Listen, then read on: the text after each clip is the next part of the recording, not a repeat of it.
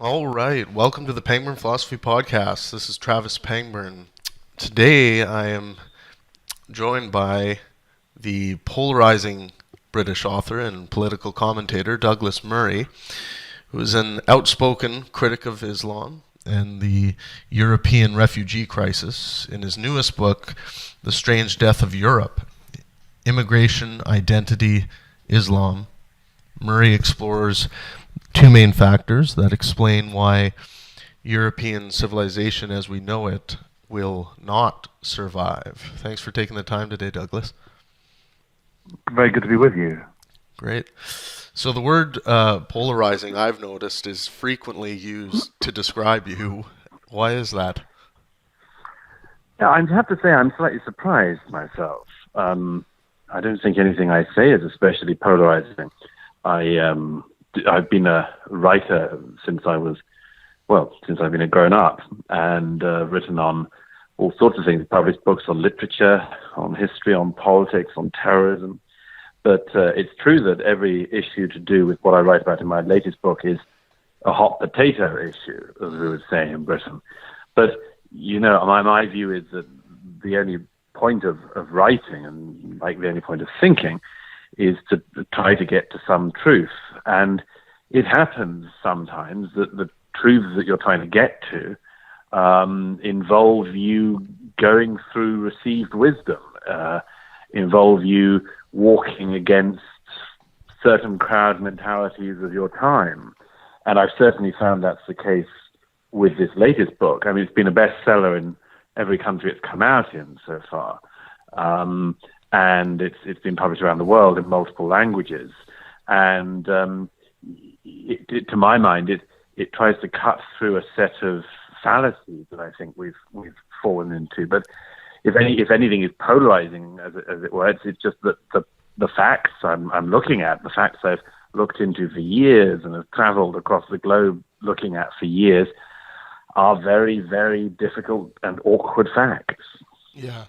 But, you only have two options in the face of that. One is to try to unpick them, however popular or unpopular it is, and the other is to lie. And I know a lot of writers who take that second option, but I've never seen it as being worth doing. One writer that comes to mind recently is Ezra Klein. How he,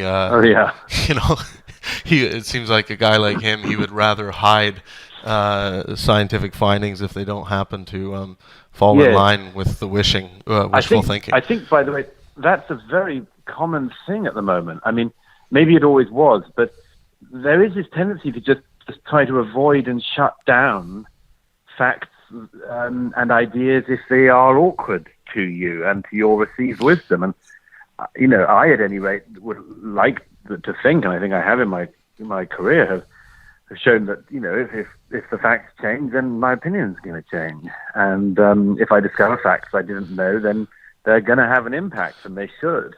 Yeah. But it is amazing how many people like Klein are willing to just block them off, shut people down, shut them up. I don't see it working, but... Yeah, this is measles vaccine avoidance type of thinking.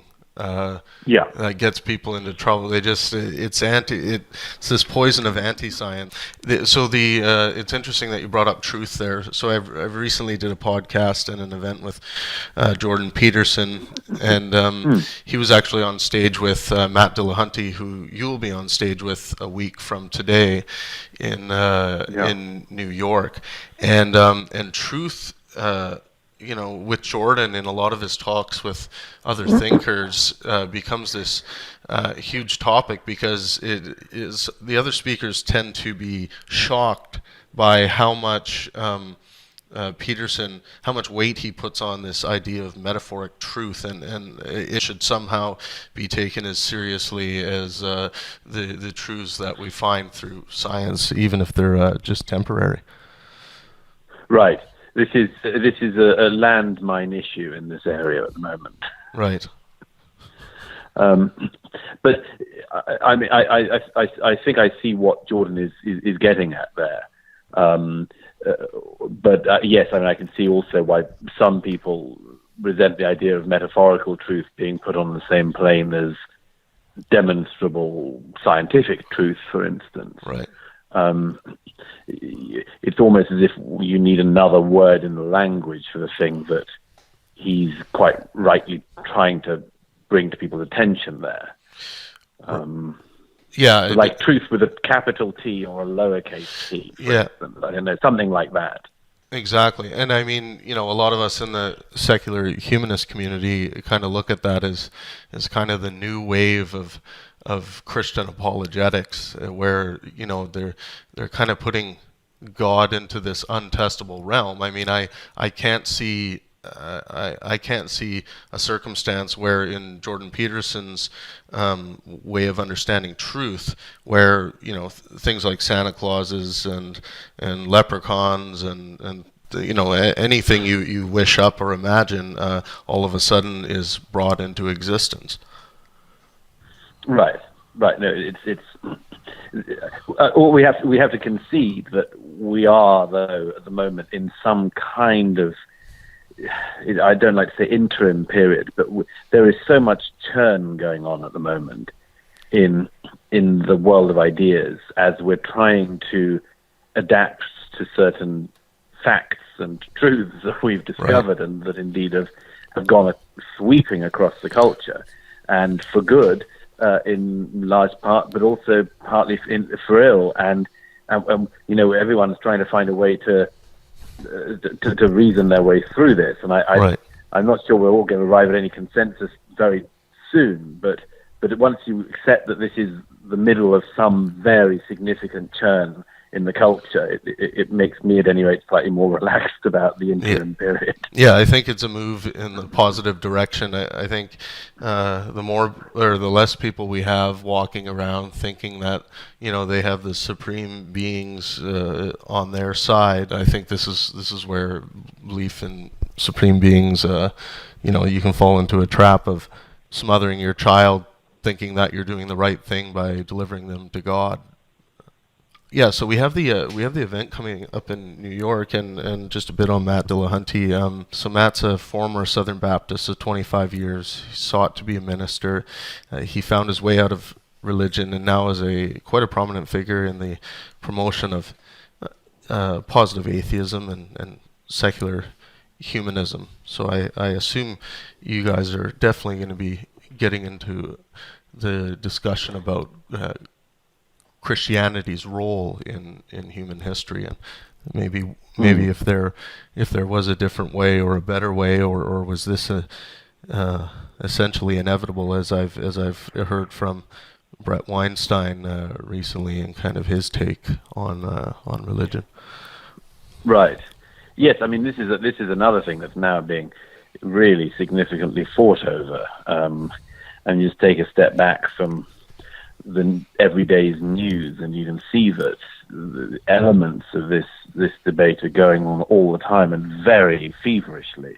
There's a case in Britain at the moment, obviously where I'm from, about a poor young boy who's ill, and is an issue about whether the doctors have made the right calls about withdrawing life support and all this sort of thing, and it's become, this boy's name is on everybody's lips in the UK, and there's a massive campaign by, among others, Catholic groups and others, and there's you just take a step back from that, which is just this tragic, awful thing that's happening at the moment, but take a step back from it, and you realize actually, this is all being fought over in this same terrain, this sort of intermediary terrain, of trying to work out what the sort of new rules are, and what our own presumptions are about ethics, including medical ethics. And it's, as I say, you can get a certain amount of peace from the simple realization that we're trying to work out how we got to where we've got to, as well as where we're going next. Right. What role religion played in that, and which bits we discard, or whether we discard it completely. And this is gonna rumble on for a long time. Yeah, a lot of people do hold the opinion that if we would have discarded with religion earlier on, it may have been catastrophic because it was used as a bit of a guide. I think I see ways that if we would have kind of essentially, for lack of a better term, put our faith in things like art independently from, believing that supernatural personal gods exist, that maybe that would have fulfilled that void, but maybe it is that fear of the all-powerful God that kept people in check through history. It's also possible that we're just wired in a certain way. I mean, yeah. I've read quite a lot on this, that even if, as you say, for instance, you got to art without religion playing any part, with no certainty that somehow you wouldn't create a religiosity around art. Right. I mean, there are plenty of people who, for instance, confuse religion and aesthetics, and vice versa. So it may be that Bret knows this better than anyone, but maybe there's a wiring issue on this. Yeah, I think Bret is convinced of that. It's a fascinating subject on the subjects like altruism and all of these things. It's an extraordinary, very, very deep and important discussion to have. Right.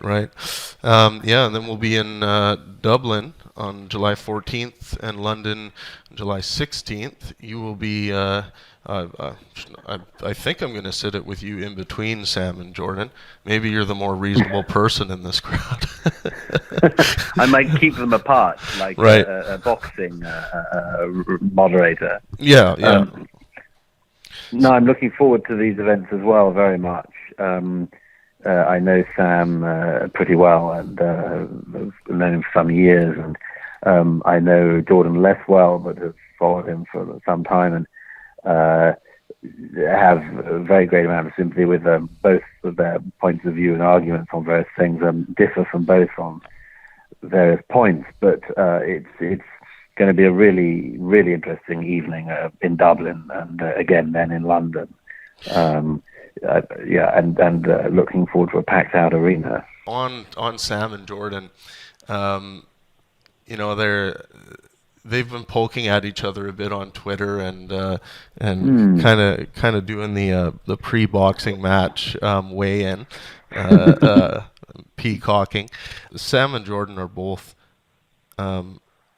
very reasonable people, as far as I can tell, and the stuff I've heard them talk about. I mean, the way what Jordan has to provide on the side of self-authoring and anything really directly related to clinical psychology, I think he's a genius on those subjects. But then I get perplexed, and I have a hard time understanding his position when it comes to truth, and it comes to he seems to be struggling. I've talked to him about his God belief, and I actually think he, under my definition of what atheism is, I think he is an atheist. Right. Well, this is a very interesting subject in itself.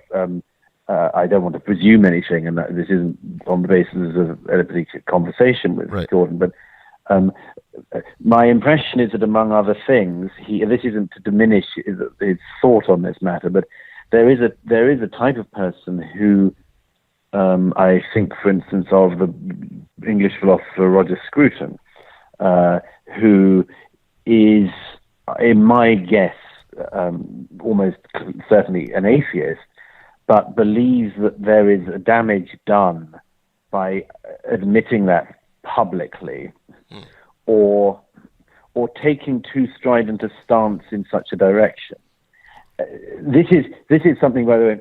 This is something which Schopenhauer talked about almost 200 years ago in the Dialogue on Religion.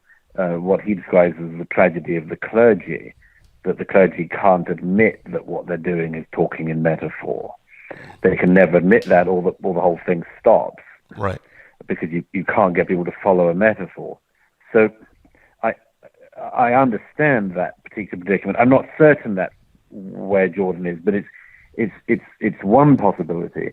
And as I say, I can think of other cases of prominent thinkers who basically hold that sort of almost clerical line. And it, again, I mean, it's understandable in a way. If you take that view, then it's understandable you wouldn't want to admit or confess certain things in public for the damage they might do.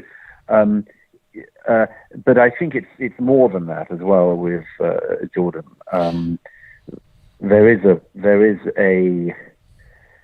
is something I've seen in other thinkers like Richard Holloway, who used to be the Bishop of Edinburgh and who sort of became an atheist whilst he was bishop. He, I think, probably he's in a similar space to where Jordan is, I think, and where I have some sympathy with of not wanting to discard the whole story, right? In case, but I recognize, for instance, that the stories of the Bible, for instance, are not. Could be seen as being like the work of Ovid, right. But nobody believes that the metamorphosen occurred now. But we recognize that they carry truth, a story of some truth about human desire, for instance, in the case of Metamorphosis of Daphne, and longing and so on. And I think we recognize it, but I think that there is obviously this problem in relation to doing this with biblical story, which is the very strong response from believers, which is, look, if it's not true, then it's nothing. Right. So people walking that tightrope, and it is a tightrope, have a very difficult job. Yeah. You know, I mean, it is high wire stuff. Yeah, if you have, anyone who's trying to argue a position where they don't have evidence, and they don't have at least evidence for the kind of truth that's practical in reality, because I'm not sure that metaphoric truth has any practicality as far as understanding what is actually real. But I sure as hell wouldn't want the task of trying to defend that position. I've tried to put myself on that side, and it's mean I can't get over the fact, if I'm trying to come at it from a theistic perspective, that Superman, any of these characters that we've created, essentially could be wished into existence in this. If a lot of people took it seriously. I think I would put it another. I wouldn't say wished into existence. I'd say wished out of existence in a way. Because do you remember? I'm sure he was a friend of yours. But the late friend Christopher Hitchens used to have this very, very strong argument about believers having all of their work ahead of them. Right. Do you remember that? Right. Yes. It's yes. a great riff of Christopher's. Yeah. And but I think that you can also say that the inverse is true to some extent, which is that there has been a presumption in the last couple of decades in particular, among some people in the atheist community, that once you demonstrated the illogical, unprovable nature of belief, that everything else was sort of clear. Yeah. And I've always taken the view that no, again, your work starts from there. For instance, on ethics, some people, I don't think this is the case now when we're already clearly into a much more textured, complex and necessarily complex part of the discussion about ethics. But I think, in the last 15 years, there have been a lot of people who gave the impression that, if you do away with God, then the rest is obvious. And actually, the former chief rabbi in the UK once said to me, said people present their ethics as being self-evident when they're self-evidently not. And I write about this quite a bit in my most recent book. What happens when a culture starts to worry that ethics it took for granted might be quite unusual, globally speaking. And that's not, by the way, just religious. I think of it in terms of liberal politics as well. I think a lot of people getting nervous that the presumptions we have made about the predominance of a certain attitude within politics might actually be some kind of terrible, but wonderful, but a blip. Yeah. So these underneath all of these discussions at the moment are these tremors, as I see it, of a general realization that we might need to shore some of this up. Some people in that will definitely seize on parts of religion to help them sort of shore it up. But others, we've got a lot of work to do. Yeah, well, on the regressive left, we have this thug mentality created out of essentially trigger culture, and we have these gangs of far lefties showing up to silence free speech. We have it in Canada all the time, and it's incredible development. This. It's like a form of secular inquisition in a way. It's a very worrying development, and it has to be countered unbelievably vociferously. Because we currently have these assaults happening from the ground up in groups like the ones just mentioned, and also to some extent from the top down. I mean. In Scotland earlier this week, in the week we're talking, a young man was now 30, but was fined, and he was charged and sentenced for a crime of causing offence for what was a joke video, a case of somebody called Count Dankula was his YouTube name, and this guy was totally sort of obscure. But a joke he made about relating to his girlfriend's pug dog, right, ended up going to court, and he could have gone to prison. And so there are quite a lot of people in very prominent positions, as well as in the sort of thuggish, street sort of movements that are starting to try to get this stuff in their sights. There are a lot of top-down movements as well to basically say, if we're all going to get along, you've got to shut up. Yeah, it's not a great time to be a comedian out there. You could, you really got to bite your tongue. I know the case you're talking about. I think the dog. I think it was a Heil Hitler thing, wasn't it? He. I mean, it's sort of, as always. The problem with those of us who defend free speech is you very rarely get to defend free speech on the basis of the Areopagitica or somebody trying to burn the collected works of Marcel Proust. It tends to be like this case, and it's always laborious. But yeah, this guy, his girlfriend was always going on about how cute her pug dog was, and she left the pug with him, and he thought it would be amusing to make the pug dog the least cute thing imaginable, i.e. a Nazi. And taught the pug dog to raise its right paw when he said, do you like Hitler? Things like that. But, right. Which, you either like that stuff or you don't like it. You laugh or you don't laugh, and that's the end of it in any sane culture. But no, in Scotland, because obviously the constabulary up there had managed to solve every murder, rape, robbery and burglary in the area. Obviously, they solved all of them. So they moved on to policing the jokes being carried out on YouTube, and but this stuff really just has to be countered everywhere you find it. Yeah, definitely.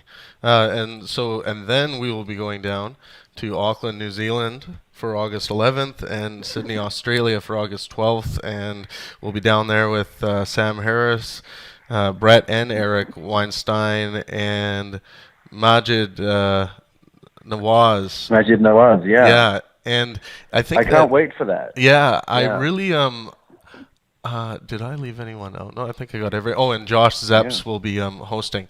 Right. Yeah, I think there's a really interesting conversation to be had between you and Majid, because he He seems to be quite not apologetic for Islam in the sense that he apologizes for any violence, but I think he believes in a significant amount of utility, and there's a reason why Islam should be reformed as opposed to eradicated. Right. I'm not sure. I've known Majid for more than a decade, I think now. I met him first when he came out of jail in Egypt, and when he was a radical. He is, to my mind, one of the most hope-causing people imaginable. Yeah, no kidding, no kidding. He's shown that people can change, and I've seen it with my own eyes.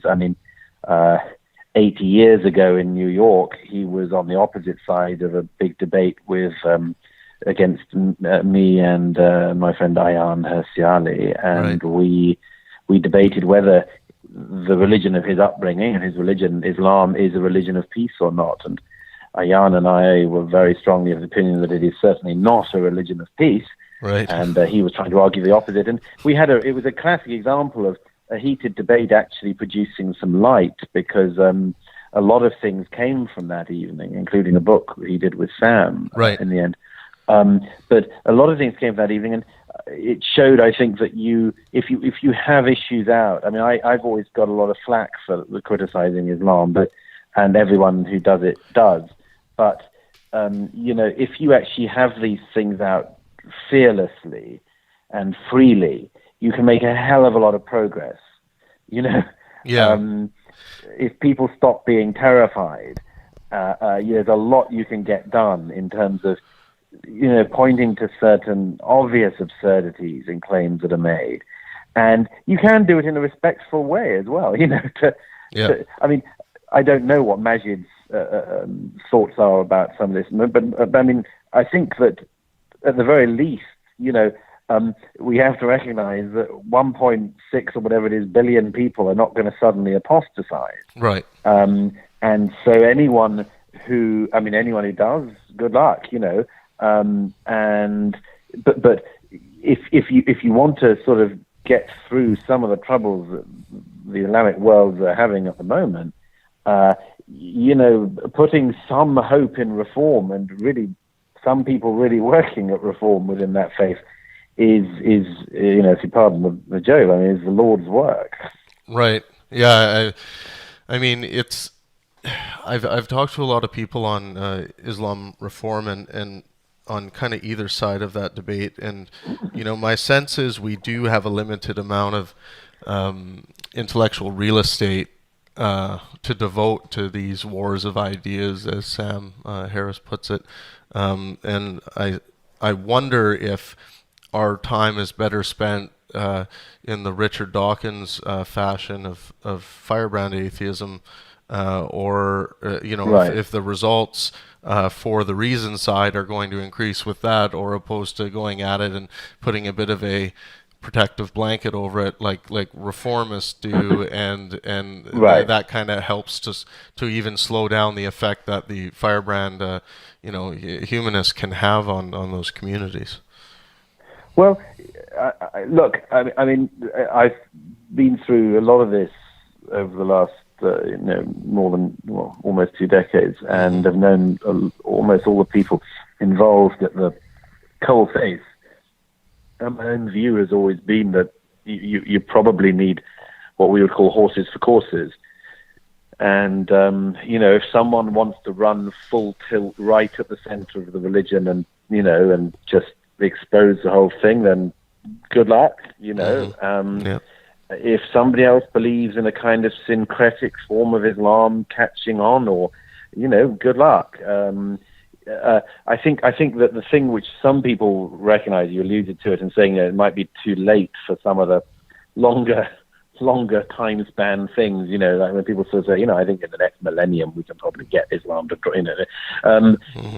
I think that the thing that is not going to work is what basically most Western governments have decided in recent years to do, which is to lie about the nature of that religion and hope that the general public don't read. Right.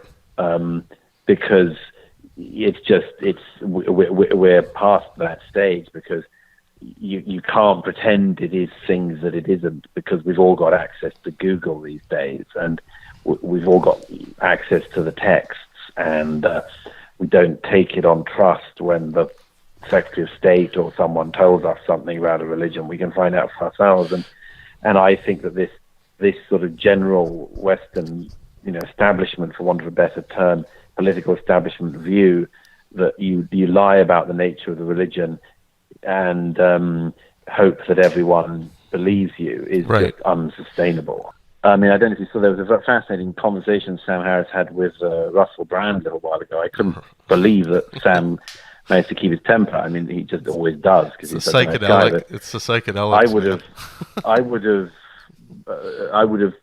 I just exploded. Yeah. But at one point, Russell Brand says, the way I see it, Islam is, blah blah blah, and Sam says, have you read the Quran? Yeah. And Russell Brand says, I ain't got time to read the Quran. You think, well, shut up then. Yeah. Don't speak. If you don't have time to read, don't speak. Yeah. Don't say it's a doctrine of peace. And he went straight on to say, I ain't read the Quran, but the way I see it, Islam is just blah blah blah. Yeah. And there's a lot of people who do that, actually. Look, I don't know the facts, but I reckon X. Yeah. So there's a lot of people who do that, and let's face it, there's a lot of people for whom it's like great hope. I mean, it's like, I think that basically Islam must be like yoga and Buddhism, Yeah. And I always say, well, good luck. Yeah. Good luck with that idea. Just all it takes is a quick Google search of the top commandments or the top wishes of Allah or teachings of Muhammad, and it's quite clear after a very, very brief bit of work put in that this is not a religion of peace. Well, as sometimes a reader sums this up best, and I had a reader who wrote to me recently an email saying, I've been interested in what you've written over the years, but I haven't sort of delved into it recently, very much myself. But he said, I just read the Quran, full stop. Religion of peace, my arse. Yeah, that's essentially my reaction to. But I understand the problem and the conundrum beyond that. I mean, this gets into really deep territory, because I understand the problem beyond that, which is it worth saying that very much, Right. And what about all the people who don't know what their religion says and believe that their God is really kind and that the messenger was the most perfect man, and suddenly these people come along and go, you're so wrong about the nature of the thing which is the most important in your life. Yeah, exactly. And it's tricky. Yeah, and the further you go down the line of apologetics, the harder it is to pin down anything. And I mean, then the whole book becomes metaphor, and then you're basically in a new realm of truth.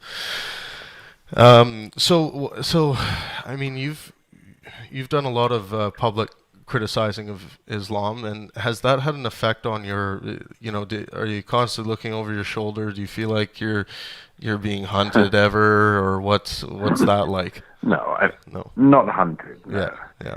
I've had a lot of trouble from it. Yeah. Which I don't go into much detail about, and but yes, I mean, particularly in the continent I'm from, I mean, a lot of friends have been shot at. Yeah. So it's there are easier career paths that I would urge. But look, as I said at the very beginning, if you do want to write and speak, and you do it because you have a genuine interest in ideas and in getting to truth, then I mean, what bigger subjects are there around in our day than these? I could devote myself to horticulture, but it doesn't interest me. Right. Well, some of us, I mean, as far as I can tell, all of us human beings are at the mercy of our pleasure drive, and some people get a lot of pleasure out of going to the same coffee shop every morning and grabbing the same bagel, having the same coffee, and that's a highly pleasurable pursuit. But, some people are pleasure junkies, and they don't get the same levels of pleasure out of the ordinary things. So I meet a lot of people of the latter. Thanks a lot for coming on today. I really look forward to meeting you in person next week, and we'll go for dinner before the event, and it'll be a fun time in New York. Definitely looking forward to it, and looking forward to Dublin and London and Auckland and Sydney. Yeah, it's going to be a ton of fun. There'll be some drinks had and some good food eaten for sure. Well, now you're talking.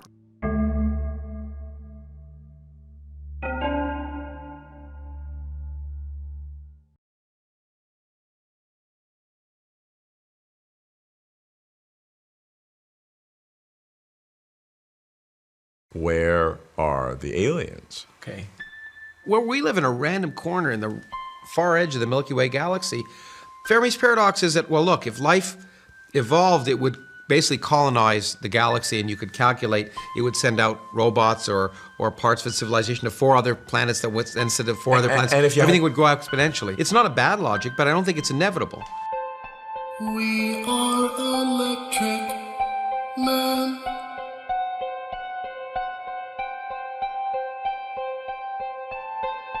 We've got electric hands, so come stand beside us and realize that the thing we must do is inspire. We're coming for you. We are about to get in our hands the tools that may help us prove for once and for all that we're not alone. And I'm talking specifically about the James Webb Space Telescope and the Square Kilometre Array Radio Telescope. My point is that the next generation of telescopes, both optical and radio, will, I think, show us a very crowded cosmos.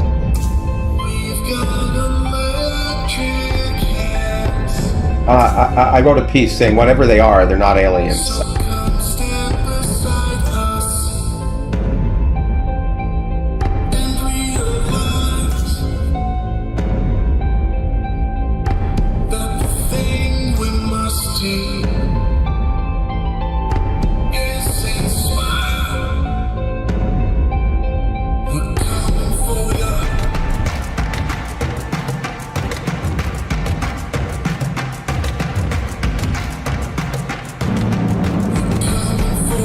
The good news, I think, is that ours is likely to be the generation that will make that profound, game-changing discovery that it's not just us.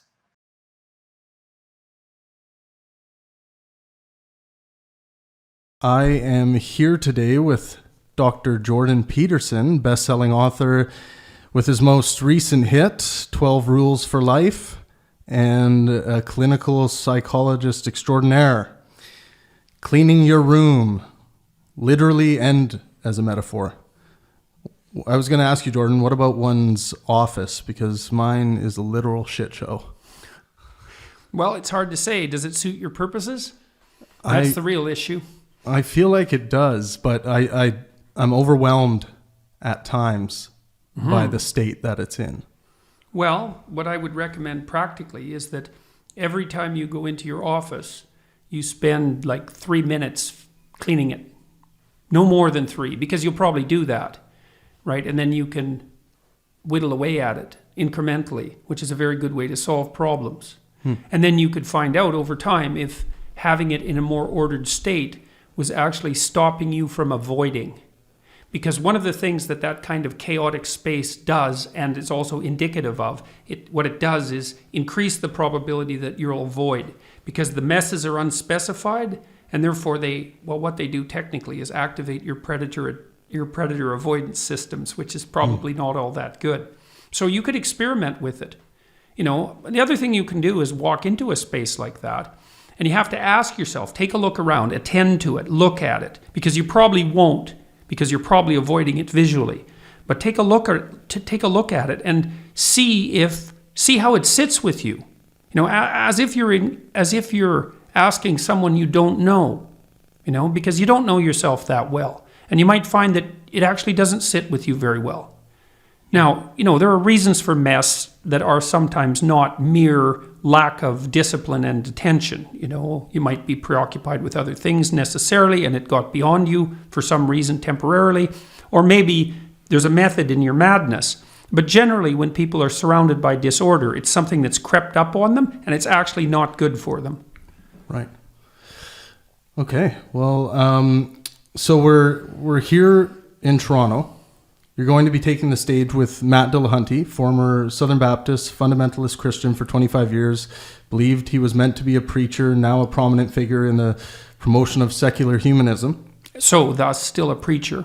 What are the similarities that you see between kind of what you would call a preacher of secular humanism and a preacher of Christianity?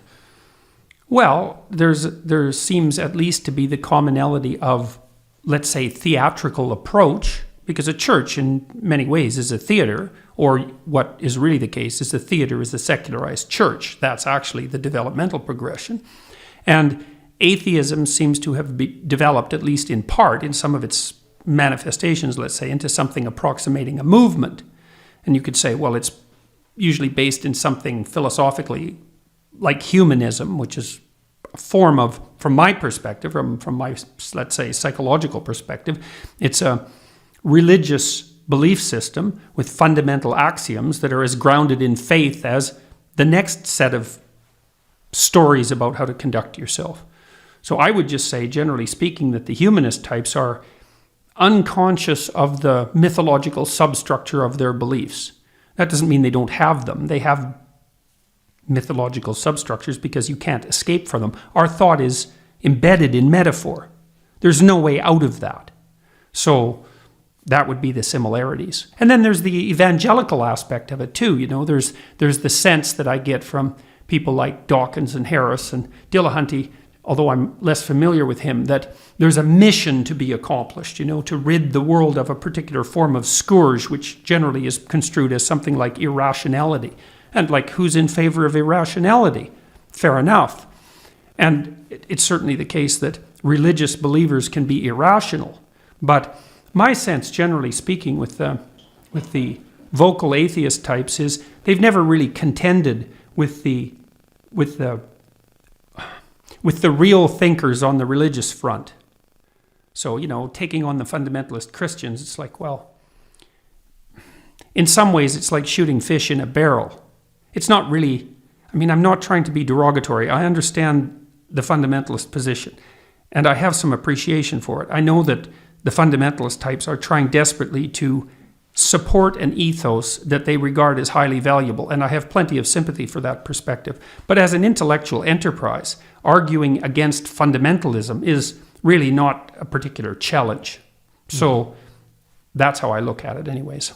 And I think maybe why it seems like a good way to spend your time as from an atheistic standpoint is that the hope is maybe some of these fundamental belief systems that are fundamentally anti-scientific may be eradicated by reason. Yeah, the thing is, I don't think so, because I think that the real issue at stake is never really dealt with. There is the atheist types, as far as I can tell, won't admit to the utility of the metaphoric viewpoint. And that's a great mistake on their part. Like it's a mistake that's really grounded in a fundamental sort of blindness. Now, the problem is that there's an antithesis between the scientific viewpoint and, let's say, the metaphoric viewpoint, and it's an antithesis that we don't really know how to overcome. But by telling the metaphoric types that they should abandon their metaphors and flip to the scientific viewpoint, that's no way to get them to do that, because they're not going to abandon their metaphoric viewpoint any more than the atheists are. I mean, although they don't admit to the fact that they are grounded in metaphor just like everyone else. So I don't think it's a particularly useful approach. I don't have anything against the attempt to, let's say, enlighten people with regards to certain fundamental scientific realities. I mean, I think the idea that the Earth is 4,000 years old, I think it was Bishop Barclay, but that might be wrong, who calculated that 150 years ago or thereabouts. I may be wrong about all of that, but the fundamentalists confuse the biblical texts with scientific theory. Well, that's not useful. The people who wrote the Bible weren't scientists, obviously, since there weren't any scientists until about 500 years ago, so that's just self-evident. Whatever they were doing was something other than science. And to point out to the fundamentalists that religion is not science the problem is it doesn't address the problem. Religion isn't science, but it's something. And that something has to be grappled with deeply. And I don't see that among the atheist community. Yeah, I think the one of the main problems that I see when I look at a belief system that subscribes to an all-powerful, all-knowing being is that that being may communicate in a way that's harmful or damaging to that person. For instance, if the being was to deliver a message that the child that they have raised needs to be with Christ in heaven, and the only way to deliver that child to Christ in heaven would be to smother the child. Well, I think we could agree that that would be a problem. Yes. And I mean, there's no obviously there are religious psychopathologies. Mm-hmm. They're well documented in the clinical literature. I mean, you see religious delusions in schizophrenia. You see religious delusions in manic depressive disorder. To the degree that it's an instinct, and it does seem to be an instinct, which is also something I don't think the atheists really grapple with. It's something that can go wrong, like most biological phenomena, let's say. Mm-hmm. And your objection points to a deeper problem, which is the problem of validation. Like if you have a revelation, the question is, how do you discern the evil spirits from the good? It's a classical religious problem in some sense, and it's not a trivial problem. It's a true problem, and it's a philosophical problem and a practical problem as well. That doesn't mean it can't be done, but I don't think that in and of itself is a fundamental objection, let's say, to the religious instinct any more than the fact that there are pathologies of perception or pathologies of sensation that go along with those instincts as well. Mm-hmm. So how far do your particular belief systems go when you think about God? I mean, do you believe in a literal creator, or is this more of a metaphor to you as far as how the cosmos came to be? Well, I'm not sure where metaphor touches reality. Right. Like metaphor is an extraordinarily powerful tool for dealing with reality. And it isn't obvious to me that our reality isn't a lot more metaphorical than we think it is. Like I'm much less convinced that our standard scientific viewpoint, let's say the Enlightenment scientific viewpoint, is in any means complete. I don't really believe it is. I think that what we don't understand about the universe is vast in its expanse. For example, we don't understand consciousness, not even a bit. And people have been hitting consciousness pretty hard from a scientific perspective in the psychological and biological community for about 35, 40 years. And I don't really think they've got anywhere with it.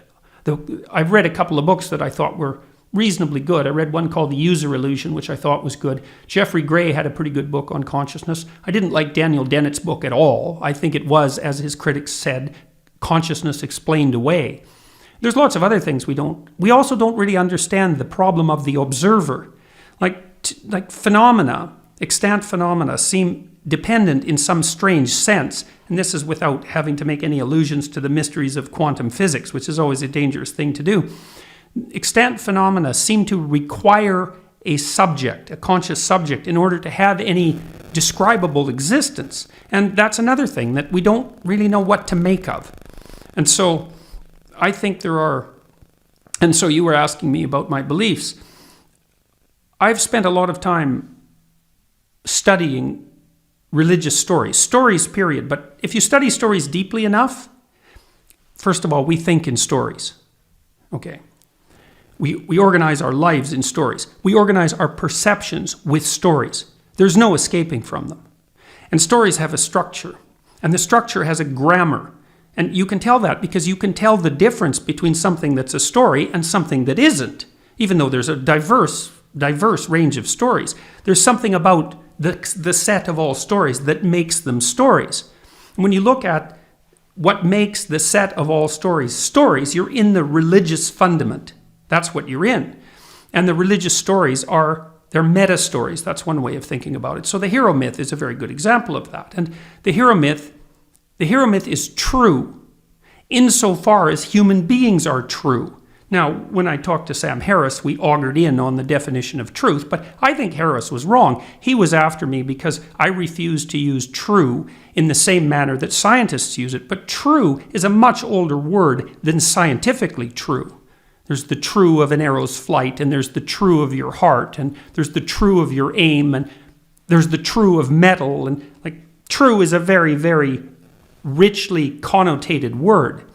And the hero myth, which is the idea that you should voluntarily confront the unknown despite your vulnerability, and that will lead you to redemption, let's say, because that's how you would phrase it religiously, that's true. It's as true as anything we know. It might be more true than anything we know. And that's a strange thing because that's an indication of where metaphor, because the hero myth is a metaphor, that's a place where the metaphorical touches the real. And I don't think we understand that at all. And I don't think the atheist community. The thing that bothers me, I would say, about let's call them the celebrity atheists, is that as far as I can tell, they've never read any of the people who would give them a real run for their money. Like if you're going to play in this domain, you have to read Dostoevsky. It's not optional. You have to read Tolstoy. That's not optional either. You should read Mircea Eliade, was he Romanian? I think he was Romanian. Romanian, yeah. Yeah, yes. And who the scholar of religion, who's a genius, and who wrote like 20 books, and including a history of religious ideas, which is an absolutely profound set of volumes. You should read Erich Neumann, who wrote The Great Mother and the Origins and History of Consciousness. And you should read Jung, and he has about 20 volumes, not counting his seminars. And you should read Nietzsche as well, and that's just a good starting place, you know. And it isn't obvious to me that the celebrity atheist types have done their damn homework. These people were smart. Like I've read a lot, and I've read a lot of science, thousands of papers and hundreds of books, and they weren't easy books. I know when something's well written and when the person's reading it, who's writing it, is above and beyond the ordinary in terms of their intellectual ability. And Jung, for example, was an incalculable genius. He was as smart as Nietzsche, maybe smarter, and that's pretty much as high as it goes. And if you don't know that literature, you don't know what you're talking about. It's as simple as that. And if you don't know what you're talking about, then, well, like Dawkins, for example, is very well armed on the evolutionary side, on the evolutionary biology side, but he treats Christianity, for example, as if the highest forms of Christian thought are encapsulated in fundamentalist, like American fundamentalist Christianity. Well, that's just palpably absurd. So that's a straw man problem. And this is a big problem, the straw man problem. So, and there's another problem too, which is, as far as I can tell, the fundamental presuppositions of our culture are metaphysical. So, for example, the notion of natural right? The notion of natural right is predicated on the idea that there's something intrinsically valuable about each human being, metaphysically valuable, let's say. And there's no evidence for that as a factual statement, right? Factually, we're all unbelievably diverse and different, and perhaps there's no reason to treat a human being any different than you'd treat a rat, let's say. The animal rights activists have made that case. Well, but we have these metaphysical presuppositions at the base of our culture. The doctrine of human rights, for example, that's predicated on the idea of intrinsic human value, and that's fundamentally embedded in a religious context. That grew out of Judeo-Christianity. And the thing is that, it's really functional. Societies that believe that and act it out, which is the best indication of belief, they really work. Societies that don't believe that get tribal and murderous pretty damn fast. And then you can also look at people's behavior. Like, if you're having a conversation with a committed atheist and you don't treat them as if they're a divine locale of consciousness engaged in the heroic myth, then all they're going to do is get irritated and angry and not even notice that. So I would say, well, they say they don't believe, but they act as if they believe. So, and for me, it's action. So when people say, well, do you believe in God? I think, well, what the hell do you mean by that? Like, what? That's a really complicated question. And for me, it's like, well, actions speak louder than words. And that's, I suppose, an existentialist perspective to some degree. The belief is best reflected in action. But I think the celebrity atheist types, they believe that the West and its humanistic presuppositions are a consequence of the Enlightenment. And that also staggers me because someone like Dawkins, for example, and Harris to a lesser degree, they pride themselves on their evolutionary approach. It's like, okay, fine, let's play that game. How long ago was the Enlightenment? 500 years. Who cares? How long have human beings had a religious instinct? 150,000 years? 300,000 years? As far back as language, we don't know. Maybe as far back as the creation of fire or the taming of fire, which would be some millions of years. We don't know. There's a religious instinct. It's a human universal. It's like, you're going to take that seriously? Or you're going to hand wave about the fact that our ethics were derived 500 years ago? When none of the scientific evidence suggests that. There's evidence for the emergence of ethic-like behavior in chimpanzees and wolves and rats and all sorts of animals. It's like, what, their enlightenment? That's grounded in the Enlightenment as well? It's not serious, this stuff. And it's not good because it needs to be taken seriously. Right. So I hear most of that. If someone is to claim that a God has created the cosmos, should that not be tested? Isn't that a scientific claim that can be tested? You can construe it as a scientific claim, but the claim, let's make it more concrete. Let's take the biblical claim. The Bible is a series of stories. And then the question is, well, how do you interpret a story? And the answer is, with great difficulty. And here's why. A story consists of words, single words, and each word is in a phrase. So the word has to be interpreted within the confine of the phrase, and the phrase in the sentence, and the sentence in the paragraph, and the paragraph in the chapter, and then the chapter in the sequence of chapters, and all the sequence of chapters in the entire corpus. But that doesn't exhaust the problem with regards to, say, Christianity, because there's a huge extra-biblical context within which all of that is interpreted as well. So trying to point to a sentence and saying, here's what that means, is like, it's not a set of propositions like a sequence of scientific hypotheses. So to say that it should be tested in the same way mixes two modalities of thought. My preference is to try to understand what the claim means. So the claim means something like, as far as I can tell, so if you look at the opening of Genesis, for example, that consciousness gives rise to being as a consequence of the confrontation with potential. That's the idea. Is that so? The way that that's stated in a narrative sense is that God, whatever God is, uses the word, which is an unbelievably complex concept. I don't think there is a more complex concept, psychologically speaking or philosophically speaking, that I've ever encountered than the idea of the word. But God uses the word to extract habitable order out of a pre-existent potential. And human beings are made in that image. I think, yeah, there's something about that that's right. Because what our consciousness does, as far as I can tell, we're not determined like clocks, as Harris would have it, for example. I don't think that that's accurate at all. I think what we do is confront something like an infinite potential in a constrained manner, because we're constrained creatures, is we confront the infinite potential of the future, and we use our consciousness to make decisions and cast that potential into reality. And what the opening of Genesis is making reference to, and this isn't only true of Genesis, by the way, this is true of many cosmogonic myths, is that there's some integral relationship between the unknown, so that would be potential, consciousness, which is the thing that encounters potential and casts it into order, into reality, and reality and order itself. And those are like the three fundamental constituent elements of reality. So in the mythological world, the world isn't made out of things. And the world really isn't made out of things.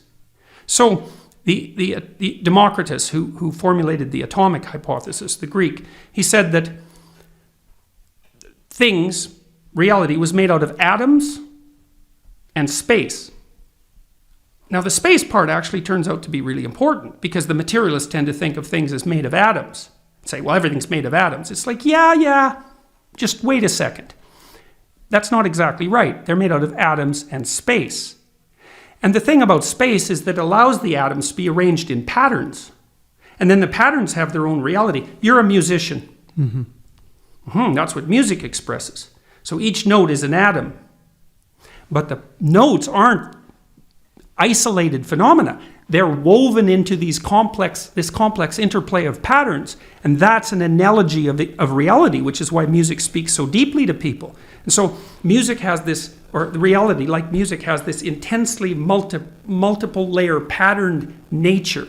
And that patterned nature is not something that's easily reducible to a pure deterministic atomic perspective. It doesn't work. And it's not even real, because the world is really made out of patterns. And so the mythological world tries to take the fact of the patterns into account. That's one way of looking at it. See, you today, when we were talking just before this podcast, you said that if you had to pick something you believed in, let's say you'd believe in music. Yeah. And see, that's a very interesting thing, because music is a metaphysical representation of sorts, a metaphoric representation. That's another way of thinking about it. And it produces the intimation of deep meaning, which is why, and it speaks to virtually everyone, right? Even cynics. And the reason music does that is because it presents the unfolding of being as the harmonious interplay between patterns, but also requires the listener. And the meaning that emerges as a consequence of you confronting those patterns, that meaning, that's the instinct for meaning. And that's also the thing that's facilitated in, I would say, the deepest of religious thought. Because the religious thinkers, the truly religious thinkers, would say, try to maintain yourself in that space of entrancement by meaning that is indicated to you by music. Because the arts, of course, point the way, as everyone has always known, I would say. So, anyways, again, I would say in the celebrity atheist community, such things are not taken with due seriousness. And I think that's a real problem. And I think I see a way, without having to go to religion, or to belief in God, where art can fulfill that need that we have. And I think the same pleasure that can be acquired from religious belief, I believe we can get that kind of artistic inspiration from art. Well, the question is there that, see, I would say in some sense that's the last... Look, we could say that there's all sorts of different religious phenomena, and some of them are articulated as explicit beliefs. And those are the ones that are most amenable to rational criticism and the most likely to expire because of that. But then there's other religious phenomena that are much more difficult to tear apart rationally. Ritual, dance, art, music, beauty, and all of those things have been used, for example, inside cathedrals, in other religious ceremonies, to heighten the religious sense. The artistic world is a pointer to the religious world. Now, if you're rationalistic and you've criticized your explicit religious beliefs out of existence, perhaps for valid reasons, you're going to default to the pre-verbal manifestation of the same impulse. And it's much more ineradicable, which I think is partly why music has become such a dominant force in our culture, is the religious, we require religious grounding.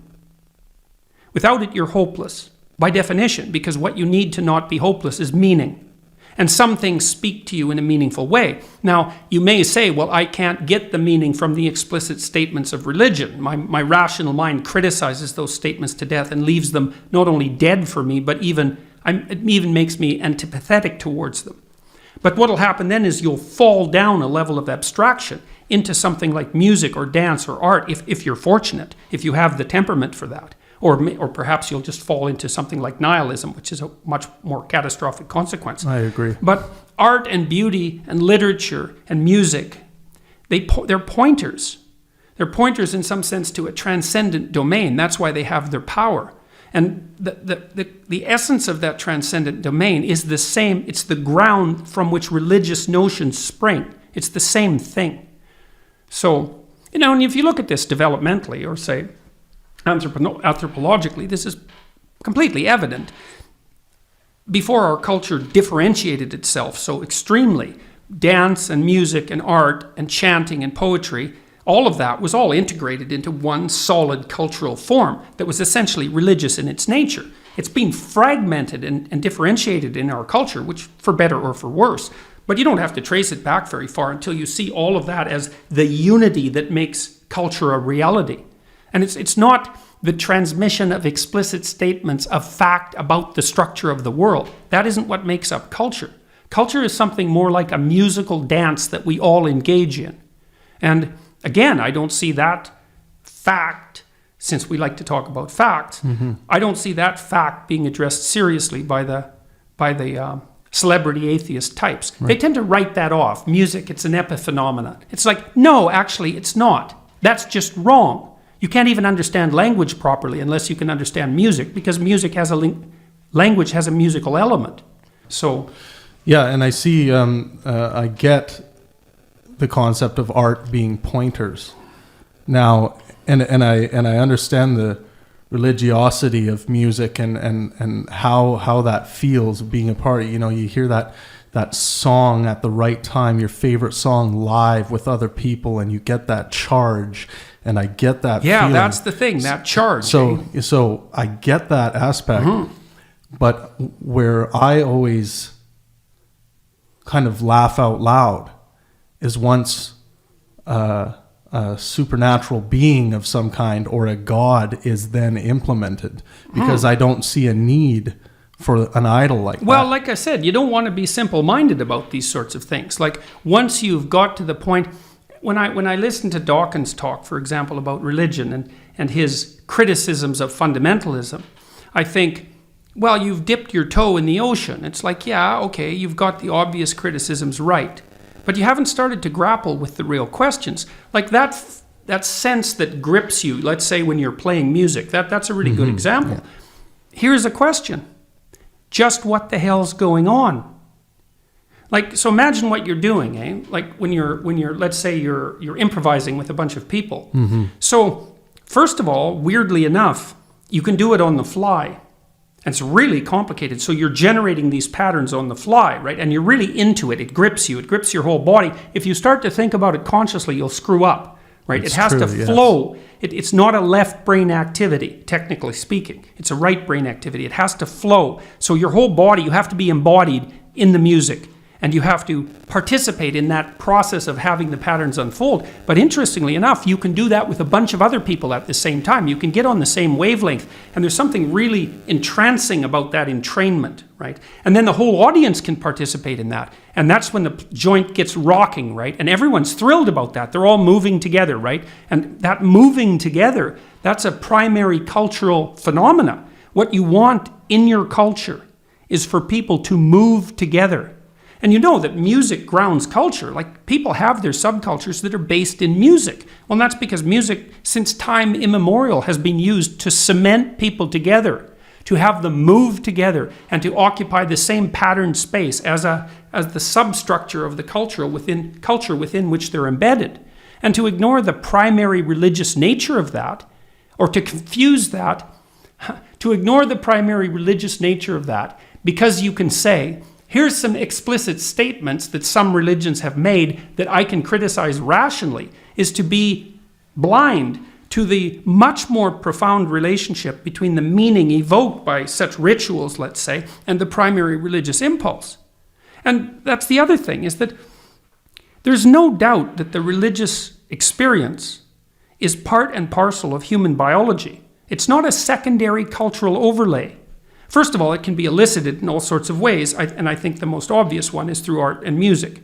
But it can certainly be elicited reliably by pharmacological agents, and it can be induced by all sorts of different rituals, fasting and chanting and dancing and sensory deprivation and dreaming and trance states and vision. There's lots of ways for it to be induced, even electromagnetically now. It's like, okay, what is that exactly? Well, the biologist, atheist types say, well, it's an epiphenomena. It's like, yeah. You can't describe something as a spandrel or an epiphenomena unless you have a theory of its existence. You can't just dismiss it. Human religious sentiment, and belief for that matter, is a human universal. There's no hand-waving it away any more than you can hand-wave away the human proclivity for language. You have to contend with it, and we don't contend with it. And it's much deeper than that. Like I've just barely touched the surface here. Because the primary religious impulse, which I would say is the impulse to the experience of meaning, is actually a marker. It's an extension of a very fundamental instinct, the orienting reflex, very fundamental instinct towards the unknown, which automatically orients you towards the unknown. It's the instinct of meaning. And we also tend to think of meaning as epiphenomenal, although there were philosophers who didn't, like Heidegger, for example, who thought that meaning was the primary phenomena and made a very strong case for it. Meaning is the instinct that tells you that you're sufficiently secure and sufficiently exploring at the same time. It's a deep instinct, and it places you in the right place at the right time. And there's something of religious significance about that from the experienced state. But I also think there might be something significant of it far beyond that. Well, those are other things that we don't have serious conversations about. Right. So beyond that being what? Well, who knows what you can accomplish if you're in the right place at the right time. Like, we have no idea what the upper limits of human ability are. Right. Like, you know perfectly well that there's a difference between how catastrophic your life goes when you let everything go to hell. It's bad for you, it's bad for your family, it's bad for the community. It can really be bad. You can make things really, really bad. Well, you can also make them really, really good. And you think, well, what difference does it make? We're all dead in 1,000,000 years, which is a hell of a way to think about things, But I don't know what difference it makes if we order things. We're the only conscious / self-conscious beings that we know. We're the most complicated things in creation, in the cosmos, as far as we know. Who knows what the significance of us getting ourselves together is? And I'm not willing to buy the party line of, we're dust motes on another dust mote in a meaningless cosmos. It's like, no, sorry, I've seen where that line of reasoning goes. I don't think I want to go there. It leads to a nihilistic worldview, and you don't stop with nihilism. That's just the starting point for a very terrible descent. So I think it's much more accurate to think, and this is the story that's laid out in the corpus of the biblical stories, that human beings, the capacity that human beings have for creative consciousness is best regarded as divine and as part of the divine essence of being, and that we have a primary moral obligation to manifest that consciousness in the best of all possible manners and bring the best of all possible worlds into being. And I don't see that as merely epiphenomenal. I see it as central to the nature of reality. So, right. Okay, I think we should quickly talk about selfauthoring.com. You're running a 2-for-1 promotion right now, and for the listeners, can you give a brief description of what self-authoring is and why it's important? Well, you can either be someone to whom things happen, which I wouldn't recommend, or you can be someone who takes an active role in determining your own destiny. I was just reading the audio version of my first book today, recording at Maps of Meaning, and there's an ancient god in there, Marduk, who's a hero god who confronts the dragon of chaos and makes the world out of the combat, as a consequence of the combat. And he's the determiner of destinies. That's how he's construed. And that's really what you want to be in your own life.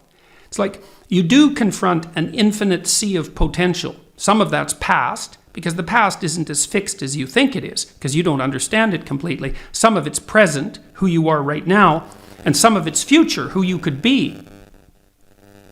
And your best bet, and this is a mythological idea, is to take conscious and voluntary control over the fact that you're out there sailing on the sea, and that you can You can identify a star that can guide you. That's your vision for who you could be. And you can articulate out what it is that you want from your life. And you can chart your course towards that. And we've used the future authoring program in particular with university students and with men, for example. It seems to work better for men, especially men who aren't doing very well, strangely enough. And there's complicated reasons for that. We found at Mohawk College, for example, is there a lack of reflection in men in general? No, I just think men won't do anything unless they have a reason. Right. Their own reason. Because they're not very agreeable. So if a man hasn't charted his course, he's just going to not do anything. Right. Because why do anything? Doing things is actually hard. So you need a reason. You need a real reason, and maybe you need a reason that reaches right down into the depths of your soul. Because there's plenty of things to overcome. Like if you don't have a real reason, someone will just push you over. And then you'll default to like more impulsive forms of gratification, video game. I don't have anything against video games, by the way, but they shouldn't be your whole life. You're not out there in the adventure of the world. Well, you need to be. And the future authoring program helps you develop a personal vision, I would say, of heaven and hell, of where you could be in 3 to 5 years if everything went the way it should, if you were taking care of yourself, contrasted with the awful and dismal dwelling place you might manage if you let all your bad behaviors and bad habits take the upper hand. So you develop a vision first and then lay out a strategy. And if you have college students do this, especially if they're men, especially if they're not doing very well, if they hadn't done very well in high school, especially if they're not in a program that's directed towards a specific professional end, so it's kind of ill-defined, it increases the probability that they'll stay in school by 50%. And 50%, it's just an overwhelming amount. And I think the reason is, why do anything? Right? The default is to sit and not do. Well, that's misery, man. That's misery. So you need to do something. And in the future authoring program, you're encouraged, first of all, to take courage. But more specifically, you're encouraged to treat yourself like someone you have a moral obligation to do well for. That's not self-esteem or self-liking or anything like that. It's an obligation. Like you're a valuable being among other valuable beings, and you should do everything you can to foster your, what would you say? You should do everything you can to become everything you can, just to find out what you might be like. There's an adventure for you.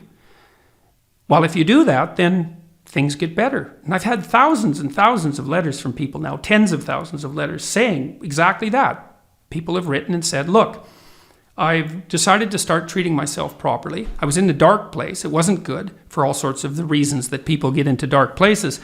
I've made a goal. I've developed a vision. I've made a goal. I'm trying to be responsible. I'm disciplining myself, and I'm trying to tell the truth, and things are way better. It's like, yeah, absolutely. See how good you can make them. There's an adventure for your life. Life is terrible. It's full of suffering and malevolence and betrayal and everything terrible that human beings can do to one another, plus everything terrible that the planet can do to you. That's the baseline condition of existence. Well, what you're charged to do is to move forward in spite of that and to make everything you can as good as it can possibly be. Well, that'll get you out of bed in the morning. And you need a reason for that. And I think that's especially true if you're a man. You need a voluntary reason. I think with women, the situation is different because they've already kind of got their hands full. Obviously, especially now in the modern West, they're out pursuing careers and everyone's encouraging that. And that's like a new adventure in some sense. But they also have the fact of childcare and child rearing and pregnancy and all of that to deal with. So their destiny, in some sense, is perhaps it doesn't need to be crafted in quite exactly the same manner. Or perhaps it's not as possible for women to be as useless as it's possible for men to be. Because men can be spectacularly useful, but they can also be spectacularly useless. Whereas with women, it's more like the default is utility. And I think that's also true biologically, because what you see, especially in sexually dimorphic species like human beings, we're not that dimorphic, but we're somewhat dimorphic, is that the range of utility of the males is wider than the range of utility of the females. And so that means there's more useless males and more hyper useful males, and whereas the females tend to be crushed more into the middle of the distribution. Okay, the radical right. The Nazis. Bad news, right? Okay, everyone agrees on that. Yeah. The radical left. Bad news, right? 100 million corpses, something like that? Okay. How do you know when you've become too radical on the left? The answer is, we don't know. Well, no, sorry, wrong answer. So the radical leftists have plenty of house to sort out before they start making pronouncements about biological reality. They refuse to do it because they won't take on the moral responsibility of determining when their hypothetically compassion-based morality has gone too far. So I've got no liking whatsoever for the radical leftists. I think they're as reprehensible as the Nazis, except that the Nazis at least have identified themselves. You know who the hell they are. And they can come out and parade around as dramatically evil and accept that. Whereas the radical leftists still wear this cloak of compassion despite the fact that their philosophical precursors killed 100 million people. It's like, so, their pronouncements on gender theory, it's an indication of the absolute corruption of the universities. There's no excuse for it. The evidence that human beings are sexually dimorphic, psychophysiologically dimorphic, is absolutely overwhelming. No reasonable biologist disputes the fact that there are, on average, differences between men and women. Differences that, if you add them up, are enough to segregate the genders, the sexes, completely. That's not pseudoscience. It's not the opinion of some extremists. The only people who don't believe that are knot-headed social constructionists who've been raised on a diet of Judith Butler and Foucault. Right. So. All right. Well, I would love to do this forever, but we got to get you on stage in a couple minutes. Thank you so much for taking the time. This has been the Pangburn Philosophy Podcast with Jordan Peterson, and let art and science inspire. Thank you.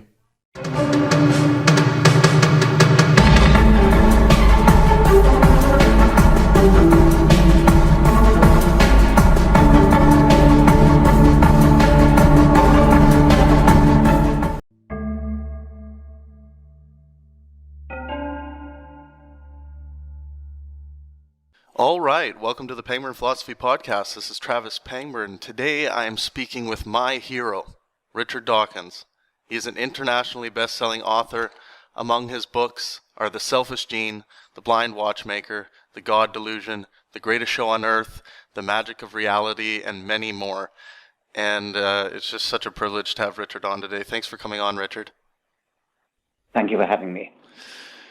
So what's new in the world of Richard Dawkins? What's been keeping you busy lately?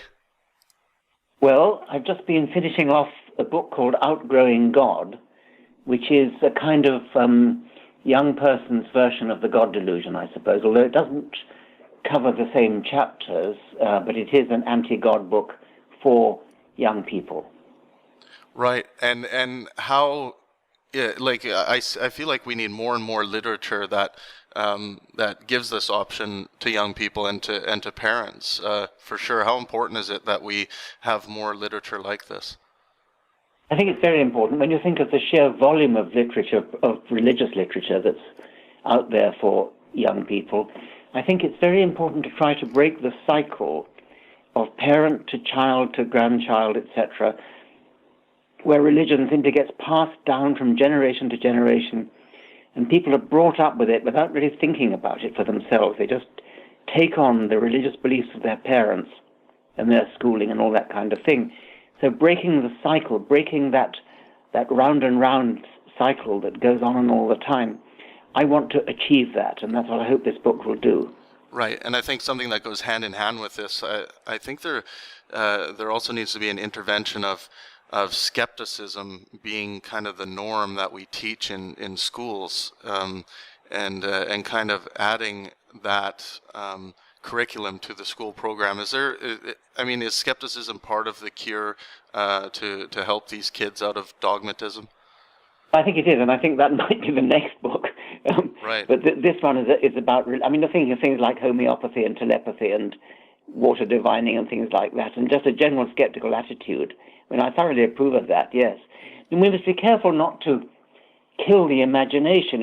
We don't want to say that we don't love stories and even fairy stories, as long as they're taken with a measure of skepticism. Right, and I think as long as we're categorizing that as art, as opposed to in some way that the belief in fairies should be taken as a scientific proposition, I think if we... Yes, well, nobody actually believes in fairies, but nevertheless, there is a need for a greater skeptical outlook, I think.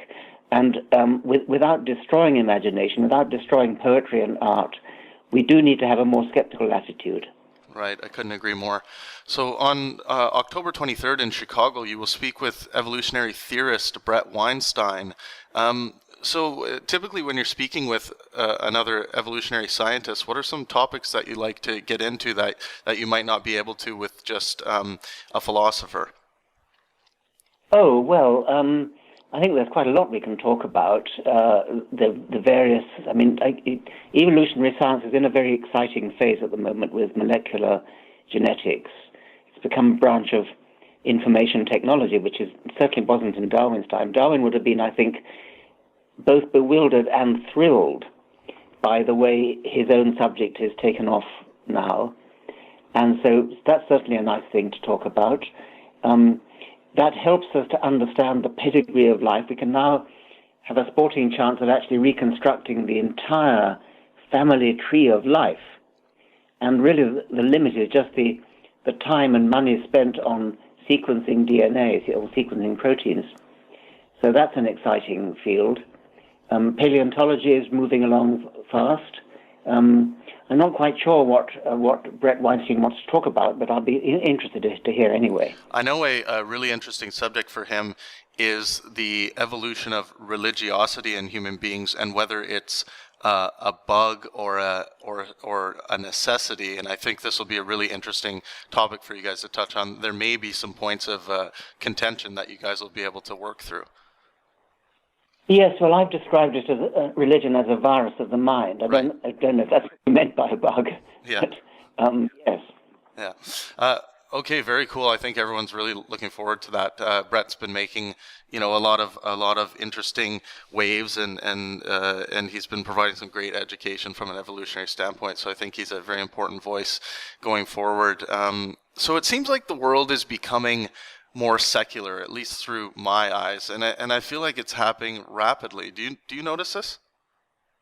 The polls suggest that that's true. Certainly in Western Europe and actually in America too, the polls are all moving in the right direction.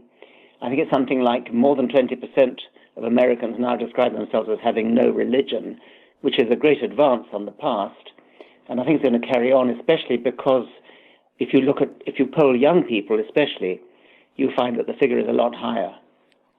Right.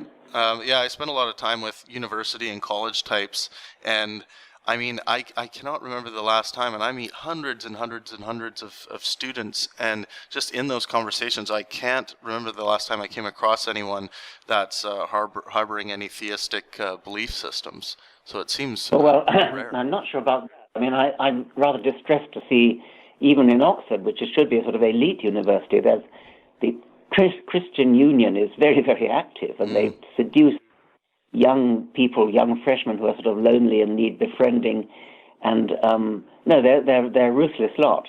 Right. Yeah, it's such a, it's such an attractive belief system in a few different ways to some people if they don't look at some of these passages as literal, but it's hard to get over that for people. If you look at these religious systems from a skeptic's perspective, I think.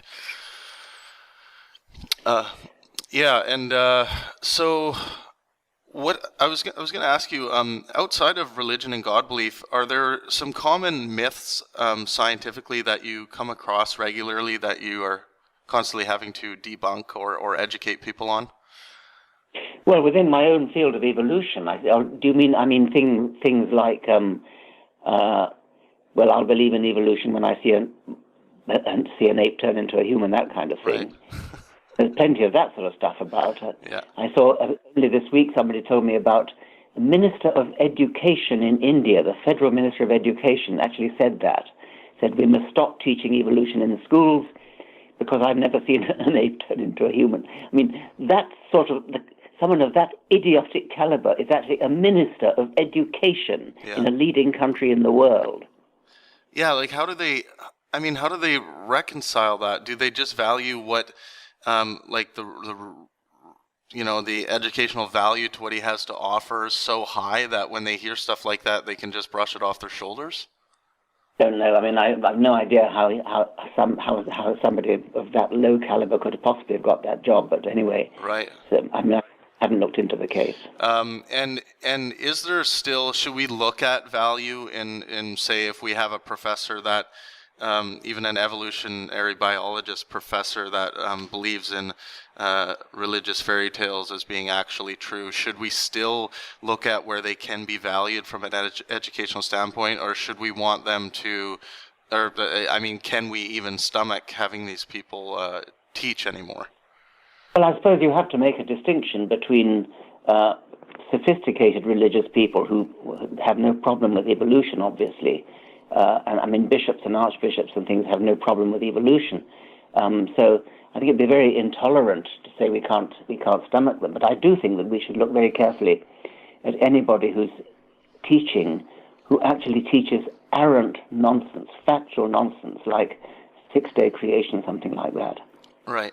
I mean, you've obviously spent a lot of time in your life thinking about how this process of life could have got going in the first place. Are we any closer to that answer, or do you have kind of your best educated guess based on the evidence that is available for that? Well, that's a big open question. I mean, once evolution got started, once we have a proper genetics going, once DNA was there, then we pretty much understand the whole process. But the start of it, the very first gene, the very first, wouldn't have been DNA, the very first self-replicating molecule, which was necessary before natural selection could get started, that's still a big puzzle. And there are various theories. I think the vogue theory at the moment is the RNA world theory, which I think sounds pretty plausible to me, but there's no very positive evidence in favor of it. Right. Yeah, it's just always an interesting question. It's a question everyone seems to want to know. But do you think we'll ever get closer to understanding that? I mean, will it come down to being able to replicate this process in the lab? Well, because we don't know the conditions under which it happened, I think the best we can hope for is that somebody will come up with a model which is so beautiful and so elegant that we will say, oh yes, it had to be like that. That's so elegantly clear that it must have been like that. And I think we're a long way from that at the moment. Right. And you've always talked about the beauty of evolution and how it just creates this beautiful hierarchy of this family tree. And what do you think the hurdle is in people seeing the beauty in something like evolution, like coming from very simplistic beginnings into complicated life forms? Like, what's the hurdle there? I think it's difficult for people to believe that such prodigious complexity could have come about by the unaided laws of physics, filtered through the sort of rather special process of natural selection. I mean, it is a big ask to accept that something as complicated as, well, just a fly or a bee or something, let alone a human. A bee is a little robot vehicle which buzzes about under the control of its sense organs. It's got wings that it can control. It can fly in all sorts of complicated ways. It is a big ask to say this is a robot vehicle which has been put together under the laws of physics by this process called natural selection. I do sympathize with people who find it hard to believe. The alternative is no easier to believe, of course. Right. Yeah, it definitely does take a level of understanding the evidence too, and this always seems to be a problem because it's not necessarily an easy concept to grasp. It's and I think that's probably the explanation for why it took so long. I've always been a bit curious in a way why it took until the middle of the 19th century for anybody to get it, in 2 centuries later than Newton, and what Newton did would seem on the face of it far cleverer, far more difficult to come to grasp it. It had to wait until the 19th century, and then it was grasped at least twice independently, Darwin and Wallace and possibly others. And I think possibly historically the reason why it took so long was that it would have seemed to people so obvious that there had to be a divine designer. There couldn't be any other explanation. And yet they were wrong. It took an act of, I think, real courage for Darwin to say, no, let's just look and see whether there is a non-intelligent, a non-creator explanation for this. And once he thought of it, it's spectacularly simple. It's so simple that you wonder why nobody thought of it before. But as I say, I think the reason they never thought of it before was that it somehow seemed obvious there couldn't possibly be any explanation other than a divine creator. Right. One thing I wanted to chat about is there is this problem of genital mutilation around the world. I mean, a lot of this, basically all of it, as far as I can see in human history, is tied to religious belief systems. And it's very easy to point at female genital mutilation in the West, and obviously this should be stopped, and we need to go after the people who are doing this. But what do you think about the prevalence of male genital mutilation or male cutting in Western culture? A little bit odd, isn't it, that God is supposed to have made us in his own image, and the first thing he asks us to do is chop a bit of it off. Yeah. It's just a slightly strange anomaly. I think it's important not to equate the two. I mean, female genital mutilation is a deliberate effort to spoil sexual pleasure. And I don't think that's what male circumcision is about. I'm not quite sure what it is about, but it's not in the same class, and I prefer not to lump them together. I mean, I've noticed that whenever anybody puts on Twitter, for example, a condemnation of FGM, it immediately unleashes a great torrent of what about male genital mutilation. Right. And that's fair enough, but I don't think they should be equated. Yeah, I think equating it is a mistake. I think it's just obvious that the detriments for female genital mutilation are just so much grander and greater on a much larger scale.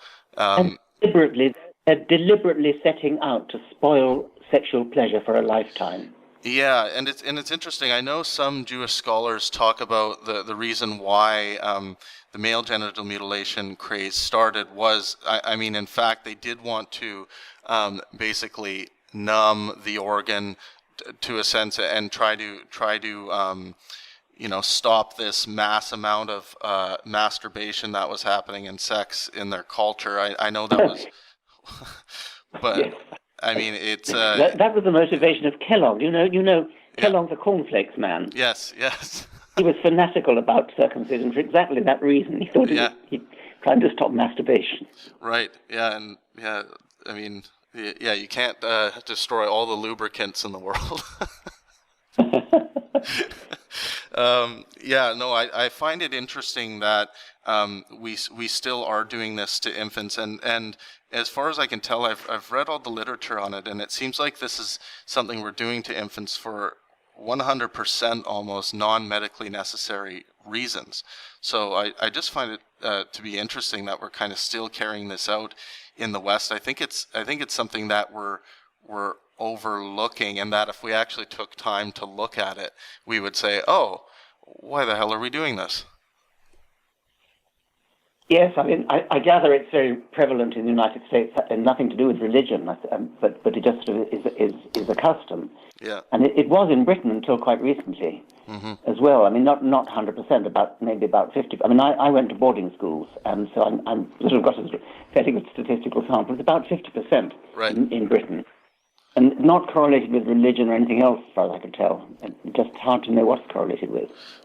Right, and I think as far as I can tell, the people who have really studied this, it's about 30% of the males on this planet are cut at birth, and 70% are not. So I think it's actually the numbers are going down because I think we've seen that other cultures get along just fine without doing this to infants. Is that true in the United States, do you know? I think the United States is actually closer to 50-50 or even 60-40. Yeah. I didn't know that. Yeah, okay. and then most in most Asian countries, it hardly is never done. So, yes. Yeah. So here's a question: what do you think the greatest ideological threat to humanity is these days in these current modern times? Oh gosh, I don't know. Let me think. I mean, militant Islam is obviously up there. Right. Not just the greatest, but that comes to an ideological threat, I suppose. Mm-hmm. Maybe Catholic opposition to condoms is another one. Yes. Yeah. And that's clearly ideological. Mm-hmm. One thing I go to often when I think about this question is just anti-science, anti-scientific thinking. Yes, and that does have a sort of ideological dimension to it, doesn't it? Mm-hmm. Yeah. Yeah, it's I try to spend my life eradicating anti-science in any way that I can, and these anti-scientific beliefs are just so damaging, I think, to human progress, and I think damaging human progress that could potentially get us to a level where we become more sustainable as a species is Yes, I mean, do you see that in intellectual circles, in university circles, for example? Well, I don't. I'm seeing it much less. It seems like there's been this explosion of intellectualism and this explosion of not wanting to be the one holding the indefensible position from a scientific perspective. So I think that movement, like, it's becoming popular to think, as far as I can tell. Even in the past 5 years, there's been this explosion with these large-scale live events I've been doing with scientists and intellectuals. We just broke the record for 8,500 people coming out to hear two intellectuals speak on a large arena stage. So I think we're at this new level of the need for intellectual discourse and the want to be included in that. So I think we're getting to a pretty good area. Is there a sort of academic movement that says something like science is only one kind of ideology and science is just a tool for patriarchal oppression and that kind of thing? Have you come across that? Yeah, I see it coming from the extreme left, and I see if there are undesirable scientific findings that are verifiably true, rather than taking the reasoned approach to those truths, these truths want to be kind of stricken from the record. Yes, I have come across that too. If there's an undesirable truth, say one thing that really gets people up in arms is these studies that have been done trying to see if there's anything, if there's IQ differences generally from between races. And I know that really gets people up in arms, and if there happens to be findings, and I don't know if there is anything compelling there, that say a black person, because they happen to be black, generally will have a lower IQ than a white person. If this finding happened to be true, scientifically based on some kind of model, then the knee-jerk reaction would be to hide that finding and throw it away, as opposed to dealing with the truth of that. Yes, it mustn't be allowed to be true. Right. But I think what we should be saying is something like, if there was a statistical tendency in that direction, it should have absolutely no impact whatsoever on our political decisions and our decisions on how to hire people or anything like that. But to say that it mustn't be allowed to be true, yes, that we falsify the science. Yeah, be going too far. Yeah, I think that's a dangerous thing to do, because all of a sudden we might find a piece of evidence about human evolution down in the future that people might find undesirable and want to strike it from the record. Yes. Yeah. How important is it? So at Pangburn Philosophy, we started translating all of our live event discussion content into Arabic. And we're going to be doing this in different languages as well. And we actually just released our first video, and it's actually really got a lot of legs in the Arabic-speaking community. So there seems to be a hunger to spread intellectual discourse in Arabic-speaking countries. Obviously, I don't know what the figure is now, but how many times has the God Delusion been downloaded in? I think it was even or in the Arabic language. What's that? Yes, 13 million is Wow. the figure that I heard. And we've started a new project. CFI has started a new project to translate several of my books into not just Arabic, but Urdu and Indonesian and other languages of Islamic countries. And that's going ahead well. We've got a couple of benefactors who are helping with that. And so we're very, very pleased about that. Are you doing your YouTube videos into Arabic? Did you say? Yes, yeah. So we all of our free content that ends up on YouTube. Is that subtitles or dubbed or what? Yes, it's we're doing it with subtitles for now. We did look at doing the language, the dubbing itself, and I guess the polls, when we looked at some polls on what people prefer in these other countries, they preferred the subtitles. So that's kind of. I should hope. I hate the idea of dubbing. Do it with subtitles. Yeah, I think it's better. It's I always find it weird to even watch a Hollywood film when it's been dubbed with a different language. It just seems strange. I feel very strongly about this because I'm actually trying to learn both French and German, Right. and I would love to do it by watching films and just watching newsreels and things. And it's maddening when you get about 2 words of the language you're trying to learn, and then they fade it out, and you get the voice of an interpreter instead, and that infuriates me. Right.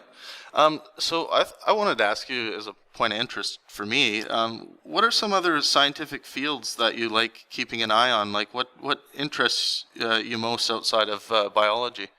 Well, computer science and astronomy, cosmology, planetary science. I mean, I'm looking forward to my conversation with Carolyn Porco, for example. Oh, yes. I had one with you and a couple with my own foundation. Looking forward to that very much. I'm utterly fascinated by that, and I hope to learn a lot. And as I say, computer science as well. Yeah, and that'll be on October 22nd for everyone listening in Calgary, Alberta. This will be our first large event in Calgary, and we are almost sold out for that event. So please get your tickets so you can come down and see Richard and Carolyn have a conversation. And then we'll also be with Richard on November 1st at the beautiful Beacon Theater in New York City with Brian Greene. Richard, are you familiar with Brian? Of course I am, yes. Yeah. In fact, I've had a conversation with him on stage before. Right. And what do you think of his theoretical approach to physics and just as a mathematician? He's quite a bright man, isn't he? Of course he is. You're asking me to speak about Brian Greene's physics. Of course I can't do that, but I hope to learn something again, as I say. Yeah. Why don't we talk about... Are you of the camp that's worried about the level that artificial intelligence could reach to, and if so, do you think it's ever going to get outside of our control? People I respect are very worried about it. People like Elon Musk and Stephen Hawking.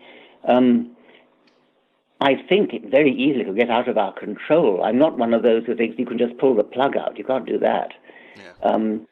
I'm genuinely curious to know how far it can go. I mean, as a naturalist, I am committed to the view that anything the human brain can do can, in principle, be done in silico with software.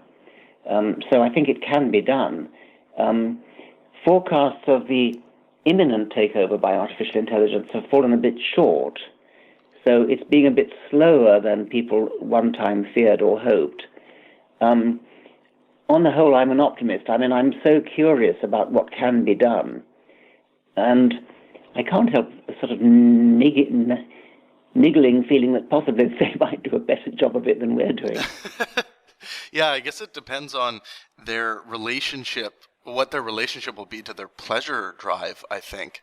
Because it seems like we're just at the mercy of our pleasure drive, and we just, we're the last to know what we're doing in a sense, and we're just reacting to our environment. Is that going to be the key to figure out like what's going to be the driving force behind AI? Well, in principle, we can program into them whatever pleasure drive we want to, I suppose. Right. No, I'm actually curious. I like science fiction too, and I'm curious to see in a science fiction-y kind of way what may happen. But it may take rather longer than we think. It may be that I'll be dead before anything very much more happens. Yeah, it is. It's hard to tell. It seems like when we do start making really big steps towards the final conclusion or answer, things start happening rapidly. So maybe tomorrow we will be enslaved by robots. Maybe. As I say, it might not be too bad a thing. All right. Well, thank you so much for talking with me today, Richard. I didn't go quite just yet. I just wanted to mention, when I was talking about my book for young people, there's another book working on for even younger people, for young children.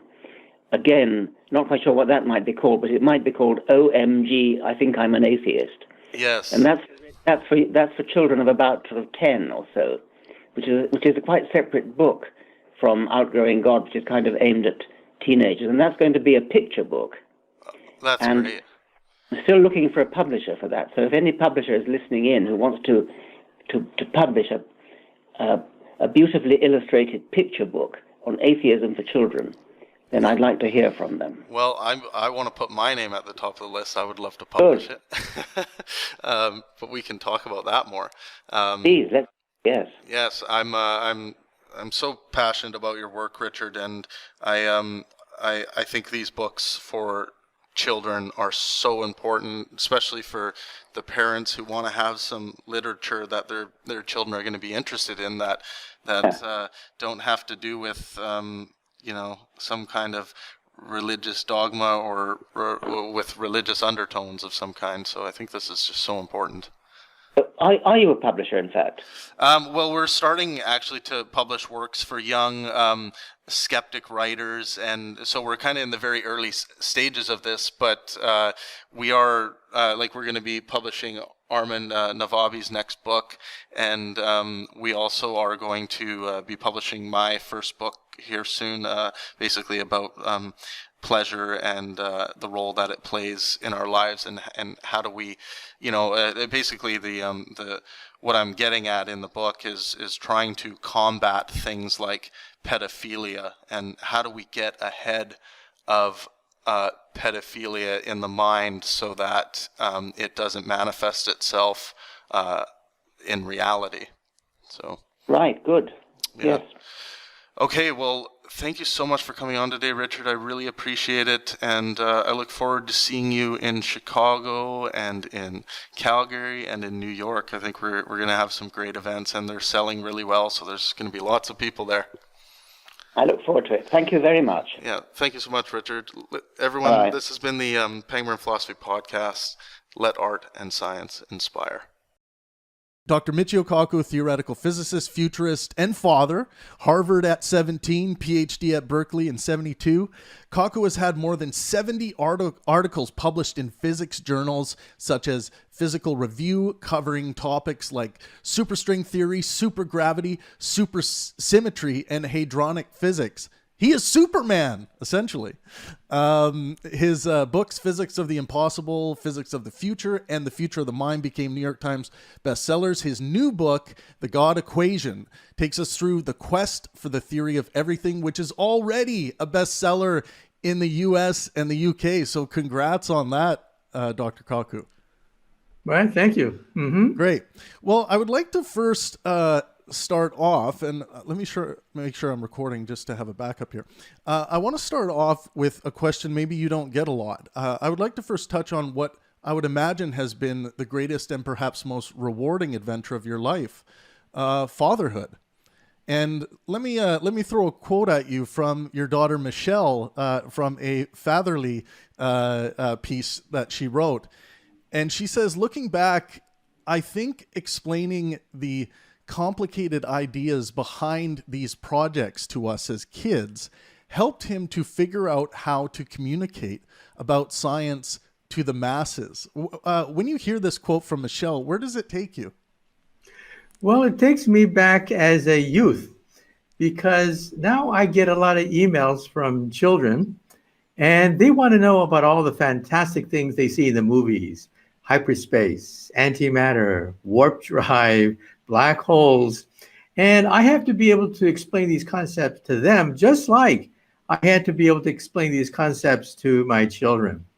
And I go back to when I was 8 years old, because that's when it all started.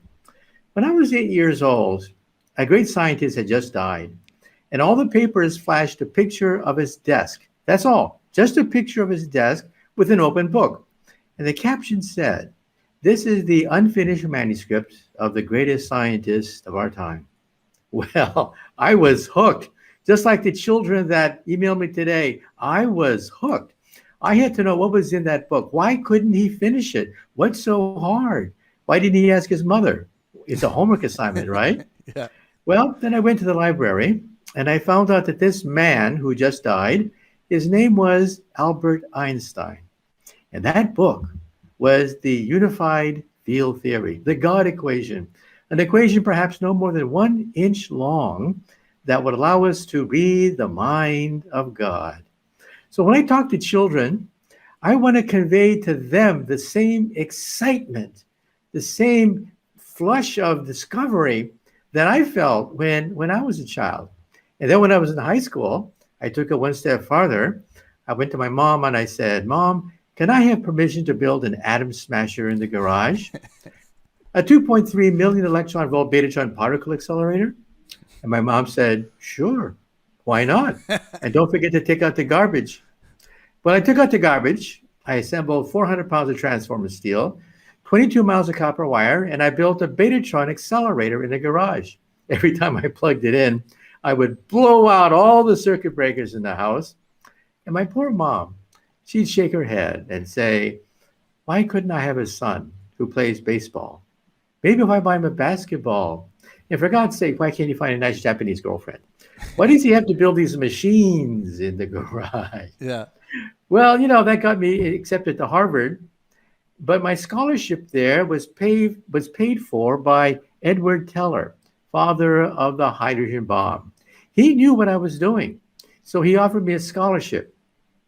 After I graduated from Harvard, he offered me a job to design hydrogen warheads. Well, I politely declined the offer, very kind offer, because I wanted to work on something even bigger than a hydrogen bomb. I wanted to work on creation of the universe. So in other words, I want to convey to young kids the excitement, the drama about being able to understand the laws of the universe. I like to think that on the other side of the Milky Way galaxy, there's an alien scientist with different notation writing the same equations, the same concept on the other side of the galaxy. That's what I hope. Interesting. So what if your mother would have said, "No, you can't build this crazy atom smasher in the garage"? What do you think that were you the kind of kid that would have just done it anyway? Or were you pretty obedient? You would have maybe had to find a different location, or? I would have told my mother, "How many times do I have to sweep the floor? How many times do I have to pick up the garbage?" Yeah, that's a deal. That's smart. So, speaking about fatherhood for a second, and then we'll get straight into physics. How do you determine what it means to be a good father? And another way to put that is, how would you describe your moral foundation? Well, I like to think that there really is a meaning of life for all of us. And the meaning of life is not to be given to us by some guru from a mountaintop. We have to struggle to create our own meaning. And that's what I tell young kids. The world is not a piece of cake. Meaning is what you make of it. You have to struggle. It's too easy. It's too easy to have the meaning of life given to you. You have to work for it. So the meaning of life is to struggle to find your own meaning. So I tell kids, find your own path. Find your own way. What excites you? What gets your blood going? What motivates you? And go for it. And, when I was a little boy, there was a pamphlet I still remember in elementary school. And the pamphlet said, so you want to become a physicist? And they ask a question. What does a baseball player and a physicist have in common? And I said, gee, I don't know. What does a baseball player and a physicist have in common? And the answer is they both get paid to do what they love. And I said to myself, wow, that's for me, getting paid to have fun. Yeah. I mean, what could be better than that? Getting paid to have a great time. Yeah, it seems like that's a lot of behind a lot of drives for people in their career, what people wish to be doing. Like they can't even imagine being able to stay home and do something they love or go somewhere where they cannot wait to get to work. But that seems to not be the reality that everyone lives in for the most part. But it is a kind of a universal drive. Yeah, when I was in college, it was kind of fashionable to have an identity crisis. Who am I? What am I doing here anyway? Yeah. And, sometimes people would have a nervous breakdown and they would lose a part of their life searching for themselves. What am I doing? I had the joy at a very young age of knowing I wanted to be a theoretical physicist. Right. I didn't know what the word was. I didn't know what the concept was. I just knew that is what I wanted to do when I grow up. Right. And that was a gift. That was a rare privilege because I get paid to have fun. Doing this is fun. Yeah. My attitude is, yeah. Oh, I was going to say, I kind of share that. Like, I've always been interested in the questions that people would point to say, that will never be answered, or this cannot be answered, this cannot be done. And then I think of engineering and I try to imagine how things could be done that people are saying that they can't be done. So that fundamentally got me interested in the scientific method and into physics. Definitely. Right. And I like to think of the universe as a chess game. Over thousands of years, so many people have figured out how the pawns move, how the bishop moves, how the king moves. But now we want to find out the rules of the entire game of chess. That's the God equation, you see. And we want to become grand masters. And it's a joy trying to figure out these pieces, how these pieces move, because that's what the universe is. And I think that's our destiny. Our destiny as humans on the earth is to become grand masters of the universe. Okay, now I can't wait any longer. We got to get into physics. Before we dive into your new book, we must address this breaking news from Fermilab's G-2 experiment. We have an anomalous G factor that's popped up, which for everyone, which is the magnetic dipole moment of the muon. The G factor is a measure of the muon's strength while interacting with the magnetic field. So what could this anomaly mean, Dr. Kaku? This is huge. This is really huge. For 50 years, think about it. For 50 years, we've had this clumsy theory, ugly theory called the Standard Model of particles, but it works. You can't go against it. After World War II, we started to split apart the proton. And we thought things would get simpler the deeper you go. We found hundreds of subatomic particles. And J. Robert Oppenheimer, the father of the atomic bomb, he once said, and I quote, "The Nobel Prize in Physics should go to the physicist who does not discover a new particle this year." Because we were drowning in subatomic particles. Now we have a little bit of order, the Standard Model, but it is ugly as sin. 36 quarks and antiquarks, 20 free parameters that are adjustable, 3 identical copies or generations of particles.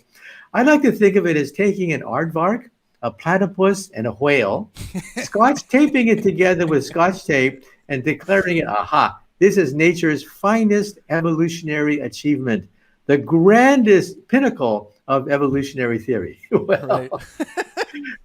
the standard model is a theory only a mother can love, but that's why for 50 years we've been looking for a deviation, Right. a slight crack, because that would signal a higher theory. A higher theory, maybe string theory. But that's what we've been looking for, and we never found it until 2 weeks ago. After 50 years of wandering in the wilderness, we finally found a crack, and that could signal new physics, perhaps string theory. And that's why a lot of us are very excited by this. Right. And for anyone that's interested, the G factor is supposed to be approximately 2 in the muon, but we have a result of 2.0011596521811643 is the number that's being tossed around. So to the layman that might seem like, well, what's the big deal? But it's an anomaly, and even small anomalies could, like you said, Dr. Kaku, maybe there's a extra gauge boson out there that we haven't identified yet, or maybe there's something else that's being interacted with. It's quite exciting. It's very exciting, realizing the fact that the magnetic property of the muon should be identical to that of the electron. The electron has a partner, the muon, and they should have identical properties according to the standard model. But looking at the magnetic properties of the muon, we find that it's different, much more different than it should be, and we're scratching our heads. Right. In other words, there's got to be a new particle out there. And we think, though we cannot prove, there could be a new symmetry out there governing these new particles called supersymmetry. And supersymmetry is the symmetry of the string. So it's too early to say for sure, but there's a lot of excitement. The drum rolls are beating now. Now people are wondering, could this be it? Could this be a clue that there is a fantastic new theory out there? That's what's driving all the excitement. Right. And the muon is quite massive. Does that have any is that any indication of why it might have stumbled upon this probabilistic interaction? Well, the muon is identical to the electron, identical, except it weighs more and it decays differently. Other than that, they are twins. But this new result shows that they're not twins at all. This new result shows that the magnetic properties, the G-2 of the muon, differs from that of the electron, and that's not the way it's supposed to be. Right. Standard model has survived all challenges for 50 years until 2 weeks ago. And that's why people are scratching their heads and saying, aha, there's a Nobel Prize out there waiting for the people who can figure this out. Now, I have a word of advice. If any of your listeners ever figure this out, what should they do? I give them advice. First, tell me first. And we'll split the Nobel Prize money. You and me will split the Nobel Prize together. Okay, that's a good deal. I agree. Now, and since you bring that up, how important? Because I was listening to some of your early interviews in your career. How important are young minds, young fresh minds, coming into the field of theoretical physics? I think your young, fresh mind is the fuel, the rocket fuel that makes the rocket take off. I mean, it's no accident that many of the Nobel Prize winners were quite young, 21, 22, 23. Who founded quantum mechanics? People like Dirac when he was 20-something, Heisenberg. They were like children. But why were they so successful? Because when you get older, you have committee meetings to do. You have to talk to a lot of students. You have reports to make. When you're young, you got no distractions whatsoever. It's just you and that blank sheet of paper. Well, when you're famous and influential, you're on committees. You have to have a schedule with airplane flights everywhere. I mean, it's distracting. And that's why I think the young people are fresh, and they don't mind challenging the powers that be. Right. See, Einstein had nothing to lose. Absolutely nothing to lose, because he was not even a practicing physicist. He couldn't get a job. Think of that. Yeah. In fact, at one point, he tried to sell insurance. Could you imagine opening the door and there's Albert Einstein trying to sell you life insurance? He might have an upper hand on the IQ scale. Yeah, in most situations. Okay, now let's get into the book. Your new book, The God Equation. Before we get into the meat of it, let's talk about the title. So my question about the title is, why invoke a label like God in a science book, a label that is riddled with seemingly unlimited subjectivity? Well, first of all, the God equation concept is not new at all.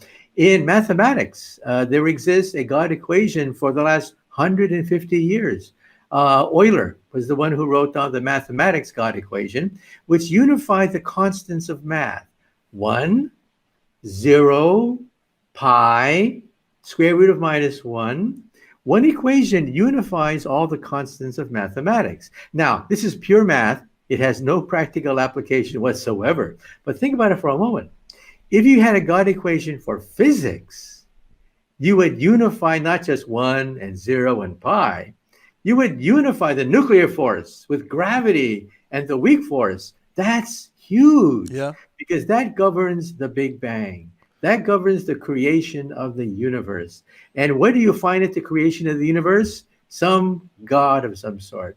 So the Higgs boson is called the God particle. But the God particle, of course, was very important at the beginning of time, but it obeyed an equation. There was a rule to the Higgs boson. The Higgs boson, by the way, won the Nobel Prize for the physicist who proposed it, a Nobel Prize for the God particle. But now we're talking about the whole ball of wax, everything, the equation that governs the God particle. Yeah. That's what all the excitement is about. So, yeah, and I think the critique about invoking God would be, this term, a lot of people take it to mean something connected to their personal God or their, the way that they think about this term, kind of like love. We all have a different interpretation of what love is. So some might say maybe it's better to just stick to calling it, the grand unifying theory, because some people might take it to mean that you are one step closer to demonstrating that, their mythical God actually exists. Well, we are talking about creation. We are talking about Genesis. We're talking about why we are here. We're talking about the ultimate question. You realize that for 2,000 years, the greatest minds of the human race have grappled with the question, is there a theme? Is there a single principle? Is there a defined paradigm that explains everything we see around us? And that is the God equation. And even the Greek philosopher Pythagoras came up with the unifying paradigm to explain everything. And that was music. He thought only music had the complexity to describe all the stars, all the planets, all the richness of the universe. Today, we have revived that theory. Pythagoras' theory of music is now string theory, which we think governs the creation of the universe itself. What is the purpose of God? The purpose of God was to set the universe into motion. That's why we want to, quote, read the mind of God. And these are Einstein's words. Einstein once said that science without religion is lame. Religion without science is blind, but they complement each other. See, I'm not, it's interesting to me, the God term and religion, these are, artistic formations as far as I can see them, artistic creative formations of humanity. And, I sit in the atheist position where I haven't seen sufficient demonstration to believe that there are any God creatures of any kind or creators. But I don't make the positive claim that there are no gods. I wouldn't want to adopt that burden of proof. But so I guess maybe the God term or label isn't as universal as it may have been back in the time of Pythagoras. So that's where the question comes from. Well, a few years ago, the God letter was up for auction. It was on an auction house. Einstein wrote a letter where he laid out his position on God. That letter shocked people. It sold for millions of dollars. Yeah. A throwaway letter where Einstein talks to his friend about God sells for millions of dollars because people really are curious. Now, Einstein did not believe in a personal God. a God that answers your prayers, that smites the Philistines, that walks on water. No, God, he did not believe that God created the universe just so you can get a bicycle for Christmas.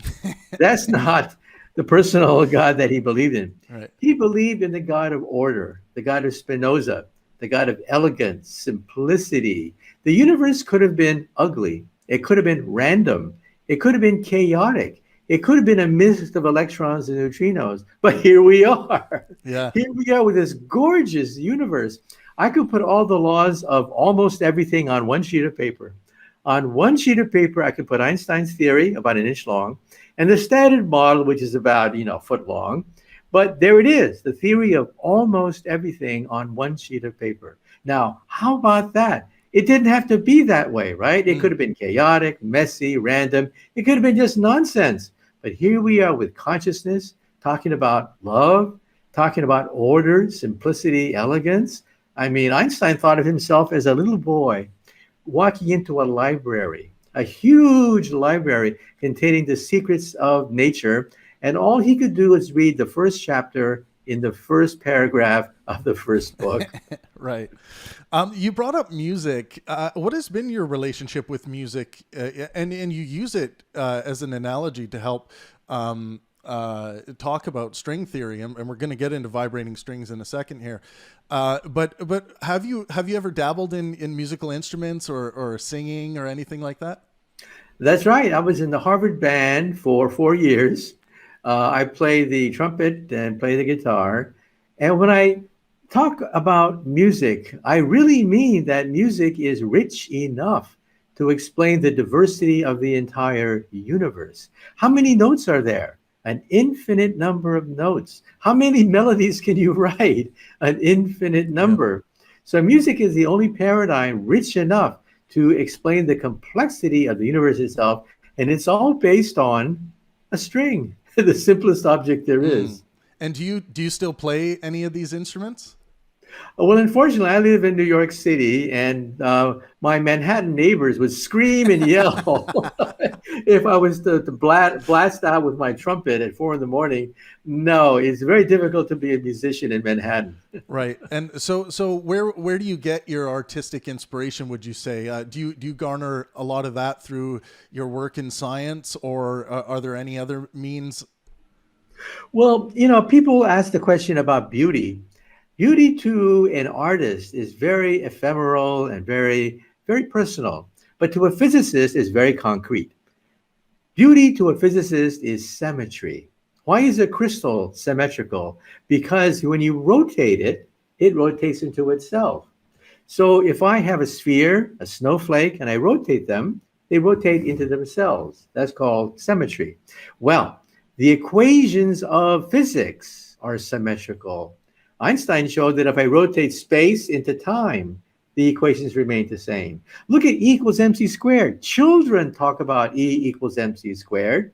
That if you rotate m, matter, into E, rotate the two, the equation remains the same. Right. So E equals mc squared is powerful because it unifies matter with energy. Now, we want a huge symmetry that unifies the universe into itself. And the only theory big enough to do that is string theory. The symmetry of strings is big enough. The music of subatomic particles is big enough to rotate the entire universe into itself. And that is remarkable. Right. So, and guys, you have to get this book, because Dr. Kaku does lay everything on the line for string theory and how he feels about string theory at this point. You have to read it. I'm going to pull up a section right now, but quickly, Dr. Kaku, what is the easiest way you can describe exactly what string theory is? What's the short form? If I had a super microscope and I could look at an electron, you would think that it's a dot. Nope. We think an electron viewed up close is a rubber band. And if I twang that rubber band, it turns into a different note we call a neutrino. And if I twang it again, it turns into a quark. So this, for example, is an electron. This could be a neutrino. This could be a quark. So how many particles or notes are there? An infinite number of resonances or notes. So therefore, what is physics? Physics is the harmonies you can write on these vibrations. What is chemistry? Chemistry is the melodies you can create when these strings bump into each other. What is the universe? The universe is a symphony of strings. And then what is the mind of God? The mind of God is cosmic music, music resonating through hyperspace. That is the mind of God. Interesting. Okay, so now let's look at I want to go to page, for anyone that has the book, it's page 161, Criticisms of String Theory. And I will do a quick reading, quick quote from the book. There are several main criticisms that have been leveled at string theory. The critics have claimed that the theory is all hype, that beauty by itself is an unreliable guide in physics, that it predicts too many universes, and, most important, that it is untestable. How do you approach these challenges? Well, let's take a look at the testability, first of all. There's now a crack in the Standard Model, which does describe subatomic particles. Just 2 weeks ago, people are now saying, aha, maybe, just maybe, this is because we're now talking about higher octaves of the string. We are the lowest octave. We are the lowest vibration of the string. If Einstein had never been born, I repeat, if Einstein had never been born, we would have discovered general relativity anyway, because it's nothing but the lowest vibration of a string. Einstein is for free. Think about that. Einstein's for free. Now we have the first plausible test of this theory coming out of Chicago at Fermilab and coming out of Switzerland with the Large Hadron Collider. And that could signal the coming of the string. And then there's dark matter. Dark matter makes the most of the universe. It holds the galaxy together. What is dark matter? That's beyond the Standard Model. Dark matter, we think, is nothing but the next octave. That's all it is. There's a higher octave of the string, and that we think is dark matter. So I think we will test the theory. All great theories are testable. As Carl Sagan liked to say, remarkable claims require remarkable proof. And I think in the coming years, we will have more and more evidence that, yes, these are higher notes, higher resonances of the string. And also, some people say that beauty is not a guide. Well, some beautiful theories are wrong. Let's be honest about that. Beauty by itself is not enough. But beauty with experiment, it turns out that all great experimental theories ultimately have a symmetry. So not all theories are correct, but all correct theories are symmetrical. And that's why I'm positive that this is the way to go. Interesting. So a couple technical questions. In superstring theory, so the 6 spatial dimensions are wrapped in these Calabi-Yau manifolds. Is that correct? That's right. Calabi-Yau. With 10 to the power 500 or more varying topological representations. So is that a problem for a fundamental theory of everything, that there are so many of these variations? Not really. Take a look at Newton's equations. How many solutions of Newton's equations are there? Well, almost an infinite amount. An infinite number. Right. A billiard ball, a marble, a cannonball, a rocket ship. It depends on the initial conditions. A kiss. You have to tell me. You have to tell me that we're analyzing a billiard ball today rather than a rocket ship. Now, a theory of everything is a theory of the universe. Therefore, each solution of string theory, higher universe. How many solutions are there? An infinite number. Just like Newton would say there are an infinite number of solutions to Newton's laws of motion. Now, the difference is, at the beginning of time, we're talking about the universe as it's being created. A baby picture of the infinite universe is what we need. We don't have that. We don't know what the initial condition was of the universe. And that's why we want to launch a telescope called LISA in outer space. It's a gravity wave detector, which will detect radiation from the Big Bang. In other words, we'll have baby pictures of the infant universe as it's emerging from the womb, and then maybe it's attached to an umbilical cord. Maybe we'll find evidence of an umbilical cord attached to our infant universe as it emerges from the womb. that could also prove string theory. Interesting. If we do find vibrating strings, where are we going to find them on the logarithmic scale? Well, of course, they're going to be very, very energetic. The higher modes, we're talking about the energy of galaxies.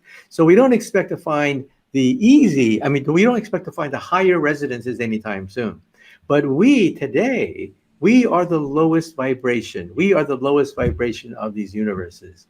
Mm-hmm. Now, some people believe in what are called wormholes, that maybe there's a passageway to these other universes that could then confirm this theory.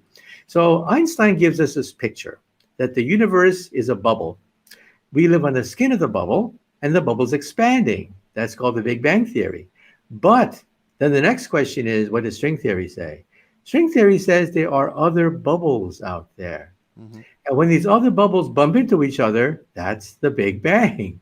So the Big Bang could be the collision or the bifurcating of universes, parallel universes in a bubble bath of universes. And then I know you're going to ask me the next question. The next question is Elvis Presley still alive in a parallel universe? Quite possibly, yes. The king could still be belting out those hits, but in a parallel universe. But it's a different king, right? It's not the same. It's not exactly the same, but right. It looks very close to the king. Right. So when we're thinking about a Planck length, what on the Planck scale, whereabouts would we find those strings? Like, how deep do we have to look? The Planck length being at, I think it's 10 to the negative 35th power. Whereabouts are we finding it on that scale? Where will we see these strings, do you anticipate? Well, the size of the string is incredibly small, 10 to the minus 33 centimeters. Okay. So we're not going to see these strings anytime soon. Some people say, why don't we just get a microscope and just resolve it once and for all? Right. These strings are smaller than the wavelength of light. Therefore, light itself is too big in order to see these strings. So we have to look at the effects of strings indirectly. The fact that we have so many particles fits the scheme of vibrating strings. So I think that if we could really solve the theory from first principles, we could calculate with it. We could calculate the mass of the proton from first principles, the mass of the neutron, and I think that would settle the argument right there. A theory of everything is also a theory of ordinary energies. So we'll be able to calculate the mass of the proton from first principles. That is one of the goals of string theory. Have you ever thought of an instrument that we might be able to create that allows us to observe strings? Like, is there a way we can, I know it's hard because observation tends to require light, but I don't know. Have you ever thought of this? Is there anything hypothesized? Well, most of physics is done indirectly. Like, for example, how do we know what the sun is made of? No one's been to the sun. Mm-hmm. We've never had a piece of sun material on the earth. So how are we so confident that we know what the sun is made out of? Because we look for echoes from the sun called sunlight. And by analyzing sunlight in a prism, we say, aha, hydrogen. Hydrogen is what the sun is made out of. Same thing with strings. We cannot see the strings directly, but we can see echoes from the 11th dimension. And that is the theory. And what are these echoes? As I mentioned, dark matter, this mysterious matter that pervades the galaxy, holds the galaxy together, and also deviations from the inverse square law. When you were in high school, you learned about Newton's theory of gravity. The gravity gets weaker the farther you move. How much weaker? You double the distance, it's 4 times weaker. But if space is 5-dimensional, or 6-dimensional on a tiny scale, it drops to 0 even faster when you separate 2 particles. That's measurable. And so we can even measure deviations from Newton's laws in your living room. Right. We haven't done that yet, but that's been proposed. Right. So what I'm trying to get at is, indirectly, we can see evidence perhaps of string theory. And the European Space Agency and NASA are thinking about launching a new satellite called LISA, Laser Interferometry Space Antenna. It's a gravity wave detector in outer space. 3 million miles across. It is the biggest machine of science ever built. And it will pick up baby pictures of the infant universe. Wouldn't that be great? Yeah, definitely. And that could settle the question too when we calculate the characteristics of the baby universe as it's being born. And Lisa's my mother's name, so all the better. So let's talk dimensions. Let's imagine for a second we find ourselves in 11-dimensional hyperspace, meaning the theorized space that our universe is expanding into. We are sitting in a spacecraft that allows us to survive, first of all, and sit in observation of all 11 dimensions. What do we see? If Da Vinci was there with us, say it's me and you, Dr. Kaku, with Da Vinci, and he looks out into 11-dimension hyperspace, what would he paint? Well, first of all, we cannot directly visualize these higher dimensions because evolution only protected us against three-dimensional tigers, three-dimensional lions. We never had to fend off five-dimensional tigers or seven-dimensional lions. So our brain is not big enough to visualize these higher dimensions. But artists have tried to do this. The most prominent is Salvador Dali.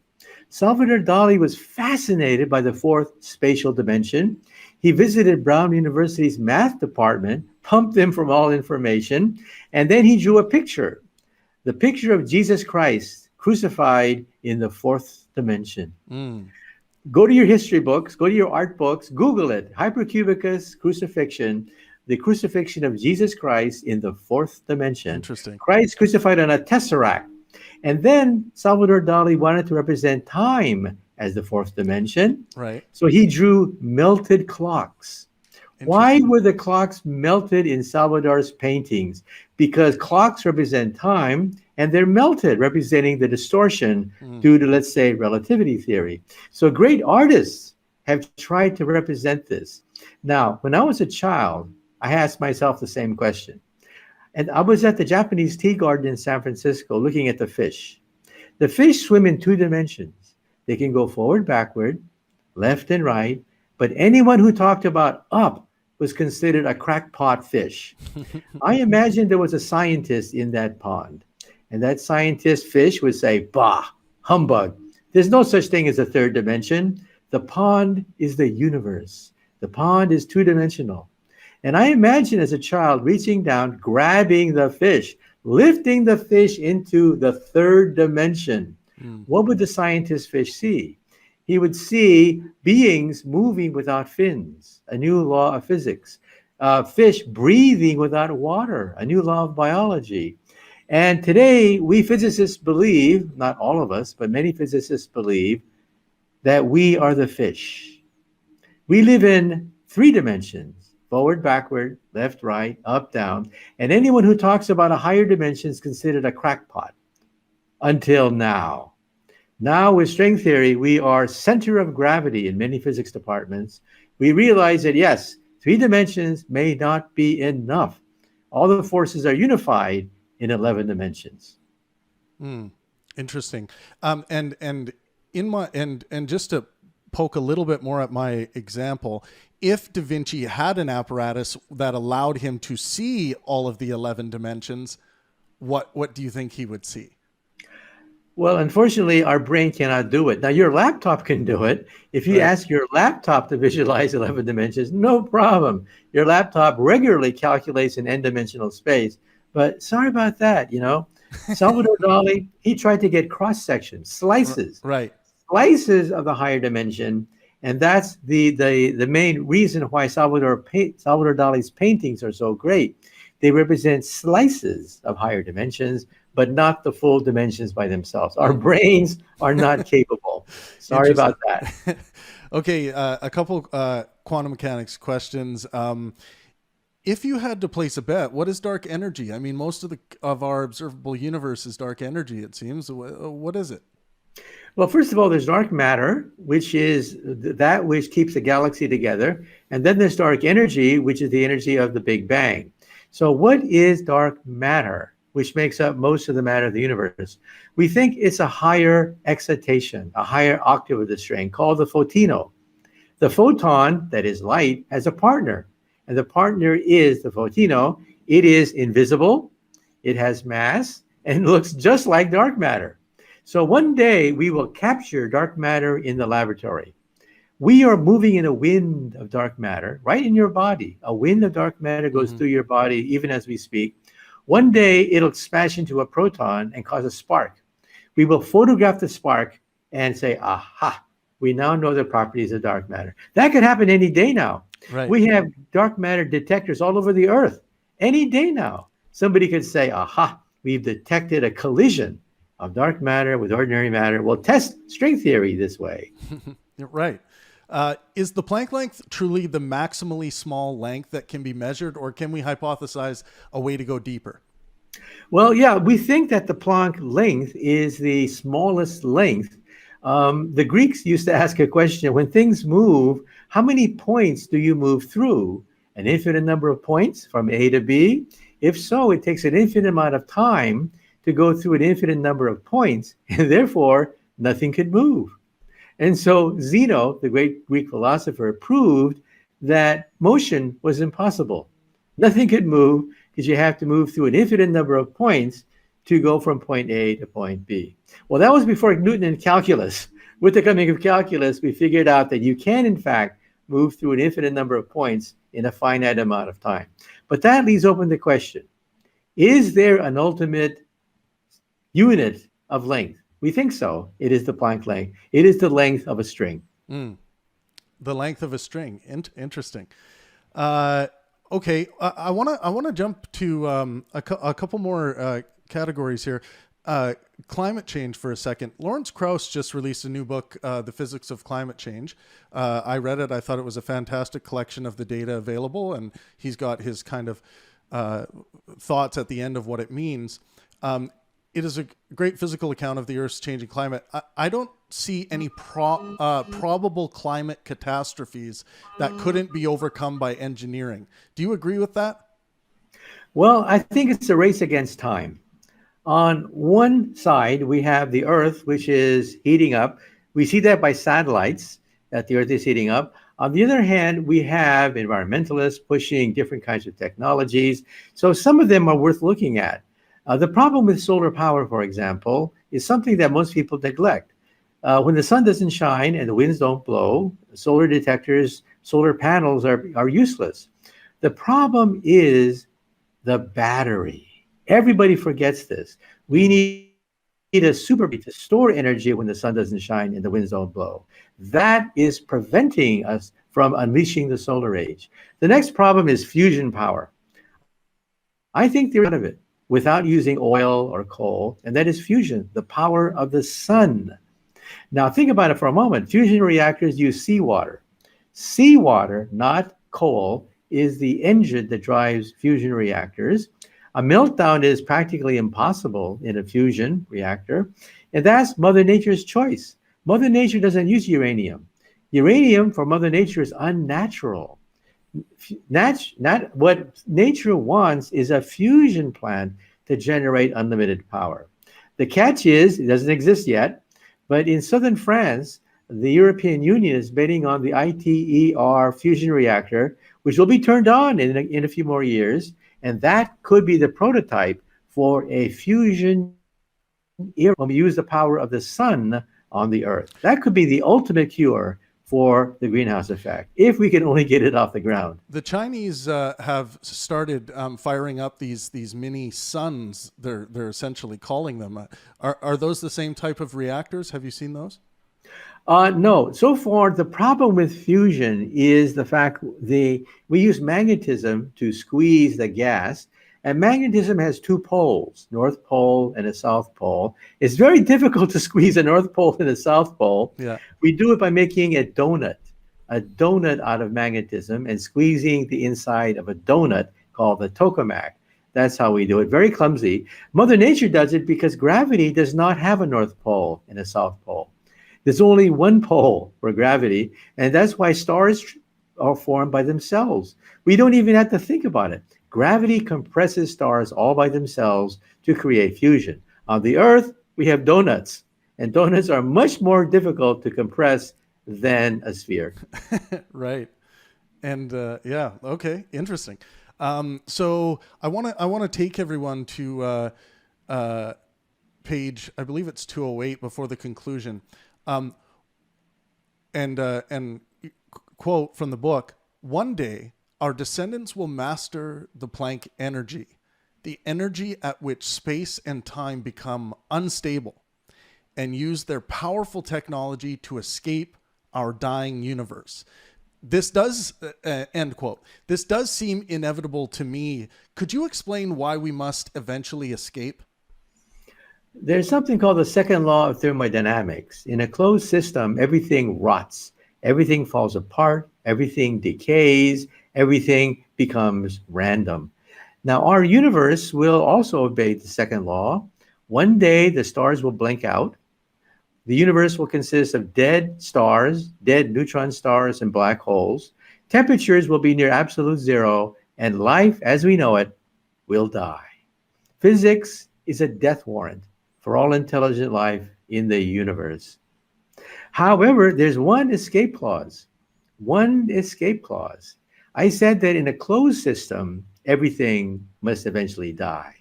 But let's say the universe was open. In other words, there's a gateway. There is an escape hatch. There's a lifeboat. Trillions of years from now, we'll be so advanced that we'll use the Planck energy to open a gateway, a wormhole to a warmer universe. We will escape this dying universe of ours in an interdimensional lifeboat and go to a warmer universe, and then we'll go on to mess up that universe as well.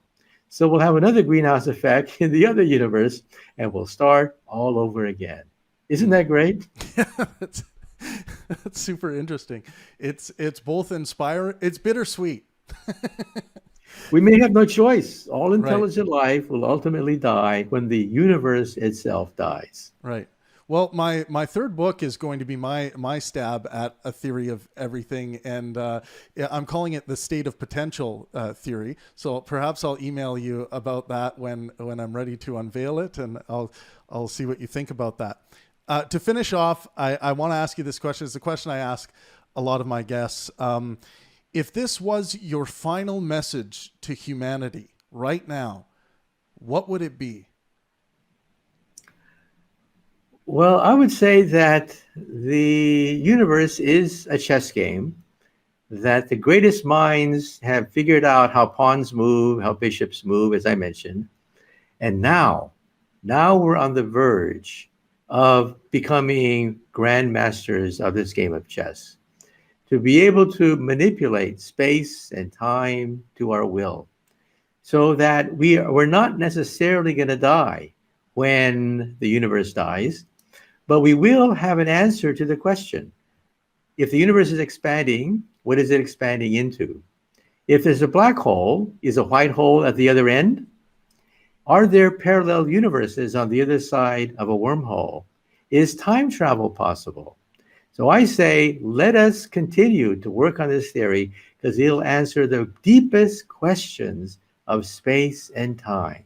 Questions about time travel, interdimensional gateways, the multiverse of universes.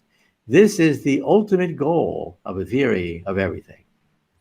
Well, Michio, it's been one of my greatest honors of my career to have a conversation with you today. And I really appreciate you coming on the podcast. And I look forward to you engaging with your fans later about your new book in the Pangburn Q&A. But for now, I will let you go and sign off, and we'll talk to you at 5 p.m. Pacific time later. Okay. Thank you very much. Okay, then. Mm-hmm. Hey, Vancouver, let's talk physics and more. I'll be at the Vancouver Playhouse October 13th talking about my new book, The Edge of Knowledge, along with Travis Pangburn, and we'll talk about a lot more than just that. We'll talk about life, the universe, and everything, and we'll also maybe talk about atheism a little bit. I notice I have my God detector, and I keep looking at it every day and notice there's still no God, so maybe we'll talk about that as well. But mostly I want to focus on the mysteries of the universe, and we'll have a Q&A so you can ask questions, and I hope to have a great time out there. See you October 13th at the Vancouver Playhouse. Take care.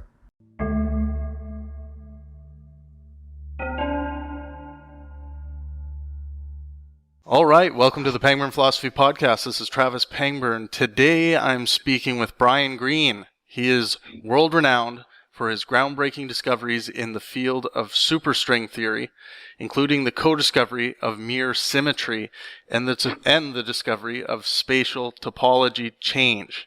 He is the director of Columbia's Center for Theoretical Physics. Brian is also an actor. He has written and performed several original theater pieces, had his own miniseries, The Fabric of the Cosmos, appeared in Hollywood films. Basically, he's done it all. Thanks so much for coming on the podcast today, Brian. Oh, it's my pleasure. Awesome. So let's just start off with what's new in the world of Brian Greene.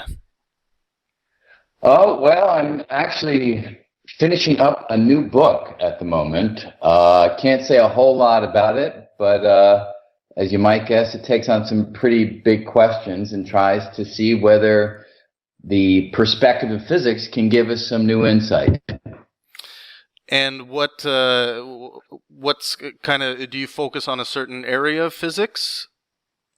Well, there you go. You're trying to get me to talk about, which is good. But the book basically is kind of taking a look at the universe from not just the beginning, but also into the far future, and trying to get a sense of what our understanding of physics can do to our sense of who we are and how we fit in. So it's not only the hardcore cutting edge ideas of cosmology and quantum mechanics, all of that has to play a role in a book of that sort, but it also takes a look at, what gives our lives meaning within the rigorous context of science.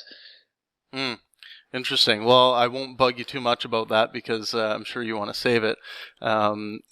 So on September 5th, coming up here, you'll share the stage with neuroscientist and author Sam Harris. What are some topics you'd like to touch with Sam? And I believe this will be your guys' first discussion. Yeah, well, it's actually our first public discussion. Right. It's our second discussion ever. We had dinner together. My God, it must have been 15, 20 years ago.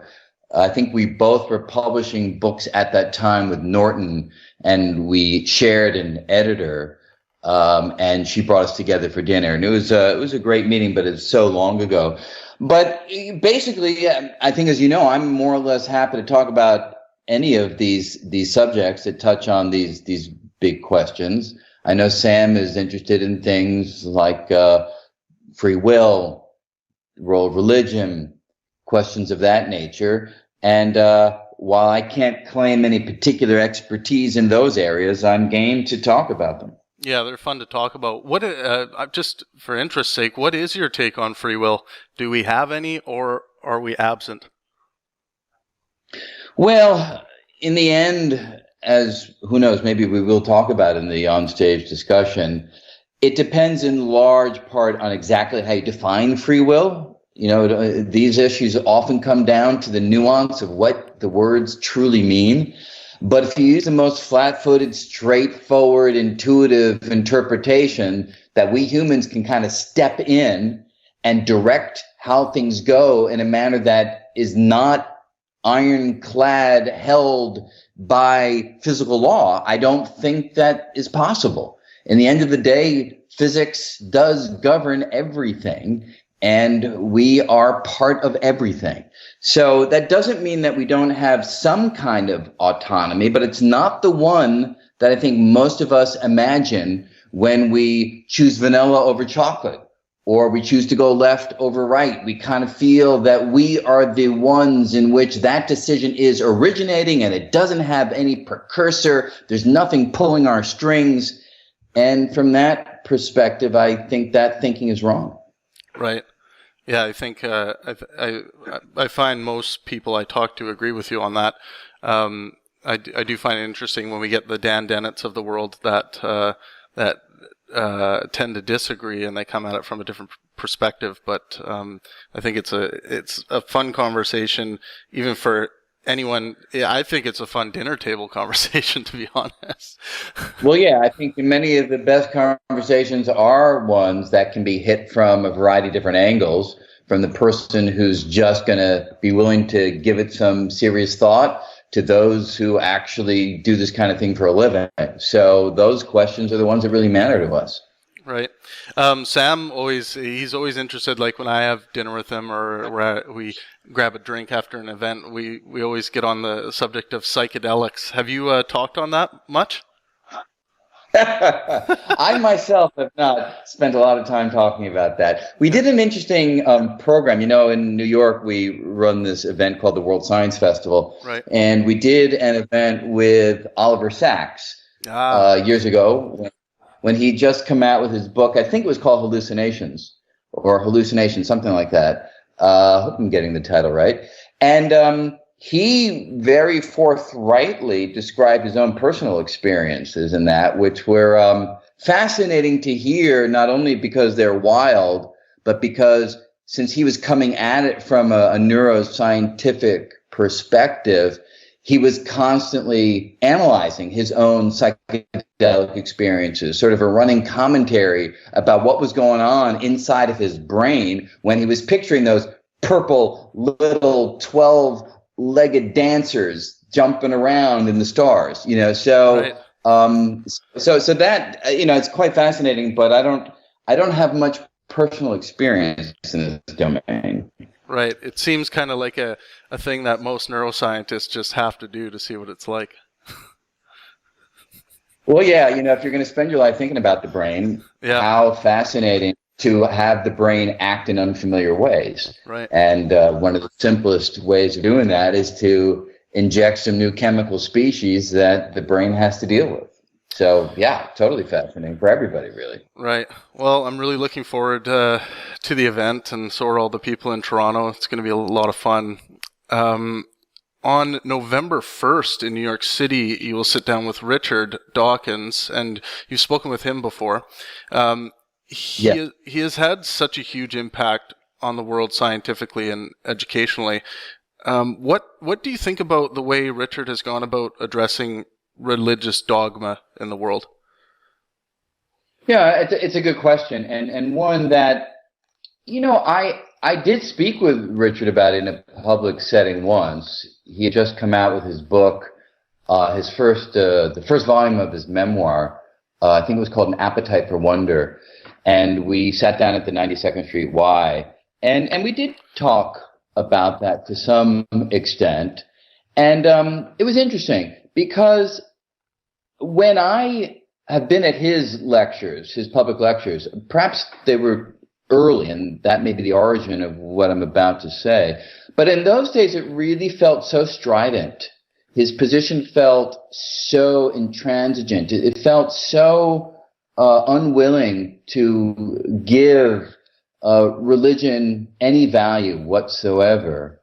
And it struck me that, A, I don't feel that way personally, but B, it also struck me as a strategically wrong way of going about it. Because if your goal is to transform people's thinking, you have to meet people where they are. And if you're going to take that perspective, the only ones who are at that place are the ones who are already convinced of your position. So it was very hard for me to imagine there being a widespread, open arm embrace of the message that Richard was getting across from those who are the very people that he wants to reach, you would think, those who are religious.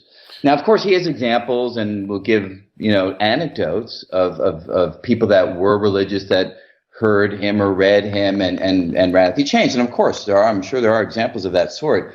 But as a strategic approach, it doesn't strike me as wise. And the interesting thing was at that event, and perhaps in many others, I haven't been following his public appearances in great detail, but he didn't feel to me as strident. He felt much more willing to take a stance that wouldn't make a religious person feel like he was looking at them like they were dumb. Right. And to me, that's a much better way of going about it. Well, I think the long form discussion really helps. When Richard he would get on TV and you got your your 15-second window or whatever to get and the questions seem to always be charged to try to get that soundbite out of people like Richard, it makes it difficult to understand the man's perspective, I think.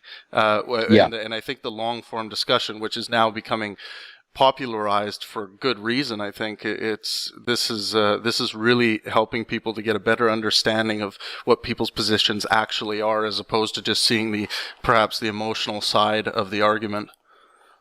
Yeah, well, I can well imagine what you're saying is true. I mean, I've been in that position myself where, unless charged issues like unified theories or string theory, you get on some program and they don't want the nuance of the fact that these are untested ideas. They're exciting. They're mathematically consistent and compelling, but they've yet to be tested. No, they just want Einstein has been unseated. And you're like, oh my God. That's not what I'm saying. That's not where we're at. And so I have great sympathy for being placed in a position where a media outlet is looking for the quick hit in order to up their viewership at the particular program or their views on YouTube. And it's quite irritating and difficult to be nuanced in those situations, all the more so, I'd imagine, in a subject that is as charged as religious belief. Right. Okay, let's jump to superstring for a minute. I don't know how quickly we can do this, but do you have right? Do you have what's the difference between string theory and superstring theory, and are these still worthwhile pursuits? People. I know I've spoken with Lawrence Krauss at times about string theory, and he has a pretty negative reaction to anyone that brings up string theory. And I just, where is string theory at, and what are the differences there? Yeah, well, I think there's two things that come into this. Let me stick to the science first, and if I remember, maybe I'll come back to the other side of things. But scientifically, to your first question, there isn't really a major distinction between string theory and superstring theory. The super itself refers to something called supersymmetry, which is a quality of the fundamental equations that allows them to be more mathematically behaved and without that quality. So when we say string theory, we're typically always referring to superstring theory. In terms of your second question, whether these theories are still worthy of being pursued, the answer, to my mind, the first thought is, what do you mean still? We have been continuously pursuing these since really the late 1960s, if we go all the way back there. And all the way through, the theories have amazed us. They have come forward with mathematical qualities that tie together the fundamental laws of physics, that suggest extraordinarily strange properties of reality, that are able to embrace many of the pivotal discoveries of the past in previous theories. So it's not like we have to throw away the past. We're able to embrace all the discoveries of the past in a framework that goes further. Now, the issue, of course, which is where your question comes from, is the theory has yet to be experimentally confirmed or tested. And this is a huge issue. It's one that we don't hide from. If you look at any of my books or any of my colleagues' books or papers, or you come to any of our conferences, we're all out in front about this being the fundamental piece of the puzzle that we're missing. But the idea, of course, is when you're dealing with a theory that's as fundamental and deep as string theory, a theory that can put together gravity and quantum mechanics, general relativity, our fundamental understanding of space-time curvature with quantum theory, our understanding of the microscopic realm, and it can do that in a way that seems to have the potential to embrace real physics, you're motivated to go forward. So we are going forward, and who knows how long it will take until we understand the theory well enough to say, okay, do this test, look for this, and if you find it, this is evidence in support of the theory, but if you don't find it, it rules the theory out.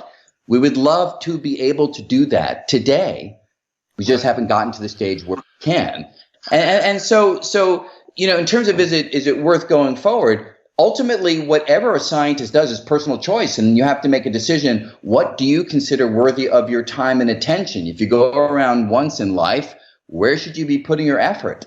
And a theory such as this is sufficiently appealing to many people who are continuing to pursue it. I don't go out there and proselytize. I don't try to get scientists to work on the theory. You work on it if it strikes you as a worthwhile pursuit. Right. And if the theory is confirmed, then what? Well, if the theory is confirmed, this would open a new chapter of discovery, because we would finally have on the table consistent laws. We don't have that right now. We have laws that work when things are big. That's where gravity matters, stars, galaxies, black holes, and certain domains. We have a theory that works when things are small, quantum mechanics, particles, molecules, atoms, things of that sort. But we don't have a theory, except for string theory, that puts those two theories together in a consistent manner. So you really can say, without hyperbole, that the framework within which we have been investigating the universe over the past, 30, 40, 50 years is fundamentally incoherent. The equations don't work together. Now, for the most part, that hasn't gotten in people's way because they have focused only on the big or only on the small. But we've long since known that there are domains where you need to be both big and small, like the moment of the Big Bang, where the entirety of the universe is crushed to a small size, or black holes, where again, matter is crushed into extremely dense nuggets. And in those domains, if you don't have a theory that can put gravity and quantum mechanics together, you're lost. You don't know what you're doing. And that's where we hope these theories, if they are confirmed, will one day shed the deepest light. Perhaps we'll really understand, for instance, how the universe began. Very cool. Yeah, I hope I'm alive for that. Me too. Me too. Yeah. So let's talk about... So here's my question. Is it a waste of resources for humanity to fund efforts to populate other planets, or is this a realistic pursuit and something we should be spending time on? Well, I think it's... I'm sorry. Yeah, I guess my view is it's really a question of apportioning resources in a sensible manner. And if you were to say that we were doing that at the expense of all research and all sciences, of course I would say that's not the right way to use our funding. But for us to be thinking about this now, I think is a good thing. We recognize that there's going to come a point in the far future when we have to leave this planet. It may be sooner than we think, hopefully not. But we are at heart explorers. That's who we have always been. And the next frontier, the next terrain certainly is leaving this planet and going elsewhere. So I don't think it's too early to think about these things. I don't think it's too early to even have our first forays, to have groups of individuals try to set up communities on other worlds. I think that is the kind of exploration that would get the public incredibly excited. I think it's the kind of exploration that reignites a passion and an interest for science. And one just has to be judicious in how much money is spent, because from a purely scientific perspective, having robotics go out into space and do the exploration for us is cheaper, it's more efficient, it's more effective, it's much safer. So you have to do things in a balanced way. And I think ultimately that's what good policy is about. Right. Let's talk about your history a bit. How did you get into acting and theater? Was this through science, or did it go the other way? While you were growing up, did you do theater and film? Yeah, so I would quickly just shade the question a little bit in that the only person I ever play is myself. So I'm not sure if it's really acting. I like to take the ideas of science and dramatize them when appropriate, when effective, because I feel that as a scientist, science is not just something I think about cognitively. It's something that really matters to me emotionally. And if you can find a way of communicating these ideas where an audience can feel that drama and excitement, I think it can have great impact. So over the years, especially working with the Science Festival, World Science Festival that I mentioned, we've developed a variety of stage pieces that have aimed to do that, and based upon audience response, have been pretty successful at getting people to think about science not just as facts that wind up in a textbook, but rather as a human discovery, where we have been expending our life energy to try to figure out this universe and try to figure out how we fit in. And I think drama and the ability to tell stories of science while communicating the ideas of science, that combination, I think, is quite powerful. Yeah, I couldn't agree more. The inspirational power of science. I mean, the Pangburn philosophy is let art and science inspire. I believe that having art and science as your fundamental source of inspiration is key to living a fruitful life. And I just like what you guys are doing with the Science Festival and having pieces that inspire people artistically, or at least open them up to how science can be inspirational. I think that is sometimes missed when people say, "Oh, so what does science have to say about love, or what does science have to say about, the X emotion?" I think combining art and science, it really shows people how science can be inspirational. Yeah, absolutely. And it's to my mind, I think obviously to yours and to many others too. Ultimately, we're all on some journey, if I can use grandiose language, to find truth. And truth comes in many flavors. There's a flavor that comes in the form of mathematics that allows you to make calculations and predict the magnetic dipole moment of the electron to 10 decimal places. That's one kind of truth. But there are other kinds of truth that speak to more human qualities. And art is very good at stimulating that kind of journey and giving us a sense of where that journey can lead. And when science and art can illuminate each other, wow, that's a powerful combination. Yeah. I think where the confusion happens, and I think where this idea of truth gets dangerous, is when people are not willing to accept scientific findings or scientific truth. I actually think anti-science is the biggest ideological threat to humanity. Things like climate change denial, believing that the Earth is 6,000 years old, full denial of evolutionary theory. Is anti-science something that worries you?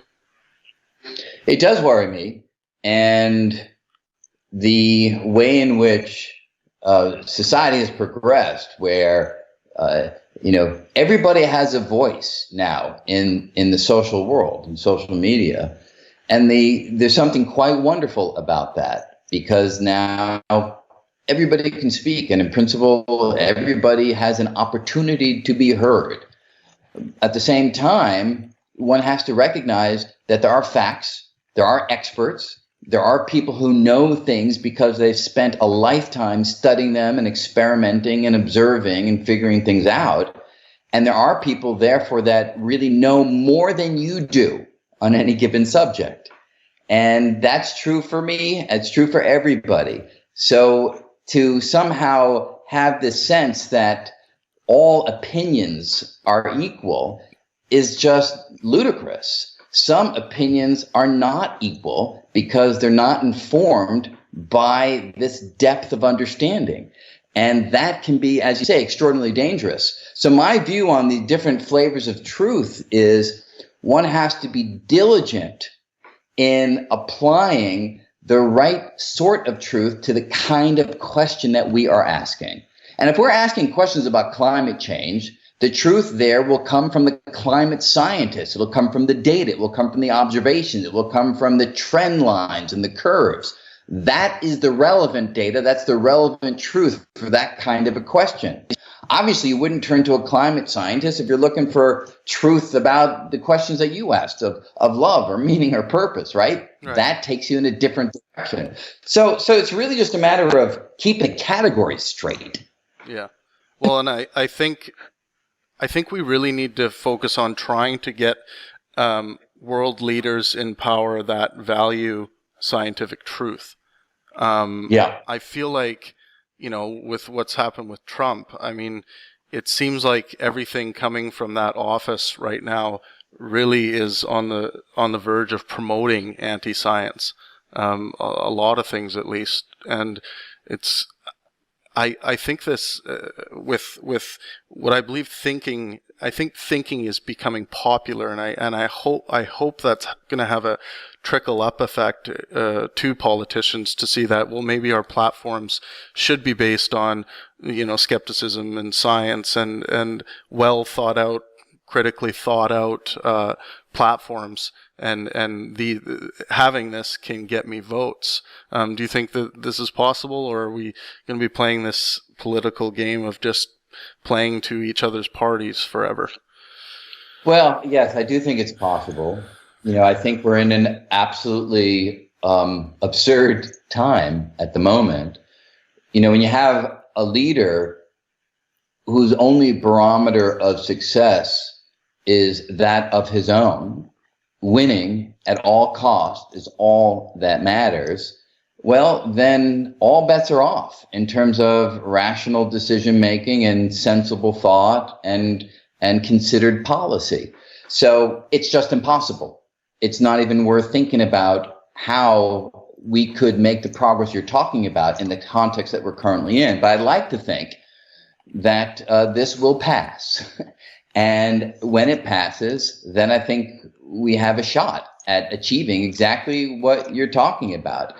We just need to have leaders who recognize the value of careful, considered thought in trying to shape a future, as opposed to the distraction solely of their own political fortunes, which is unfortunately where a great deal of our political energy goes.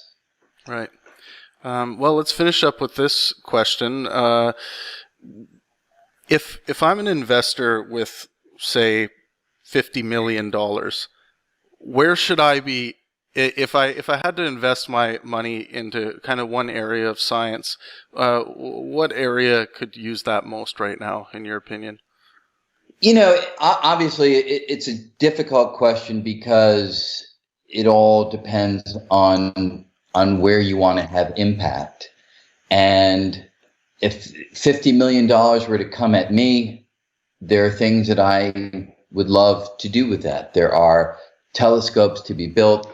Unfortunately, it's not enough money for the next collider, but it might be seed money to generate money for the next collider. So there are big questions about the origins of matter, the origins of the universe, that we would love to have more powerful tools to investigate. So maybe if your 50 million turned into 50 billion, we would have the kind of impact. But of course, there are other vital and wonderful areas of study, right? I mean, if I wasn't doing physics, I think I would be doing what Sam Harris does. I would be doing neuroscience.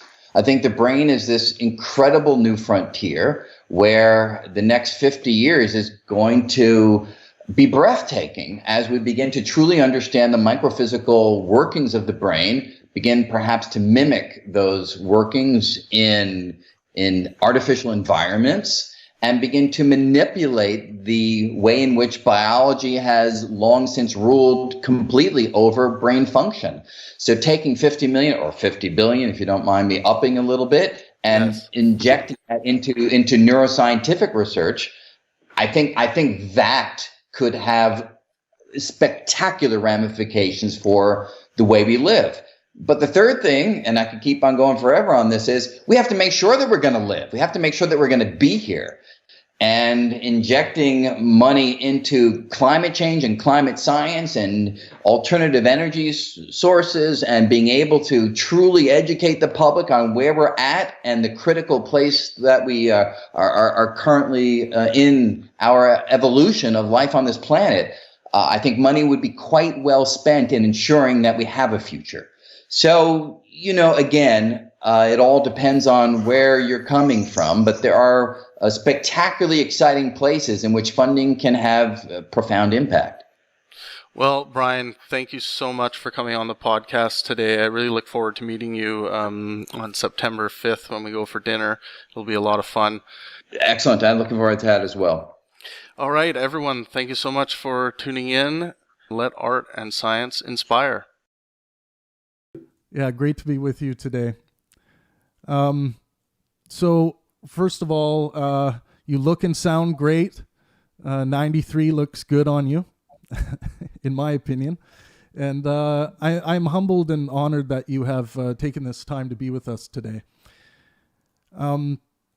So I want to eventually get to wrestling with some basic fundamental philosophical questions today, but I thought it would be apropos to first deal with the news of the day. Roe v. Wade, the 1973 Supreme Court general abortion rights protection decision, has been overturned. What are your thoughts? Well, it's my own thoughts are that Roe v. Wade made a legitimate, reasonable compromise between two moral positions which are opposed, one having to do with rights of women, the other having to do with rights of the unborn. There's a understandable disagreement about the nature and relative force of these rights. A sane solution would be a reasonable accommodation between them. And I think that was pretty much hit by Roe v. Wade. The attack on abortion rights will drive us back to an earlier situation in which abortions will, of course, continue, but they will be illegal and harmful, available to the privileged, mostly undertaken by the poor and underprivileged, with many disasters, both for the women and the children. We had that situation before. I'm old enough to remember it, and there's every reason to expect that will happen. If the Republican support for abortion rights, which is what is driving this, is for the most part pure cynicism. We can see that by looking at the history. So go back to the 1960s. The leading figures in the Republican Party, like Ronald Reagan, George H.W. Bush, were what we now call pro-choice. In fact, as governor of California, Reagan signed one of the strongest pro-choice legislations of the day. In the mid-1970s, a Republican strategist, Paul Weyrich, recognized that if the Republicans pretended to be opposed to abortion, they could pick up the huge evangelical vote, which previously had been mostly unpoliticized, and the Northern Catholic vote. So they switched on a dime. They all suddenly became strongly anti-abortion, and it continued from there. Take Donald Trump. I can't imagine he cares one way or another about abortion, but he's a good enough politician to know that the pretense will pick up votes in his basic constituency, which is evangelical, rural, white, Christian, and so on. Yeah. That leaves open the question of what is the proper legislation. And again, in my view, I think that Roe v. Wade was a reasonable compromise between conflicting moral stands, each of which is quite understandable. I'm personally worried about a potential increase in dangerous abortion methods that some women are going to have to resort to. We would hope that they would, go somewhere where they're legally allowed to get an abortion, but not every woman's going to have the means to do that. So I see this as a crisis. I'm sorry, I couldn't hear then. Oh, I was just saying that I'm worried about the increase in dangerous abortion methods that I think might be inevitable because of the lack of options that women are going to have now in certain parts of the United States. Well, I think we should pay attention to the actual decisions. They're very revealing. Both Alito's decision and Clarence Thomas's concurrent opinion. Alito's decision was based on the principle, which he states explicitly, that we have to take historical tradition into account in interpreting what's in the Constitution and the amendments. And he points out correctly that in the tradition, there's basically nothing said about rights of women. Well, his conclusion is we don't have to care about rights of women. Another conclusion is, yes, the tradition was awful. In fact, if you look at the tradition, at the time of the Constitution, women were not considered persons. They were considered property. A woman is the property of her husband. The property is of her father. The property is handed over to the husband. That's the tradition. When you get to a later period, practice kind of attenuates.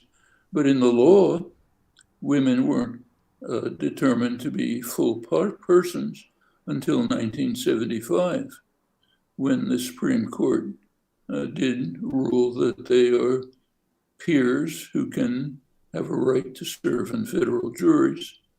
Well, that's a comment on the tradition. If we want to say, let's live up to the tradition, it's an ugly, horrible tradition. In a sane society, we wouldn't be taking the ugly tradition to be the basis for how to determine rights. Take Thomas's concurrent opinion. He said that he agreed with Alito that this decision didn't explicitly refer to other cases, but he mentioned the other cases that he thought should now be reviewed on the same grounds. Mentioned three. The first one was the right to contraceptives. The Supreme Court did give people the right to contraceptives. Thomas said there's no basis for that in the tradition or in the law. So therefore, we should review that and rescind it. The second was the right to a choice of sexual partner. Again, he said it's not in the tradition. In fact, the U.S. had anti-sodomy laws up to the 2000s. So yes, there's a horrifying tradition, and he says we have to live up to it. Third case was same-sex marriage. Again, he says, quite rightly, it's not in the tradition. Framers wouldn't have been in favor of it. So therefore, let's get rid of it. Justice Kennedy, in the case of choice of sexual partners, the Lawrence case, gave the majority opinion, which was that the government should not step in to people's perfectly private business. It's their business, not the state's. Thomas disagrees. And in this case, his history is correct. It was until very recently, was taken for granted in our ugly tradition that the state has the right to interfere in people's private decisions about their personal relations with others. Well, behind this lies a deeper question. about what's called originalism, the reigning doctrine today. It's very recent, incidentally. It was first suggested by Bork, who gave no real support for it, later developed by Scalia, a couple of others. It's now the reigning doctrine. Now, there are two versions of it. One version, the extreme version, the one that reigns today, is that we must keep to either to the actual text or at most to the tradition that it means in effect that we should be governed by the decisions and attitudes actually of a small group of white male slave owners, wealthy white male slave owners who met 250 years ago. That should be what determines the way our lives should be organized in society, with modifications for amendments. There's a weaker form of originalism, which says, but we should also take into account how they would act under current circumstances. That position, the weaker one, was ridiculed rightly by Justice Jackson 70 years ago, when he pointed out that it's about like trying to read the dreams of Pharaoh and ask how they were interpreted. He went on to point out you can find any position about how to read the dreams. Well, he ridiculed the saner version. What's now prevailing is the extreme version, very recently. And it's very interesting to watch how it works. So, for example, Thomas and Alito say we must take into account the historical tradition. Well, there's another, the most famous and revered modern originalist is Antonin Scalia, who ruled in the Heller case, 2008. He reversed a century of precedent and said that we must have an individual right to bear arms.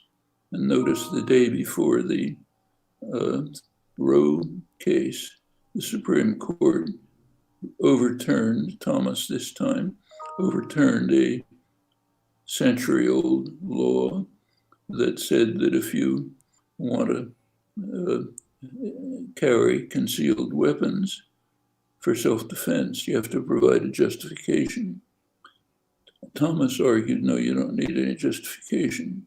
It infringes on a fundamental right, namely the right of everyone to carry arms for self-defense, concealed weapons for self-defense. What Thomas is ruling is based on the assumption that the United States is a totally insane society, a danger to itself and everyone else. There's no other society in the world, except a developed society, where people have to defend themselves when they go for a walk with their dog, or when they go to pick up their kids at a nursery school. If a society is so insane that you need arms to defend yourself in such circumstances, the society is in deep trouble. Let's go to Scalia's argument, which set this off. You take a look at the Second Amendment. It says, in order to maintain a well-organized militia, people should have the right to bear arms. Well, what did the framers have in mind when they set that up? We know very well, and we know what the history and tradition is. And what it does is, I'll go through it if you want, but it demonstrates that the Second Amendment was a complete anachronism by the 20th century. You didn't need arms to kill Indians. You didn't need arms, a militia to control slaves. You didn't have to defend yourself in case the British were coming, which was a real issue in 1783, the 1780s, because the Hughes had basically no army. So it's all an anachronism. But in order to show that, you would have had to look at the history. And Scalia's position was the history is irrelevant. So it turns out the history is irrelevant when it leads to turning a perverted version of the Second Amendment into Holy Writ. But the history is relevant when you want to ban contraceptives and people's privacy and their lives and the right to abortion. Well, that's the modern version of originalism, which raises quite interesting questions about what kind of society we're living in. And notice that this Roberts Court has taken to itself enormous powers. It's demanded rights to control the nature of society, which don't have any constitutional basis. They have a version of judicial supremacy that goes well beyond anything that you can find a basis for in the Constitution. But it does have the advantage that you can twist and turn so it comes out with the most reactionary conclusions. Well, that's the reality we're facing. The overturning of Roe is just one example of it. Right. Well, as a Canadian... comment about that. The Thomas decision on the right to bear arms has a much broader significance. There's been a long-standing effort. There's a case coming up which will determine it, but there's been a long-standing effort on the part of the right-wing corporate sector to eliminate what's called the administrative state.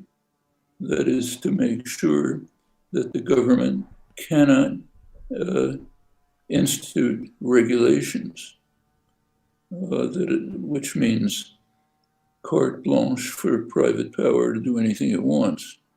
Well, that's part of the background for the case of the reversing the New York decision. And it's coming up very soon in West Virginia versus EPA. Will the EPA have the right to regulate CO2 emissions, for example? The right wing wants to abolish that by saying that the government cannot institute any regulation unless it has been explicitly legislated by Congress, which means no regulations, because the way we have lived so far is that Congress authorizes certain actions like reduce pollution. Then it's handed over to expert bodies like the EPA or others to study the situation, determine how it can be done, have serious discussion about it, have public inputs, finally make a decision. Congress can't possibly do that. They can't look into every contingency that'll come up in application of a regulation. So this is a roundabout way of saying no regulations. In other words, private power does anything it wants with no concern for the consequences. And in this West Virginia case that's coming up, the consequences are rather significant.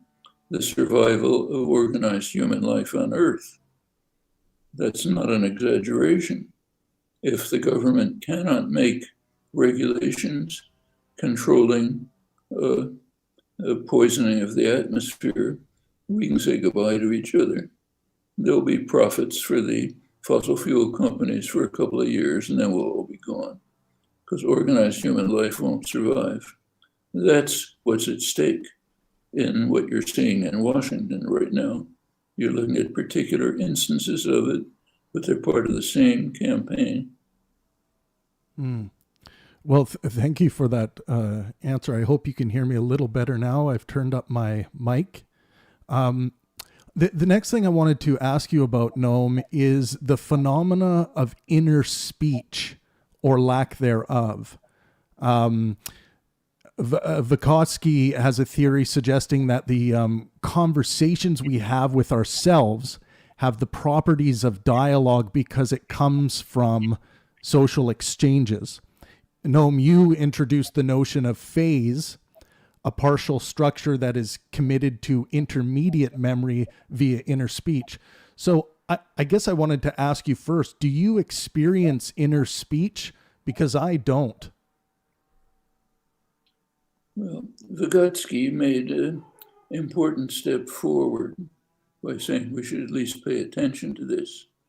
But the fact is, what's called inner speech is outer speech. When you say something to yourself, you can determine whether it rhymes with something else. You can determine how long it is. That's not inner speech.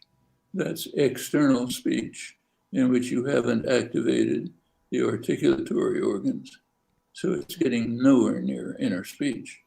We do have inner speech, but we have to study it from the outside, the way you study the operation of the huge nervous system that controls how the autonomous systems of the body operate. We can't introspect into them. The only thing you know about them is if you have a stomach ache, they're not working. But you can't introspect into how they're working. That's a huge nervous system, very much like the one that's up here. We can't introspect into this one either. We can only see some external parts of it, fragments that come to mind. And if you think seriously about those fragments, you can tell that they're nowhere near what's going on inside. So take any ordinary experience, simple experience. You walk into a restaurant, you see your friend Joe is sitting there. You remember you wanted to talk to him about something, but then you notice that he's talking to Mary, and Mary won't like to hear what you're going to say. So you better not say it. So you think, well, I'll say something else when I go over. All of this happens in a microsecond, a fraction of a microsecond. It's impossible for speech to go that fast, no matter how fast. The nervous system just doesn't work like that. Right. And this is a small example. There are much more complex ones. So in fact, if you think about what's called inner speech, it's little bits of fragments of complicated stuff that's going on in your mind. And when you concentrate on the fragments, you can expand them into a full sentence the way I just did. But you don't do that when you're experiencing it. So inner speech is a superficial series of fragments that have something to do with what's going on in your mind. But what's going on in your mind is real inner speech. And that we can study, but we study it the way we study the enteric nervous system, the nervous system that controls the functioning of the body from the outside. And we can learn a lot about it that way, but it's not inner speech. So when I speak with people about this, they describe being able to, like, for instance, if they're reading a book, they're hearing the narration in their head as they're reading, like silently to themselves. I have never experienced that. I've never heard words narrated in my mind at all. And I've tried to, meditate and focus on this and try to pick something up. But it's more like if I read this juice container to myself, I am kind of recording the data of, 100% juice. Okay, I read that in my mind. I don't hear any dialogue or words or any kind of narration. I just kind of record the data. you can't, you have no way to introspect into the workings of your mind. Like, give you a simple example. Take what are called anaphors, words that don't refer to anything, but have to pick up their reference from something else. So words like each other, for example. The boys like each other. The interpretation of each other depends on the nearest possible antecedent, the boys. So it's the boys like each other. Suppose I say, the boys expect the girls to like each other. And it's the girls who like each other. I'm still picking the closest antecedent. Suppose I say, which girls do the boys expect to like each other? Well, the closest antecedent is the boys, but that's not the one you're using. You're using the girls. Well, there's a reason for that, and we understand it. The reason is that what's going on in your mind is you're forming the expression, which girls do the boys expect the girls to like each other? You don't hear that, and you don't, it's not in what we call inner speech, but that's what's going on in your mind. And then the anaphor is picking the closest thing. So why don't we say it? Well, we don't say it because of a major computational principle, which is sort of a least effort principle, which is in carrying out an action, do the least work possible. Well, the least work, that's a very general principle. It's a principle of performance generally. And in this case, the way to do the least work possible is not to pronounce the girls. Our minds tell us it's there. So, and that's the same is true for the listener. The listener's mind will reconstruct it because of the way, sorry. No worries. Because of the way that, see if I can kill this. Okay. That's just the way the mind operates for good reasons. Turns out that it keeps to economy principles.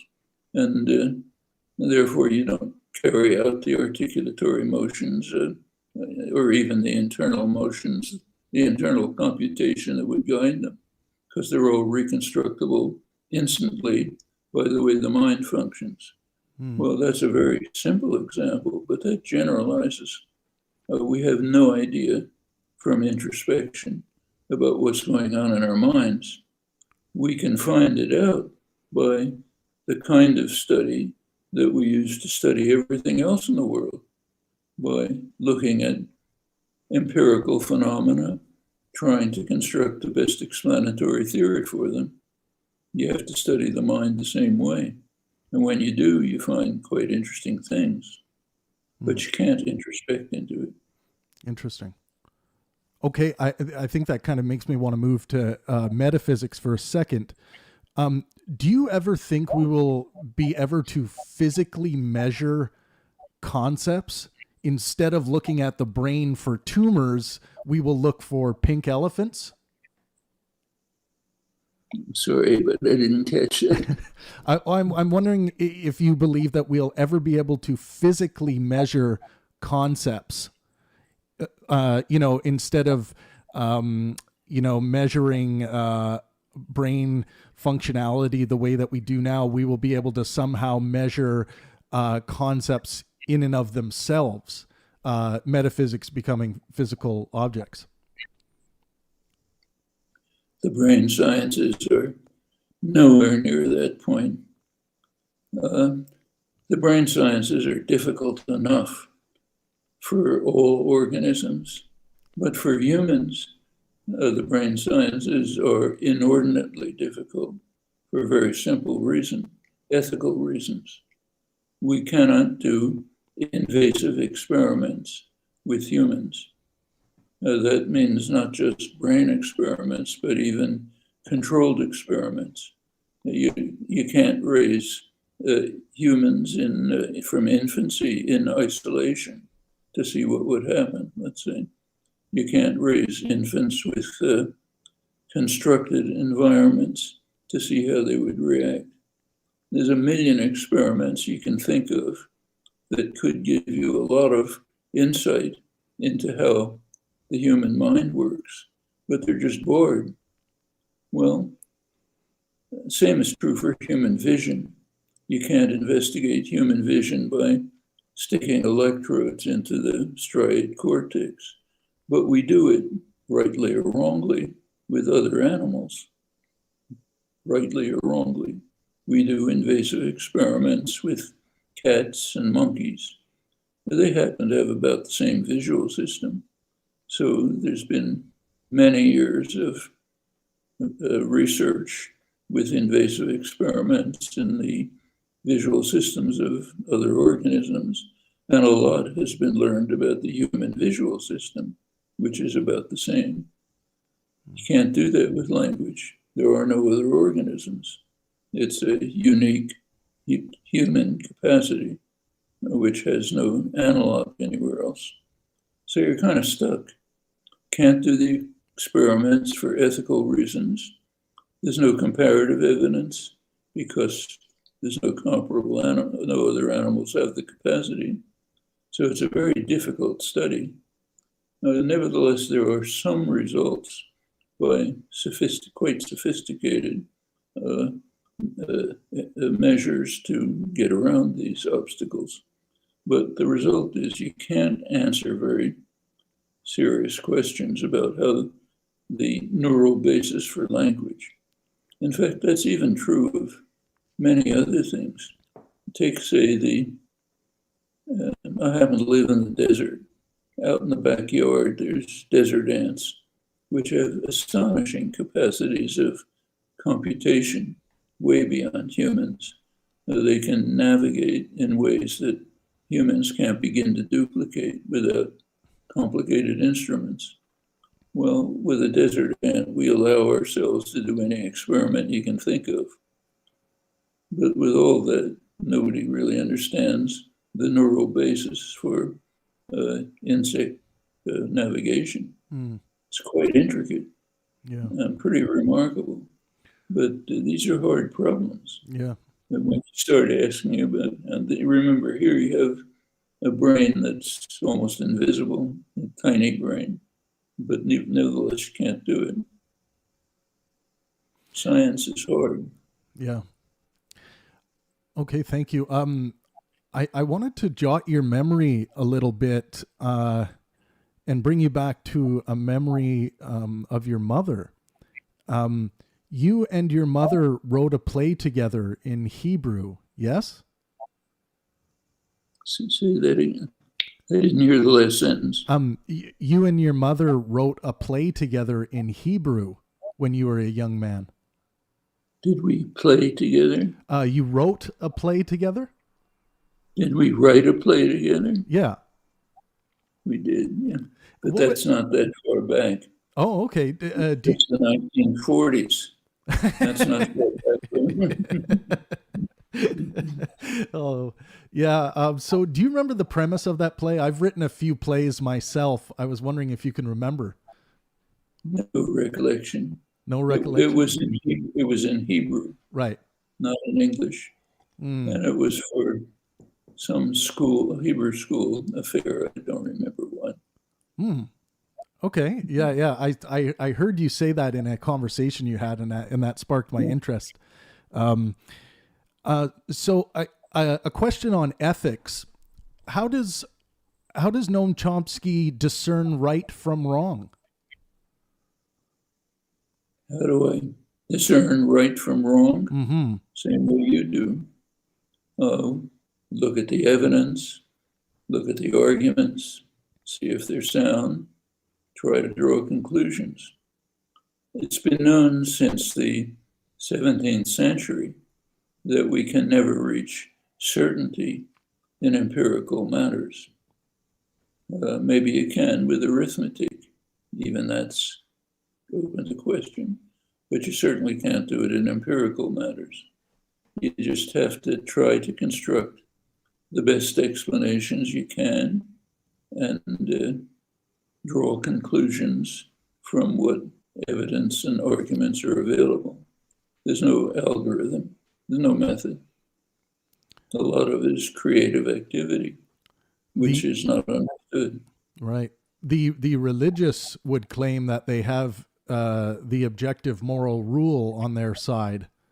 What do you have to say to the religious objectivists, moral objectivists that believe they have, the objective moral rule, regardless of what you could demonstrate empirically? You're speaking of moral objectivism. Yeah. There is a true right or wrong, independently of what we might think. What do we do with that notion? If it's independently of our efforts to understand, we're obviously not going to be able to say anything about it by definition. So why bring it up? Yeah. I think that's, they would point to their holy books as holding the objective moral truth. And yeah, I see that as just more moral subjectivism. So yeah, I was curious, what you consider within your moral calculus when you are determining, okay, well, we could jump to epistemology into how you determine what is true. What is your criteria for truth? Do you rely on correspondence, coherency, pragmatism, realism? Before asking, it's ordinary scientific common sense that before raising highly complex questions, you ask, can I solve the problem for much simpler cases? So let's take a look at simpler cases. How do I decide whether the laws of motion are true? Well, you do the best you can.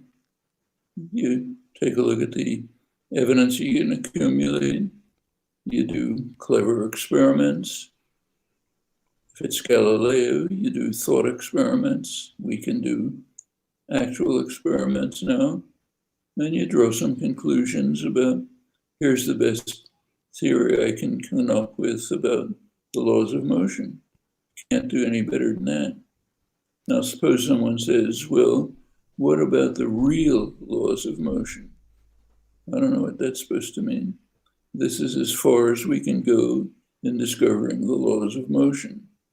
It's like asking, when I look at you, when I look at the computer screen, I see an image which I interpret as being a person.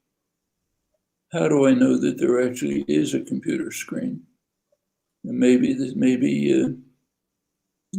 some have argued, I'm in a simulated, I'm a character in a simulated world being controlled by somebody who's running the simulation. Nick Bostrom is one of the philosophers who's proposed that, even argued that it's true. How do I find out?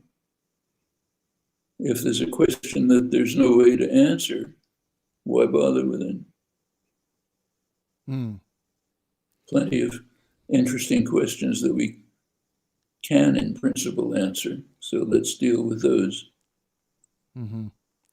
There's a common quote that is often shared in the free speech circles by you, Noam, and the quote is, if we do not believe in freedom of speech for those we despise, we do not believe in it at all. Do you still feel that way?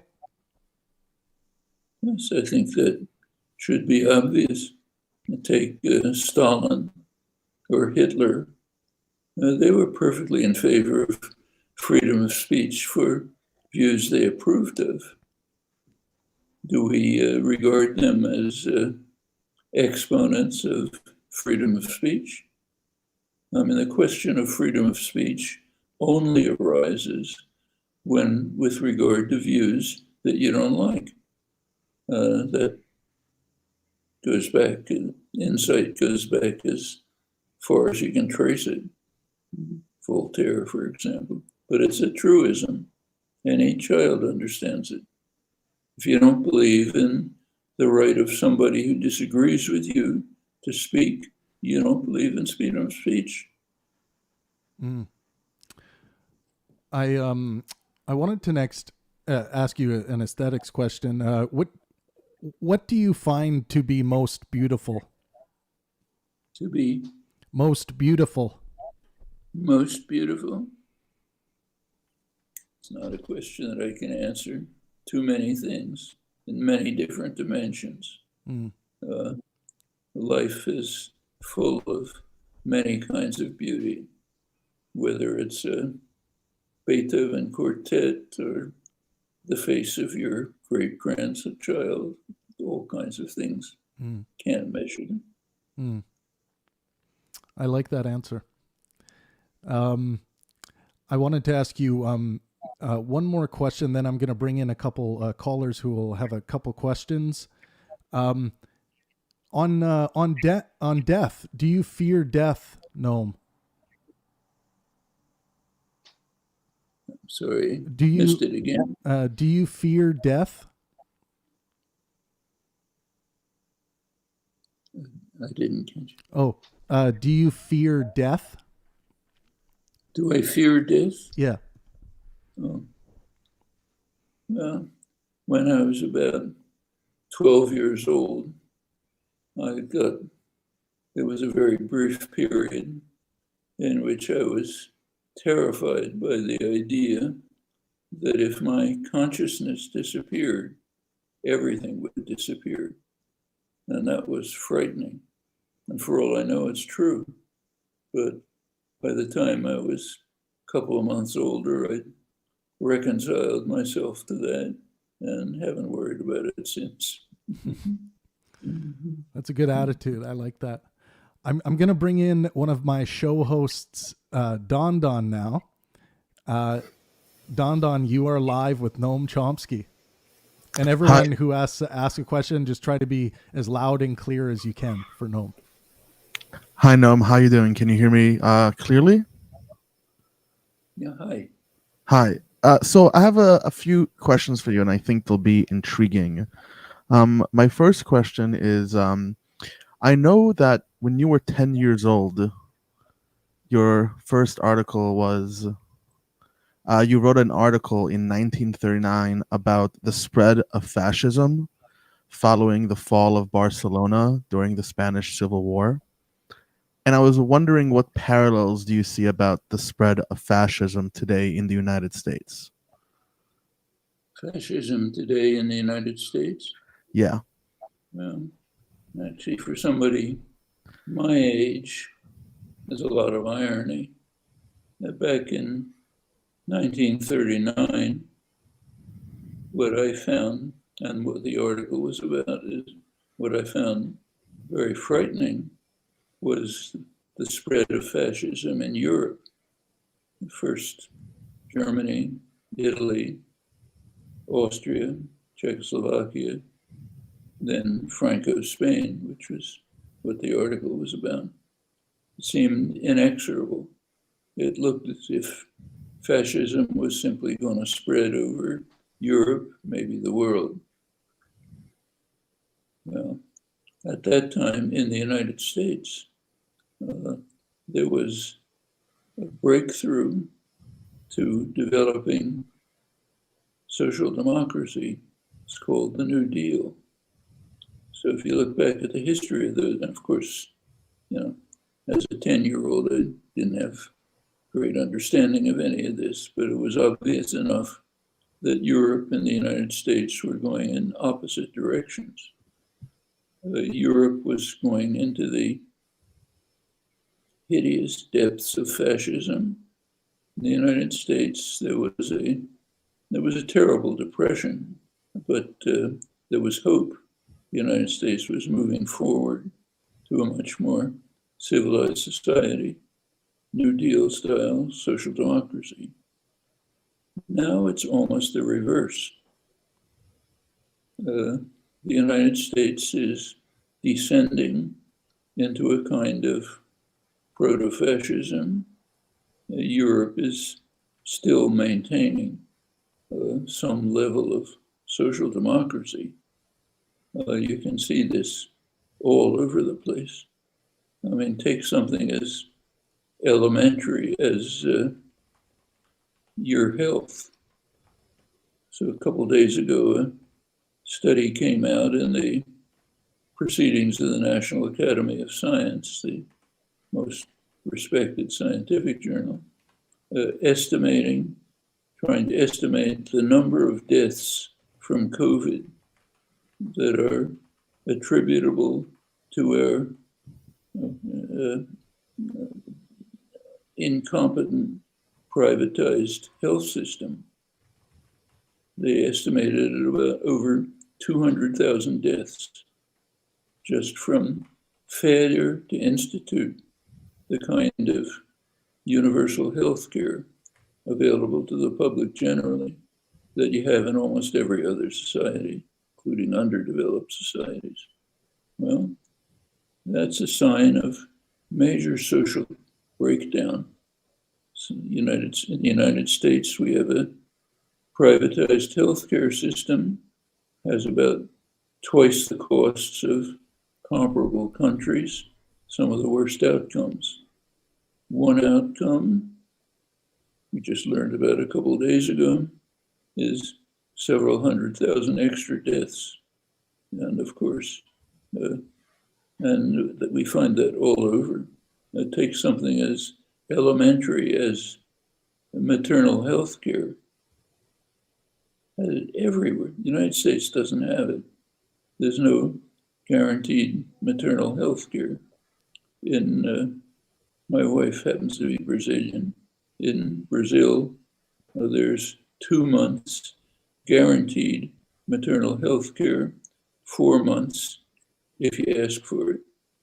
Every country in the world, except the United States, has this. The United States and a couple of Pacific islands. And this runs across the board. We have serious social maladies in the United States. Take what Travis and I were talking about before. Justice Thomas's decision a couple days ago, reversing a century-old precedent on concealed weapons. What he decided is, he didn't put it this way, but this is the import of what he decided. He decided that the United States is afflicted with a kind of clinical insanity. It's the kind of country where you'd have to carry a concealed weapon for self-defense when you walk around in the streets. There's no other country like that. I mean, it's kind of criminal insanity. Well, take a look at what happened after the Uvalde massacre of the couple dozen children. There was a poll taken about a week later. Turned out among Republicans, 40% said massacres like this we have to tolerate in the name of freedom, namely my freedom to walk around with an assault rifle. Something really sick about the society. Those are real problems. And then there's the real proto-fascism, the effort to undermine democratic elections. We see that very dramatically. Among Republicans, 70% believe that Trump won the election. Just a couple days ago, the Republican Party in Texas officially declared in its program that Biden is not the legitimate president. Trump is. That's basically secession. Things like this are being implemented in legislation in Republican-run states. There's a couple hundred bills moving which are intended to restrict voting in such ways as to prevent the voting of people are going to vote the wrong way. Well, those are moves towards proto-fascism, and they may succeed. There are efforts to ban books, ban them, to say you can't teach them in schools, you can't have them in libraries. Why?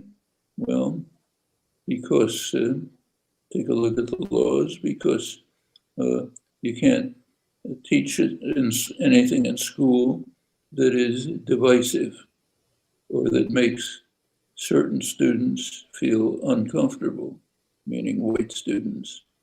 That means you can't teach history. Every country in the world, history is divisive and makes people uncomfortable because it's not pretty. So this is a law saying, Trump actually proposed it as a federal law. I didn't have time to institute it, but it's going on state levels. You can't teach history. Well, we're getting pretty close to fascism. Mm-hmm. There are scholars, Timothy Snyder, others, who describe it as fascism. I prefer the phrase proto-fascism. Proto-fascism. Some of the early symptoms of fascism. Well, you go back 90 years, in the 1930s, it was the opposite. It was Europe that was drifting towards fascism. The United States was leading the way to a social democratic society that paid some attention to human rights. Now we've reversed it. When you think back to the early 2000s, when the internet really became a part of private life, did you expect it to result in such a shift towards proto-fascism by manufacturing consent, or did you expect the internet to actually liberate people from the shackles of these corporations? If we move to fascism, we will destroy the climate quickly. Who's going to run it? The people who will run the fascist state are those who want to design policy in their interest. Well, what their interest is was described quite accurately 250 years ago by Adam Smith. He pointed out that those who have the power to control and design policy will follow what he called the vile maxim, namely, all for ourselves, nothing for other people. That's the way, as he put it, in all ages, those with power act. Democratic system can restrict and control that. So if you want to destroy the world quickly, let's move to fascism. And if you want to protect the world from destruction, let's develop a functioning democratic system in which the general population will act to defend themselves, their children, and their grandchildren by taking the actions that are feasible to overcome the climate crisis. In fact, we're seeing a struggle about this right now. It's going to be a struggle in Washington. There's going to be, as I said, a critical decision in the Supreme Court in a couple of days. Keep your eyes open for it. West Virginia versus the EPA. Question is, coming to the court is, does the EPA, Environmental Protection Agency, have the right to pass regulations to limit pollution in power plants? Can it limit the CO2 emissions? If the court decides against it, we're well on our way to a society that is dedicated to destruction of the human species in the near future. And that's not an exaggeration.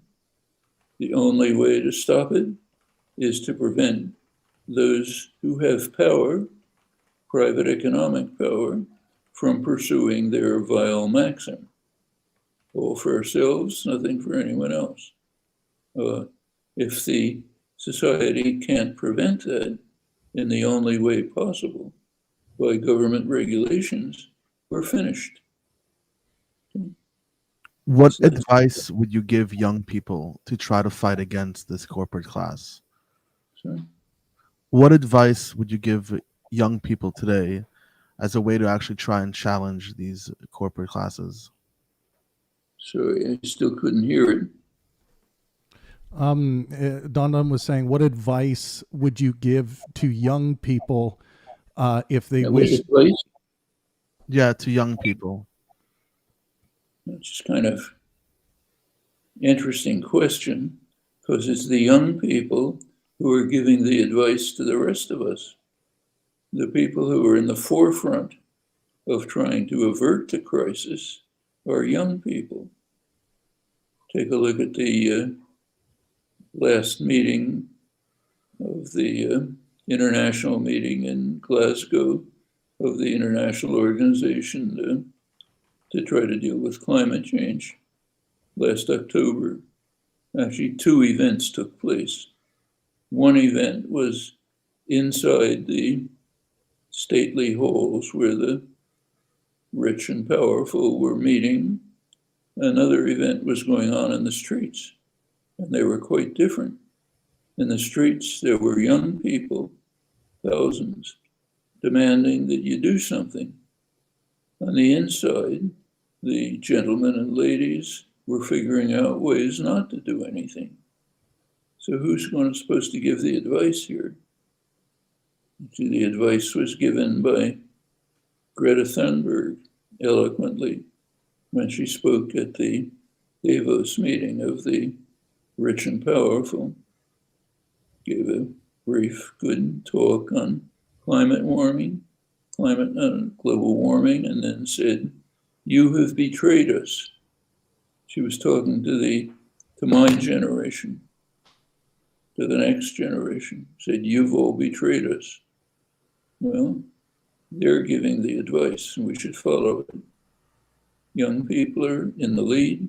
They can do things, have succeeded in doing many things. Important to recognize that severe as the climate crisis is, there are feasible ways of dealing with it, perfectly feasible ways. They've been laid out in detail. They would require maybe 2 to 3% of gross domestic product to convert us to renewable energy in a reasonable amount of time, a couple of decades, and avert other aspects of environmental destruction that are going. It's not just global warming, it's also destroying the oceans by filling them with plastic, destroying habitat, industrial agricultural processes which are destroying the land. And none of this is a law of nature. It can all be changed, all within reach, but it's going to take a lot of will to do it. And the advice to young people is do it and see if you can get the older generation to join you. This is a lot at stake. What's at stake is the survival of organized human life on Earth in the near future. Don. Thank you so much, Noam. Okay. Thank you, Pangburn. I appreciate it, guys. Yeah, thanks, man. I really appreciate it. I'm going to bring in Dal Tsu next. Add Dal Tsu to stream. Dal, please unmute yourself, and you're up with Noam. Awesome. Hey, Noam. It's great to meet you. I've been really excited for this for a long time. I think I have a couple of questions, but the one that especially coming off of Don's questions, the one I want to get off the most is, do you think that it's possible to decouple the economy from politics? And do you think that that would help our political situation at all? Is it possible to have an economy and a political system that's where I lost the words. Do you think it's possible to separate the money from our political system, so that like the person getting the most donations won't win necessarily? Because that seems not catching it. Can you write it in the chat? Yeah, maybe write in the chat there, Dal, and we'll then Noam can have a read. Everyone who's listening, we are going to be having a conversation on Call-In. I gave you guys the link. It's in the pinned tweet on YouTube. After we let Noam go, we're going to meet up on Call-In to have a conversation about this podcast while Dal works on his question here. And just try to simplify it as much as you can, Dal.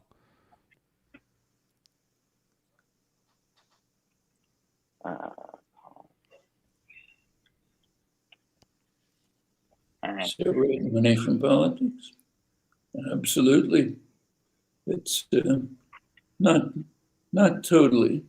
I mean, to the extent that you have concentrated economic power, whatever laws you have, it's going to have an influence on the political system. So as long as you have radical inequality, the way we have, there's going to be effects of economic power on the political system, but you can reduce it. We have an unusual system of funding elections. First of all, we have a long electoral process. Goes on, in fact, we're already talking about 2024. That's a long time to be working on elections. Furthermore, the reactionary Supreme Court, the current Supreme Court, has basically opened the doors for political contributions to take over elections. That's what was done with Citizens United. And it's based on an earlier court decision back in the 70s, which declared that money is speech. So if you have free speech, you have to allow free use of money in elections. No justification for any of that. Money's not speech. Speech can take the elections in Brazil, my wife's country my wife's from. There, as in many countries, political parties are given public money and public time on television. Well, that has an equalizing effect. Doesn't get you down to perfect equality, but it has a mitigating effect on concentration of wealth. So there are many ways to get it out of politics. The deeper one is to eliminate the inequality. That's the fundamental problem, and that's not impossible either. United States inequality is out of sight. That's in the last 40 years, after Ronald Reagan basically opened the spigots and said, do what you like, no constraints.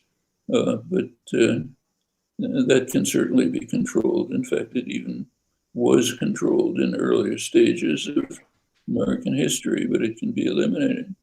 And then beyond that, there are many technical means of reducing the effect of concentrated wealth on the political system, like the few that I mentioned. So I think it can be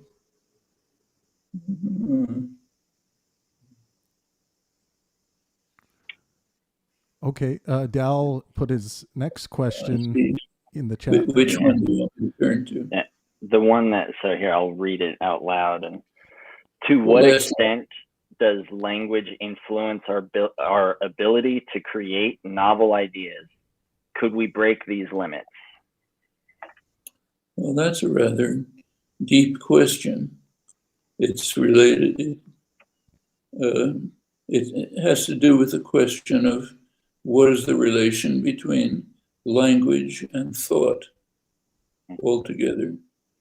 Well, there's a tradition that goes back 2,500 years, classical Greece, classical India, which holds that language and thought are identical.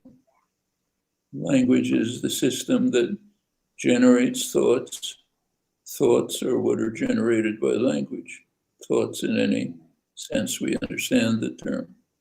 The kinds of thoughts that we use when you reflect or evaluate or make up ideas and so on. They're indistinguishable from language. So if that's correct, and I think it basically is, then language doesn't influence the ability to create novel ideas. It is the instrument for creating novel ideas. And now I should say this historical comment. This position was held right into the early 20th century for over 2 millennia. Early 20th century, it changed, basically with behaviorism, and structuralism, which abandoned these ideas, and they were completely forgotten. But they've been revived, and I think modern work is tending to show that they were on the right track. So maybe the question can't be formulated, because language and thought just can't be distinguished. All right, thank you, Dao-Tzu. Fleur's question is next. Sorry, but I have to go off to the next one. I'm already late for it. Okay, Noam, thank you so much. Sorry about that, Fleur. We at least got a snapshot of you. Thank you, Noam. I really appreciate it. Fun to be with you. Yes, thank you. Yeah, thank you so much. And sorry, Fleur. Well, let's get. I'll bring you guys in quickly. We're still live on YouTube with a solid audience here of 182 people listening live. So, Fleur, what question were you going to ask so everyone can hear it? Well, we know that Chomsky's theories on language are logocentric. So we know his theories on language constitute that language is descriptive of reality in some way. The thing is I was wondering if we could flip this on its head and say that our reality is descriptive of language in some way, and if what Noam's view on that would be. Interesting. Well, Don, what do you think? How do you think Noam would wrestle with that question? Because I think you probably. I think he would say something like, "I don't think we can know that language is a tool."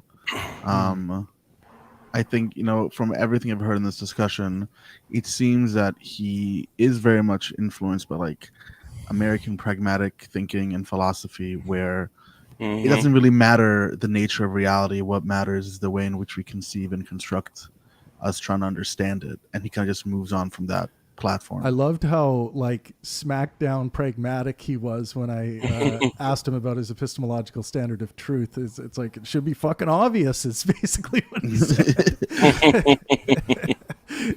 I know Dawkins would have loved that answer. Symmetry, what were you going to ask? Yeah, man.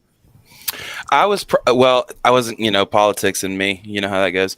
I was going to ask him over the next 50 years, how would he see linguistics and the philosophy of language and semantics and the way that we study it kind of intertwine with neuroscience? And how would he see that vision of, 50 years plus us studying linguistics? What would it be? What would that look like? Interesting. Maybe some new frontiers. Some new ideas that maybe he'd been thinking about or heard from other people that were, in his orbit, so to speak. But, I'm sure he could have extrapolated on that for hours and hours and hours. But I was just going to ask a quick question of what does he think linguistics is going to look like in 50 years? What's going to be the main questions? What are the new questions to ask? Right. Yeah. Very good questions. Guys, we're going to take a quick break here. In about 15, 20 minutes, we're all going to meet on the new call-in app. So, guys, please download the new call-in app. I gave you guys, it's in the pinned comment here on YouTube. We are live every single day on Call-In with a new philosophical topic, wrestling with the ideas that mean the most to humanity. So join us on Call-In for this group discussion. You're all invited. All you need is a phone to participate, and you're able to call in and speak with us. We're going to focus on the topics that we wrestled with here on today's podcast. Make sure you guys drop a like, share this conversation if you liked it, and consider subscribing. And if you want to get more kind of tied into the Pangburn community and what we do at Pangburn, join us on Discord. We have an online digital tavern where we meet almost every evening, even if just for a few minutes, some of us, just to talk about the topic of the day, whatever, bring your own topic. But it's a lot of fun. I'm going to drop the Discord link for you guys. I feel so thrilled that I had a chance to speak with Mr. Chomsky today. It's just such a I'm overwhelmed with the honor. And Noam Chomsky and I do not agree on everything, that's for sure. We didn't really get into the disagreements today. I think when you have a chance to speak with someone who has garnered so much wisdom over such a long period of time, wrote over 100 books, you want to ask some questions and give them as much time to lay out their wisdom for you. And Noam's he's 93. I think my last conversation with James Randi, he was 90. I think he was 90 or 91. Before James Randi passed. And, and I thought that was a badass answer from Noam regarding death. It was a question I asked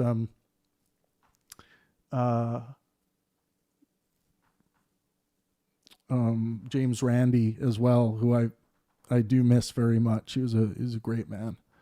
And and I thank you guys very much for joining us today for this episode. So come and join us on Call-In, and here's the Discord link for any of you who are not members of our Discord server. But we have a lot of fun, and we focus on good faith, helpful discourse here at Pangburn. So until next time, I'm thinking the next podcast is going to be Slavoj Žižek. So I hope you guys are pumped up for that one. That will be a little more electric. But thank you so much to Mr. Noam Chomsky and all of his all the contributions he has made to humanity. And yes, we will be live on Call-In in about 15-20 minutes. So if you just get on Call-In, download your download the new app on your phone. It's a new social podcasting app, and we're finding that it's just brilliant for the kind of open discussions that we have. So do join us. Come and be a member of our Discord, and we would love to have you. Thank you, everyone, and as always, let art and science inspire.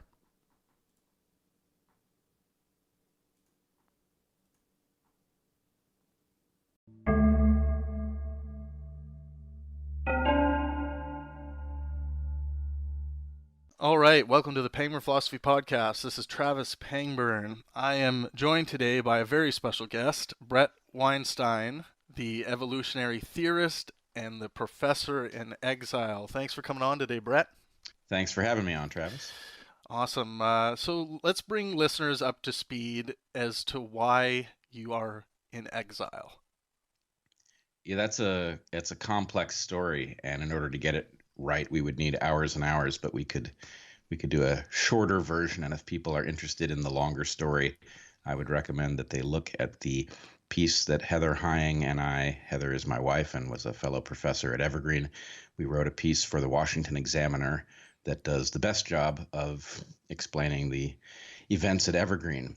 But the short version is that there were some equity proposals being floated by my faculty colleagues at Evergreen.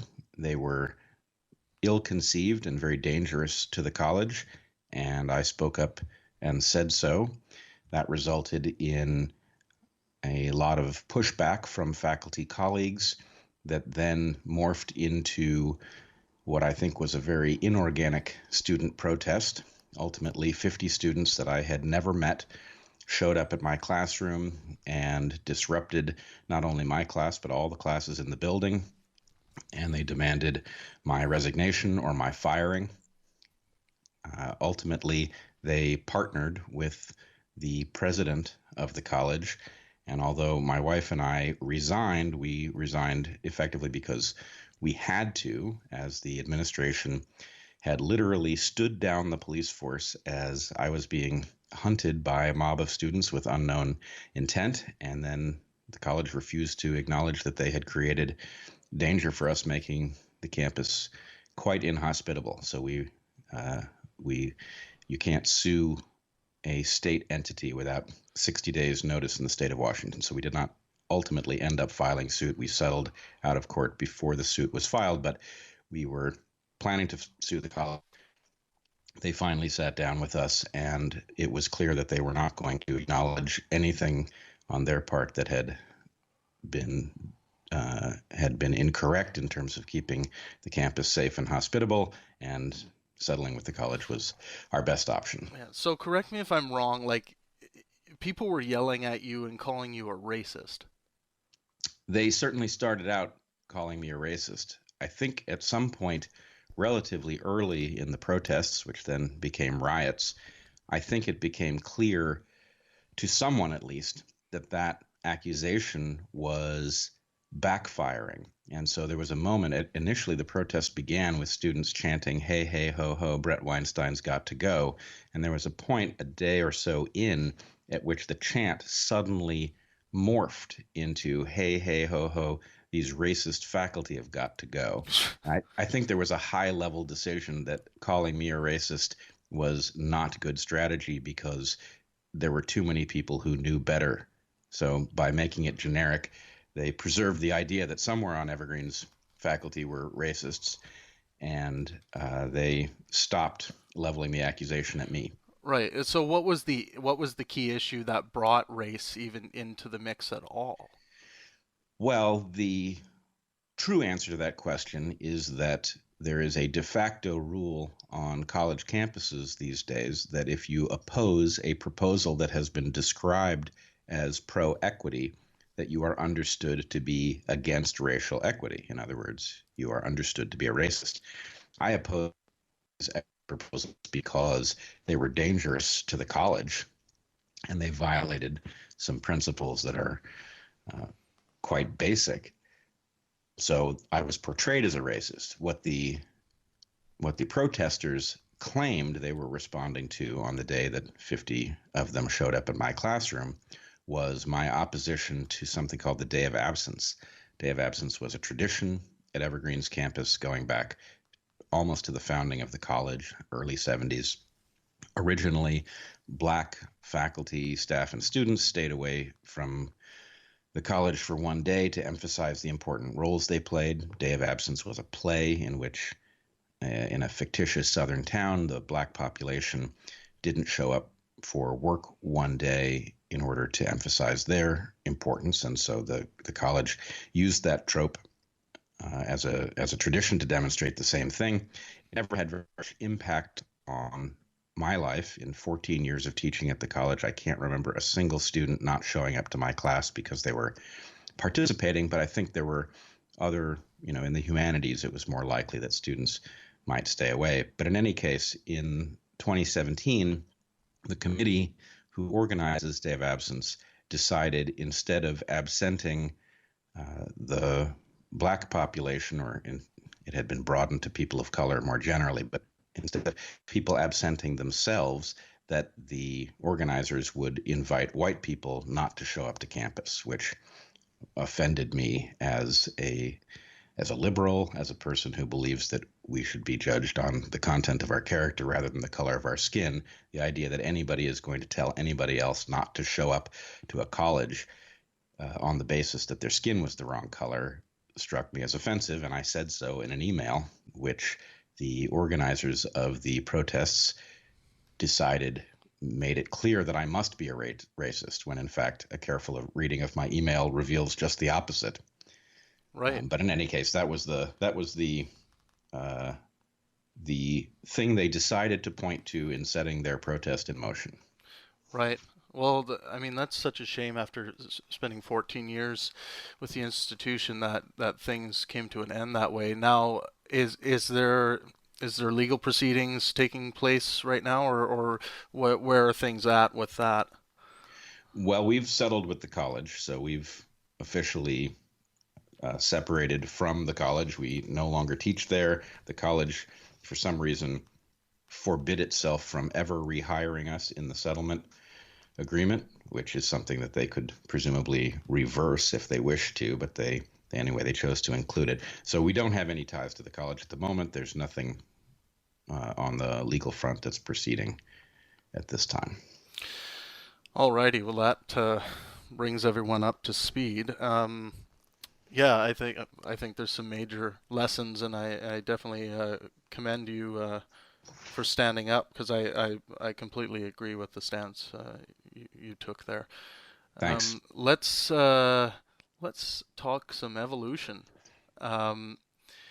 Great. Just generally, to start off, where is human evolution headed?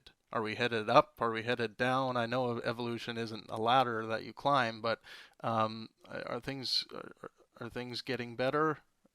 Yeah, that's an interesting question. Well, I would say the first thing to understand is that human beings, while we, like every other creature, are products of adaptive evolution, the way in which we evolve is quite different than most other creatures. In fact, almost all other creatures. And so that changes the nature of the question.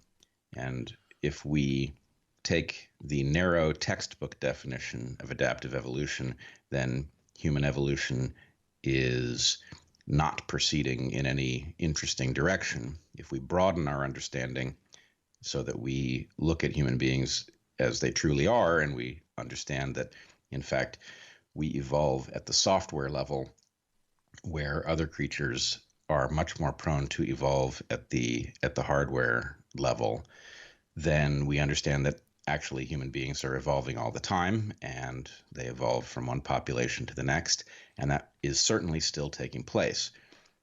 Unfortunately, we folks in the technologically altered world live in an environment in which the influences to which we are adapting are extremely noisy.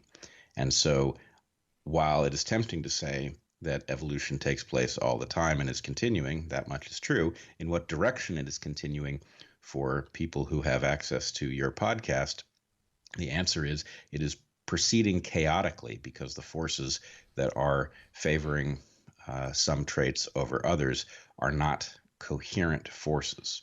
So I must say, I think we have bigger problems to worry about than what our evolutionary trajectory is. We have much more immediate concerns, but our evolutionary trajectory is not likely to solve most of the problems that we would like it to solve if left to its own direction.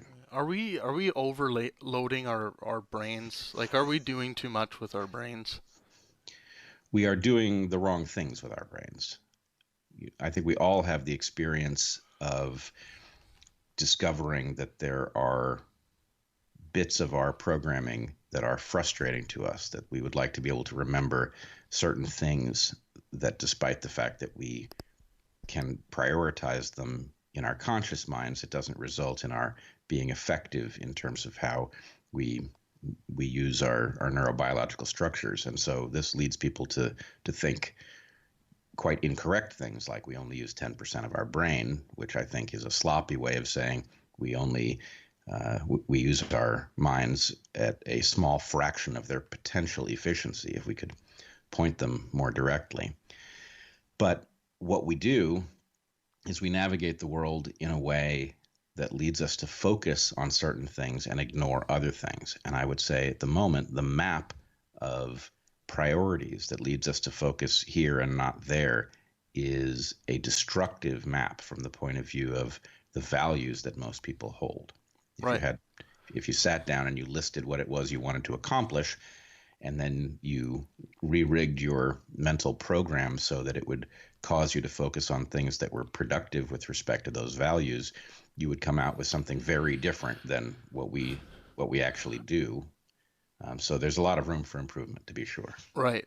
And aren't we, I mean, it's a nice thing to think that we are in some way control of reprogramming ourselves, but I mean, when it all boils down, aren't we just at the mercy of our pleasure drives and the things that give us pleasure, and isn't that dictating what we're thinking and what we're doing? I don't think it's as simple as one or the other of those choices. I think it is very difficult for one individual to radically alter their approach. In some sense, we are at the mercy of the influences that society places in front of us. But society could decide to alter the landscape of influences in a way that would be enhancing to almost everyone. And I don't know how to say this to people. Lots of folks tend to hear the idea that society should in some way alter the landscape of influences. They hear that as authoritarian in some way, and people who know me understand that I don't have any instinct towards authoritarianism, but I do have an instinct to something you might call mindfulness at a level above that of the individual. In other words, we collectively, I think, have a responsibility to limit the kinds of access that, let's say, advertisers have to our children. In fact, I can't think of a single reason we should ever let advertisers access our children, and yet we do. So am I authoritarian to want to protect kids from some conglomerate that wishes to study child psychology and manipulate kids into eating things that they shouldn't or desiring things that they otherwise wouldn't? I don't think so. But nonetheless, we have in society not reached agreement on whether or not the right of everyone to do everything is paramount above our right to, for example, protect us from messages that cause us to harm ourselves. Yeah. What about protecting children from indoctrination? Well, as an educator, this one's near and dear to my heart. I think it is paramount that we teach children and young adults how to think and not what to think.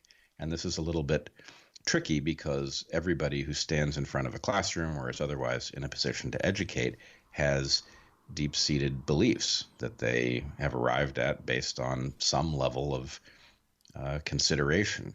And it is important and not straightforward when you first walk into a classroom, figuring out how to teach students without being dishonest with them about what you might believe, and also without imposing what you believe on them. That's a tricky tightrope to walk. Nonetheless, it is vital that we do, and it is also, I think, vital that we encode it in the culture of teaching so that people understand that actually that's an expectation that is rightly had, and that when they do indoctrinate, that they're actually falling down on their obligation to students. Right. I see a problem that, for instance, if we come across a teacher who values something like faith when it comes to understanding, evidence or things about how the universe came to be,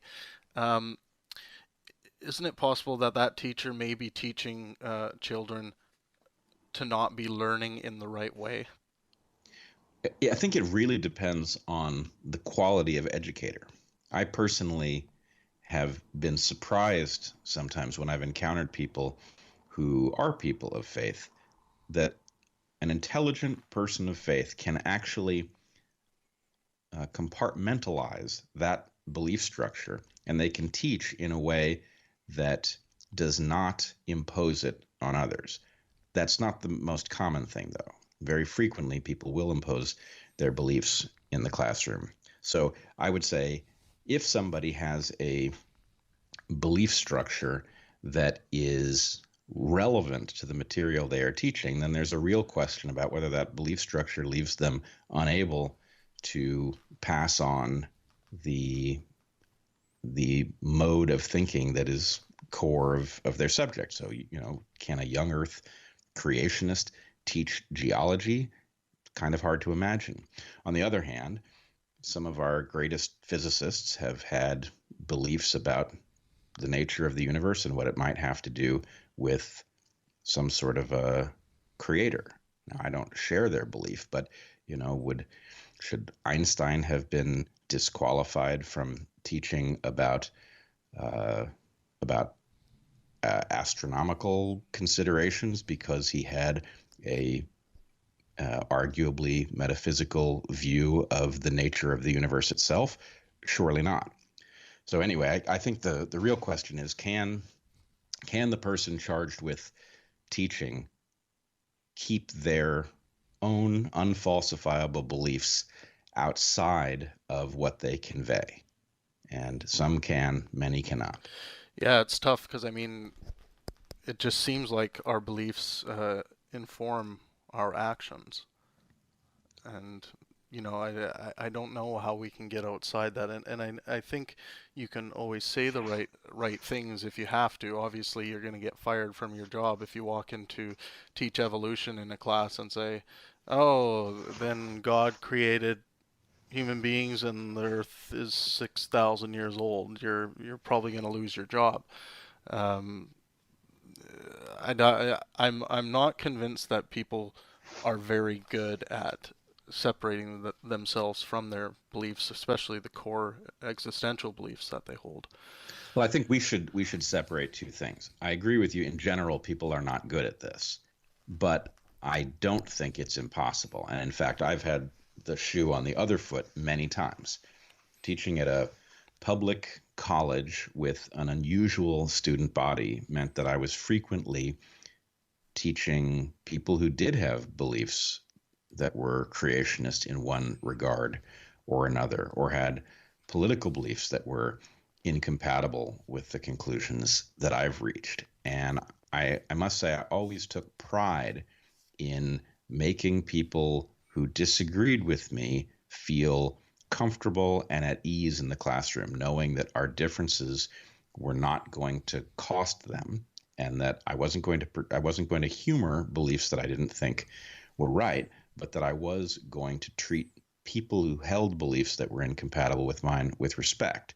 Yeah. And so I think it's something that one can do, and you can do it with students who disagree with you, and professors can do it with beliefs that are outside of the realm of falsification. And really, from our collective perspective, the thing is to make it clear that that is a requirement of the job. All right, so let's move to this social evolution question. We are becoming less religious as a species. Will we finally be rid of it soon? Do you see any reason as to why we should be careful to not throw it away just yet? Do you think there's ever been a use for it? What are your thoughts on that? Well, there very clearly has been a use for it. The fact is, if this is a moment in which the atheists are going to win out over the true believers, it will be the first moment in which that has been true across a majority of planet Earth. In general, believers have outcompeted atheists, even though atheists are necessarily a part of every large population at all moments. And that really tells us something. It tells us that whatever those beliefs are, they're serving a useful role, useful with an asterisk, since useful doesn't necessarily mean good in this case. It just means evolutionarily favored. But from the point of view of what happens now, I think we're in actually kind of a troubling bind, which is we don't have proper understanding of what value has been encoded in religious belief. And so we are not in a position to replace it with other things that serve the same functions. And yet we cannot proceed from those beliefs because those beliefs are almost without exception too ancient to be relevant to our modern predicament. So we must jettison faith at some level. It doesn't mean individuals must jettison it, but we certainly cannot base policy on unfalsifiable ideas. On the other hand, if we pat ourselves on the back and we say that scientific falsification is superior to mythology, and we're just going to navigate on that basis, we're going to repeatedly discover that there was wisdom encoded in ancient belief structures that we have not yet understood. And I think it is inevitable that we will harm ourselves in the process of discovering where value was hidden. Yeah, and I think that what you're talking about, that wisdom, is valuable, and it's not to say that it's all wisdom. There's a lot of bullshit, but there is some great wisdom to be learned. The thing is, though, is I view all of that as art, storytelling, the music. I view all of that as art. The only problem is once people start claiming that this should be a replacer for evolutionary theory and science, which is essentially just based on collecting evidence and building models. So what might happen is that religion is just replaced by this idea of this grander idea of art. Well, the problem is I would argue you can't write a myth. You can write a story, and if it stands the test of time, it becomes a myth. So art doesn't say anything about how durable the content is, and some art may be effectively permanent with respect to its meaning, a timeless story, and others may be quite ephemeral. And because we can't in the present distinguish between that which will last and that which won't, yes, the content you're talking about will happen in the space of art, but we are in a very poor position to judge which parts of it are essential. Right. Yeah, I mean, having a longer period of time to suss out what was really important and what worked definitely helps. I don't know of any way around it. That time tells you which of these stories has lasting meaning, and I don't know of any way to fast forward. You can look back and you can say what story has an analog for every culture that we've studied. And if you have a story, if The Boy Who Cried Wolf exists in every culture or some version of it, that tells you, well, that's a lesson that needs to be conveyed in some way. Well, one thing, when I had Jordan Peterson on the podcast, I talked to him about this charge that people can get from religion. And I think it's a very addicting charge. They're at the pulpit, they're in the church, the preacher's going, they're all charged up, the adrenaline's pumping, and I likened that much to being at a concert of your favorite artist on stage, and you're getting. I think those charges are the same, and I think that we can get those charges from art. The one thing that Peterson mentioned is that some of us might be able to get that kind of charge from art, but the problem is that once the stage lights come down, essentially, the show's over, and a lot of people want to feel that show is still going on, I guess, as an analogy. But I think it's just for a lack of trying that people can't get this same charge and effect that they get from religion. It is not clear to me that getting the charge is in and of itself a good thing. So this is a case where I think we can see the danger of our modern environment for a creature that is evolved for a very different scenario.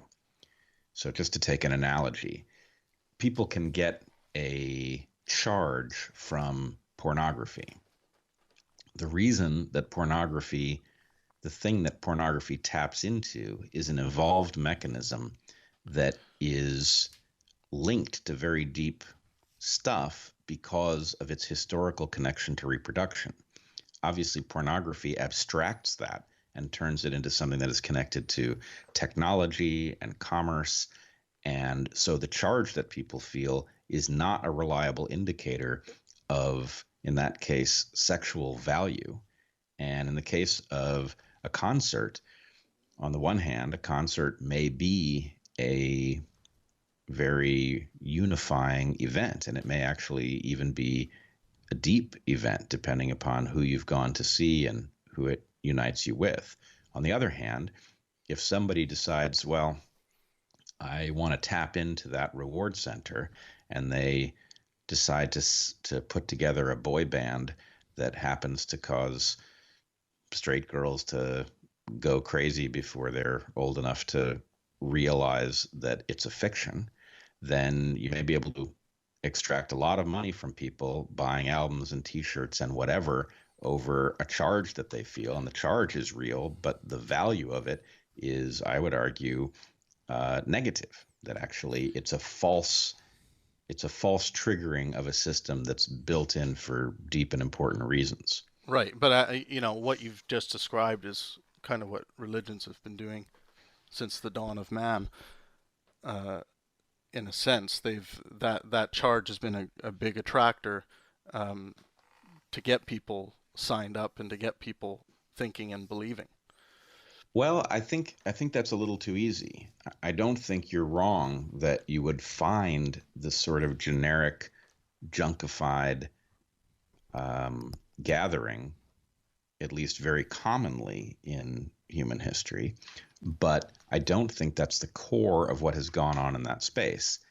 So I think all of us who have not tapped into such a community and felt the value and the reification of having a group of people who are aligned over something real should be cautious about looking at the, if you came to Earth and you decided you want to know what Earthlings are about and you flipped on the radio, there's a pretty good chance you would land on something that would miss the core value of what we do, whether it was talk radio and it was a conversation that didn't really reveal the depth of what human beings are capable of. Or Katy Perry, right, exactly. So I think and I don't want to be misheard here. I don't believe there's anything metaphysical going on in the universe. Right. There's something outside of physics as far as I can tell. And I also don't believe that we can, this is a place where I disagree with Jordan Peterson. I don't think we can take religious text and adhere to it because it must have been valuable in order to stick with us as long as it has. I think we're stuck in the 21st century having to forge a new path with, unfortunately, too little data to do it well. But it's definitely a mistake to imagine that all of what has gone on is the junk version of religion. It can't possibly have been, or it would have been overrun by something better. Right. Well, let's move on to, since we brought up Peterson, Vancouver, June 23rd and 24th. We had to add an extra date because the first date sold out so quickly. And this is Sam Harris. We called it Verse Jordan Peterson, and this will be moderated by you, Bret. And what do you expect to happen here? This is highly anticipated. I mean, I feel like Don King promoting this bout. What are you anticipating? More of what we heard on the podcasts that they attempted, or something better? Well, I think if it's a rerun of that sort of interaction, then I won't have done my job right. Right. I think as a moderator, I have to figure out how to prevent various kinds of suboptimal or failure modes or whatever it is. And, I don't think that should be too hard. I genuinely like both Sam and Jordan, and I think that there's an awful lot to talk about at that place where they seem to disagree most intensely. As for how to keep us out of the weeds, that's something I put a lot of thought into. I have some plans. We will see whether or not I've properly understood how they have ended up in the weeds and how we might avoid them in Vancouver. But I'm looking forward to it. I think it's a really interesting challenge, and I also think that there's a strong possibility that we can get somewhere useful that few will expect. Mm-hmm. So I'm hoping we can do that.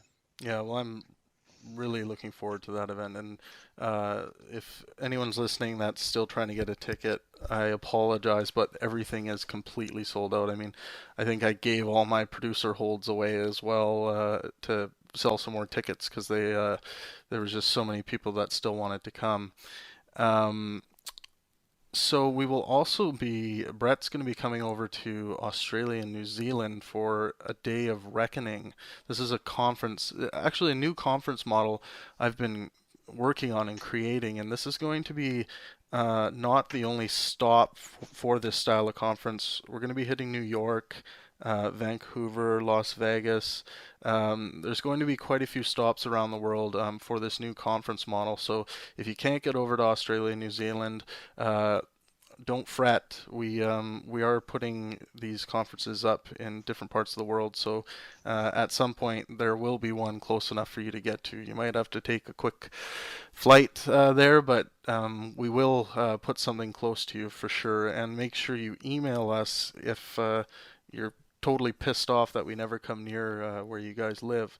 But anyways, for this conference in Australia and New Zealand, Bret, his brother Eric Weinstein, Douglas Murray, Majid Nawaz, and Sam Harris are all going to be involved for this conference. It's going to be a 1 p.m. to roughly 11:30 p.m. conference each day, one day in Auckland, one day in Sydney, and you can find more information online about what the topics are. We just released what the topics are going to be, and Josh Zepps, who is a local personality, I encourage you all to look up more about Josh Zepps. He's a political commentator, and he's also a news personality in Australia. He's going to be hosting the event, so that's very exciting.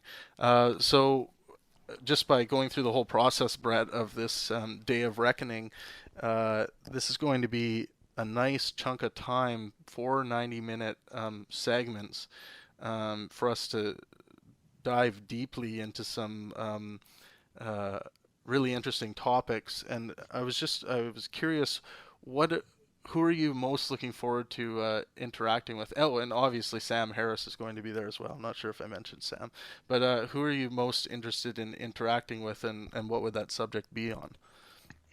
Well, I'm very interested. I mean, of course, I haven't met Majid and Douglas yet, and so I'm looking forward to that differently than Sam and Eric, for example.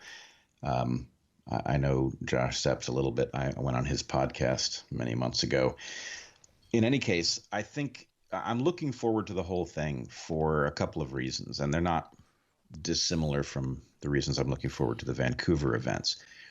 We are in a very odd period. We are, I think, forging a new path, or at least one that hasn't been seen for a very long time. Somehow we're in a moment at which people actually are tuning in to, well, frankly, into intellectual discussions out of pure interest. And that is surprising to me. I didn't expect to see that become such a big public phenomenon, but it having become one, it's very exciting. It obviously tells us that the story we've been told about our fellow citizens of Earth can't really be right if they're choosing to spend their time engaged in these deep, difficult conversations.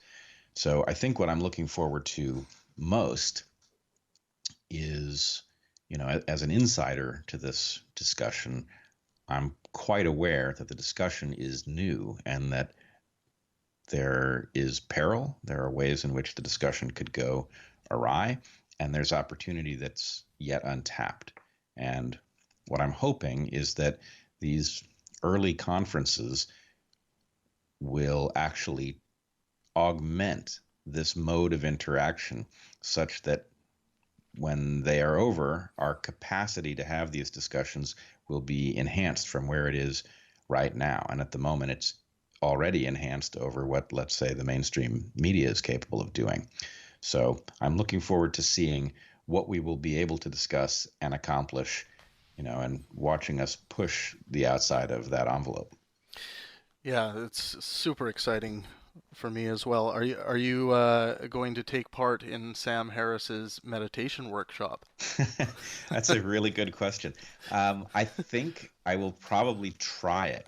Yeah. I have to say I have always heard people talking about meditation and sensory deprivation and other such things. And when I have tried these things, I have felt a little defective. They don't work as easily for me as they do for other people. So maybe Sam knows how to make it work for somebody like me, in which case I'd love to have that experience. And if I discover yet again it's not my cup of tea, then so be it. Yeah, well, maybe we'll just give you a special brownie or something before the the talk begins, and we'll see what happens. I see. Okay, and then we really have to talk about this event with Richard Dawkins. So this will be, as far as I know, your first opportunity to be on stage with someone who's just done mountains and mountains of work for the promotion of science and reason and evolutionary theory. What does it mean to be sharing the stage in Chicago? This is coming up. Oh man, I don't even have the date in front of me. I think it's the 23rd of October. Yes, October 23rd with Richard Dawkins. Well, it's quite the prospect, and Dawkins is extremely important to me. He is the mentor that I've never met. I read his books early on as I started to take evolutionary theory seriously, and he had a tremendous influence on me.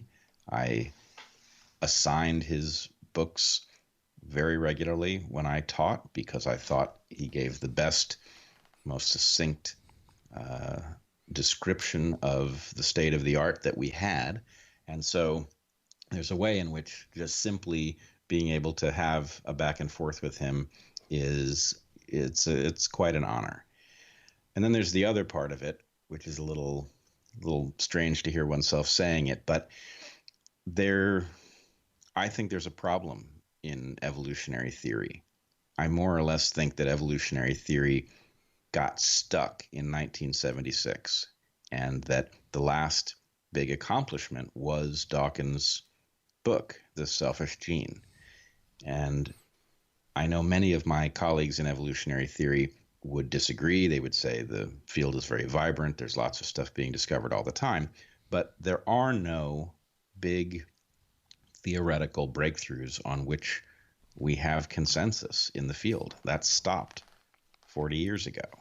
And what I'm most interested in talking to Dawkins about is why fields get stuck, what happened in our field in particular, and what one has to do in order to fix the theory that we've got in order for the discipline to again start moving forward. And it's a discussion that I don't think outside of a small number of people, most have not heard this view into what might be a future for one of the most important fields that there is. Wow. Yeah, that's all sounds really exciting. I can't wait for that event. Just to speak a little bit on how we're stuck, and maybe this is just like me asking you for your best guess, but are we any closer at all to figuring out the starting point of life? That's one of those questions that we may never have it. Right. I think what we have is more detail on what may have happened. But unfortunately, one of the things that one has to accept when you study a historical science like evolution is that time overwrites data. And so the farther you are from an event, the less of an echo it's left for you to study. And in the case of the beginning of life on Earth, it may well be that that's far enough back that the data simply does not exist. It cannot be found in order for us to nail it down definitively. On the other hand, I think we have a pretty good landscape of possibilities, what it must have looked like. And for most purposes, that's sufficient. It would be lovely to have the answer of how this evolutionary trajectory began, but it's not necessary in order to understand the evolutionary nature of modern creatures. Do you have a best guess?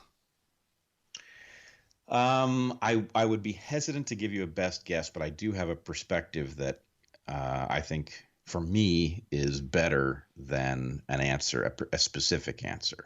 Right. And it has to do with the fact that adaptive evolution, in the biological sense, is a special case of a kind of selection that is taking place all the time in the universe, everywhere, even where there's no life. And so what adaptive evolution is the enhancement of that process that comes along with the addition of one new component, which is heredity. At the moment you have something that functions like heredity, which is really just a pattern that reproduces itself, but with enough variation that you can have more successful and less successful entities. Once that last piece of the puzzle is added, then biotic evolution is the result, and it results in fantastic diversity as the universe explores the space of possibility. Very cool. All right, let's talk. I wanted to talk cancer. Is cancer something we can evolve away from, evolve out of, and has it started, or are we just seeing the beginning effects of this, or what do you see when you look at cancer? Well, I want to divorce you from all of the things that you think you know about cancer and the horror that it is, because you really need to stand in a very different place in order to see what's going on. Sure. We are the product of a tremendous amount of extremely elegant anti-cancer machinery. That's why you have almost no chance of coming down with cancer before you're 40, because of the effectiveness of all of these adaptations. So when we talk about cancer, mostly what we are talking about are the ultimate failure of a system that is darn near perfect for decade after decade of life.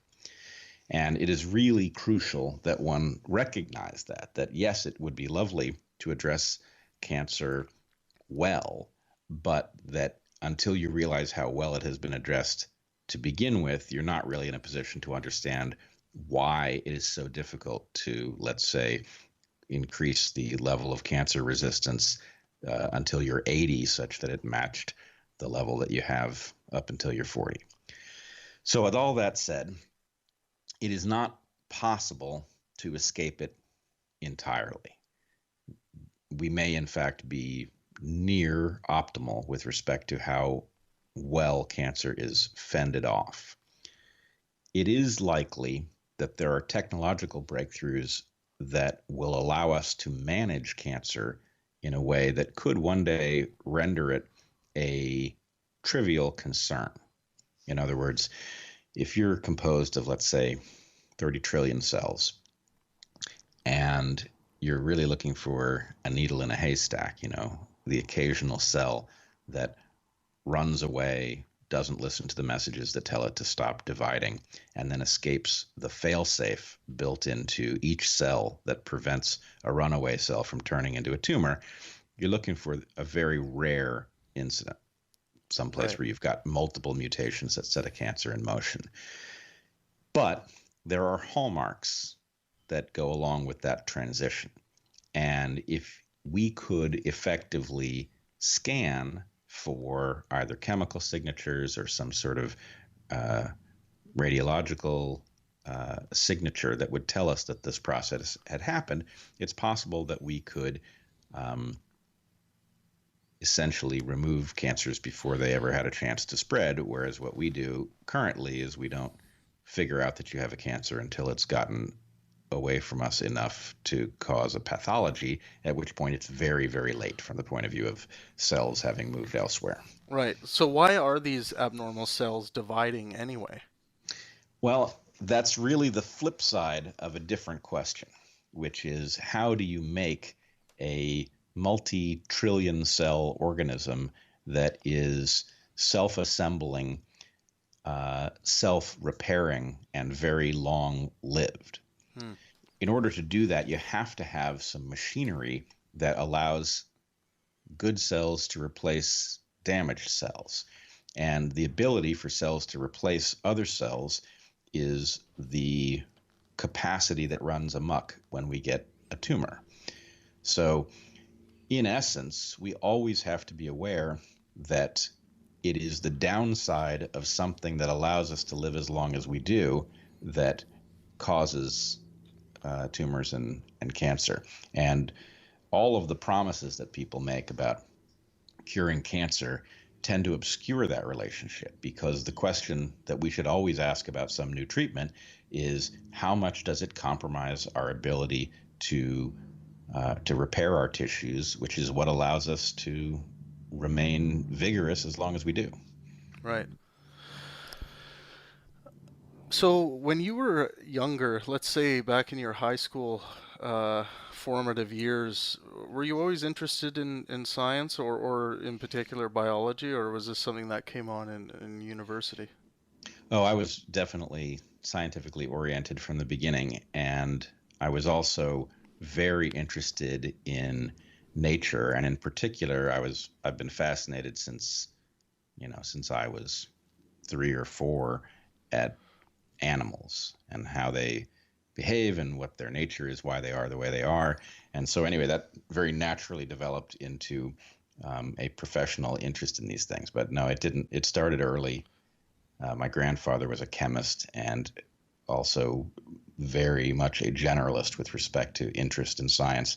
And he took kids very seriously, and he would answer any question, any good question that was posed to him, and he would tell you at what point you had exceeded his ability to answer the questions. And so it was very compelling to have somebody who took all of the, you always hear kids ask difficult questions about why things are the way they are, and to have somebody who dedicated himself to answering those questions, I think created a kind of addiction for knowing why things are the way they are. Yeah, and I mean, that just speaks to how important it is to be inspiring people with science. I think it's just scientific inspiration, artistic inspiration are hugely important currencies, I think, and I think they're also underestimated. But I always say at all my events and basically everything, let art and science inspire, because I think these are two modes that are highly important and keep giving and giving and giving to us. So I like to hear those stories of how you were inspired and who helped you be inspired. Last question for you, Bret. What excites you most about the future of humanity? Well, that's a tough one. I must say I'm excited by the prospect of seeing what the next phase of the human story is, and I'm also concerned that we're not going to make it there. That it's very hard to detect how much danger we are in based on the fact that a lot of our day-to-day experience suggests things are pretty darn good. And getting people to tune into the hazards we've created for ourselves when we're not starving, and if you live in the developed world, violence is relatively rarely encountered. All of these things suggest that whatever we're doing is working pretty well. So the existential threats are going to loom at the level of abstraction until something crosses a threshold. Is human violence on the top of your list for the most dangerous? Well, I think it functions as a kind of amplifier for everything.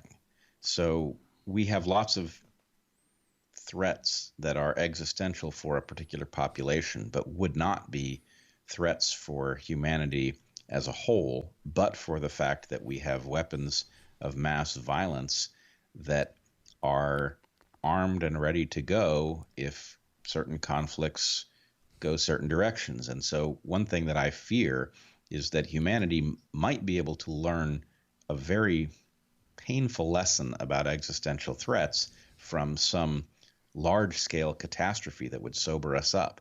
But any large-scale catastrophe runs the risk of turning into, let's say, a nuclear conflagration, or if it's of a certain nature, it could unplug nuclear reactors from the grid for enough time to cause many meltdowns in a region, which there's lots of havoc that could run away if we don't tune into the fact that we've hooked ourselves together in an unprecedented fashion. So it's not that violence itself is the greatest threat. It's a tragedy that it happens, and over things where it could have been avoided if people had thought to predict it.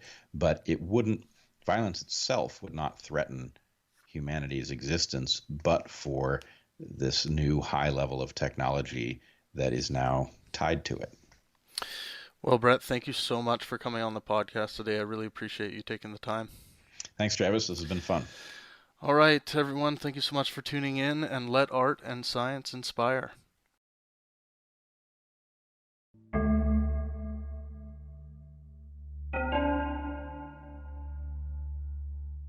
All right, thank you for tuning in to the Pangburn Philosophy Podcast. This is Travis Pangburn. Today I am overjoyed. I have one of my heroes on the line with me. The amazing James Randi is on the line. For those of you who don't know, James Randi has an international reputation as a magician and escape artist, but today he is best known as the world's most tireless investigator and demystifier of paranormal and pseudoscientific claims. Randi is a pioneer of the modern skepticism movement and a hero of mine, and thank you so much for talking to me today, James. Great pleasure, Travis. And how have you been, health-wise and activity-wise? Hey, I've been doing pretty good. I'm in the gym 3 times a week. I'm traveling the world. I'm trying to eradicate anti-science wherever I can. I'm trying to follow in the James Randi footsteps, if that's even possible. Well, if there's a spray or something like that, like mosquito spray, that we could perfect, I think we should all arm ourselves with that. But it's pretty hard to find out where these people are. You know, they're under the furniture like spiders, and they seem to want to avoid immediate contact. We have to do something about that. Yeah, and we have a bit of a culture now that tries to force those people into hiding, which I don't think is a helpful thing. Like I'm so in favor of putting bad ideas on stage with reasonable minds so that they can be worked out and we can potentially see some concessions happen live in front of an audience. Very true. Very true. I agree. And I wanted to start with how are you health-wise? How are things going?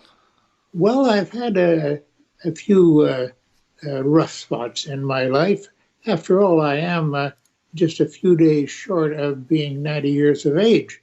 And I'm supposed to be dead by now, but I've refused to go along with that notion. And I think if I do that successfully for long enough, I may get to be immortal. I didn't say immoral. I said immortal.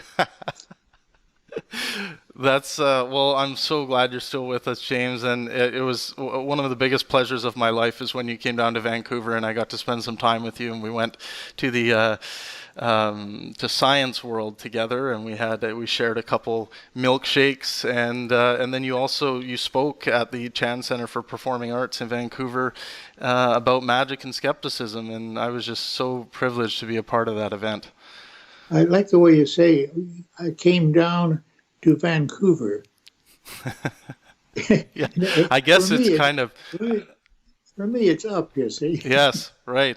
Yeah, I guess I say that because I grew up way up high in the mountainous regions of British Columbia, and for me, Vancouver's always down, and I think it's just something I need to shake. It's a hole in my reasoning. Yes, okay, we have to do something about that. Yes. So here's a question. Is the world more skeptical than ever before, or are we reverting? Well, I think there's an interesting angle to that, Travis. I think that we have more groups now, organized groups, who are taking the subject more seriously and organizing against belief in the paranormal and the supernatural. I don't know whether that's just a delusion of my mind. I don't write anything off. I can have all kinds of delusions and rather enjoy them, as a matter of fact. But I must say, I think that it's a little more organized now, and we've got many groups out there, and I'm sure you could name them off very rapidly as the same way I could. And they're all over the world, in all different continents around the world, and I'm in touch with a great number of them. And I get to speak to them every now and then, and I'm encouraged by the fact that they seem to be much better organized than they had been previously. Mm-hmm. Yeah, I think one obvious source would be the Richard Dawkins Foundation. Yeah, and I know you speak very highly of Richard. What can you tell me about your interactions with Richard and what he's meant to your process? Well, I've actually stayed at Richard Dawkins' home, if you can imagine that. That's outside. I shouldn't give a location for it because everyone will start to look it up, you see. Right. But it's, let's say it's in the UK. That's vague enough, I think. Mm-hmm. And I had such a wonderful time at his home. He had some marvelous artifacts in his home, and I was really quite taken with it. I was carried away by it, as a matter of fact, and that experience lasted me a long time. Now, that was several years ago, and I've been in touch with Richard since. He had a bit of a stroke, yes. And that was not welcome at all. Of course, I'm against strokes. Me too. And I'm not talking golf now. Yeah, I think all of the ideological belief systems on this planet, at least as far as I could tell, are against strokes. So we all have that in common. Okay, I'll make a note of that. So okay, I just made a note of it. Yeah, Richard is, of course, a figurehead in the skeptical field. And I've known him for many, many years. I don't quite know when I met him, but I have been on so many stages with him, and been introduced by him and with him and for him, that we're old buddies, I guess. Yeah, and what do you think? He's been very effective in demystifying a lot of people of faith, and helping them find their way out of religions. That's been an important part of what he's done in modern times. But he's also been, I think, one of the most influential scientific minds in the past, at least 150 years. So, and what do you think is special about the way Richard delivers science to the public? Well, I think because he's authoritative. I've often seen him speaking and been sitting in the front row, and I this may just be my imagination, but when he gets a question, which he gets almost every time that he steps on stage, and that can be any one of 40 questions, of course. Right. But when he gets something like that or a mention of something, I think I see him winking at me in the front row because it's something that speakers like Richard and myself, and you too, I'm sure, in your work, you have to be very patient with people, and don't start out by saying, this is a question I'm always asked. No, don't do it that way. Just raise your eyebrows very slightly and express a certain amount of surprise at the introduction of the subject, whatever it may happen to be. And Richard is very good at that. As a matter of fact, I've always admired one thing about him above all. When he gets a question that he's not accustomed to getting from an audience member, he will pause and even defocus his eyes. I'm sure I don't stare into his eyes all the time, but he takes a minute, not a minute, he takes 30 seconds perhaps to think about the subject, and the answer he gives is so cogent, it's just frightening almost. He sounds like he's reading from a textbook. Right. He's not. He's just reading from his memory, from his mind. And often, well, very often, he gets a round of applause for one of those particular kinds of answers. And he certainly deserves it. And he deserves our support in every way that we possibly can. Yeah, I couldn't agree more. I have lots of events coming up with Richard, and the way I see him affecting audiences even today, it's people are always so quick to shoot up to give him a standing ovation after any discussion he's involved with, because he brings so much to the discussion. Yeah, very true, and he's a teacher after all. And, well, not anymore, but he'll always be a teacher. I'm sure that he can't even unwind his tongue long enough to have to think about that. He's a remarkable intellect, and he almost speaks as if he's reading from a text. And I'm rather jealous of that ability. Yeah, he's one of those people who can author on the fly, and like you said, it's like he's reading from a book he's written, but he's just taking the time to put the to reason, I guess, is the best way to describe it.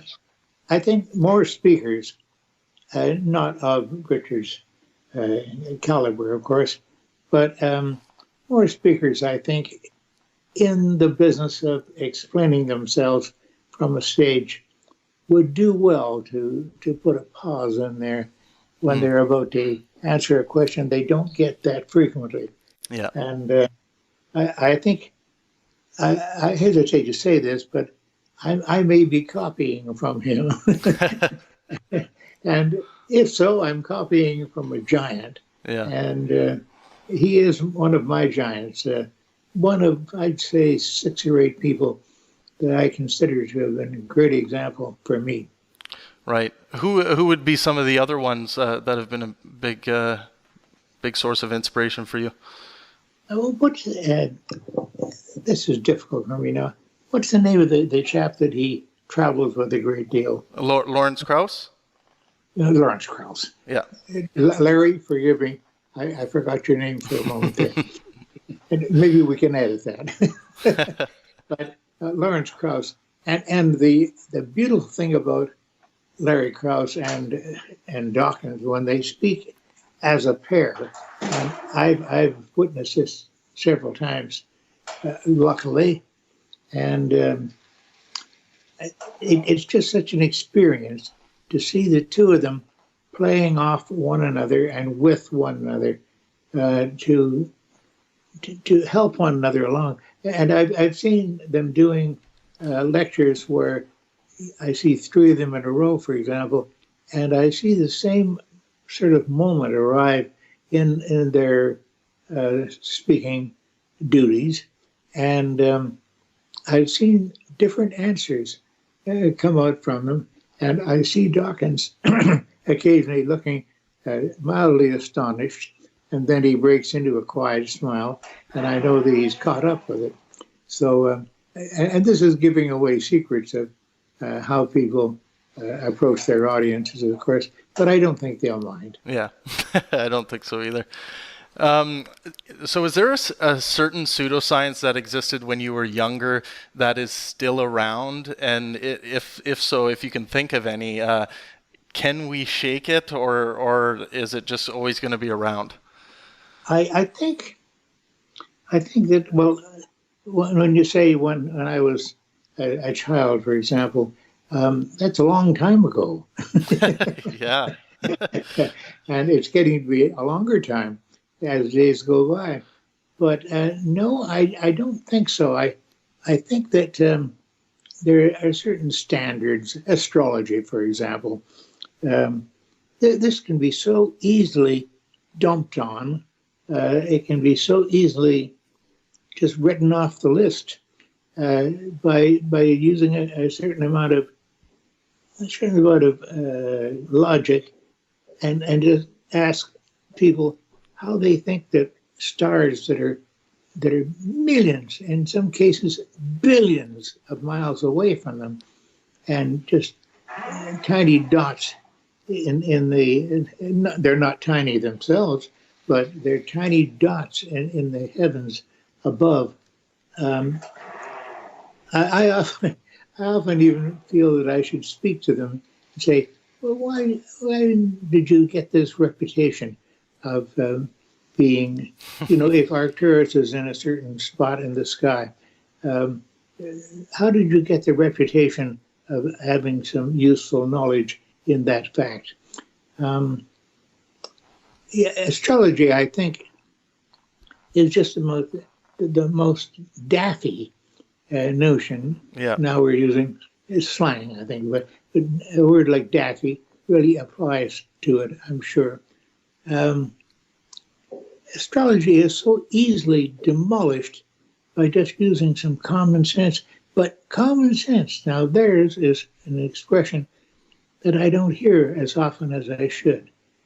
If you have a certain note of common sense, you're just applying logic to a situation, to a circumstance that requires it, and it fits into place so beautifully. I'm proud to say that I've had several moments of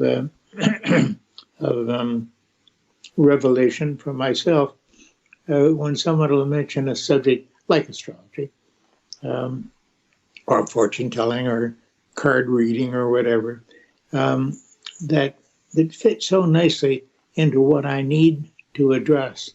And I hope that I do a good job of it.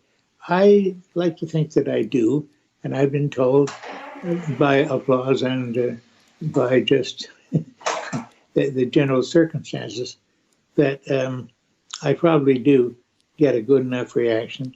And I'm finding also that I must say this too, that at my advanced stage, I tend to wander a little bit on subjects and in directions, and sometimes I can get led astray. I just having a favorite angle come up to me, and often those things happen to me when I have people in the audience who will hang around after the listening audience, if I'm at a film, for example, and I hope it's one of mine, and I find that there's a strange thing that has happened more and more often recently, and that is, we call them the stragglers. Now, I usually go to my speaking engagements with my partner, Davey, and we'll exchange glances at one another. If we notice that the audience is filing out and waving goodbye over their shoulders or whatever, and we see that some people are not leaving, they're coming down towards the front of the stage. And often they're crying. They're crying because we've said something to them that has hit a spot. I don't know where that spot is. I don't know that I could locate it anatomically. But you get people who look up at you with tears in their eyes and will say things like, "You just made a big difference in my life. I have to think about this more now." Oh, that's a great moment of victory. Yeah. When you find out that you've actually reached somebody down deep and gotten them thinking about it. And very often I will get tremendously long letters, which I read with great joy, from people who have come to the foot of the stage and said to me, "I didn't know about that," or I'll pay attention to that from now on. That's what I want to do. I want to leave an impression with people. I want them to react to what I have had to say. I don't ask them to believe everything I say. No, I have all kinds of crazy ideas that they would probably not agree with at all. But on the other hand, they gave me a chance to address them. And that's the most I can ask of them. And I have to pay them back by giving them very good answers. Yeah, and I mean, you've, and even in the circumstances that they're not coming down to the front of the stage, just people who are still watching your content, young people online on YouTube, seeing all of the content from back when you used to do the show, and you know, all of your talks that are online that people can access. Like you have this effect in people's home all the time, and it's millions upon millions of people who have been affected by your work, and that's got to be satisfying for you. Well, I must tell you of an event that happened to me many years ago now, many years ago. I was going to say when I was young, but it couldn't be that far back. But I was doing the lecture circuit, traveling out of New York mostly, and I was doing very well with it. And Harry Blackstone, the great Blackstone, the Blackstone. Harry Blackstone lived at the Royalton Hotel. Now that's a residential hotel, or was in those days, a residential hotel in the heart of Manhattan. And he had chosen to live there with his wife. And he, well, strangely enough, his wife didn't share his philosophy at all. She used to get up very early in the morning and looking a little bit tatty, perhaps, and she'd head out of the house. And if I was visiting Harry at that time, and I might be, because I lived in Manhattan at that time, and he would look at me and say, "Oh, she's off," and she would come back a bit later, sort of from a different angle in the apartment, and go to the bedroom. I'd hear the door click shut, and we wouldn't see her for the rest of the day. We'd go out for lunch, and we'd meet some of our fellow magicians in various parts of Manhattan, and we'd have a great time, but we'd forgotten about her altogether. She was a believer in certain things that we found it hard to accept, and I won't get into all the details of it, but Harry would give a great sigh, and he would say to me something like, "Here she goes again." Yeah. And this she was not a bad person, not at all, but she just didn't understand, and she certainly didn't share any of our or philosophy about tricks and trickery and deception of the public. But I must tell you that they moved away, the Blackstones themselves, they moved away to Hollywood, and they lived for quite some time in Hollywood, and I understand he was a great attraction at the Magic Castle, if you might imagine. And I was just so disappointed to see Harry disappointed that she couldn't share his philosophy. Right. And that hurt me, and I'm sure it hurt him, but he smiled a lot. And he was, in his retirement, he was a different person altogether. He didn't have the obligations to carry on as a magician. He didn't need to at all. And he had certainly a few wealthy supporters who voluntarily gave him enough cash to carry on, right? And without having to worry about where his next meal was coming from. Yeah. But he said to me one day, we were sitting down. I remember the air conditioning for some reason had failed this particular day, so we were out on the balcony, and he leaned forward in his chair, and he said something to me, Travis, that I will never forget. I'll never forget the event and what happened following it. He said to me, one of these days, he said, now you're well established in magic now, speaking to me, and he said, I know you think you've been through everything, but one of these days you're going to beat an audience.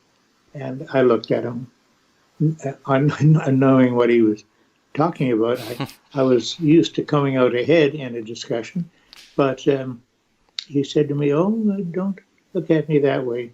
And I'm sure it was a strange way in which I did rear at him at that point. And he said, one of these days you'll work before an audience that is so inimical to you just can't handle them. You can't conquer them. Can't quite beat them. He said, in that case, just see it through, but speak in a low voice. Now, that is one thing that stayed with me. And I found out that worked very well, because not more than a week after that, I was out on a club date at a high school, and I was told by the manager of the high school, he said, don't worry if the audience doesn't pay much attention to you. They don't like magicians. And they told me a long time. Now, that's not too unlikely an occasion. But they don't like magicians, and they will boo and they will hiss and they will carry on. And I thought, okay, maybe I'll use something that can beat that situation. And so when I walked out on stage, and you get the usual hisses and boos and whatnot, and go home and this kind of thing. Yep. And I just spoke in a low voice, not this low, but low enough that they had a hard time hearing me.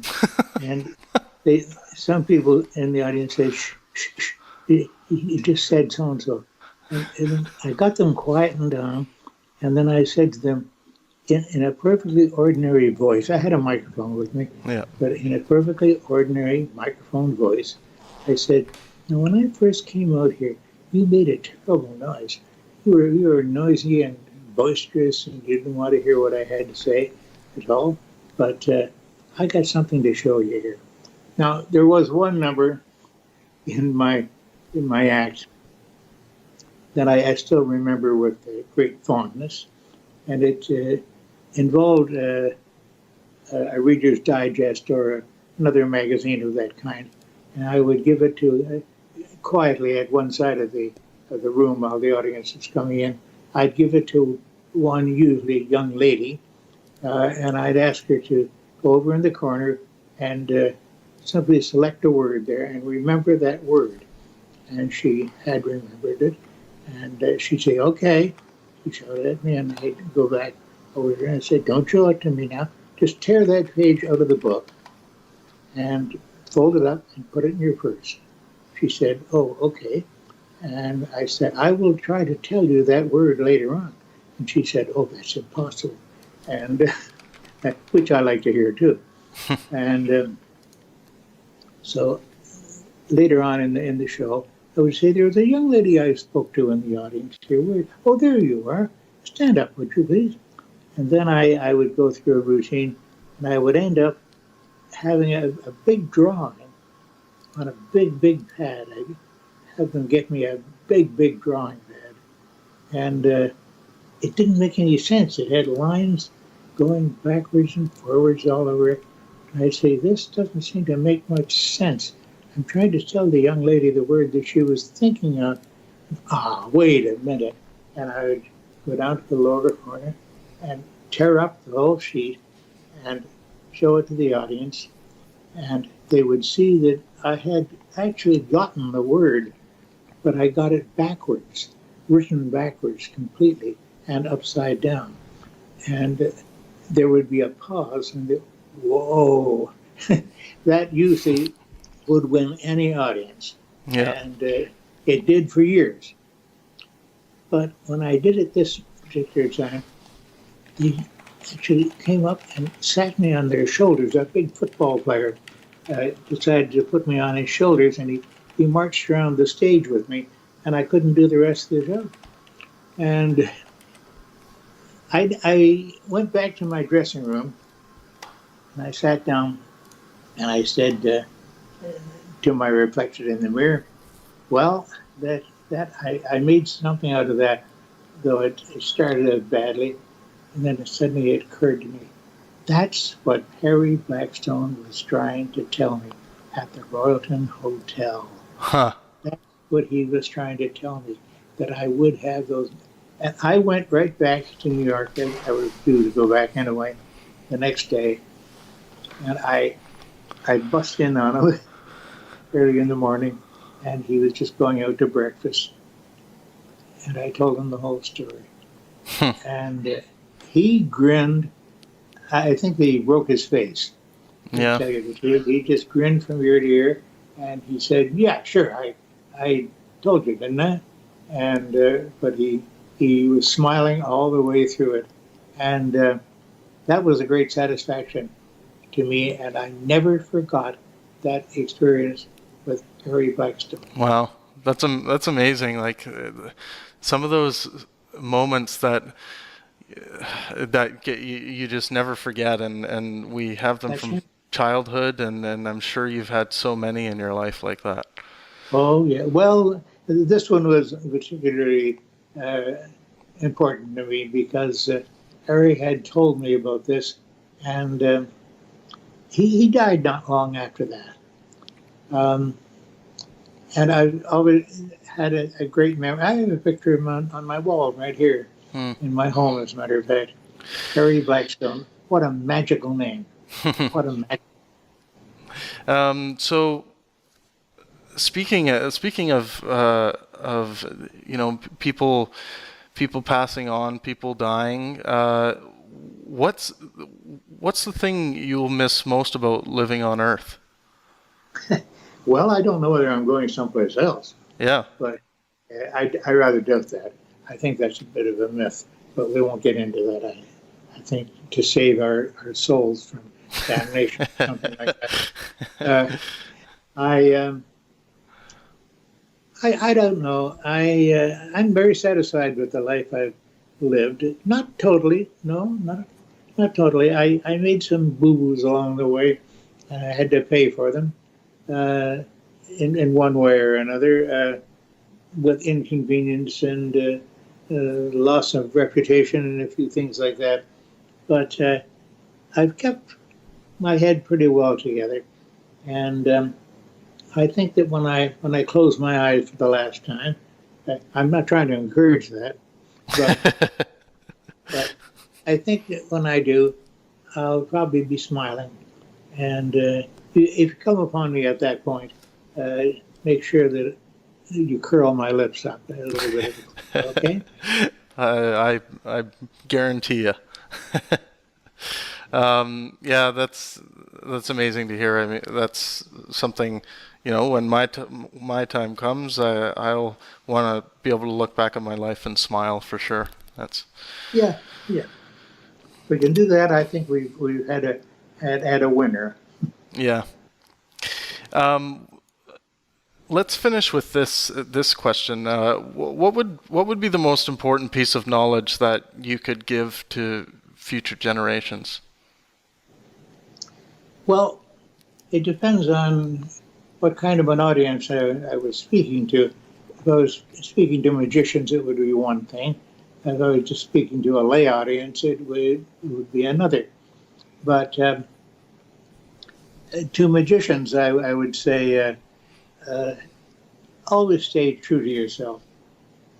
Tell them what you really think, and if it's not what I really think, I don't mind all that much, because I'm satisfied that I've got the right answer. But I would ask you to work on it a little bit. And if you're talking to a lay audience, you have them in a theater in most cases, and it's astonishing. But I must tell you this too. This is something which I'm having a little more often now. I'll have people who will come up to the front edge of the stage, as I said previously, up to the front edge of the stage, and they really want to embrace me and kiss me and the whole thing, and I'm not for all that goo-goo stuff.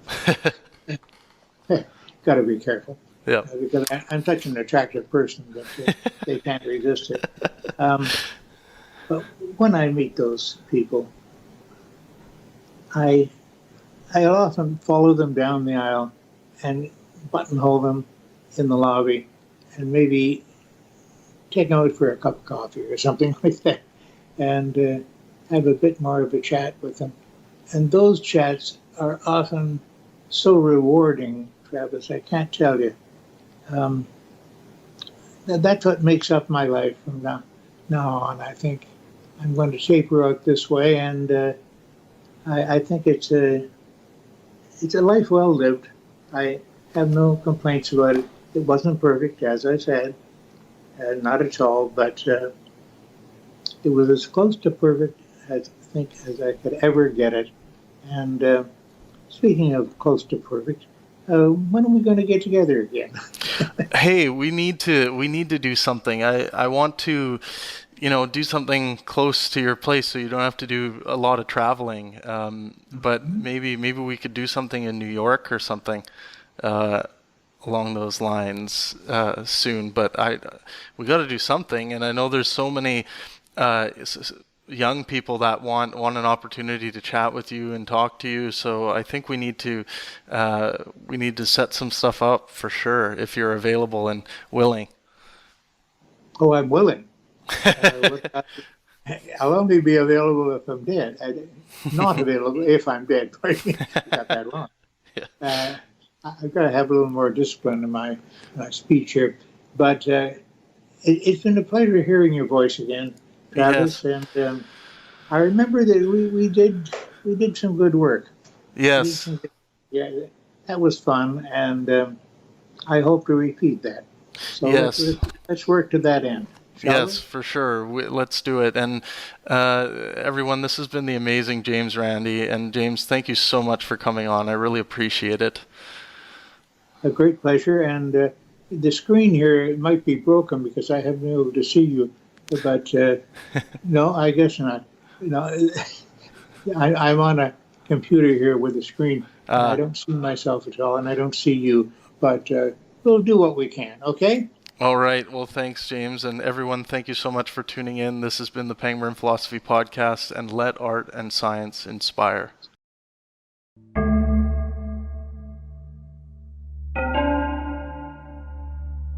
All right, welcome to the Pangburn Philosophy Podcast. This is Travis Pangburn. Today I'm speaking with Dinesh D'Souza. He is a best-selling author and filmmaker.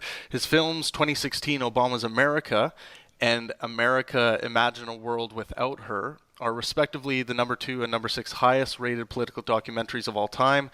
D'Souza's latest feature-length film, Hillary's America, is widely credited with contributing to Hillary Clinton's defeat in 2016, and quickly joined his first 2 films in the top 10 political documentaries of all time. D'Souza's latest film, Death of a Nation, builds on this success and takes on, quote, progressive big lies, finally proving once and for all that the real party of fascism and racism is now and has always been the Democratic Party. Them's fighting words from a feisty man. Thanks for coming on today, Dinesh. Hey, it's great. It's good to be on the show. Awesome. So has the response to Death of a Nation lived up to your expectations? It has. We have, the movie's been successful in the theater. It comes out in DVD very shortly. And, part of what I'm doing is contesting, I call them meta stories, which is large narratives about America and about society that have become embedded in our public discourse. The problem is that most people take these narratives to be fact, whereas in fact, they are the product of a progressive ideology that became predominant after World War II. So the textbooks are written by the progressives. These ideas are then refracted through the media and through Hollywood. And since people get them from all directions, they figure they've got to be true. And what I'm doing is contesting those narratives. And I do this both on the political, but also on the cultural and theological fronts. Right. And would you say Hollywood is a bigger player in this, or the media? How would you kind of quantify that? Well, they all perform a different function. Academia is the factory for, you may say, manufacturing these narratives and supplying them with their scholarly respectability. The media then pushes them out in a kind of through commentary, through the History Channel, through NPR, National Public Radio. Hollywood converts these stories into narratives, into feature films. And so what happens is ultimately what concerns me is this is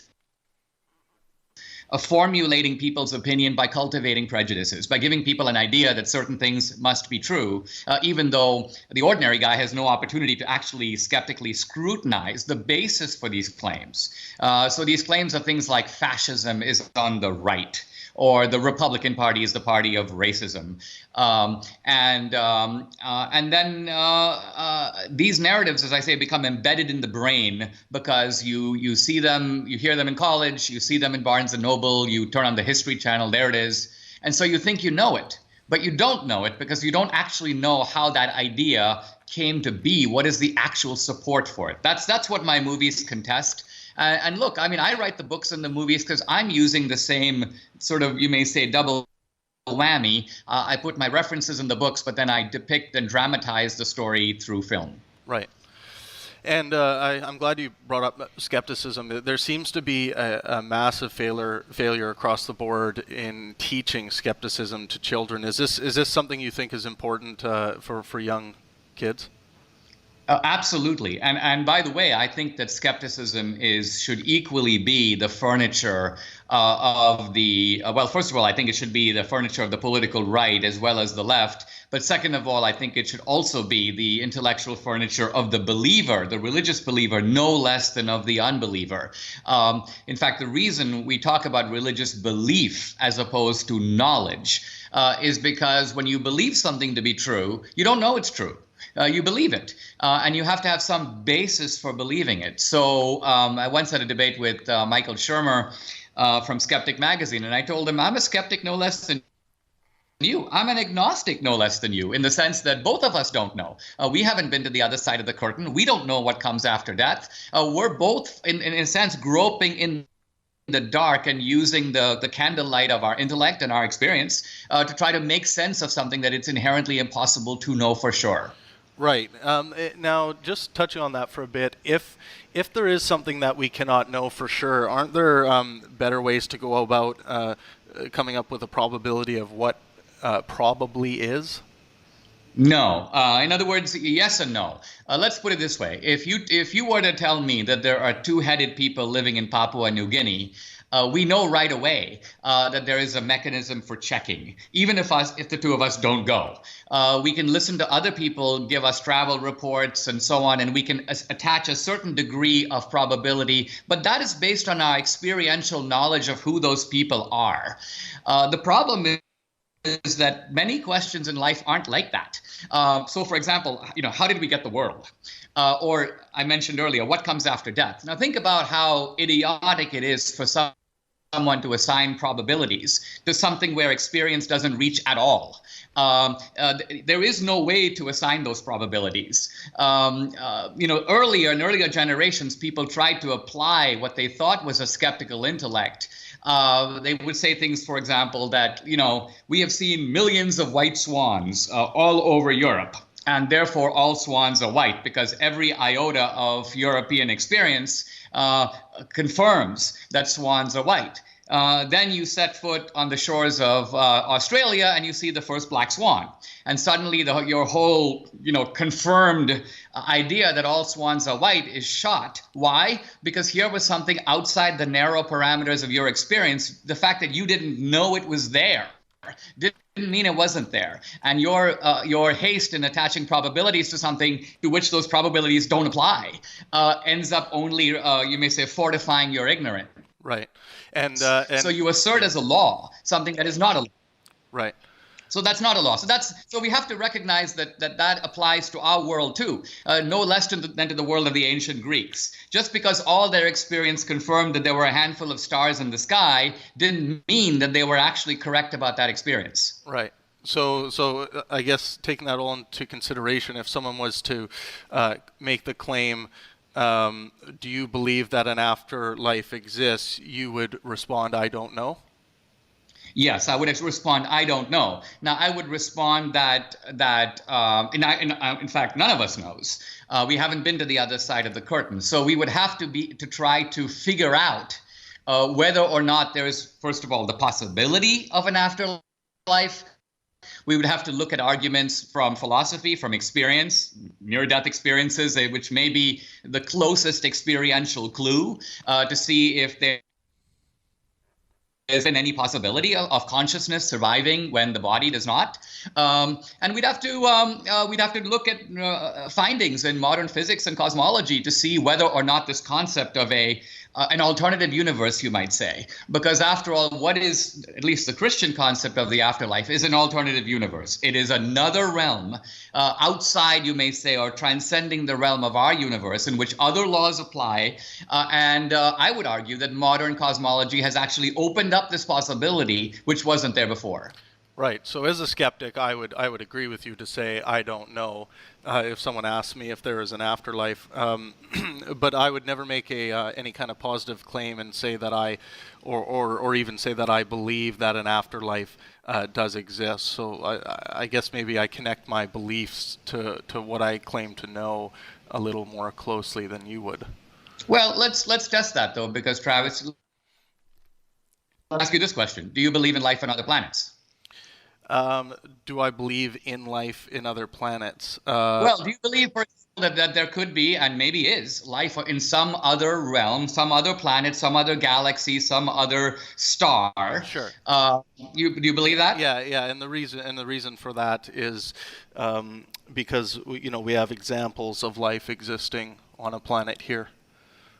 Right, but what I'm saying is the fact that life exists here, so far, as far as I can tell, there is no actual evidence that there is life anywhere else. And so your belief that there is life somewhere else, you would have to admit, is in that sense irrational. And by irrational, I mean that there's no strong evidence that would actually point your brain in that direction. But nevertheless, you are open to a possibility, perhaps you even consider it a probability. So here's the point I want to make, and it's a philosophical rather than a scientific point. Immanuel Kant, the philosopher, made the point that where reason cannot go, it is not irrational to have faith. In other words, if we don't have a way of knowing whether there's life or not after death, it is no more reasonable to say that there is than there isn't, because you can't assign a probability based on reason. So the skeptic who says There's no life after death who thinks that he's being somehow more rational than I am. He's not. He's deluded about the extent of where reason can travel. And here Kant's point applies, that before we have an argument based on reason, we have to demarcate the actual bounds of reason itself. Right. I think the skeptic who's making a positive claim saying that there is no afterlife, is adopting the burden of proof. And I think that's a very slippery slope to go down when we cannot test this thing.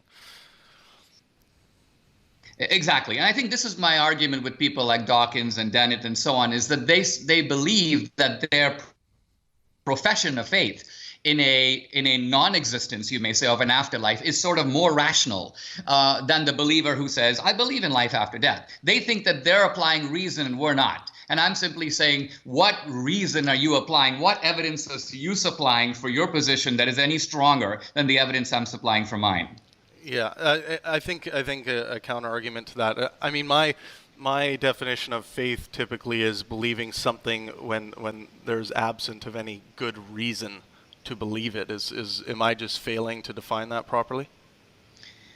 Well, I would say this, that when it is possible to know, or where evidence applies, we should absolutely use evidence. But even in ordinary life, in virtually many, if not most of our decisions, we can apply evidence to a point. And beyond that, there is an element of faith. I mean, think of something as simple as, choosing the woman that you're going to marry. You're obviously going to plug in all the evidence you have about your life together, your dating experience, what her character is like, what the possibilities as best as you can envision them are going to be over the next, let's say, 30 years or more. But you have no way to know, in part because she's not going to be the same person 15 or 20 years from now than she is today. There's no way on a rational basis to settle the matter. There's going to be a leap of faith. And everybody knows this. And we take that leap of faith in all kinds of contexts. Somehow when it comes to religion, we somehow think it's different. And when we don't have proof, we should somehow not come to a conclusion. I think that the mathematician and philosopher Pascal was right. Most of life is lived in some sense in the void. Most of life involves applying scraps of reason and taking leaps of faith. And this is particularly true when you're talking about life lived forward as opposed to life simply viewed in the rearview mirror. Yeah, I mean, when looking at relationship, I feel like we build like kind of a scientific model in a sense when we decide who we're going to hook up with or get together with or marry, and how much faith plays into that, I don't know. Like, I guess, I'm just speaking from my own experience. I'll do these calculations and see how it feels, and I don't ever know if before I marry someone, say, that things are going to work out. I'm basically just going through the process of being in a relationship, so I'm not sure that I'm applying any faith at all, because I wouldn't make the claim that we're going to be together forever or something like that. Well, but you used a very telling phrase. You said, I see how it feels. And I think what you're saying, in effect, is that when let's say you made a chart and you put in her intelligence and you put in what you know about her character, you made a sort of equation or calculus about this. At the end of the day, you're going to ask a different set of questions. Things like, can I imagine life without this person? Or do I have a certain intuition that we connect at a certain level? Now, remember that those things are tapping into deep veins of intuition and feeling, which fall a little outside the bounds of pure rationality, at least rationality is applied in any systematic way. And that's all I'm trying to say. I think the same things apply in religious belief, that ultimately people, there's no religious person, for example, who doesn't have a deep intuitive sense that there is a God, who doesn't actually feel that they experience God in their ordinary life. So it is this experience attached to rationality that produces religious conviction. That's all. It's no different than any other sphere of life. Interesting. So let's jump back to. So do you believe that the Democratic Party is still the party of slavery? Of course not. No. The Democratic Party is still the party, I say, of the plantation. But what I mean by that is that the Democrats today have. See, let's remember that the slave plantation was an ethnic plantation. It wasn't just a bunch of guys enslaving a bunch of other guys. It was a bunch of white guys, for the most part, enslaving an exclusive population of black guys. So it was an ethnic plantation based upon dependency and based upon there's nowhere else to go. You're, in a sense, locked into this way of life, and the slave master provides all your needs. Now, I would argue today that that plantation philosophy remains, and the Democrats are running, you may call them multicultural plantations, ghettos for blacks, barrios for Latinos, reservations for Native Americans. So it's a different system than it was in the 1820s, but there is a thread of continuity. You still have ethnic groups that are essentially deposited into communities. They are still dependent on the Democratic Party for their livelihood. They are, in a certain sense, under mental rather than physical captivity, and the difference, of course, is that now it applies to many groups and not just to blacks. Right. And are the Republicans to blame for any level of racism in the history of the U.S.? Yes, although much less. In other words, I don't deny that racism became embedded in Western civilization starting in the era of discovery. I've written widely about this in my book, The End of Racism, many years ago. I also don't deny that there was racism in the North and the South, in the Republican and in the Democratic Party. Lincoln had to contend with racism among Northern Republicans, for example. But there's simply no comparison of magnitude. The Republican Party was the anti-racist party. It was the anti-slavery party. It was the party of the 13th, 14th, and 15th Amendments. It was the party that fought against the Ku Klux Klan. More Republicans voted for the Civil Rights Act of 1964, the Voting Rights Act of 65, the Fair Housing Bill of 68, proportionally than Democrats did. So part of my point is that this history has been suppressed. It is not young. People don't know it. That's why when I talk about it on campus, they're blown away. They have to pull out their phone and check. The racist Dixiecrats did not become Republicans. The vast majority of them stayed and lived and died in the Democratic Party. So these are the kind of facts that I put in the movies. They're supported by documentation. And the only way to attack these arguments is to create straw men. Like I'm saying there's no racism in America. Or I'm saying that slavery is still going on. I don't say any of that nonsense. What I am saying, on the other hand, is that the worst crimes of bigotry in this country, not only slavery, but segregation, the founding and perpetuation of the Ku Klux Klan, lynching and racial terrorism, these were overwhelmingly perpetrated by one political party, namely the Democratic Party, and that's a fact. Right. So you have recently been pardoned by President Trump. This was for pleading guilty to violating federal campaign finance laws in 2014. For those who don't know, was this expected, this pardoning? Did you know that this was coming? Yes and no. It was not expected in the sense that I was not an original, you may say, Trumpster. I didn't endorse Trump in the primaries. I made a movie critical of Hillary, and so I kind of came on board to support Trump as the Republican nominee once he got the nomination. Debbie, my wife, and I are actually close to Ted Cruz. I now live in Texas. He's our senator. And it was Ted Cruz who posed the question, asked Trump if he would consider pardoning me. And Trump said, to actually quote Trump, done. And so Trump is the one who did it, but Cruz is the one who pressed him to do it. Right. Great. And do you have any kind of relationship with Donald Trump? Like, do you know him personally? None whatsoever. No, I don't know him. I've never met him. I spoke to him once before the second debate that he had with Hillary. I was with a friend who's close to Trump, and I was talking to them about questions that Trump could pitch to Hillary during the debate. And to my amazement, this guy pulled out his phone and called Trump and handed the phone to me. Wow. And so I got 5 minutes to talk to Trump. And that was my only conversation with Trump prior to getting the sort of official phone call from the White House notifying me about the pardon. Right. Wow, that must have been something. And how would you, if you were to give Trump your most serious critique of his presidency thus far, what would that look like? Well, I mean, Trump is. I think that he is a flawed man who is actually turning out to be a very good president.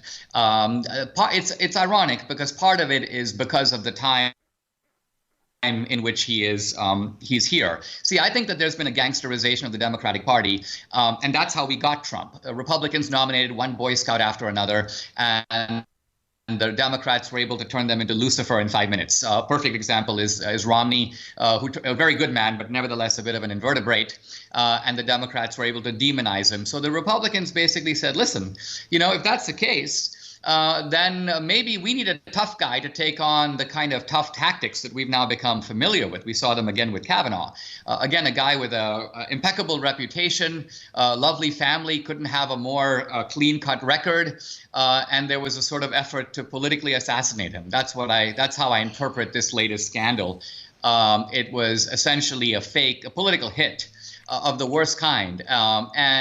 So, is Trump an egotist? Yes. Does he have an irresistible tendency to want to hit back no matter how petty and picayune the person attacking him? Yes. But I think it's coming at a time when Republicans need that kind of feistiness. They need someone to hit back. And so I'm very glad we have Trump doing it. None of the other Republicans would be able to do what he's doing right now. Well, it seemed like they couldn't even stand on stage with him when they were going through the debates before the election. Like he's a street fighter, and he has that. Even though he's a billionaire, he has this kind of working class style. It's a New York style, and the wrong side of the track's New York style. And the Democrats aren't used to it. This is why he's thrown them off guard. So they are accustomed to handling a Republican like Pence. They're accustomed to handling the sort of a Republican like McCain. They know how to beat those people to a pulp. And when I say they, I don't just mean the Democratic Party. I mean the Democratic Party in coordination with Hollywood and the media. They know how to deal with the typical weak-kneed Republican. But Trump is unmanageable. And he's proven to be actually an extremely good street fighter. In fact, he uses the tactics of the left, which is ridicule, insult. He doesn't back down. And they're not used to being given a dose of their own medicine. Right. Let's talk about Kavanaugh for a minute. I'm just going to start with your tweet that you sent out this morning. So you said, in retrospect, it's clear it was the media left that attempted to gang rape Kavanaugh. They sought to destroy his life, his dignity, and his reputation. He wasn't the perpetrator. He was the victim. Now, my follow-up question to that would be, could Kavanaugh and Ford both be a victim here of this political shit-slinging, essentially? That is a possibility, but it's not a probability. Again, let's come back to let's weigh evidence. And the weighing of evidence here is not simply a matter of weighing Ford's word against Kavanaugh, just for the same reason that if somebody were to come out and say, Albert Einstein faked his equations, it's not simply a matter of he said, she said. We know Einstein. We actually would know his work. We would know his reputation. He has, in a sense, proven himself over a long period of time with a long procession of witnesses, competent witnesses, that he's worked with closely and so on. So here's the point. So that's the situation here. Here's a woman who comes out of nowhere. Right before the hearing, she scrubs all her social media, in a sense, which requires a lot of skill to do. She wipes clean her record. She hires a couple of shady Democratic lawyers and is working in close concert with the Democratic Party, strategic leaks and so on, all targeted, quickly picked up by the right magazines and blown up. And so in weighing this, again, you have to apply a certain skeptical lens equally to Ford and Kavanaugh. That never happened. The skepticism was applied in a one-way sense to Kavanaugh without applying the same investigations to Ford. Who looked at Ford's high school yearbook? Who looked to see what she was like? Whether she had a reputation for truthfulness, and so on. That was not done. So the basic idea is that Ford is not on trial. We shouldn't be doing this to Ford. She's merely the accuser. Kavanaugh's so the hastiness of the Democrats in insisting that this is not a trial was a way of saying, let's not apply the normal rules of evidence. Let's not apply presumption of innocence. Let's not apply reciprocal skepticism. Let's just basically assume that what she said is completely true, and even though there's absolutely no corroboration, we created almost bogus standards of corroboration. In other words, if you made the accusation yourself to your husband 3 years ago, that's a confirmation that what you're saying is true. Even though, again, you're the only source for it in that instance as well. Yeah. Yeah, that's interesting. Should Kavanaugh should there be legal repercussions for Ford if should there be an investigation to see if there was malice here, and should there be some kind of charge? Well, there's a high standard for making a charge against Ford. These events are a long time ago, but on the other hand, I don't think that one should, with impunity, be able to launch, you may say, an accusational missile that has the potential to completely destroy a man's life, utterly unsupported. So the reason for making an accusation would be if this is some kind of a left-wing conspiracy. In other words, if, for example, there was close targeted coordination between Ford and her lawyers and the Democrats, and if, for example, there was an attempt to get Kavanaugh, whether or not. See, I did a thought experiment the other day. I thought to myself, what if Kavanaugh goes down? And what if a year from now, Ford comes out and says, hey, I made the whole thing up. I have to confess, I pulled a fast one. What would the left say? There's a reasonably good chance that what they would say is, go Ford, fantastic. What a brilliant civil libertarian move. What an inspired tactical strike. So in other words, what struck me about this whole episode was the complete indifference to whether or not Ford's accusation was true. Even now with Michael Avenatti, the only reason the Democrats are mad at Avenatti is because they feel that he might have made a tactical blunder in overstating charges of gang rape. He went too far. Not that his charges were false, but that they didn't work. Interesting. On November 29th in New York City, you'll be sitting down for a conversation with philosopher Matt Dillahunty, who is a prominent promoter of positive atheism and the separation of church and state. Matt was a fundamentalist Christian for 25 years and thought that he was supposed to be a preacher, but was able to find his way out of religion as he describes it. What do you expect to come of that conversation? Well, I expect it to be a rich, textured, smart conversation that is interdisciplinary, that draws on many different fields and draws on our experience. In a sense, my journey is the reverse of Matt's. I grew up in India. My ancestors are converts to Christianity, but we practiced a very social, cosmetic type of Christianity. So I, you may say, discovered or rediscovered my faith in adult life. And so I think it's going to be interesting to have two guys who are very confident of their beliefs, but are on opposite sides, engage in the kind of debate that has unfortunately become extremely rare in the I missed it myself. I did a series of debates with Christopher Hitchens and some of the other atheists. I haven't done that in a while, so this is my stepping back into the arena. Looking forward to it, and I think it's going to be very lively. Great. Do you like the fact that there is church-state separation in the U.S. Constitution, or would you change it if you had a chance? Well, I think the core of this is what we mean by church-state separation. I mean, the concept of separating, you may say, church or religion and government is a deeply Christian idea. What else is the meaning of Jesus saying, render unto Caesar the things that are Caesar's and to God the things that are God's? What is the meaning of that, if not that we have completely separate duties to the state, i.e. Caesar, as we do to God, to the religious domain? There was a separation of church and state from the beginning of Christianity. Now, I agree that those lines were frequently blurred, but even in the Inquisition, if you were accused of a religious offense, you were tried by the church. If you were accused of a state offense, you were tried by the state. There were separate church courts, if you will, and state courts. And this is actually an invention of Christianity. If you go to Islam, for example, you just don't have that.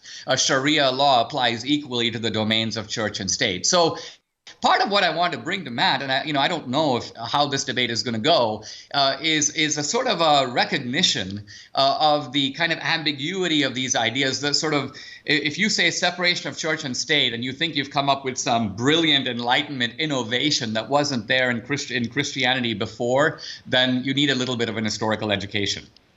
Interesting. Why? I'll just come out and ask this question. Why do you believe in God? And if so, why not Apollo or Thor instead of Yahweh? The arguments for polytheism were arguments for taking, I may almost say, aspects of human nature and magnifying them into gods. Not human nature, but nature too. And so, for example, you have the river god and the god of lightning, the god of thunder, the god of the oceans, and so on. In that sense, gods functioned as, you may say, special types of surrogates for human beings. And this is partly why polytheism collapsed when it was confronted by the challenge of monotheism. It collapsed really all over the world, so that polytheism is not real today. We talk about Greek mythology, we can't take it seriously, even though the Greeks really did believe that there was a place called Mount Olympus somewhere on the earth, and that these gods did exist. We can't take that seriously today because we can see very clearly that polytheism is, you may say, a projection of human attributes. Now, that's not true of monotheism, and you have these astounding claims, for example, in the Bible, in the book of Genesis, that God made the world. And not only did God make the world, but he made the world, he created time along with the world. And think about that. This is an incredible statement that is made hundreds of years before Christ, and it's made by people with no access to any scientific experiments whatsoever. The idea that time itself is a property of the universe. This is stated, not only stated in the Bible, but then affirmed by a tradition of Christian interpretation of the and Jewish interpretation of those verses. And yet you would have to admit that this is a completely valid issue in modern cosmology. This is nothing that can be dismissed. We can't say, oh, gee, we've refuted that a long time ago. Well, that's just a bunch of nonsense. On the contrary, that is an extremely counterintuitive statement, astounding and inexplicable when it was made, that can actually be defended today with the best findings of modern astronomy, physics, and cosmology. And so anyway, the point is, to me, God is a reality in my life. The concept of God makes sense as an explanation for a universe that doesn't have any other explanation.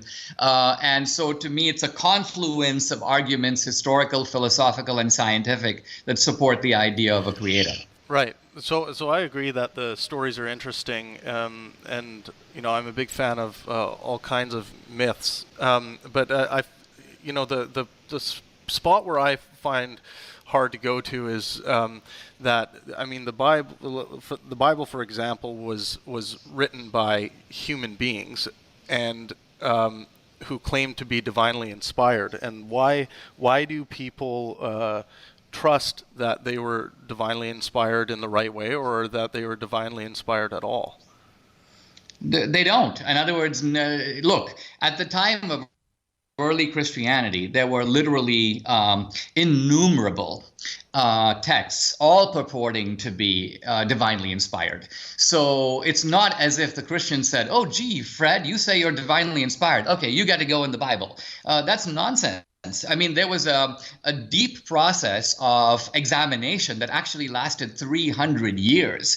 The Bible as we know it, and the basic Christian doctrines as we know them, weren't consolidated until 400 years after Christ, and involved a discriminatory process of examination and debate, both philosophical and theological, over a long period of time. So unless you at the outset reject the possibility of divine inspiration, and I think that is actually a mistaken thing to do, because many people who we would consider secular, I mean, Emerson, for example, poets, have always talked about the idea of a muse, and what they mean by a muse is that there is an inspiration that can somehow come to us from the outside, rather than being generated entirely from the. So unless you dismiss all of this, dismiss all of art, all of literature, as somehow being nothing more than something that you may say defies external explanation,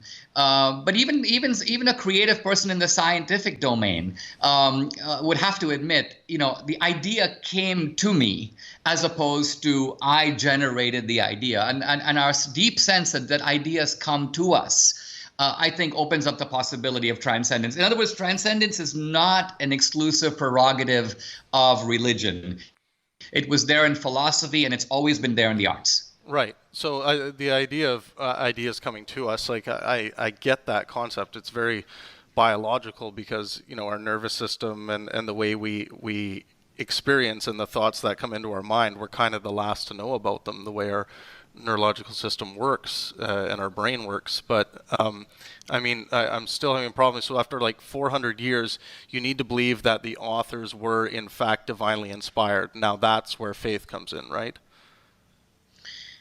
Well, faith comes in asserting that, obviously, if someone says I'm divinely inspired, they're making a claim based on authority. They're saying God told me, in effect. And I'm not saying that someone who ordinarily says that should be believed. I'm not saying that we should just take it on faith, you might say. Because if so, you'd have to take on faith, every sage and Hare Krishna and every guy who says God told me to do this or God told me to do that. Now, it's important to realize that neither religion nor philosophy have ever been based on that. Philosophy always begins in piety. If you look at the Republic, it begins with someone asserting something canonically. This is the way it is. And the Socratic process then begins by saying, how do we know? What do you mean by that? What do you mean by justice? What do you mean by truth? But Socrates never questions the fact that there is such a thing as justice and there is such a thing as truth. And so if you were to tell Socrates, by the way, Socrates, there's really no such thing as truth. There are neurons firing in your brain. And as a result, it is those chemical transactions that cough up this notion of truth. But that's your truth. And it's not necessarily somebody else's truth. And there's no way of going beyond your neurons versus my neurons and coming to some understanding of truth itself. I think, that is where you actually fall into a mechanistic description of truth that is not that doesn't actually do justice to truth itself. Imagine if we were to look at justice that way. It's nothing more than the firing of neurons in our brain. Then I would say, well, who cares about civil rights? What makes those things? What makes that something that society cherishes and is actually willing to impose by the force of law? I mean, if a restaurant says I'm not going to allow gay people to eat here, we go into that restaurant and force them to do it. So we're assuming that there is a moral principle here that has, you may say, transcendent value. It doesn't matter whether or not your neurons are in sync with it. No one cares. No one cares whether you agree with it. It's going to be imposed on you one way or the other because it is and we don't even care if the majority rejects it. That's why we have courts to affirm them as, you may say, constitutional principles. So on what basis can you assert these principles as true without granting to them some transcendence that goes beyond human subjectivity? Interesting. Do you ever worry about religions going too far, including Christianity or Catholicism, as far as genital mutilation, anti-homosexuality rhetoric, prayer being the top priority in the wake of tragedy? Do you see these all as major issues? Well, yes, I certainly think that there is whenever someone purports to have the truth, they can try to impose that by force. And historically, we know that was done very commonly. And it was done by the Catholics. It was done by the Protestants. It's, of course, being done today by radical Muslims. But I think we have to be equally aware that the denial of truth, nihilism, also produces genocidal results. In fact, the greatest perpetrators of human evil, certainly in modern times, have not been religious believers. They've been atheists. And this would be true of Mao. It would be true of Stalin. It would be true of Hitler. Hitler wasn't an atheist per se, but he certainly was a despiser of Christianity.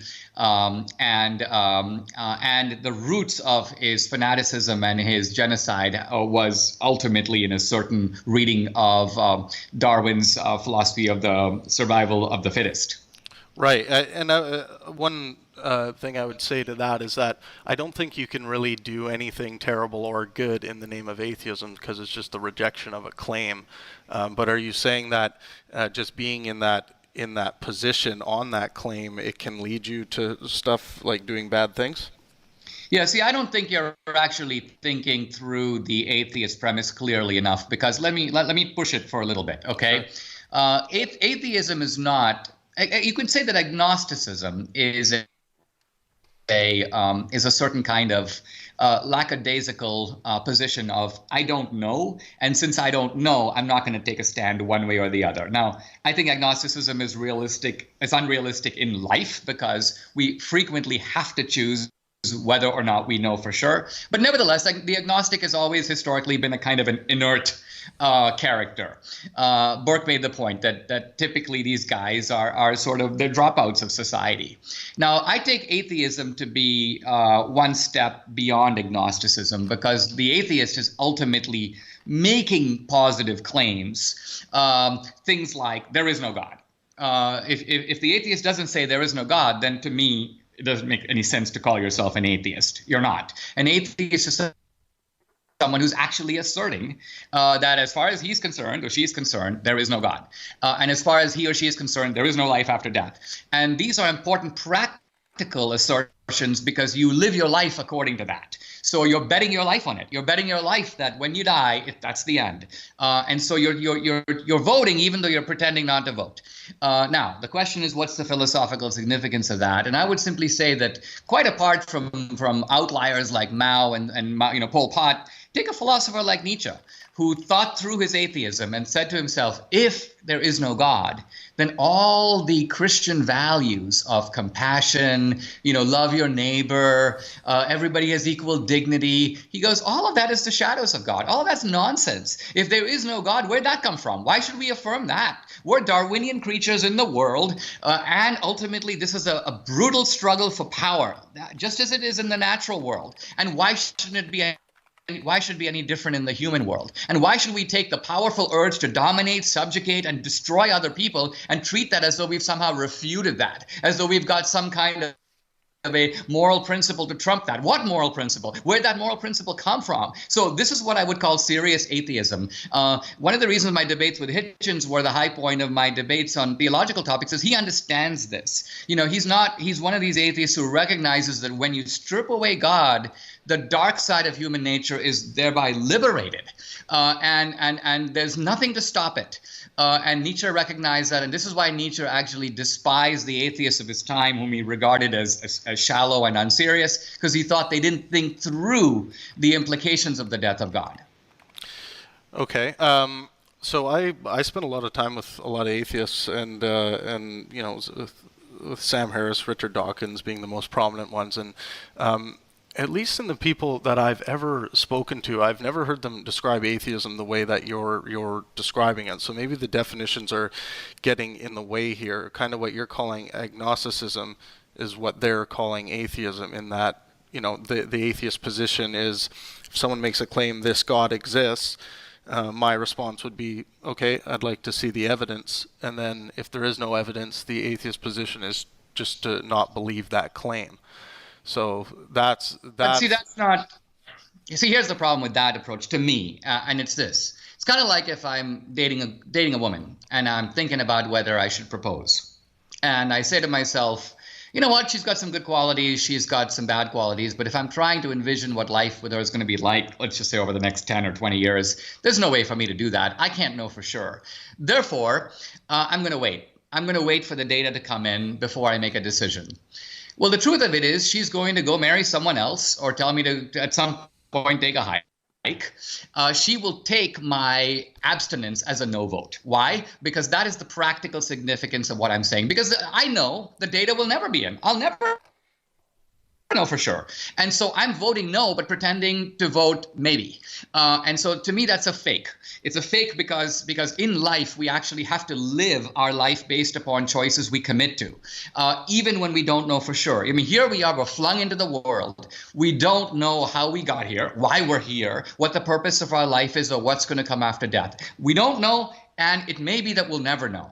And that being the case, all intelligent people nevertheless have to live a life that grapples with those questions and makes certain bets based on them. So if someone literally tells me, gee, since I don't know, I'm going to take the position that there's nothing there and live my life based upon it, but I'm not really saying that there's nothing there because ultimately I'm merely suspended in its kind of indifference. I think that reflects an unwillingness to recognize that the skepticism of philosophy has got to be married to the dogmatism of action. In the end, we have to live our life based upon choices that we make, and the choice ultimately is a yes or no. Just like when you go into the presidential box, you can't say, gee, I don't really know what kind of President Trump is going to be, and since I don't really know, I'm going to kind of keep waiting until I figure it out. No, on election day, you have to vote, and our life is like election day.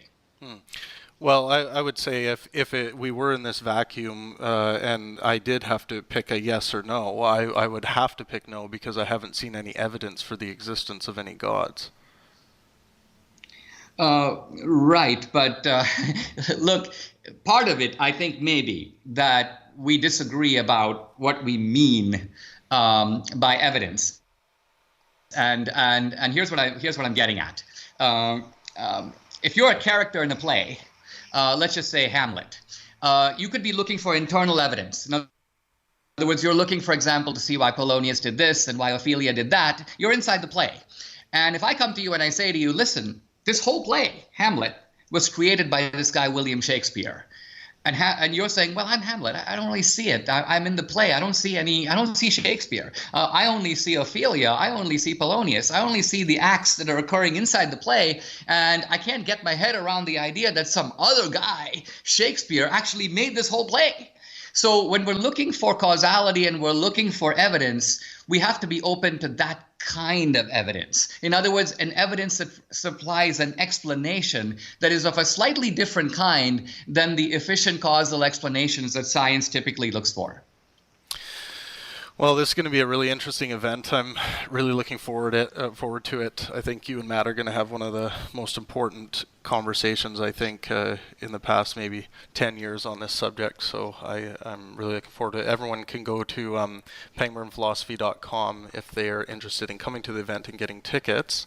I wanted to touch on racism quickly, Dinesh, and specifically anti-white racism.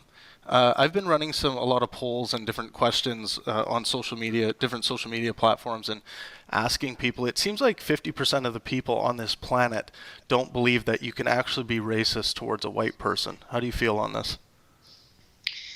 Well, the people who say that you can't be racist toward a white person have accepted a kind of leftist a definition of what racism is. Their definition is that racism is prejudice plus power, and that white people have historically had the power, and that white people have been racist by combining their prejudices against non-white people with their ability to harm them, discriminate against them, lynch them, and so on. According to this doctrine, the reverse doesn't apply.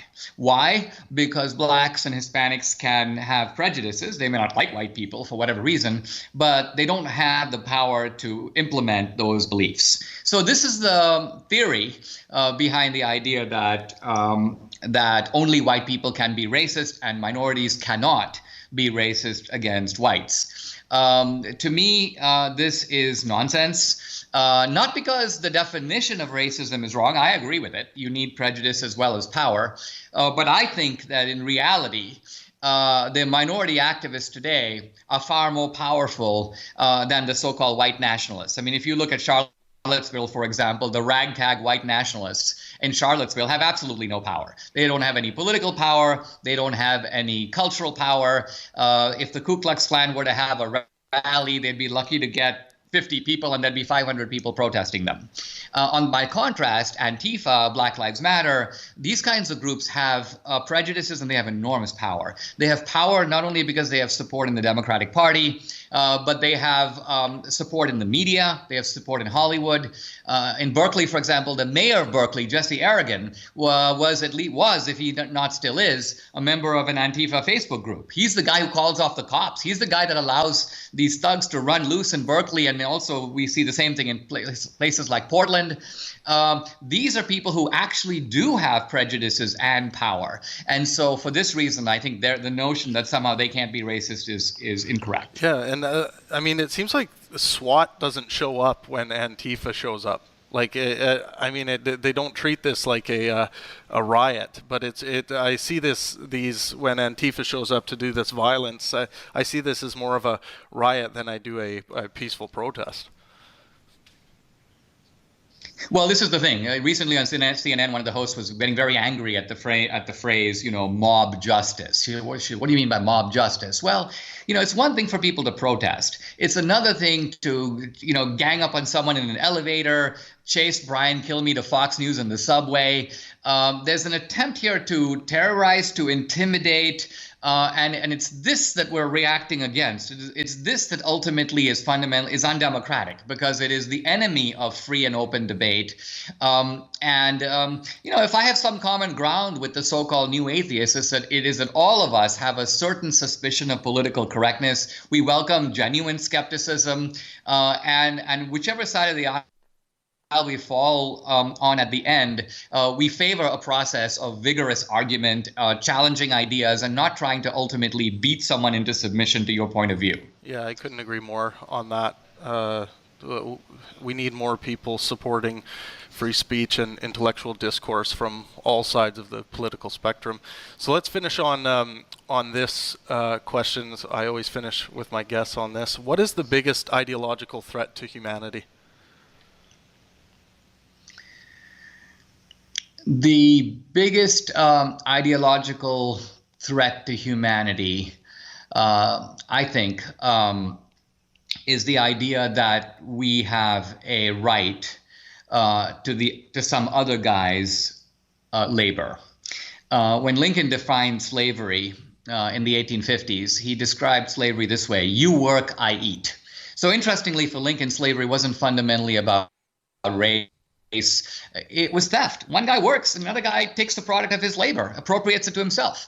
And to Lincoln, this was the fundamental moral wrongness of slavery. And in theory, you could have white slavery based on the same principle. So I think what happens now is we keep hearing about social justice worldwide. And what the left basically says in social justice is we want social justice.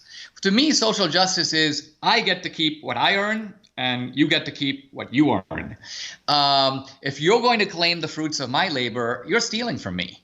And that principle, I think, is a great, I don't know if it is the most serious threat, but it's destroying countries like Venezuela right now. It was a great threat to the world in the 20th century before the collapse of the Soviet Union. It is a pernicious idea. It's very powerful in this country and throughout the industrialized West. So if I had to pick a candidate off the top of my head, I think I'd pick the perverted philosophy that you work and I get to eat the fruits of your labor. Right. Well, Dinesh, thank you so much for coming on today. I really appreciate you taking the time. My pleasure. Everyone, again, it's on November 29th in New York City. This will be Dinesh D'Souza and Matt Dillahunty having a conversation. This is going to be electric. Don't miss that one. You can go to penguinphilosophy.com for tickets. And as always, let art and science inspire. Thank you.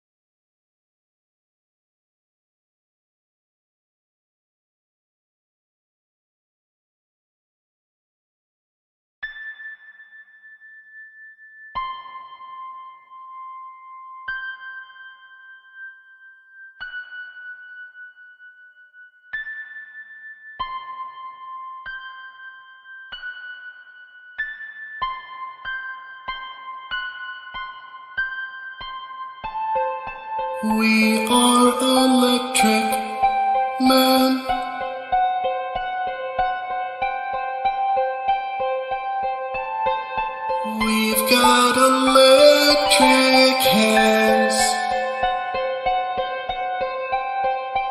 come stand beside us and realize that the thing we must do is inspire. We're coming for you.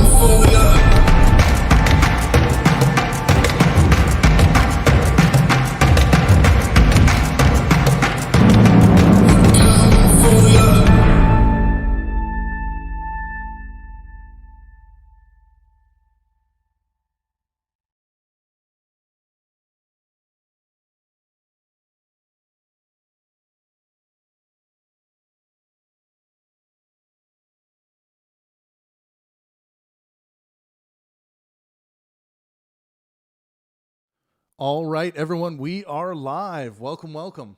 Welcome to Pangburn if you are new. If you're returning, welcome back.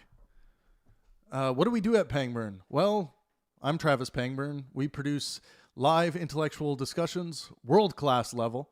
Check out our playlist that has our collection of live productions that we've produced at Pangburn, most notably the Sam Harris and Jordan Peterson discussion series. That's a pretty electric series. Also check out a conversation I re-watched recently was between Matt Dillahunty and James Randi. So some really good discussions to watch on our channel here. Really excited to be moving on to podcast number 63. Oh, by the way, make sure you guys drop a like when you get into the room. Don't forget to do that, and consider subscribing if you enjoy the content and the conversation we have today. Just one more notice: the Q&A. If you have a question you've always wanted to ask Arvin Ash, or a physicist, engineer, make sure you join us on the call-in app. I've given you guys that app link in the comment section here, so make sure you do join us there. I know we're a little bit early today. We normally do go live with the podcast at 5 p.m. Pacific, but it's nice to see so many of you have come to enjoy this discussion. So yeah, podcast 63. We had Sabina Hassenfelder for podcast number 62, but now we move on to Arvin Ash, another YouTube sensation. Arvin has 3 degrees: a bachelor in chemical engineering, a master's in mechanical engineering, and an MBA. In addition, he attended 2 years of medical school. He taught intermediate physics, advanced physics, and robotics as a grad student in college. He has also lectured classes on mechanical engineering.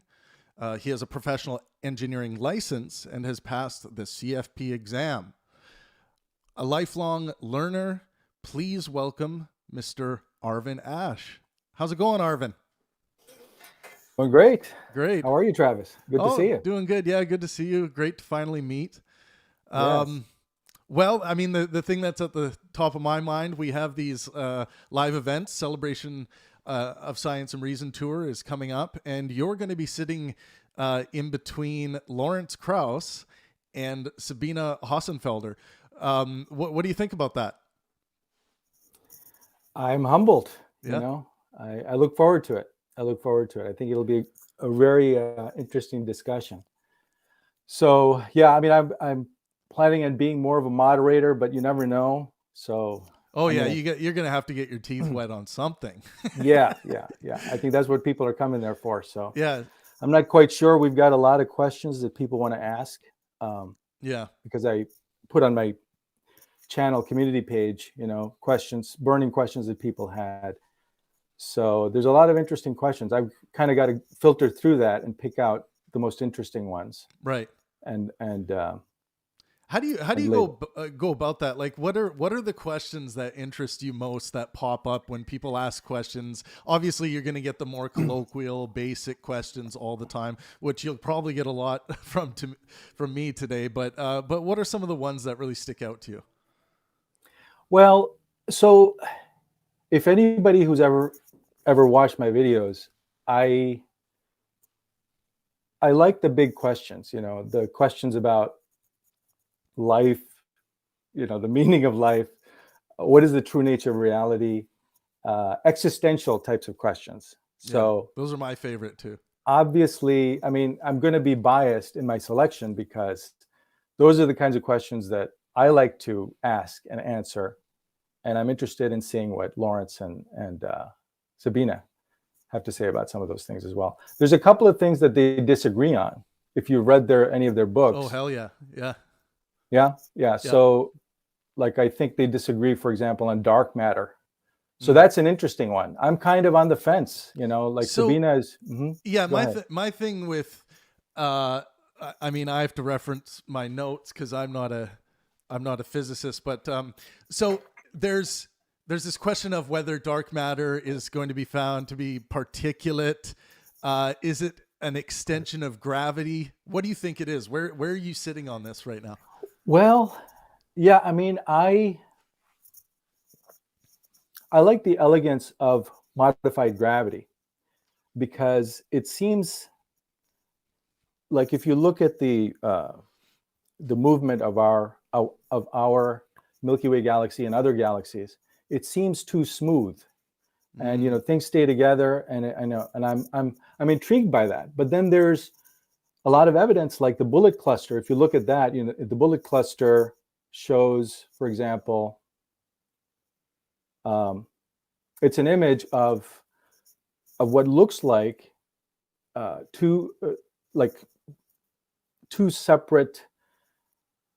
I should put that up somewhere, but I'm trying to recall it. But it just looks like the way the gravitational lensing occurs, that there's got to be some particles.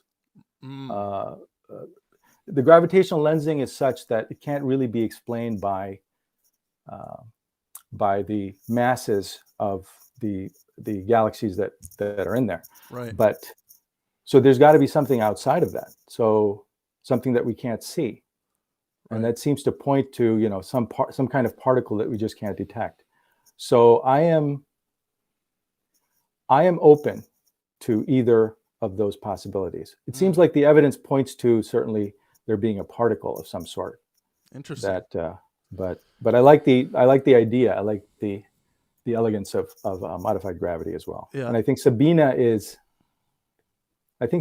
probably more of a modified gravity person, and Lawrence is definitely, he thinks it's some kind of particle. Yeah. One thing Lawrence, I think, got a lot of attention by using, this idea of nothing to describe pre-Big Bang states, or what, this hypothesis of what a pre-Big Bang state would be. And I know Sabina disagrees with him on that, with this, labeling this with the label of nothing.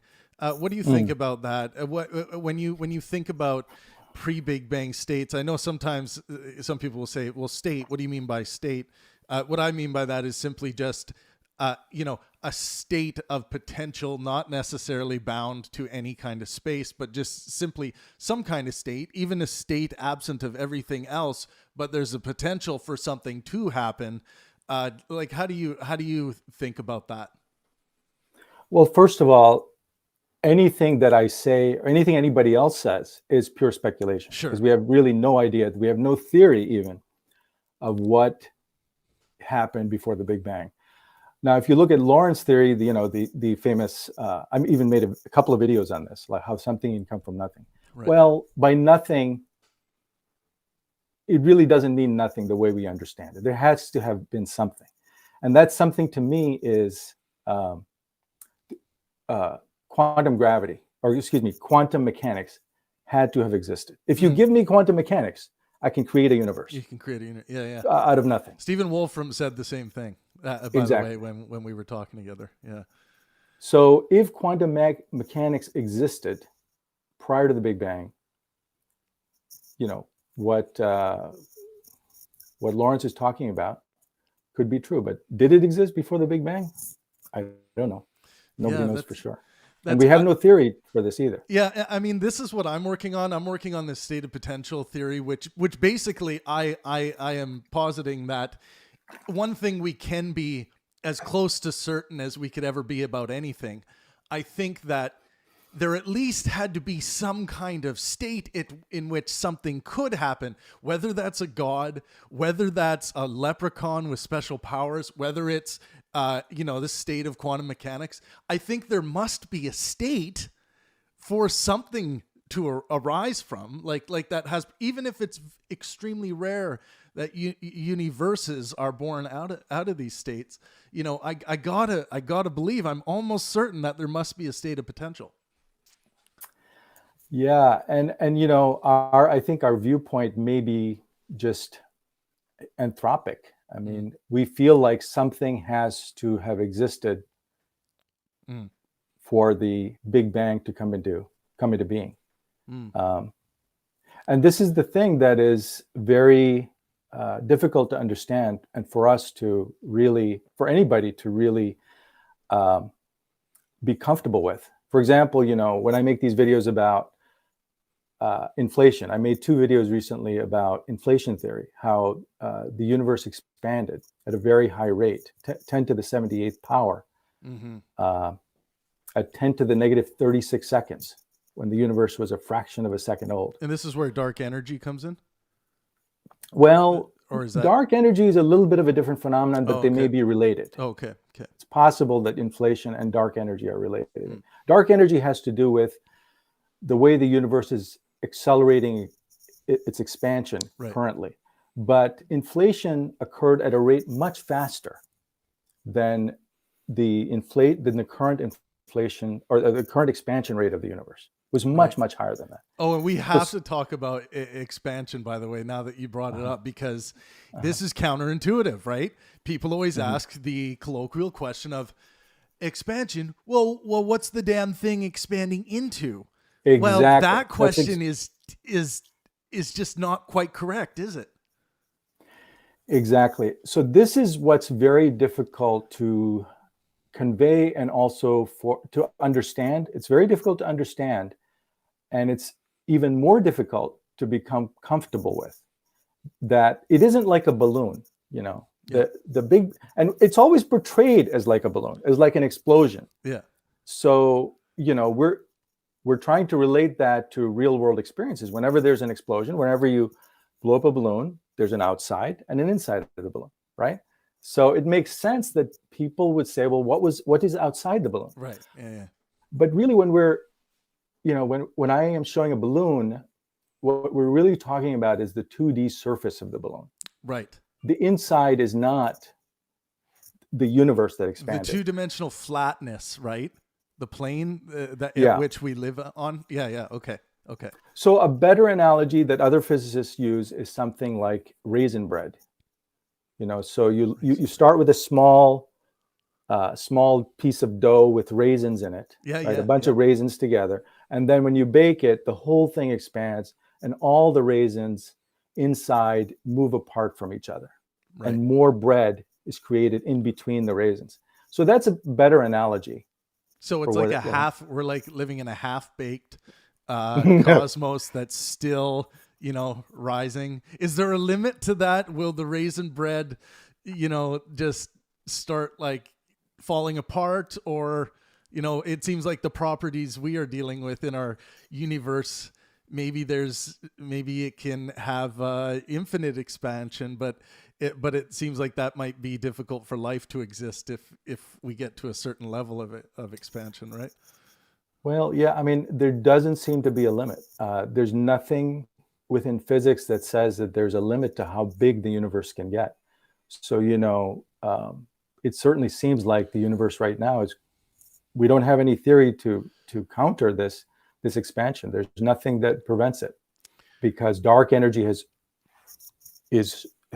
overtaken any gravitational pull of the matter that is inside our universe. So it seems like dark energy is going to dominate for the foreseeable future. And this is why I think the consensus opinion of how this universe will end is really something like a big freeze, where everything moves apart, so far apart that, for example, there would be no galaxies near the Milky Way. Everything will be, eventually the Milky Way will converge with Andromeda Galaxy and some other galaxies that are around the Milky Way currently. Right. But beyond that, I think I don't know the exact numbers, but something like a few billion years from now, we won't be able to see any other galaxies. So the entire universe of people born, say, 10 billion years from now, if the Earth still exists, they will view the Milky Way as being the entirety of the universe. They won't be able to see anything beyond that. Amazing.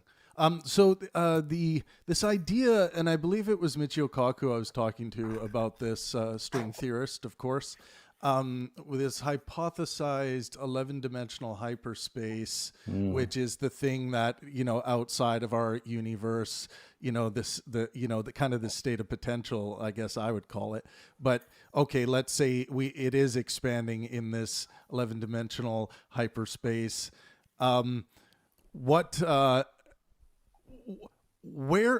do these ideas come from? Is there any foundation to them? Have you really examined this to see if there's anything of meat there outside of fancy mathematics, or what do you think? I didn't hear your interview with Michio Kaku, but if he's talking about 11-dimensional space, then I know he's a string theorist, so probably what he's talking about is the 11 dimensions of string theory. So these 11 dimensions would be contained within our universe, would be composed of all these 11 dimensions. Now, the thing with string theory is this, that these 11 dimensions, now, where are these 11 dimensions? We can only experience 3 of them.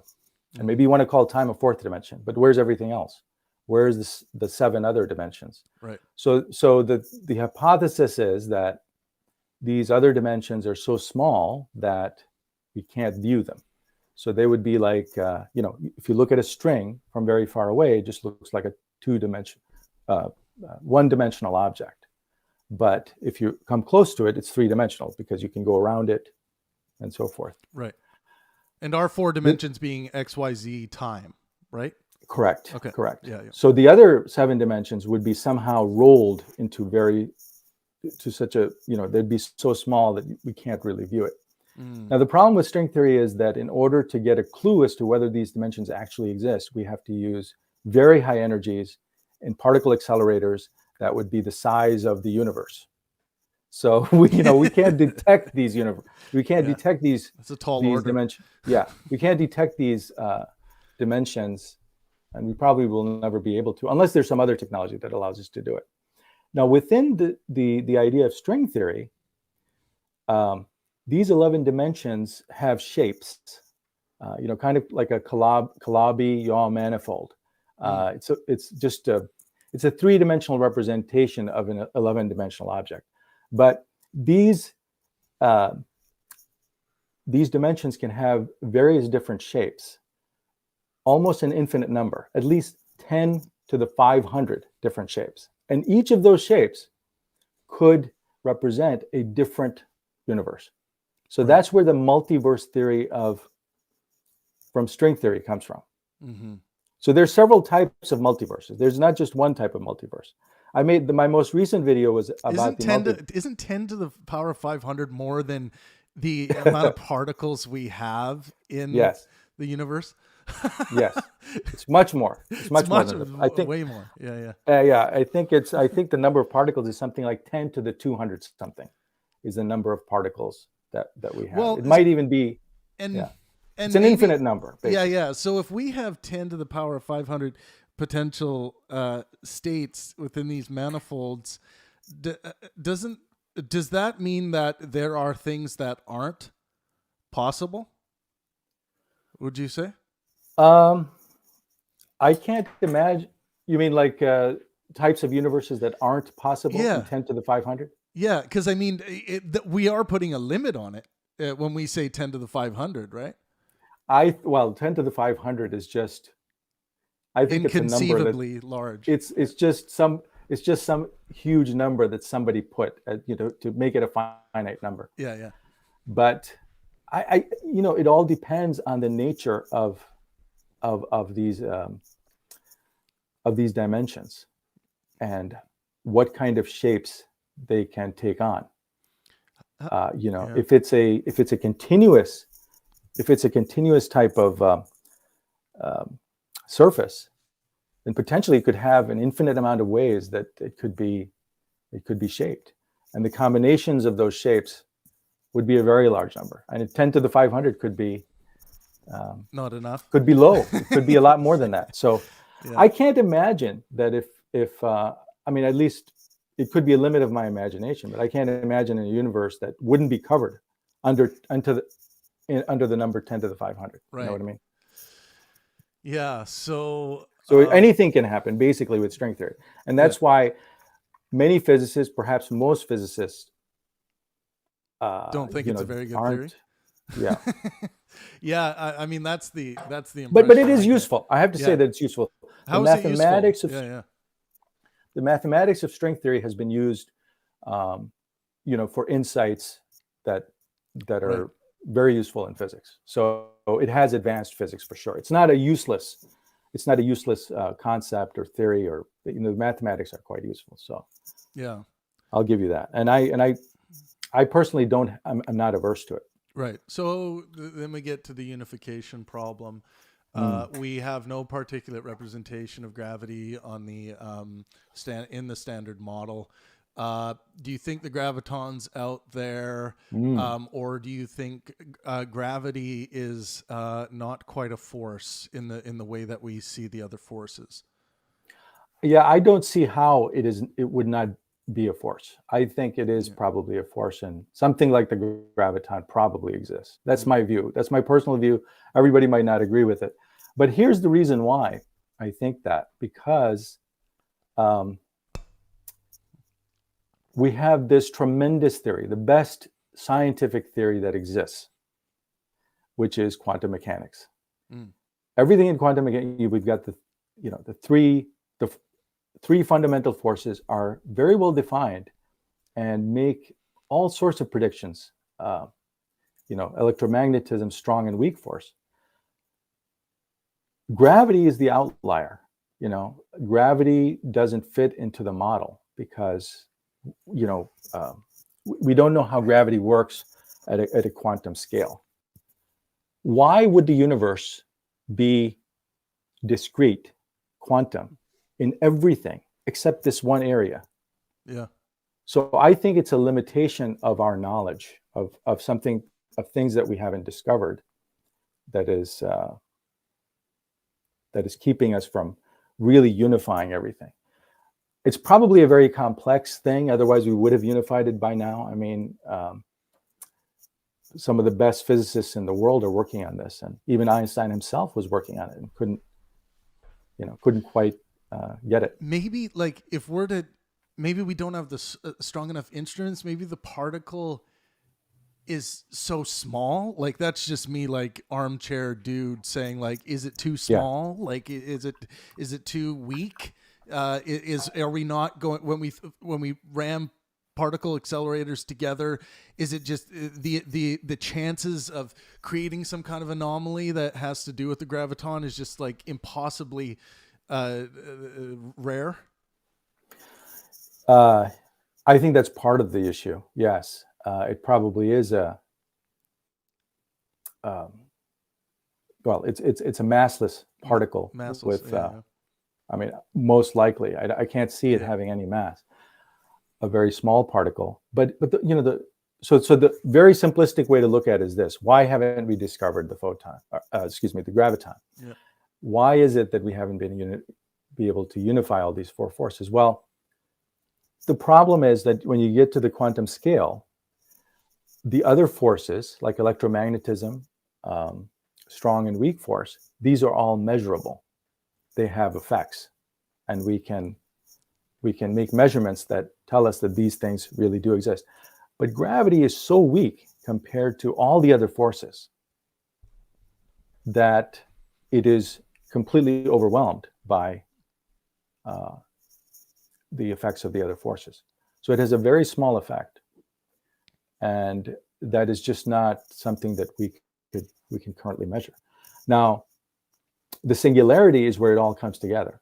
So the singularity is the hypothetical object inside a black hole that, according to our equations, and it's probably wrong, is an object with infinite mass density. Right.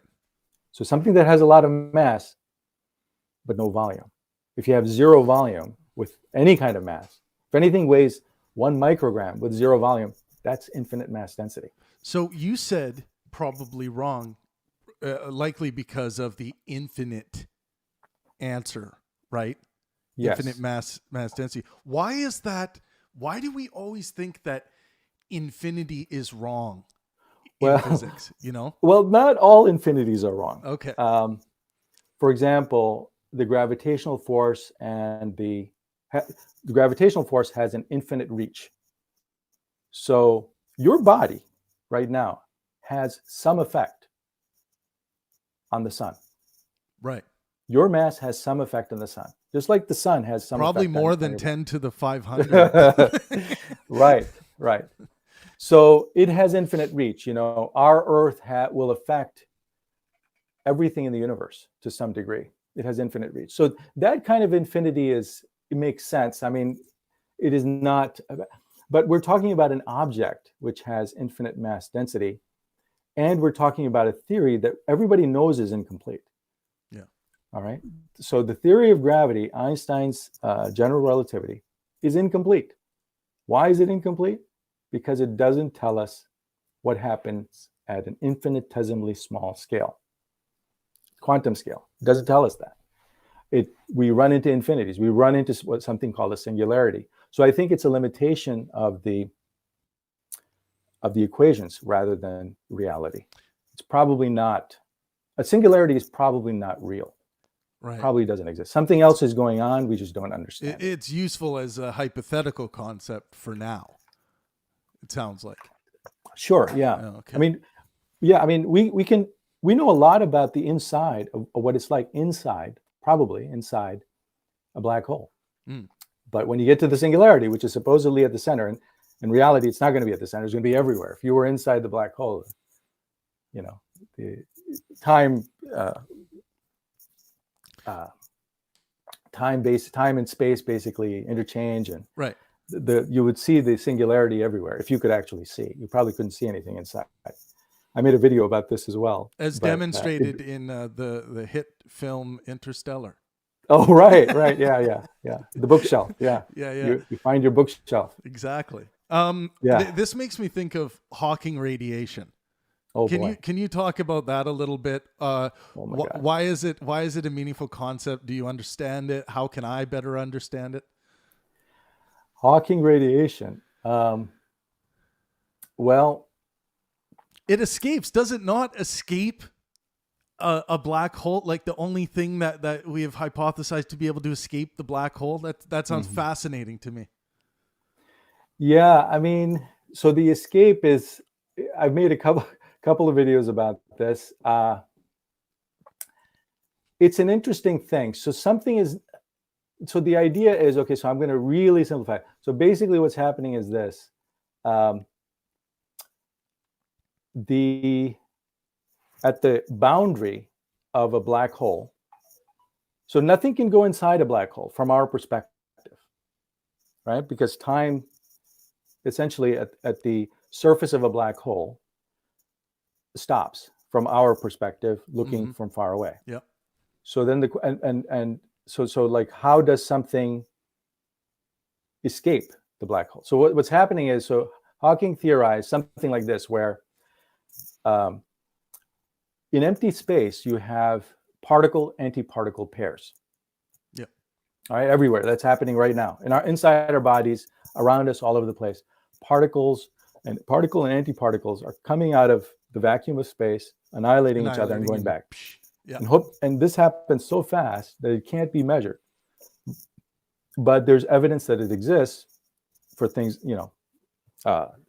things like the Casimir effect verify that this exists.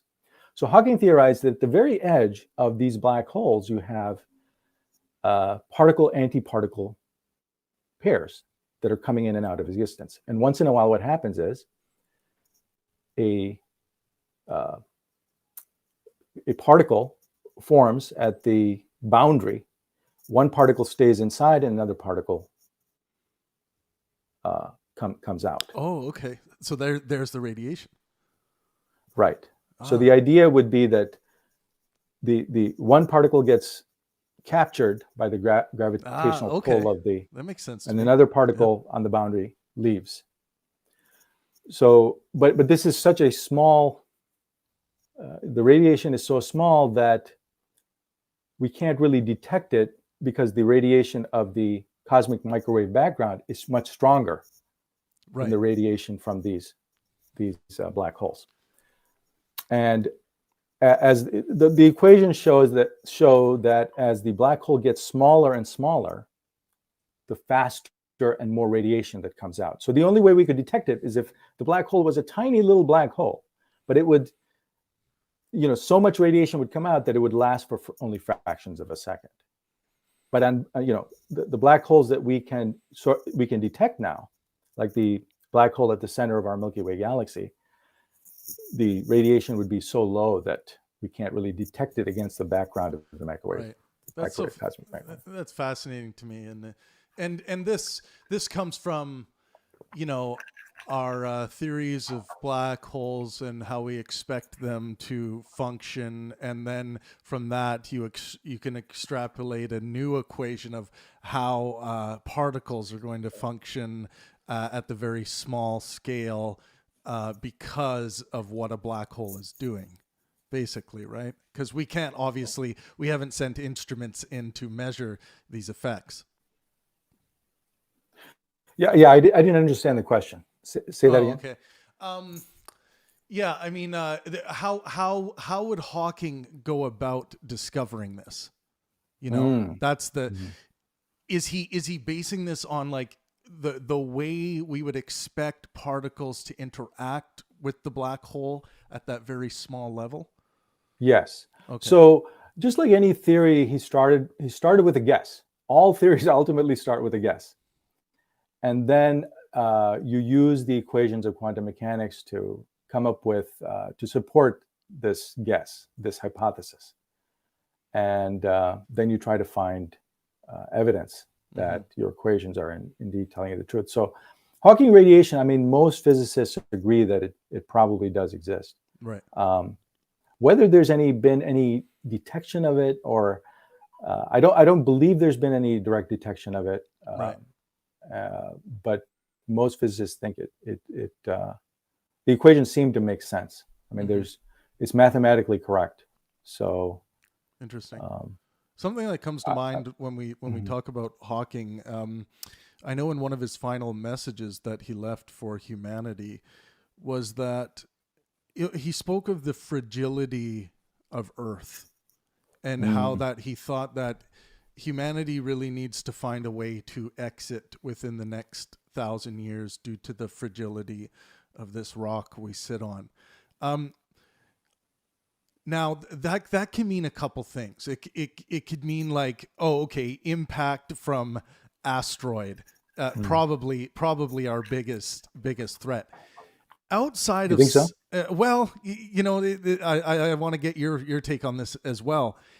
As an engineer, is there any threat to humanity that we cannot engineer our way out of? Yes. Oh, definitely. Definitely. There are threats. Unlikely though, very low probability. For example, if something called a hypernova, this is not like a supernova. A hypernova is many magnitudes larger than that.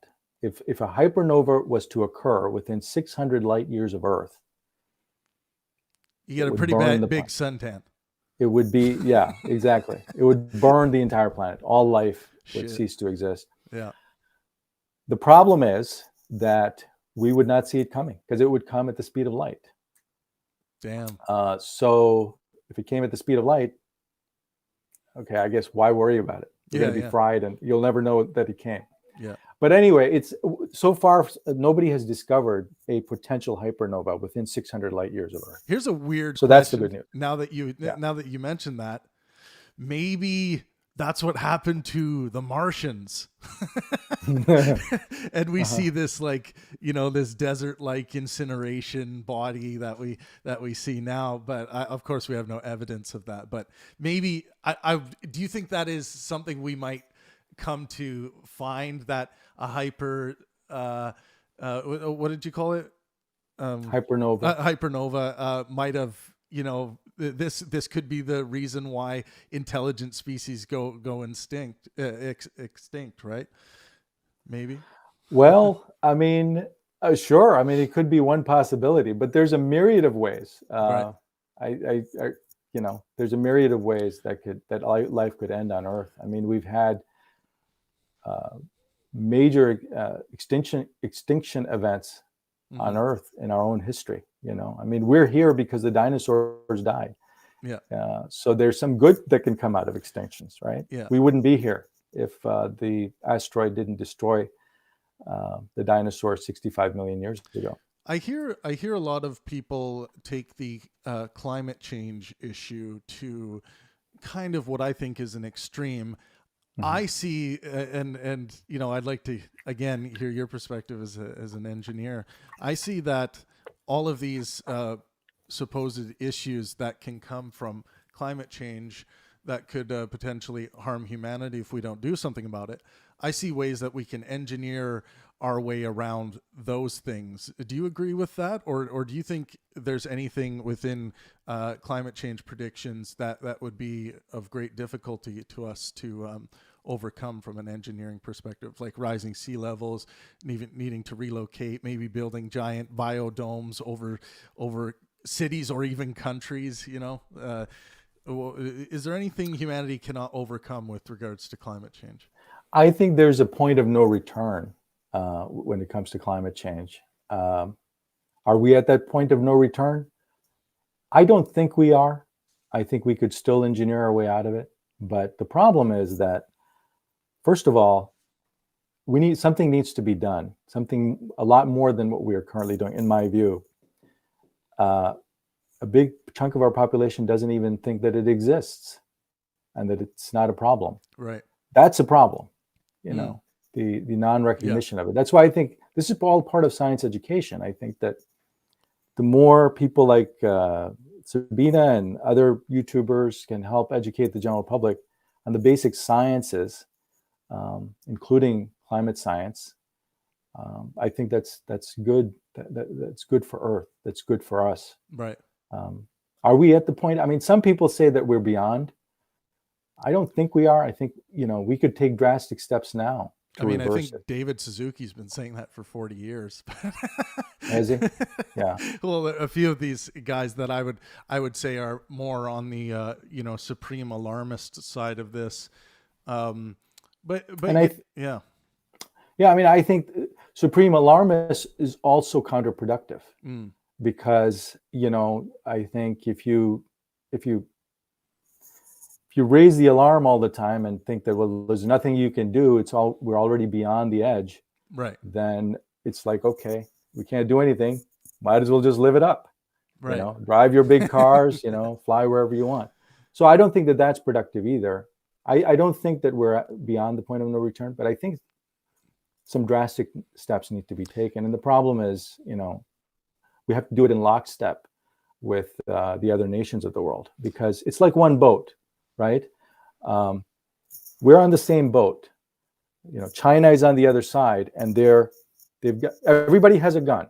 You know what I mean? And they're shooting at the bottom of the boat, and China is shooting over there, and we say, okay, well, they're sinking over there. I'm going to shoot here too, because they're doing it over there. Well, then you're going to sink faster together. It's all one. We're in one ship. Yeah. So it's not like somebody can cheat over here and it doesn't affect us. We all have to do it in lockstep. I mean, we walked out of the international climate agreements. Right. And we're one of the biggest polluters in the world. Mm-hmm. So I don't think that was a smart idea. Right. That was brought to you by the Donald. You know who. Right. So when I watch your channel, when I watch you speak here today, you seem to have a deep love for teaching and education. When did that start? Were you always into storytelling and sharing ideas? Or tell me a little bit about the origins of Arvin Ash. I really didn't think anything of it. I do have a lot of stories to tell. I mean, not all science related, obviously. Yeah. But when I got the teaching position in college, I was teaching actually Mechanical Engineering 101 was one of the classes I taught, and we use a CAD program where you basically you draw a shape on a computer, and you try to look at all the forces that are on various points in it. Cool. So like people were having trouble. I forget what kind of shape we were using. It was kind of an odd shaped shape. And I said, imagine this like Scooby-Doo going through a door, and you see his arm kind of like this, yeah, through the door. Yeah. He's go through. So imagine pushing this shape through a door like that. What would it look like? Draw that on your screen. So people started to draw that. And I remember my advising professor was in the room, and he said, that's pretty good. That's pretty good, Yeah, I think you have a gift. Yeah. So anyway, he encouraged me. And then I started teaching more classes as the opportunity arose. I got paid for it. So it paid for my graduate degree when I was doing it. So, and I liked it. And cool. And how did the YouTube endeavor start? Was that just a natural step for you to want to make videos? Well, so that's a story. I mean, have we got time for this? Oh yeah, hell yeah. We got 20 minutes left on the podcast here. Maybe so. A bit more. Yeah. YouTube was. I had no intention of starting a YouTube channel. My YouTube channel started with a tragedy. I was on vacation on a Caribbean island with my family, with my parents, my kids, and my brother. And we were staying in a villa, and my brother went out for snorkeling, and he got caught in a riptide and died. I could see him from the villa because I was at the on the beachfront. I could see him in trouble. I ran down to the beach, tried to get him help, but it's the Caribbean. Nobody thinks anything's going on. By the time they got to him, he was pretty much gone. They brought him to shore. I did mouth to mouth, did CPR on him. Myself, my own brother, Yeah. There were people on the beach that helped. We did CPR on him for like 2 hours because it took an hour for the ambulance to arrive. It's the Caribbean. It's not like the United States or Canada. So anyway, he died on that trip. And the saddest part of it was that, for me, was that like a couple of days prior to that, my brother and I got into an argument about something stupid. I don't even remember what it was about. And, we were kind of avoiding each other. So the time that he died, the last time I saw him was like a couple hours before that. And he offered me a piece of pizza and I refused it. But I sort of had an existential crisis after this because I wish I could relive it and I wouldn't be so petty and I wish I got a chance to tell him I loved him, but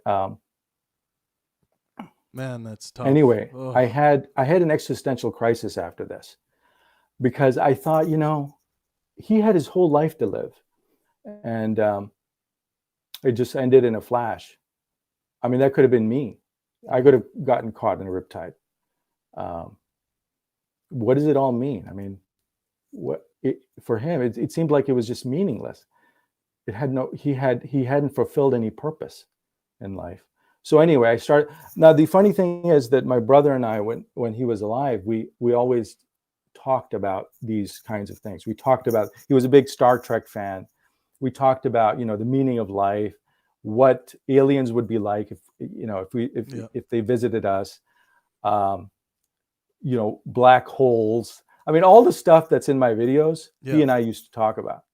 So as kind of I went through this mourning period, and I just said, you know what, I'm just going to put this stuff out there. The stuff that we talked about, I'm going to pretend like I'm talking to him about it, or explaining, because he used to look up to me, and I used to explain stuff to him. And, he was, are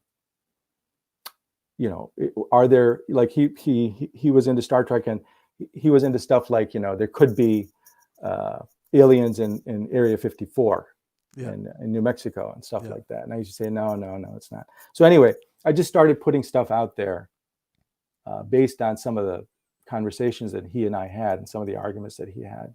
And it was a way for me to, I don't know, I guess, find purpose in his life.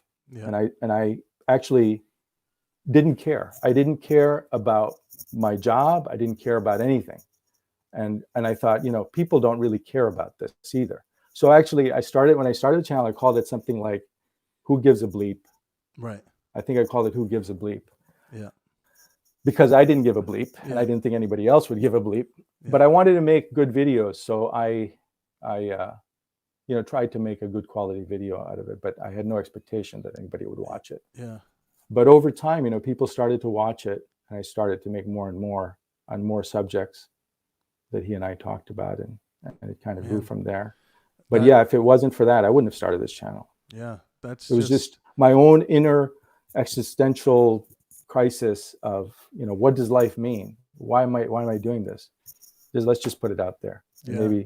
Maybe we get a few converts to science. Yeah. And, maybe they become the scientists that discover the next they discover the graviton, or this is the next Einstein. Yeah, I mean, what a noble pursuit, and what a way to honor your brother. Exactly. And what a tragedy. I mean, I'm so sorry you went through that, and appreciate it. Thank you. It's it reminds me, when you're talking about that, about having a brother to share that with. It reminds me of my relationship with my younger brother, where we we debate, we talk. Sometimes our conversations on the phone end in kind of yelling matches, because we're so passionate about like what we're debating, and and of course, after any of those questions, that could be the last time me and my brother speak with each other, right? And exactly. And it's hard to live, it's hard to live that way. It's hard to live in these relationships in a way that we kind of say goodbye, or we say I love you in a way that we would be satisfied if that was the last moment we had with our sibling, or with our mothers, or with our fathers. How do we live that way, so that when tragedy does strike, it's not as much of a blow? You go through that, but it's just like, what else can we do? Because we're like, what can we do? Yeah. I mean, that's a good question. Tomorrow is not guaranteed for anybody. Yeah. One of my best friends said something the other day that I thought was profound. Really made me think. And he said, think about everything that you do, anything that you do right now, anybody that you see. There will be a last time that you do that. No matter what it is that you do, person that you see, there'll be a last time. But you don't know what that time is going to be. Mm-hmm. It's so true, right? Yeah. I mean, you're walking right now. We're on this call. There will be a last time that you do this. Yeah. You won't know when that is. There'll be your last slice of pizza. There'll be your last kiss. There will be your last time watching your favorite film, your last time listening to your favorite Elton John album. You know, it's you know, and this does bring us to like this question of meaning. Like, what does it all mean to the individual? Is there a meta meaning? Where do you land on that? How do you find meaning? Where do you get it from? Well, so I don't think that there's a cosmic meaning. Yeah. I don't think that there's an innate meaning to life in general, but I think that there's certainly meaning that people bring to their lives in their own way. Some people find meaning in religion. Some people find just meaning in what they do. Right now I'm finding meaning in disseminating science information. And, when I read some of the comments about people who are inspired, I read comments at least once a day about someone who says, hey, I'm going to go into science, or I'm going to go into physics. Yeah. And you were part of the inspiration. That makes me feel good, that maybe I changed the world in a positive way. To me, that's meaningful. Maybe my life has, my pathetic life has some purpose.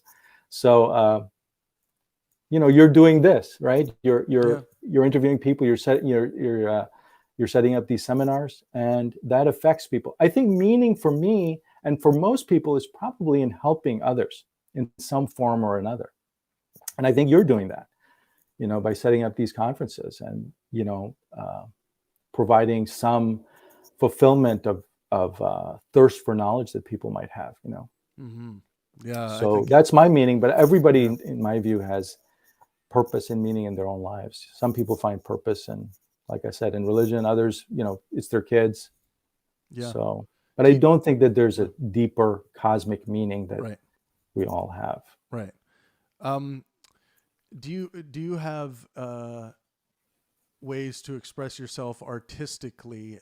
Do you kind of do that through your videos? Are you a musician? Have you? Yeah. Yeah, I'm not like Sabina that sings. No, no, I don't have any talent. I'm really talentless. I cannot sing to save my life. I have the worst. I'm tone deaf, I think, because I sound terrible. I sound good in the shower. We can test it out right here. Oh, no. Yeah, do a live lesson. And lose half my audience. Yeah, I think that's what will happen. No, I don't really have much talent at all. Well, I couldn't disagree with you more on that, because I think you have the best physics education channel going. I appreciate it. And I do it's mean not that. true, but I appreciate I thought, do. I do think so. I'm an evangelical Arvin Ash worshiper and follower, and I share your videos as quickly as they come out. So I'm a huge fan of your work. I appreciate that. I mean, one of the things that I'm doing right now is so I used to make about one video a week. Last year, that's what we were doing, and it was too much. I mean, I was driving my staff crazy. I was driving myself crazy. It's too much work. Yeah. So this year we're making 2 videos a month instead of one every 2 weeks we're putting out. And I'm trying to actually make them higher quality, more animations, better animations, taking more time to make it right, maybe make them a little deeper. So that's since January since February, I would say. Yeah, we're pursuing that. I think the animation world, the video production world, has added so much to science education. Some people really do have to see these things. It's not enough to grab a book for some people and read it and be able to visualize these abstract concepts. These really in some senses, counterintuitive things like the Heisenberg uncertainty principle. It's like you can explain that to someone 1 billion times and they're like, what the hell are you talking about? And then you show them a simple visual or animation of, the gas demonstration, right? Moving or the double slit experiment, of course, is one. I love that, these animations are being created in that they're being done artistically and in a bright, interesting way. I think anything we can do to better sell people on what is going on in reality, because I think science is the way that we we try to understand objective reality. And I think the more we can do to attract people in that way, the better. And and I try things as a producer of intellectual content and through my own philosophical pursuits by working with different artists who do different design concepts for live events and things like that. And maybe someone through that who's interested in the superhero fandom, or they're from the superhero fandom, maybe they will be turned on to an intellectual event that they normally wouldn't have been turned on to. I mean, most people are visual learners, I feel. Or at least highly influenced by something seeing visual. This is why, when I took, my first quantum mechanics class in college, there was no YouTube, I wish YouTube existed. So it's really great for students of quantum mechanics today to be able to visualize this thing. Quantum mechanics was rated at my school the most difficult class on campus. The most difficult class on campus. I'm the only person that I think that I knew of that actually enjoyed that class. But part of the reason nobody enjoyed that class is because it's very difficult to visualize. Very difficult to visualize quantum mechanics. Everything is in equations. And the professors did their best to draw things on the chalkboard to help us visualize those kinds of things. But it's nothing like 3D animations that we do or other YouTubers do today, or even 2D animations. If we had it back then, I think it could have really helped people in that class learn it better, be more interested, and maybe the class wouldn't have been so difficult. Right. So I think it's a huge thing. And that's, why make a YouTube video if you're not going to use visuals? If you're just going to talk there, it's just like taking a class. To me, that's a waste of time. Right. So that's why I try to use a lot of visuals. Everything that, I try not to be on screen for very long. There are other YouTubers that just stay on screen, and right. I don't understand that, because it should be visual in my view. Mm-hmm. So that's why, we're trying to do more animations, better animations, to get the visual message out there, because I think that really helps. Yeah, I mean, the fact that people can go online and get a pretty damn good education in physics is a beautiful thing, especially to autodidacts like myself who don't really learn in the traditional, school environments very well. You kind of have to be alone and kind of teaching yourself. I think there are many of you. So, which is good, because maybe you're learning or trying to learn some things that you otherwise wouldn't have even attempted. Yeah. Right. Totally. I wanted to finish off what I think is the most interesting question, unsolved mystery, and that is, consciousness, or maybe the artist formerly known as consciousness. What do you think? The engine behind minds really is? Well, it's interesting. I interviewed Jim Al-Khalili like a month or two ago, and I have to agree with him. I don't think there's anything magical going on. So a lot of people, think that it's something magical, that consciousness, for example, arises from some central consciousness in the universe, and we're like radios that are tuned into it or something like that. I don't think anything like that is going on. I mean, all the evidence points to consciousness being formed inside our brain. There's no evidence to show that anybody without a brain has any consciousness, or anything without a brain has any consciousness.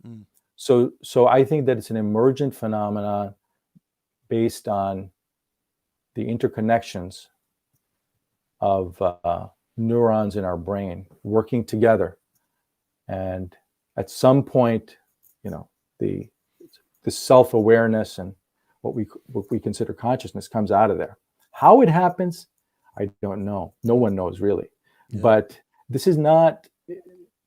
I think that the problem is solvable. It's not like we're going to discover some supernatural thing that we're not like radio. It's all up here. It's all happening here. Yeah. How it happens, I mean, the brain is largely a mystery.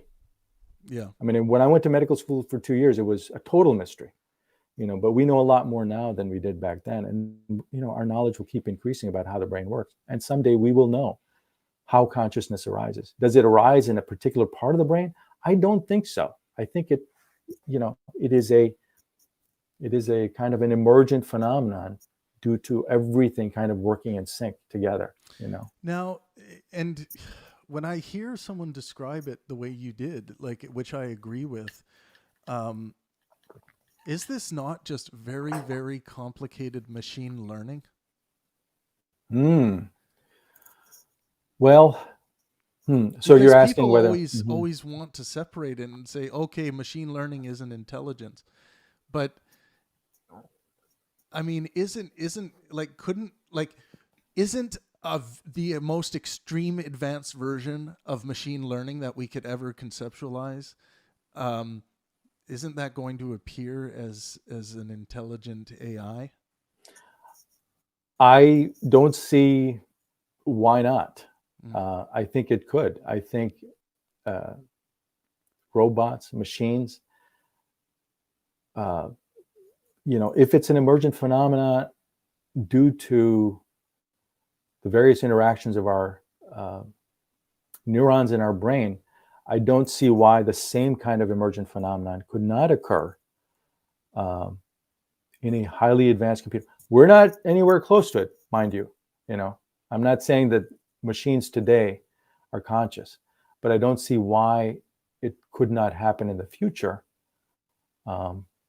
with very advanced interconnected circuits, perhaps using quantum computing, some kind of quantum computing bits inside brains. It doesn't even have to be a quantum computer. I think a conventional computer, if it's powerful enough and interconnected enough, I don't see why it couldn't happen. I don't think there's anything special about biology that makes consciousness exclusive to biological creatures. Right. That's my view. Wow. Well, Arvin, I really appreciate this discussion. We're going to have a Q&A with you in a half hour on the call-in app, everybody. Okay. Please join us.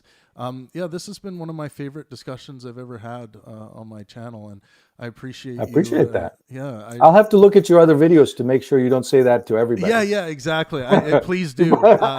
I've had some bad ones and I've had some really good ones as well, but this one really does stand out to me, and I appreciate you being open to discuss these concepts with me today. And of course, everyone, please come out and support the live discussion on April 12th that Arvin will be involved in. He will be on stage with Sabina Hassenfelder and Lawrence Krauss in Vancouver, April 12th. Be there. Or April 14th. Or sorry, April 14th. Yikes. April I got 14th, Montreal on my mind. Right. Sabina and Lawrence will be speaking in Montreal on April 12th and in Calgary on April 13th. So please do join us for those events. We're going to keep booking these celebrations of science and reason around the world. And we're going to try to make as many of them work as we can, but a lot of it's going to be based on how much support we get for the events for people who are able to come out to them. So please do come out and support live intellectual discourse. Arvin, thank you so much for joining me today. Again, I can't wait to have you on again. And, just appreciate it. You. My pleasure. My pleasure. Yeah. It's been a pleasure speaking with you. Thanks. Everyone, that was Arvin Ash. What an awesome discussion that was. I really appreciate that.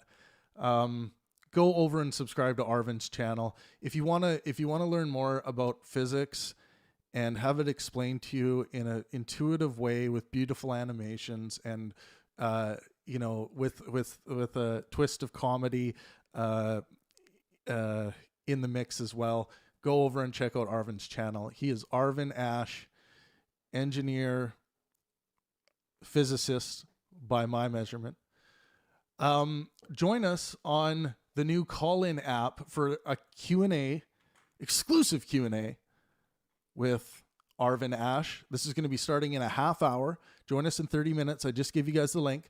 Make sure you follow me on the app. I will follow you back. almost all of our live discussions are going to be happening on that app for the next 6 months, and then we'll do our after show parties on Discord. I wanted to leave you guys with a song I performed in studio here for what's going on, the war that's going on in the Ukraine right now. I'm very much in support of the Ukrainian people who are resisting what's going on. But here's a song I wrote specifically for them, and I just performed it in studio and released it. So I hope you guys enjoy it. I hope you guys enjoyed the discussion. If you did, please subscribe, drop a like on this video, and as always, let art and science inspire.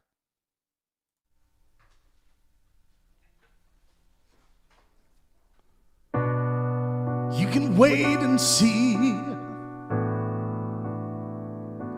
how bad it can get. Give me a reason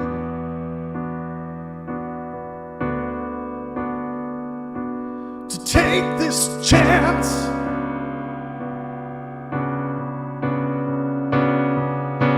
It's time to advance to the front lines of freedom. Kiss me once more. The front lines of war. I've seen this before. Yeah, it's knocking on my door again. The front lines of freedom. Kiss me once more. The front lines of war are knocking on my door.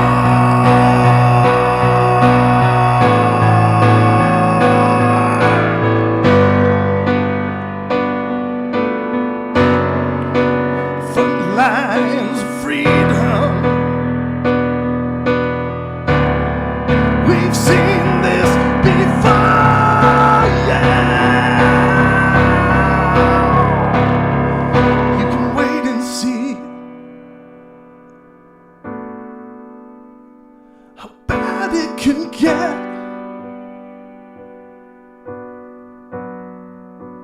Give me a reason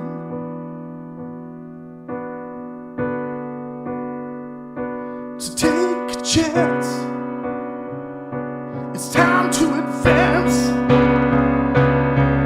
to the front lines of freedom. Front lines of war. Give me a reason. Front lines of freedom.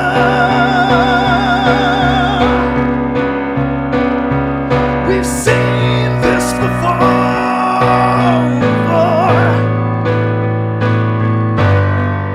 It's knocking on our door again. To the front lines of freedom. Kiss me once more. Kiss me once more again. Front lines of freedom. So kiss me once more. It's knocking on our door again. To the front lines of freedom.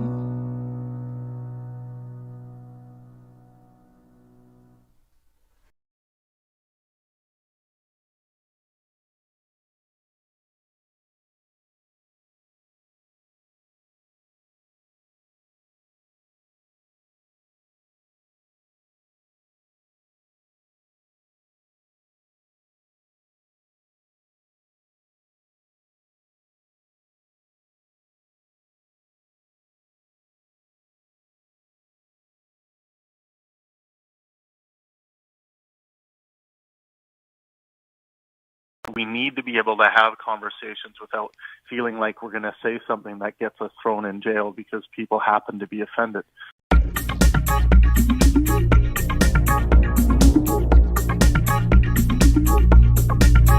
Skepticism.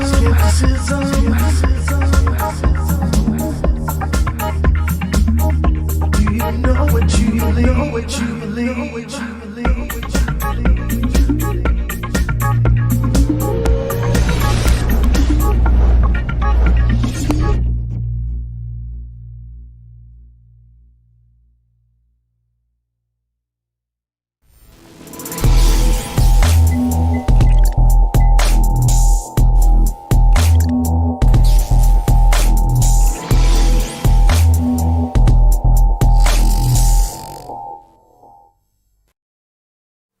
All right, dudes, we are live with another Pangburn podcast. We are back. It's podcast number 58. We're getting up there in age, you know. Thank you for being with us today. Very excited for today's guest. Today, I'm going to be speaking with Dr. Brian Keating. Brian Keating is a Chancellor's Distinguished Professor of Physics at the Center for Astrophysics and Space Sciences, CASS, in the Department of Physics at the University of California, San Diego. He is a public speaker, inventor, and an expert in the study of the universe's oldest light, the cosmic microwave background, CMB, using it to learn about the origin and evolution of the universe. Keating is a writer and podcaster and the best-selling author of one of Amazon Editor's best nonfiction books of all time, Losing the Nobel Prize. Just making sure my volume's up here. Interesting. Welcome, Dr. Brian Keating. How's it going today? Awesome. Oh, okay. I got audio breaking here. Sorry, 2 seconds. I got to shut down OBS and restart it. Exactly. Update. Been there. All right, guys, the audio should be better now. Hopefully that's good for you. I'm going to also record just because it did that blip. Start recording. Do I sound okay out there? Yeah, yeah, you sound great to me. It's just that, okay, we fixed it. Okay, sweet.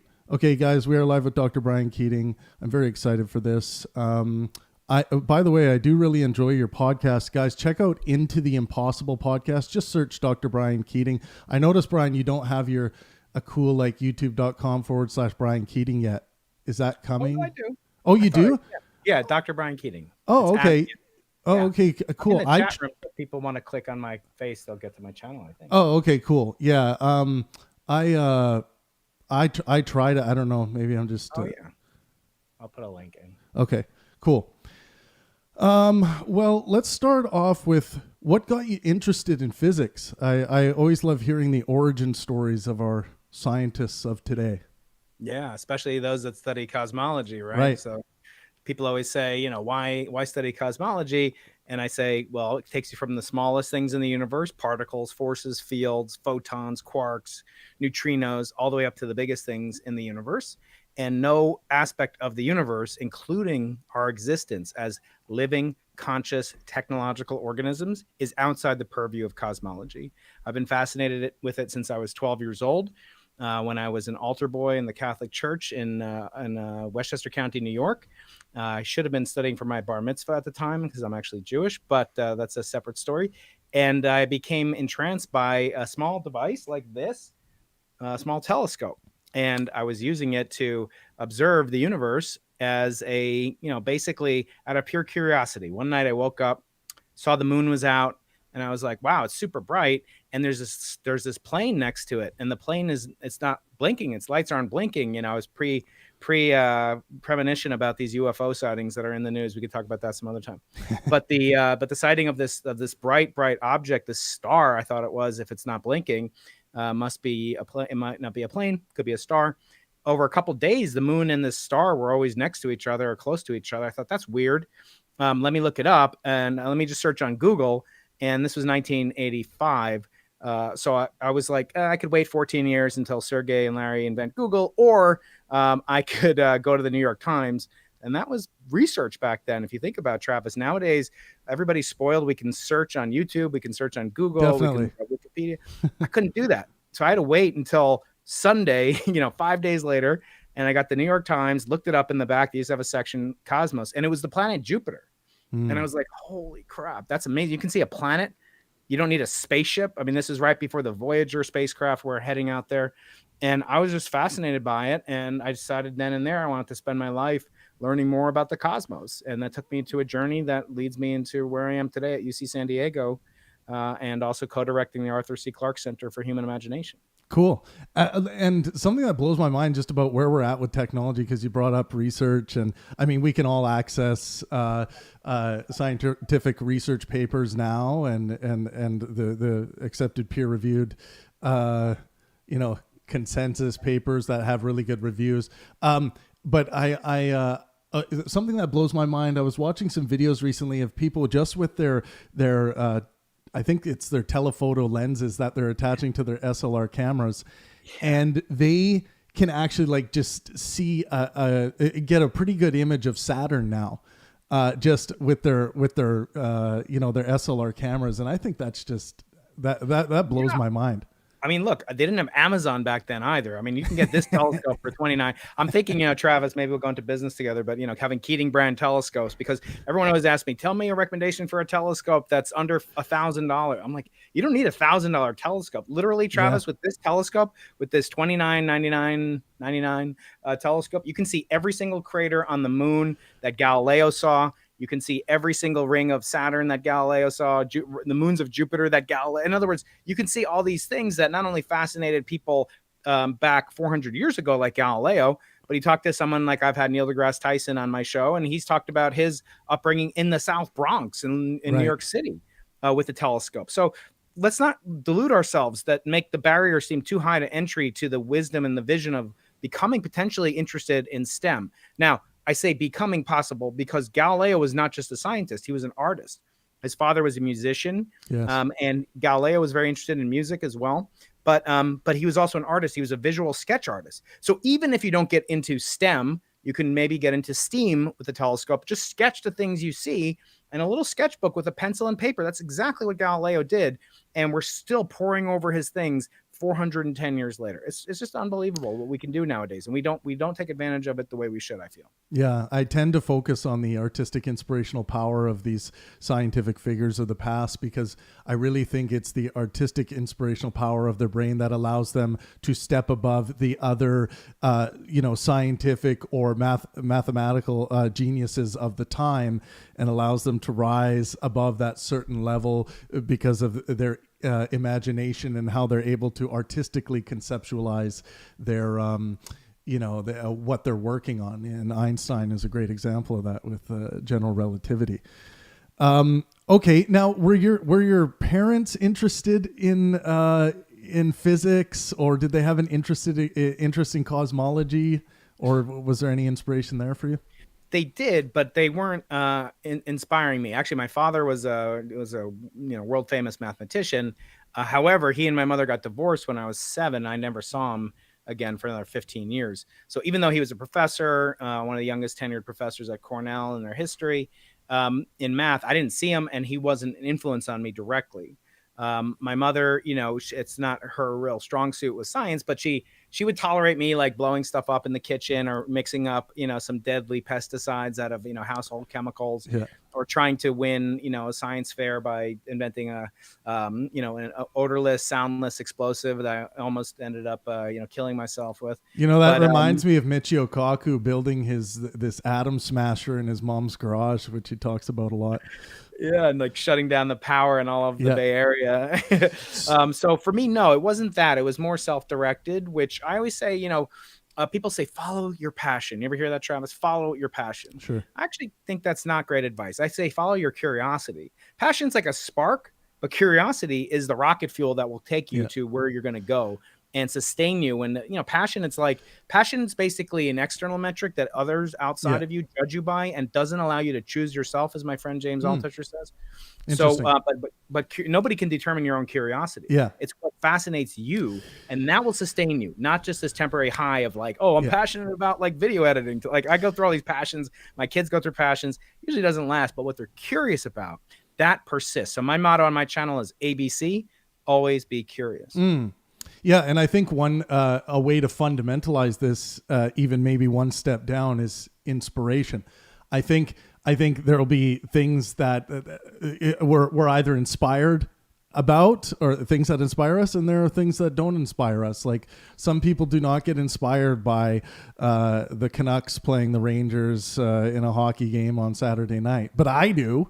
But there, people. It's one of the most fascinating things when I look at humanity, and I just love humanity. But the vast spectrum of things that inspire each of us, and how different that does make us from one another. A question about physics. Were you first introduced to Newtonian classical mechanics, or did quantum mechanics come into your education at an early stage? And what did you think about quantum mechanics when you started looking at it? It's really interesting you asked that question. So I was actually a pretty mediocre student when I was this age, 12 years old, 13 years old. And this is why curiosity is so much more important than passion. If I followed what I was passionate about, I'd be playing a Commodore 64, Atari 2600, things you guys out there, many of you don't even know existed. That was what I was passionate about. But what I was curious about was the universe, the stars, planets, and galaxies that my small telescope was revealing. Little did I know that would take me to the career that I have today. Certainly the path was very meandering, and we could talk about that. But from the perspective of I didn't learn about quantum mechanics early on. In fact, I could barely learn classical mechanics because I wasn't put, Travis, on a track to get me into calculus. I was a public school kid in upstate New York, as I said, Westchester County. And I was not placed. I wasn't thought to be that good at mathematics. And in truth, I'm not that great at mathematics. Ironically, my father is this world famous mathematician. But as I said, he was not in my life for most of my youth and developmental period. So I had to teach myself. And I was a real self-starter. And I knew to determine, one thing that really fascinated me was how far away are these objects? I was looking at Jupiter. Yeah. I was looking, how did I know Jupiter, which kind of looks the same brightness as the star Sirius? How do I know Sirius is so much farther away than the planet Jupiter? Well, then I had to learn calculus. Okay, well, I'm 13 years old. I'm in algebra. I'm not in pre-calculus track in a public school. How am I going to do that? Oh, you have to learn pre-calc. Oh, what's pre-calc? Series, limits, functions. What's before the pre-calc? Oh, it's trigonometry. I have to learn trigonometry. So it's all this stuff, Travis, that I wasn't set up to be on track to learn. I had kind of like a disability, maybe because my father was a brilliant mathematician and he abandoned me, that I felt like, I'm never going to become anything. So I had a block against math. But then when I realized math was integral, no pun intended, to my curiosity, then I started to be just self-taught. I have to learn trigonometry. I was just going to mention autodidactism. It is, but you can't tell someone to be an autodidact. No, you can't. They want to be. Yeah, but yeah. The good thing is nowadays with YouTube and I've seen your channel just explode. You have this free resource. You and I and others are making a free university that kids in their 12s and 13s, early teens, they can attend in their pajamas, as opposed to doing, what other kids are doing nowadays and kind of getting, they'll be left behind, the kids that are truly passionate and curious. So no, I had to learn first calculus. I became fascinated with Isaac Newton, and I tried stupidly to read the Principia, which is completely unreadable. But I luckily found Galileo, who is masterful at the art of literature as well as scientific argumentation, in a way using Socratic dialogues and other formats that even a kid can understand. Whereas Newton almost wrote in code. Actually, I have an interview on my channel today airing with Professor Stephen Strogatz of Cornell University. Cornell, which rejected me many times. But nevertheless, Cornell... Why did they reject you? Like I said, I wasn't a great student. I ended up doing better on the calculus AP exam than anybody else in my grade. Shout out to my buddies who are watching from North Salem High School. But nevertheless, it wasn't I was on the wait list. I probably could have got it. And I didn't want to use my father's reputation to get in. I wanted to be self-made. And I didn't want to say, oh, my dad's was a professor there, you know. Yeah. I didn't feel like that was earning it. And I ended up going to a much better school for me, which is called Case Western Reserve University, go Spartans, Cleveland, Ohio. I got a full ride there. And because of that, I got introduced to astronomy, engineering, and physics. And then that led me to go to grad school and then eventually go to become a professor. So my perspective is you want to break it down into chunks. And what Steven Strogatz does, I wish he existed, or I knew about him back in the 80s. He existed, of course. But this book that he's written is called Infinite Powers. Travis, I recommend it to everybody, even besides my book, okay? This book, if you're at all interested in math, physics, if you have a block, a barrier, an impediment towards learning something in STEM, get it for you. I got it from my father-in-law, who's like, has nothing to do. He doesn't know. He never took calculus. He's smart. He's a wise man. But he devoured this book. He's bought multiple copies for his friends. They're all retired. This is amazing. This book, Infinite Powers, it traces like the way you should be taught calculus. And so I wish that book existed, but guess what? Now it does. And now videos like interviews with me and him and you and me, and all these things are available. So people need to take advantage of it. And my belief is that, you know, if I'm not obsolete in a few decades, you know, if my career as a professor is not over because of the ability to be autodidactic and to glean the information that's just now emerging with machine learning and artificial intelligence pedagogy, then something's wrong. So there's either going to be, you know, augmentation where I'll be in the classroom here, and then all of a sudden I'll say, you know, look at the pale blue dot image. Well, that was made by, you know, Carl Sagan. Here's Carl Sagan finger puppet over there. So also Cornell pale blue dot. Yes, that's my feeling. You know, I think we're at a precipice of an exciting new development, a true paradigm shift in education. Cool. Well, a little bit more about you. I love asking this question. It fascinates me. What inspires you artistically? So I'm inspired artistically primarily by music in terms of like what can move me emotionally. I think artistically it's less in the visual arts nowadays. The musical arts, I think, are more deep in that music, if you think about it, Travis, is kind of one-dimensional. Unless you like listen at 2x or something. I listen to podcasts and audiobooks at 2x. I don't think you can listen to much music at 2x speed or whatever. So therefore, you're hearing it the way the composer or the artist or the musician wants you to hear it. And I find that very evocative, very emotional, because there's nothing visual. It's pure auditory. It's directly connecting into your brain with headphones and spatial audio. And for me, that it'll make me much more emotional than seeing a painting. Like I joke with Steven in the podcast, you know, like no one ever looks at the Mona Lisa, cries, like, because it makes them feel like they might cry over how beautiful it is. But, you know, that's the same way you might cry over a beautiful sunset. It's not necessarily the intrinsic to the artist. It's more the medium. Whereas with music, people get very emotional, or it's very, I can remember where I heard a song for the first time, and you get this in your mind, and you never have that with visual arts. You never have like, oh, I've got Michelangelo's David and I just can't get it out. It's like an eye worm. No, there's no saying eye worm. It's earworm. It gets into your brain and you can't get out of it. So music to me is that highest form. Unfortunately, my wife plays instruments. My kids play instruments. I play the iPhone. And that's about it. Yeah. So you mentioned being an altar boy, but did you grow up singing in the choir or? No. They wouldn't let me in. My voice kept me out. Yeah. They were like, we'll let you in. We know you're Jewish. We'll let you in. We'll let you be an altar boy, but no way we're letting the Keating guy sing anything. That's hilarious. Do you, when you see people playing music or singing, do you wish that you had a proclivity towards that, or are you just too busy with other things that, you know, you're happy? Oh yeah, definitely. You know, if wishes were, you know, would come true, I'd be a billionaire with 6-pack abs. You know, I mean, I'd be. You and I would be doing this interview from my 800-foot mega yacht. Exactly. But no, I don't. I mean, I don't find like retrospective, you know, alternative history particularly useful, other than to say, I don't want to make the same mistake with my kids. So I'm exposing them to it. My wife is much better at exposing them to music and visual arts. And they do it in school, and they do it after school activities, you know, piano lesson or whatever. But for me, I have it as a fantasy, and every now and then I'll buy like a $50 guitar on Amazon, and I'll just sit there. But hopefully my kids will pick it up, because it's just like speaking a language. And the only language I can really speak is Fortran, you know, other than English.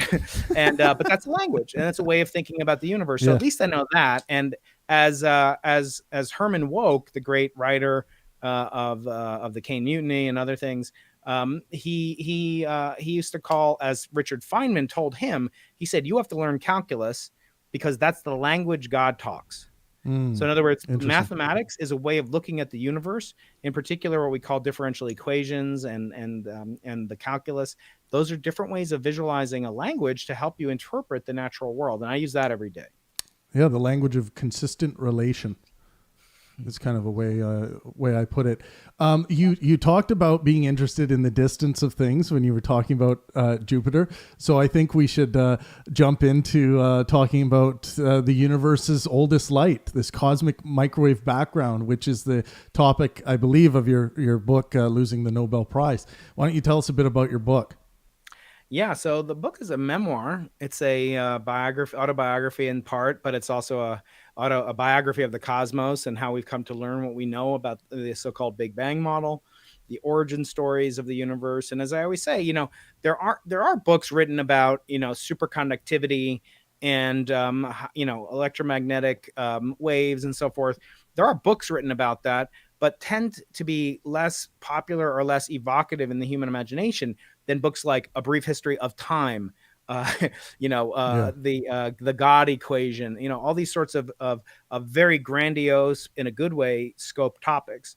So my book is really, how do we get to know the cosmos, not in the way your past guest, say Brian Greene, has approached it from a theoretical physicist point of view, but I'm an experimentalist. So I build telescopes with my team, with my group. We build telescopes, not that you can see with your eye, but which my colleagues build ultra-sensitive detectors that we cool down near absolute zero and launch into space or take to the South Pole above me over there, or put in the high Atacama Desert of Chile, where the Simons Observatory is.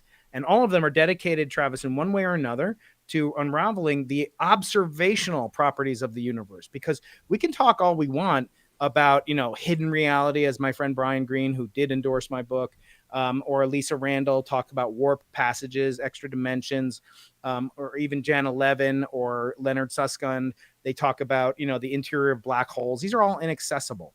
You can't get to observe them. So I want to ask the question, a young person coming into his or her own wants to learn about the universe, but isn't maybe as mathematically gifted as some of these individuals, or thinks that they're not, or like I was as a kid. I would work on my 1979 Volkswagen Rabbit. I wasn't able to work on my, theoretical differential calculus. So for me, it's from an experimentalist perspective. How do we understand the data that then allow us to test and possibly disprove aspects of our universe, including whether or not there was a Big Bang? That's the question that most fascinates me. And people in the lay public may not know this, but this is actually a topic of quite some debate, whether there was a single Big Bang or not, whether time had an origin or not, what the deep future of the cosmos will present to us. These are open questions for the first time accessible, not just to theologians, Travis, but to experimental, observational refutation or confirmation. So what would some of the arguments be? What are some of the things that kind of point people in the direction that there may not have been a Big Bang? So for many, many millennia, the prevailing paradigm, in other words, if you reach into it, let's say you put every year of human civilization from 5000 BCE till 2021, you write it on a ping pong ball and you put it in a bag. So there's 7,021 balls in there or something like that. Okay. And then you pull out a ball at random. The odds are about 99% that there'll be a ball. You'll pull out a year in which the public and every scientist who is practicing cosmology believed the universe was eternal. So if you think about that, there's a huge bias in our human psyche to think the universe is eternal from a scientific perspective. Einstein himself believed the universe was eternal. I'm looking around for more of my dolls. I can't resist my dolls, Travis. Indulge me for a I love it. I got Darwin and Shakespeare looking at me behind me. I only have one doll of the people. I talk about Galileo a lot. So here's Galileo. Yeah, here's Galileo with his little telescope. So Einstein himself thought the universe was eternal and had existed in its basically steady, static state for all eternity. And he was led to believe that by his observations. The observations at the time suggested that the universe was static, unchanging, and eternal. And that was believed all the way back to Aristotle, Archimedes, the original Greek, Roman philosophers and scientists. There was no reason to suspect otherwise. In fact, Einstein was led by a very strong belief in his own equations, the ones that had predicted the bending of starlight around the sun due to its gravitational force. The same equations that he came up with that derived the anomalous precession of the planet Mercury as an influence and consequence of curvature of space-time being modulated and modified by the presence of matter. So in other words, he had this brilliant idea that gravity is not a consequence of a force acting at a distance. It's actually because of the curvature of space causes trajectories to modify. And yet, Travis, he was not willing to accept the conclusion that was buried in his equations that the universe was actually expanding, i.e. it was dynamic. It was changing with time. So for those reasons, even the greatest, and it's too bad because he could have had a good career. He could have been famous, Travis, if he just didn't make that famous blunder. But nevertheless, the notion that the universe is static persists to this day in different forms, not static, but quasi steady state. What does that mean? Well, quasi steady state means it's not quite steady state. It's sort of slowly modulating, slowly changing. And in the context of many of these adherents to alternatives to a singularity at the beginning of time, that's the main conflict in cosmology. Was there a singularity at the origin of time? Was there something else? And if it's something else, what are some of the possibilities? Well, the possibilities are still unknown, but they involve effectively a cyclical model where the universe undergoes a series of expansions and collapses, perhaps eternal. In other words, it could be going on eternally throughout the history of our universe to negative infinity in time, going forward to positive infinity in time. And we just happen to live in one cycle where the universe is expanding slowly. Or it could have happened once, it could have been just one universe before ours. Who knows why? Could be that there is just a singular Big Bang, an origin, a single origin. And or it could be that there's a multiverse where there's other universes, just as there are other stars, galaxies, planets, people. There are other universes in what's called the multiverse. All these things are fascinating, and all of them, for the first time in human history, are subject to observational data and refutation. You might think what I do is prove things, like Brian Greene comes up with an idea. There's 26 dimensions, hidden dimensions in reality. No, we don't prove that. We disprove everything else. Yeah, more about falsification process.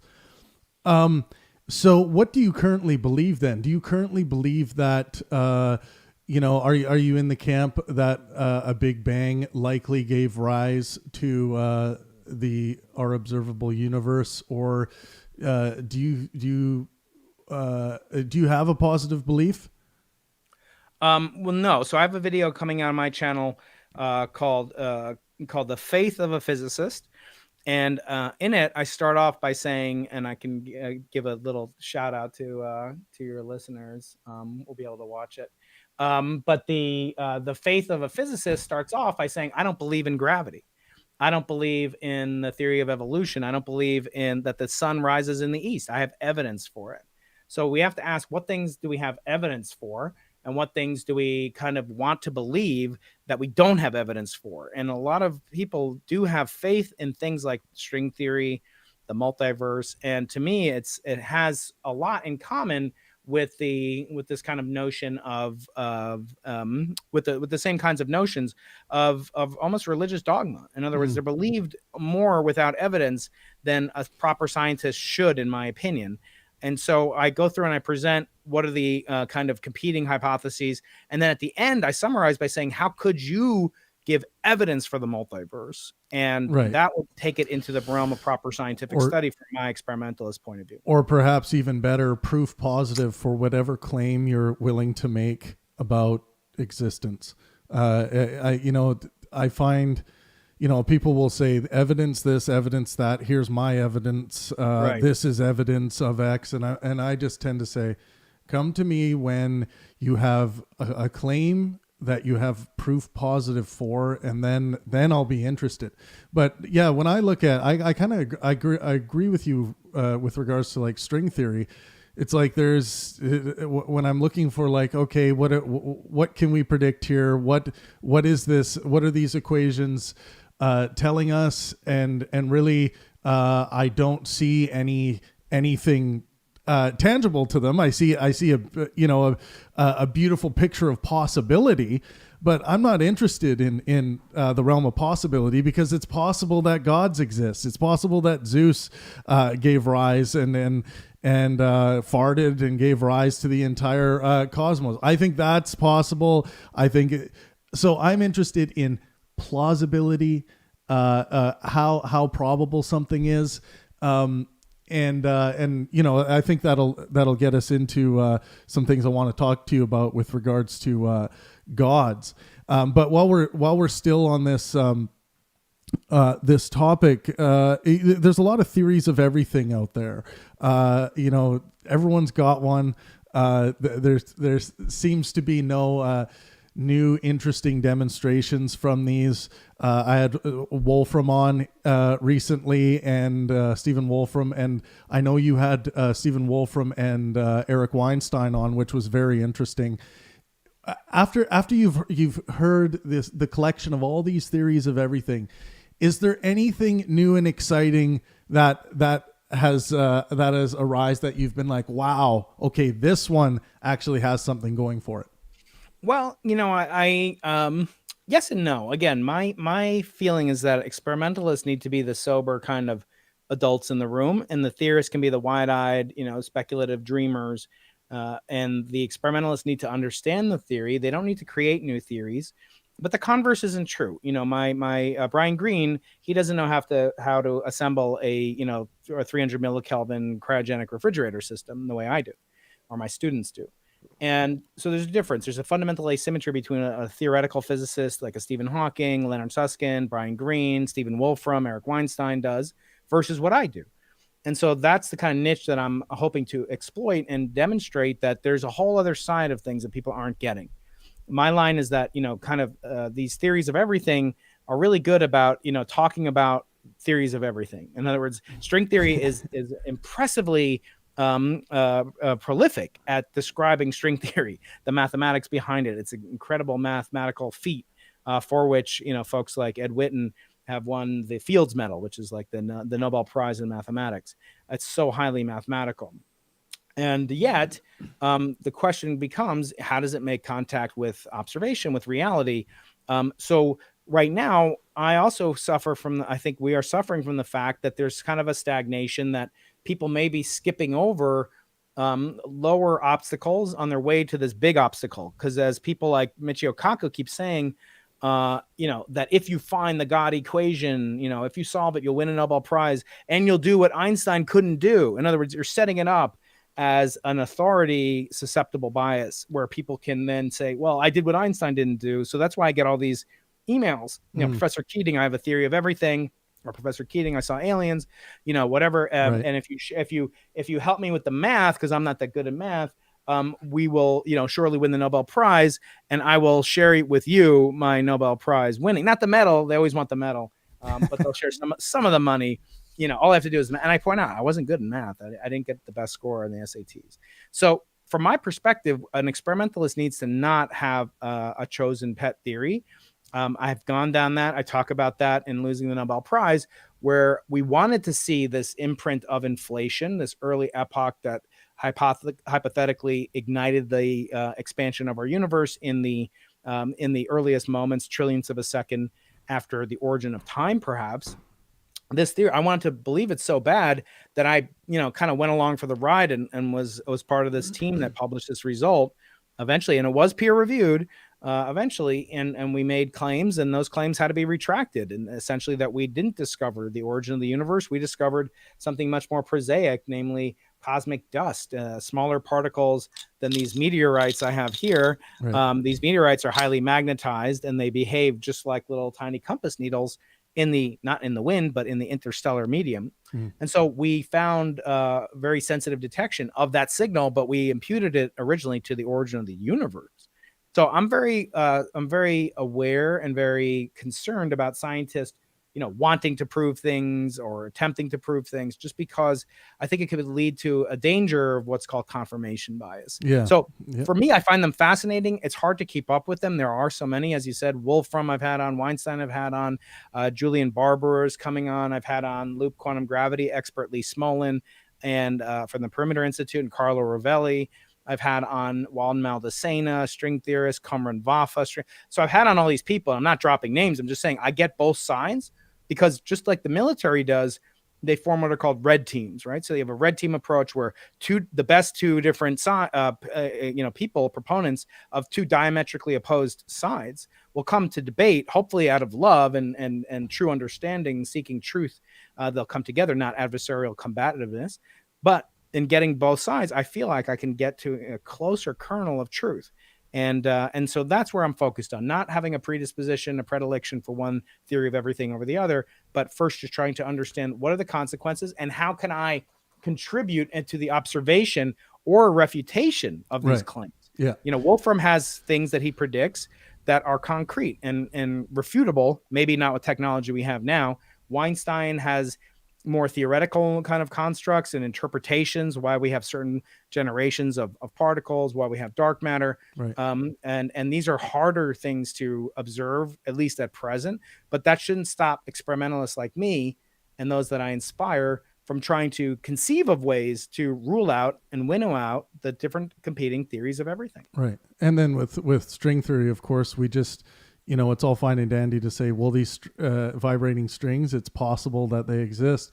But until we have a way to measure and detect and take a look to see if they're actually there, we don't really have any, like you said, it's a really spruced up, nice looking equation, but we actually need to verify that this exists in reality and not just as a concept, right?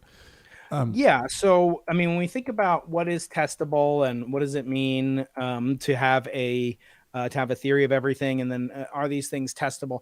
Let me take a step back and I'll mention that I think it's mandatory that a theory of everything immediately be falsifiable, and I'll give you an example. Yeah. So James Clerk Maxwell, he conceived of the Maxwell equations that describe electricity, magnetism, and unify them together in a single force field called electromagnetism, where they're two sides of one fundamental force that manifest themselves sometimes as little tiny magnets, like these meteorites and magnets here, and sometimes in electromagnetic waves, like the light in this room, or electricity in a battery. Seem very different, right? The behavior of a needle of a compass can be influenced by a current flowing through a wire, and he had to explain why that was. But he also craved, as many did in the 1800s and 1700s, a mechanistic explanation, an explanation for how the force is conveyed. Because like Newton, when he talked about the law of universal gravitation, what does that mean? That means the apple that hit him on the head, that same apple was pulled by that same force that is pulling the moon to orbit around the Earth. And if the apple was where the moon was, moving at the moon's velocity, he rationalized that it would have the same orbital geometry and path as the moon. So that was a universal law. Now, he wanted to think about that in terms of action at like how is it pulling on it? And he didn't really speculate on how that could occur. And so that was left for later generations to kind of work on. But Maxwell did speculate. What is the force that supports the waves of electromagnetism? Well, he reasoned it must be something just like the waves of water support the the waves of water are supported by the medium of water, and there must be some medium. And inside the medium, there's little tiny mechanical gears and rotors and vortices and all sorts of things. So on some of his diagrams, he has the equations are completely correct.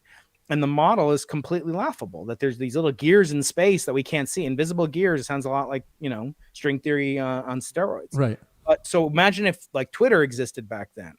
Imagine if YouTube, like people, oh, here's this guy and he's right. And then but he's saying this crazy idea of his conjecture for it. So could we be in that same position with string theory, with geometric unity, with Wolfram's theory? Yes. So be careful in trying to rule out, a philosophy. Look more at testing the ideas and not attacking the person. 100%. I couldn't agree more on that point. Will we find a particulate representation of gravity? of gravity. So the hypothetical particle that mediates and modulates gravity is known and has a name, but as Feynman said, the graviton. So just because you know the name of something doesn't necessarily mean that you understand what it is. And for my perspective, the mere existence of the name is interesting, but nevertheless, I think we have it postulated in that way for good reason, because all the forces that we seem to observe, from the nuclear force to the electromagnetic force, are modulated and mediated for those three forces by what are called these bosons, these gauge bosons that are the force carriers. And so for some of them, they're massive, and some of them they're not. But in the context of electricity and magnetism, we have the photon, and that has zero mass, and that means it can travel at the speed of light. We know that there are waves of gravity that have been detected by LIGO, and I've had on two of the three Nobel Prize winners for the LIGO discovery, Barry Barish and Ray Weiss. And we talked a lot about Einstein in those interviews, as well, as he's the one that conjectured the existence of gravitational waves, never thinking they'd be detected. So you have a whole other type of theorist, who would say things that were totally right on one hand and totally wrong when forecasting the experimental capabilities of colleagues of mine later, 100 years later. So never be too pessimistic. That's another lesson. So we shouldn't be too pessimistic about these theories of everything either. But getting back to gravity, so why do you expect that? Well, electromagnetism, the laws of Maxwell, as I say, they don't have a microscopic gears. Instead, they are instantiations of electromagnetic waves. And those waves are classical waves. In other words, they have a frequency and a period and a wavelength. When we measure low frequency versions of them, namely when we measure light waves, which are considerably low wavelength, you can interfere them, you can diffract them, you can see oil, kind of rainbows and so forth. Those are all manifestations of the wave-like nature of light. On the other hand, if you crank up the energy really high, it becomes particular. It becomes like a particle. So you can count individual photons, and actually your eye, in an ultra dark room, they've studied in Nature, I read a study, you can detect as few as 1 or 2 photons of the right energy hitting your retina can be detectable. It's just fascinating. So, so your eye can be a particle detector of individual particles. Now, that's in the quantum regime. When you're talking about the quantum nature of the photon, which was a classical wave in ordinary experience, it has a quantum analog. We have now established firmly, definitively, directly that gravity has waves, classical waves, travel at the speed of light, endure forever, have infinite lifetimes, and can penetrate all matter and space. And so they behave exactly as Einstein would predict. Now, let's say as we do with electromagnetism, Richard Feynman, Schwinger, and Tamanga, let's quantize it. Let's make it a quantum theory of gravity. And that so far has been resistant. We're not able to actually rectify the properties of gravity with quantum mechanics using ordinary quantum mechanical techniques, just ordinary, the analog of QED, but for gravity can't be done. So that's why theories of everything have started to percolate. And I actually don't like that name. It's not a theory of everything. Yeah, I agree. Travis is going to wear a shirt with like a blue and a red thing. I mean, maybe you wear that every day. It's not going to tell you that or what the lottery is. It's going to tell you how does gravity interact with matter at a quantum level. But I always point out, that's called a theory of everything, or TOE or TOE. We're also still looking for what's called a gut, which is a grand unified theory. And so we still put the toe before the gut, and it's kind of unusual. Nobody ever writes me and says, Ludwig Boltzmann was wrong, but they always say Einstein was wrong, or Brian Greene is wrong, or whatever. And so that's part of the challenge of being an experimentalist. Yeah, that's very interesting. Well, you would think like where there are waves, if you had where there are gravitational waves, if you had the instruments, you would think there would be some kind of particulate representation at some level. But is it maybe we don't have the instruments to detect that at this time, and is that why we kind of put the placeholder of hypothetical graviton in that place? Yeah, well, I mean, the graviton is well motivated if you expect that gravity can be quantized. Right. My question is that we know that the quantization of electromagnetism plays a role in this communication device, CCD cameras and transistors, and the quantum nature of electromagnetism is important for all of modern society.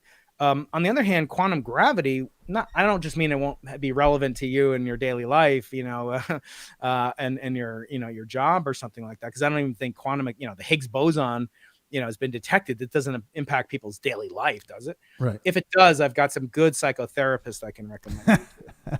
But I'm feeling the Higgs field. The Higgs made me do it. One of my kids tells me that. He beats up his younger brother. But getting back to, now, where is gravity need to be quantized? Often it's tautological. The saying is we need gravity, a quantum theory of gravity, to understand what happens at a singularity. Well, where are singularities? Well, singularities take place potentially in the Big Bang, in the singularity theorems of Penrose, who's been a guest on my show, and Stephen Hawking, the late great Stephen Hawking. And they also play a role also in Penrose's work in the core of black holes.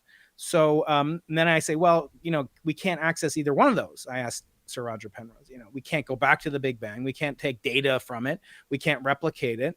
And in a black hole, once you get beyond the event horizon, it's a one-way trip to the future that all leads to the singularity. So in what sense is it real, testable, or is it pure, hypothetical conjecture? And I think that's still a question I'm waiting to get answered. Right. Will we be able to do the analog of the double slit experiment with gravity? Can we demonstrate gravitons? Because we can't generate them. Even two enormous 30 times the mass of the sun black holes crashing together at the speed of light, a billion light years away, they only cause the shift in space-time by billionth of the diameter of a proton. Right. So imagine, and that's like trillions of these gravitons, if there are gravitons. Right. So making single gravitons interfere with one another like we do with photons, it sounds highly implausible. So there, the question is, can we get the low energy regime? So imagine you're trying to understand, quantum mechanics. So Richard Feynman, one of his lesser known books, but it was actually the first book of his I ever read, is called QED, A Strange Theory of Light and Matter. And he talks about visualizing the behavior of photons in their quantum nature. And it's a popular science book. I recommend it very highly. And it talks about visualizing them as sort of an amplitude and a phase. And most people are familiar with amplitude, like how bright something is, but phase is kind of nebulous. So he talks about like each photon carries a little clock, and the clock is winding around, and he's a master storyteller. And he says, as these photons come in and one reflects off the surface of an oil puddle on top of a water puddle, or the oil drop on top of a water puddle, that it will travel less distance through less of a medium than the one that reflects off the bottom surface of the oil and goes out and reflects to the eye. So you'll see this rainbow pattern, and he explains it in terms of this phase lag due to these clocks ticking away as the photons travel. And it's just a brilliant analog.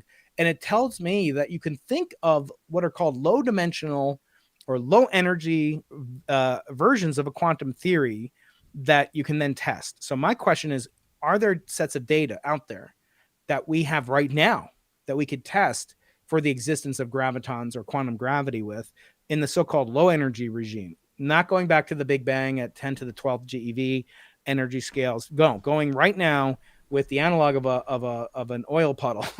Right. What are those types of experiments? I'm confident that there are some, and it'd just be very interesting to think about what they can tell us. Okay, so one more question on physics, and then I want to get to God. What is the best hypothesis for dark energy? I mean, it's mostly dark energy around us. What is it? So we look out in the universe and we see the universe has certain properties. Those properties have to do with its large scale structure. In other words, what are its properties on its largest possible observable scales, both in space and in time. It also has properties on smaller scales, small being the size of a galaxy or cluster of galaxies, not very small. And those properties all trace to the fundamental parameters of our standard cosmological model, which is essentially governed by Einstein's theory of general relativity. The laws of general relativity tell us about the large scale structure of space and time, but they also tell us about the small scale warping of space-time. due to gravitational effects of matter.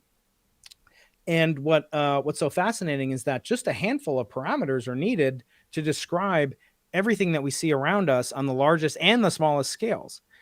So we can describe things. We have a map of the universe, literally. I mean, there's one above my head over here, right? So there's a beach ball behind me up there, and it has a map of what you'd see if you could look out with microwave vision of every structure that emits significant amounts of microwaves. And those trace their origin to the origin of the universe, and perhaps even beyond, what we call the Big Bang era, the nucleosynthesis era, which traces back to perhaps this inflationary era that my colleagues and I were looking for and are looking for to this very day. So the question becomes, why does the universe have the properties that it does have? And this will dovetail into God, because in many conceptions, we don't have a good reason why the parameters are actually fit for us to exist, why we can have stable galaxies, why we can have a planetary formation, a star formation, why stars last long enough for us to develop complex technological life forms. So for all these reasons, we seek an explanation. A dark energy seems to be the force that is responsible for the continued expansion of our universe at an ever-increasing rate. So when we look out, we see galaxies, and those galaxies are made of stars, and we can use individual stars within the galaxies as little speedometers, and we can look at the speedometer, and as we go back in time, we see the speedometers were going slower. In other words, the galaxies were expanding away from us still, and they still are, but they were expanding away from us at a slower rate, and now they're expanding faster. So if tomorrow they were expanding at 100 kilometers per second away from us, the next day after that, they'll be expanding 101 kilometers per second. So they're accelerating. So actually the velocity is increasing, the expansion is occurring, and the expansion is getting faster. Yeah. So it's and the explanation of it, is still lacking. We don't have a good theory for why that's occurring. We have observations of it, as we do for dark matter. We have copious amounts of evidence for dark matter, and yet we don't know what it is, even though it outnumbers the stuff that we're made of: protons, neutrons, croutons. I had salad recently. Because we don't have a good theory for the matter that outnumbers our matter by a factor of 5 to 10. Yeah. The most of the matter in the universe that's ordinary is hydrogen and helium. Then there's a little tiny bit, less than 1% of the matter energy density in our universe is carbon, nitrogen, oxygen, phosphorus, and all these. It's just astounding to think about the 1% of the 0.5% of the universe that is us is really, able to comprehend itself. Right. So that's really fascinating. But the dominant thing is this dark energy, which is kind of almost completely unknown. And because it's completely unknown, physicists feel free to speculate on its properties and what it can do for us to kind of bolster our confidence in the scientific method and or compromise our best, models that we conjecture to this very day. One more follow-up question to that. If this is in fact a force, dark energy, and we were to put it on the scale of gravity, weak and strong, electromagnetism, the forces that we have, particulate representations of. Do you think dark energy is a very weak force or a very strong force? It's very weak in the sense that it doesn't manifest itself on any scale in our solar system, galaxy, cluster of galaxies. It's really not until you get way, way beyond the scale of our local galactic neighborhood does it become pertinent to our observations at all.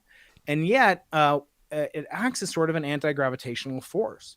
Causing the universe to inflate requires the presence of, it would be a tantamount to like a negative mass or anti-gravity.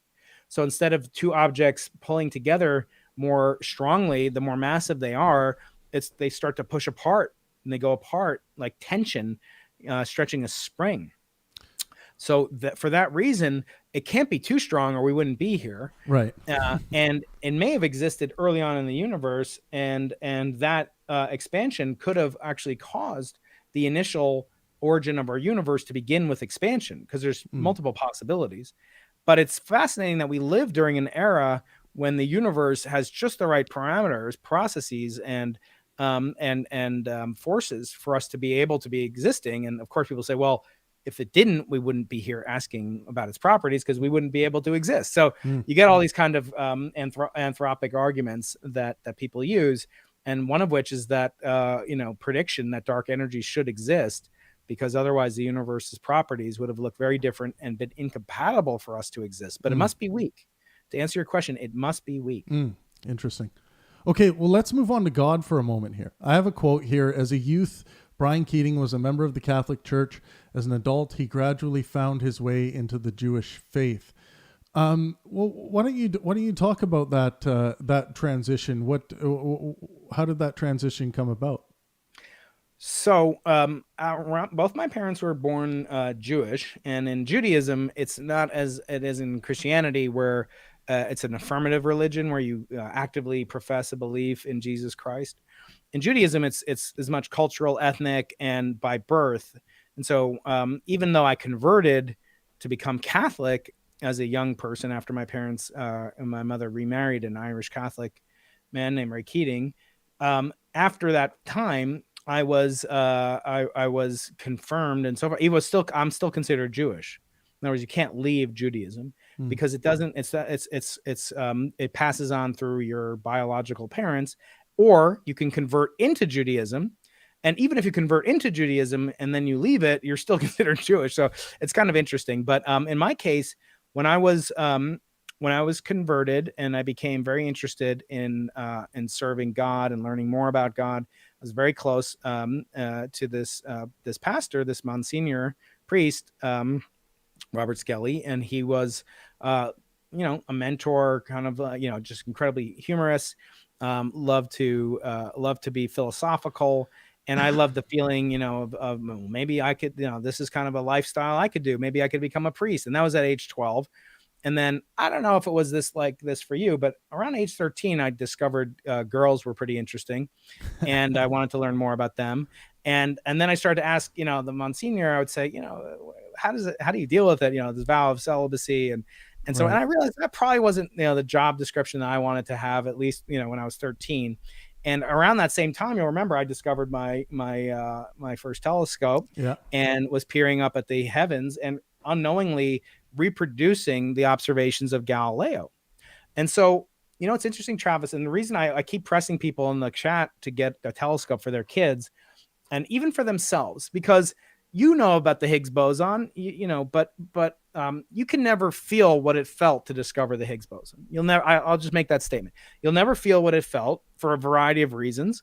One of which is you don't have the ability to build your own Large Hadron Collider by yourself. And you can't analyze the data by yourself, and you don't have the resources. Go back to anything, almost any particle physics experiment, the discovery of DNA's double helix structure that took 10 people, plus electron crystallography and Rosalind Franklin's enormous contributions, etc. So you can't do that. But what you can do is feel, and think about this, Travis. You can have the exact same emotional, visceral feeling that Galileo had. The first time you look at Saturn through a telescope, the first time you look at the moon, you could do that every month of the year of your life. You can see the moon. So you can have the exact same feeling. He was like, holy cow, I see mountains on the moon. I see craters. I see lava flows. I see flat plains. I see all this incredible things that are forbidden in my conception. When I just look up at it, I can't see a mountain. I can't see a lava tube. No, you can feel what Galileo felt when he discovered something scientifically 411 years ago. So I want to ask you, to think about that. What other experiences can you have in science where you replicate not only the discovery, but you replicate the emotional, visceral connection? That's why it's so powerful. Yeah. So I became transfixed by astronomy. I learned as much as I could. I became passionately curious. Again, my motto on my channel, always be curious, ABC. And that took me to learn more about mathematics, etc. And it also took me to learn more about Galileo. And at that time, in 1986 or so, Galileo had not been pardoned by the Catholic Church for the heretical statement that he was suspected of holding, that the Earth went around the sun.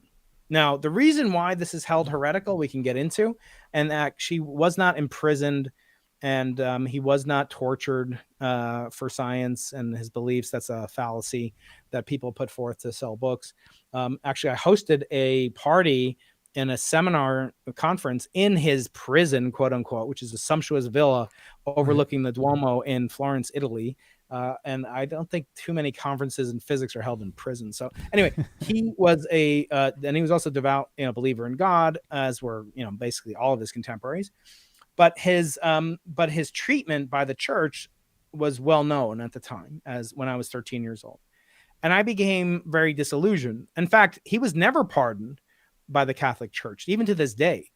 In 1992, Pope John Paul II, who's an incredible human being, he made a proclamation that Galileo was correct, but it was never formally repealed. The way that he was treated. Again, he wasn't tortured, but he was forced to recant under penalty of torture. In other words, they said, if you don't do this, we'll torture you. And then he recanted it. And so he wasn't tortured. Not great. I'm not defending them. Right. And in fact, that was the thing that drove me away from Catholicism. And I started to think, well, if they're willing to treat people for believing in things, for thought crimes, for heresy, that just didn't seem compatible with my burgeoning interest in women and my burgeoning interest in science. And so it was kind of maybe not the most sophisticated way of looking at it. But I also was able to say, well, if Catholicism is wrong, then Catholicism came after and Christianity came after Judaism. So they must have improved upon all the lacunae and flaws in Judaism. And because of that, and the fact that if you can reject B, then you can reject A, if A, then B, modus tollens. Mm-hmm. And so for that reason, I felt economical. I said, I don't have to believe in anything. I don't have to believe in the religion that I'm practicing and keep, this kind of practice up that would lead me down potentially becoming a priest, which I didn't want to do anyway at the time, even though I loved the camaraderie and I had a wonderful time. But also I could reject Judaism. So I was, getting rid of two theologies with one stone, with one telescopic glass. And so there things stood in college. I think is not uncommon for people to be atheist in their inclination. And it was really the way that things stood until I again started to replicate Galileo's, and I'm not comparing myself to Galileo, but I again began to think about ways we could look for the biggest answers to questions in the universe via a refracting telescope, not unlike the one that he developed. And that one is called BICEP, and it's the telescope, kind of behind me over here. Right. And that's the subject, the star of the book. And because of that, I started to think more about things. Well, what did I really know? Most Jewish men that leave the religion, I've had on, many people, including Jewish men and women, like Ann Druyan, who is the widow of Carl Sagan, who was also atheist. I've had on many people. I'm having Lawrence Krauss on soon on the podcast. Great. Yeah. And this, the notion is that once you become 13 years old, you know everything. So therefore, if you can reject it, you're rejecting it for the rest of your life, but it's a 13-year-old's understanding of a topic that's allowing you to reject it. And so because of that, I think they would never accept a refutation of their own cosmological model. Say Lawrence believes in inflation and a multiverse, but if a 12-year-old came up, or a 13-year-old, i.e. him at his age refuting Judaism, if a 13-year-old says, Lawrence, I'm going to prove to you that the multiverse is BS and there is no such thing as inflation, and here's this alternative, and he would say you're completely wrong, except if they, he would be likely to say that you're wrong. And if the person's just bringing up based on anecdotal evidence, which is all you can do from religion, you can't prove it, you can't disprove it, using facts or evidence, and that's why we have a concept of faith. So the question is, do scientists have as much faith as religious practitioners? I think an argument can be made that they do. And so I started to wonder, how much do I really know about Judaism if I abandon it at age 7 and then abandon all religion at age 13? And so I started to think more critically. I examined my own motivations. Why am I not doing this? Why am I not practicing the religion of my birth? What do I know about it? And then all of a sudden, September 11th came along, and I actually got reunited with my father. And a lot of the, kind of knowledge of science really doesn't tell you anything about wisdom. I have a video on my channel called Knowledge Isn't Equal to Wisdom. Does not equal wisdom. And I start to think, which is more important, knowledge or wisdom? And it became something that I wanted to learn about, because the word Torah, which is the name for the Bible, the Old Testament in Hebrew, the language of the Old Testament, means wisdom or teacher. It doesn't mean knowledge. Science means knowledge in Latin. So we have to look at these things. What are their realms, as Stephen Jay Gould said, of magisteria, which I don't really, it's just a big word that basically means what are their domains of expertise. And they might have something to do with each other, but they might not. And so let's take a candid examination of it. And so I started to question my own motivations for the first time. Interesting. Okay, well, there's a lot to talk about there. You mentioned scientists and faith. So what are the things that a scientist would do that you would consider to be in the realm of faith? Well, I think that scientists practice, scientists, when they believe things that are not disprovable or not falsifiable, or if they have a predisposition to something that comports with their own origin story preference, those raise questions. I'm not going to say they're religious, although I will say in the video that I'm talking about, the faith of a physicist, I talk about Andre Linde and other people who are the foremost advocates for the multiverse interpretation of the anthropic, principle, and why we have constants tuned for our existence. And literally, the article talks about his faith in the multiverse. I think that's odd. Like, you wouldn't say, I have faith in quantum electrodynamics. No, you'd say, we have evidence for, I have faith in evolution. No, we have no faith in evolution. We have evidence for evolution. Yeah. Resplendent. I mean, I would say evolution. Evolution is a fact, and then we build evolutionary theory by natural selection based on those facts that we observe, right? Yeah. Now, people conflate fact with perfect. In other words, that the Earth is a sphere is much more accurate than the Earth is flat. However, it's actually wrong, right? The Earth is not a sphere at all. It has significant spherical distortion, spherical harmonic content that's non-zero. So if you say that the Earth is a sphere, are you as wrong as if you say it's flat, according to Isaac Asimov? No, you're much more close to the truth. Right. But science being provisional doesn't mean that you don't have any trust in science. That's ridiculous. Yeah. And I think when people say sphere, I think they're speaking colloquially as a sphere, colloquial generalizations of geometric objects. Absolutely. Yeah. So now when someone like Brian Greene says, talks about multiverse and says, well, we expect that there could be, a multiverse out there. I think that's different than someone with a religious faith who will say, I'm going to believe that this is the case, and for the reason I give or the reason I will give is faith.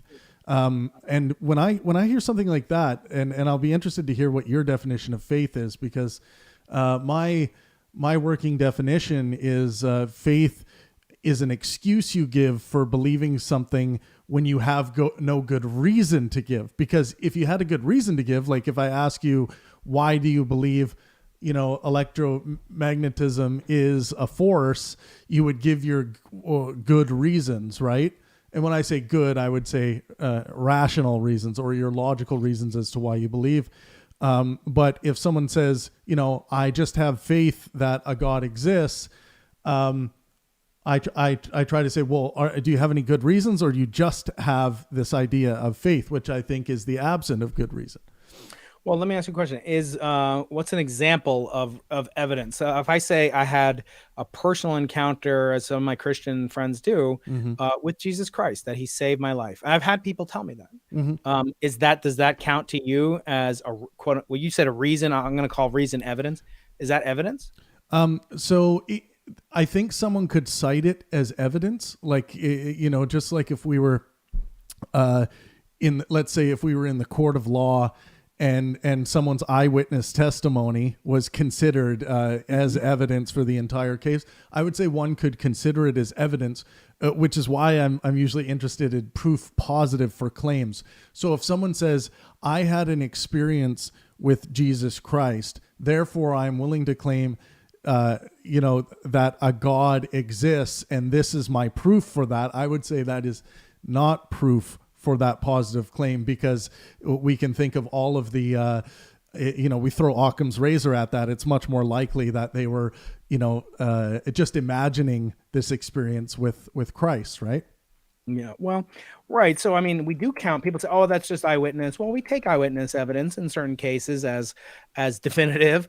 Obviously, we like to have more robust, non-modified. But of course, we can modify videos, we can modify audio, and even when you have video, and even when you have audio, my friend Avi Loeb was on the podcast, and he talks about, well, if God really wanted us to believe in Him, when Abraham was asked to sacrifice Isaac.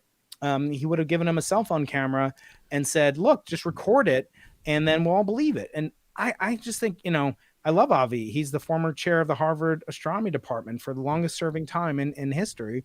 And I think that's ludicrous. I think, the next day we'd say, oh, well, no, that's Adobe After Effects. Well, yeah. Okay. I think that would be insufficient to the magnitude of what claim is being made. Like, and it's a good question. I often get asked, well, what would it take? Like, what proof do we need? Well, I'm not the one that is presenting, an all-powerful creator, whatever attribute someone is attaching to it. I don't necessarily know what it would take to demonstrate something like that. And I'm speaking now, going away from the chord analogy into the realm of science. Like if someone makes an is claim, for instance, if someone say there are vibrating strings, at this certain level that we will find eventually, I say, well, where's your proof positive for this? And someone else will show me string theory, and I'll be like, well, that's a cool hypothesis, but you haven't even demonstrated that the damn strings actually exist in reality. And I think that's where the scientific method comes into contact with string theory. So if someone is claiming something exists or something is, I look to the scientific method to see what we would have to say about that on that side. And I think if we don't have, I don't see any proof positive for the existence of any gods. And I think that's where the term faith comes in, where people will say, well, I just feel as though this is the case, emotionally, or from what I would call a pleasure drive perspective. I feel this belief to be pleasurable, and so I believe it.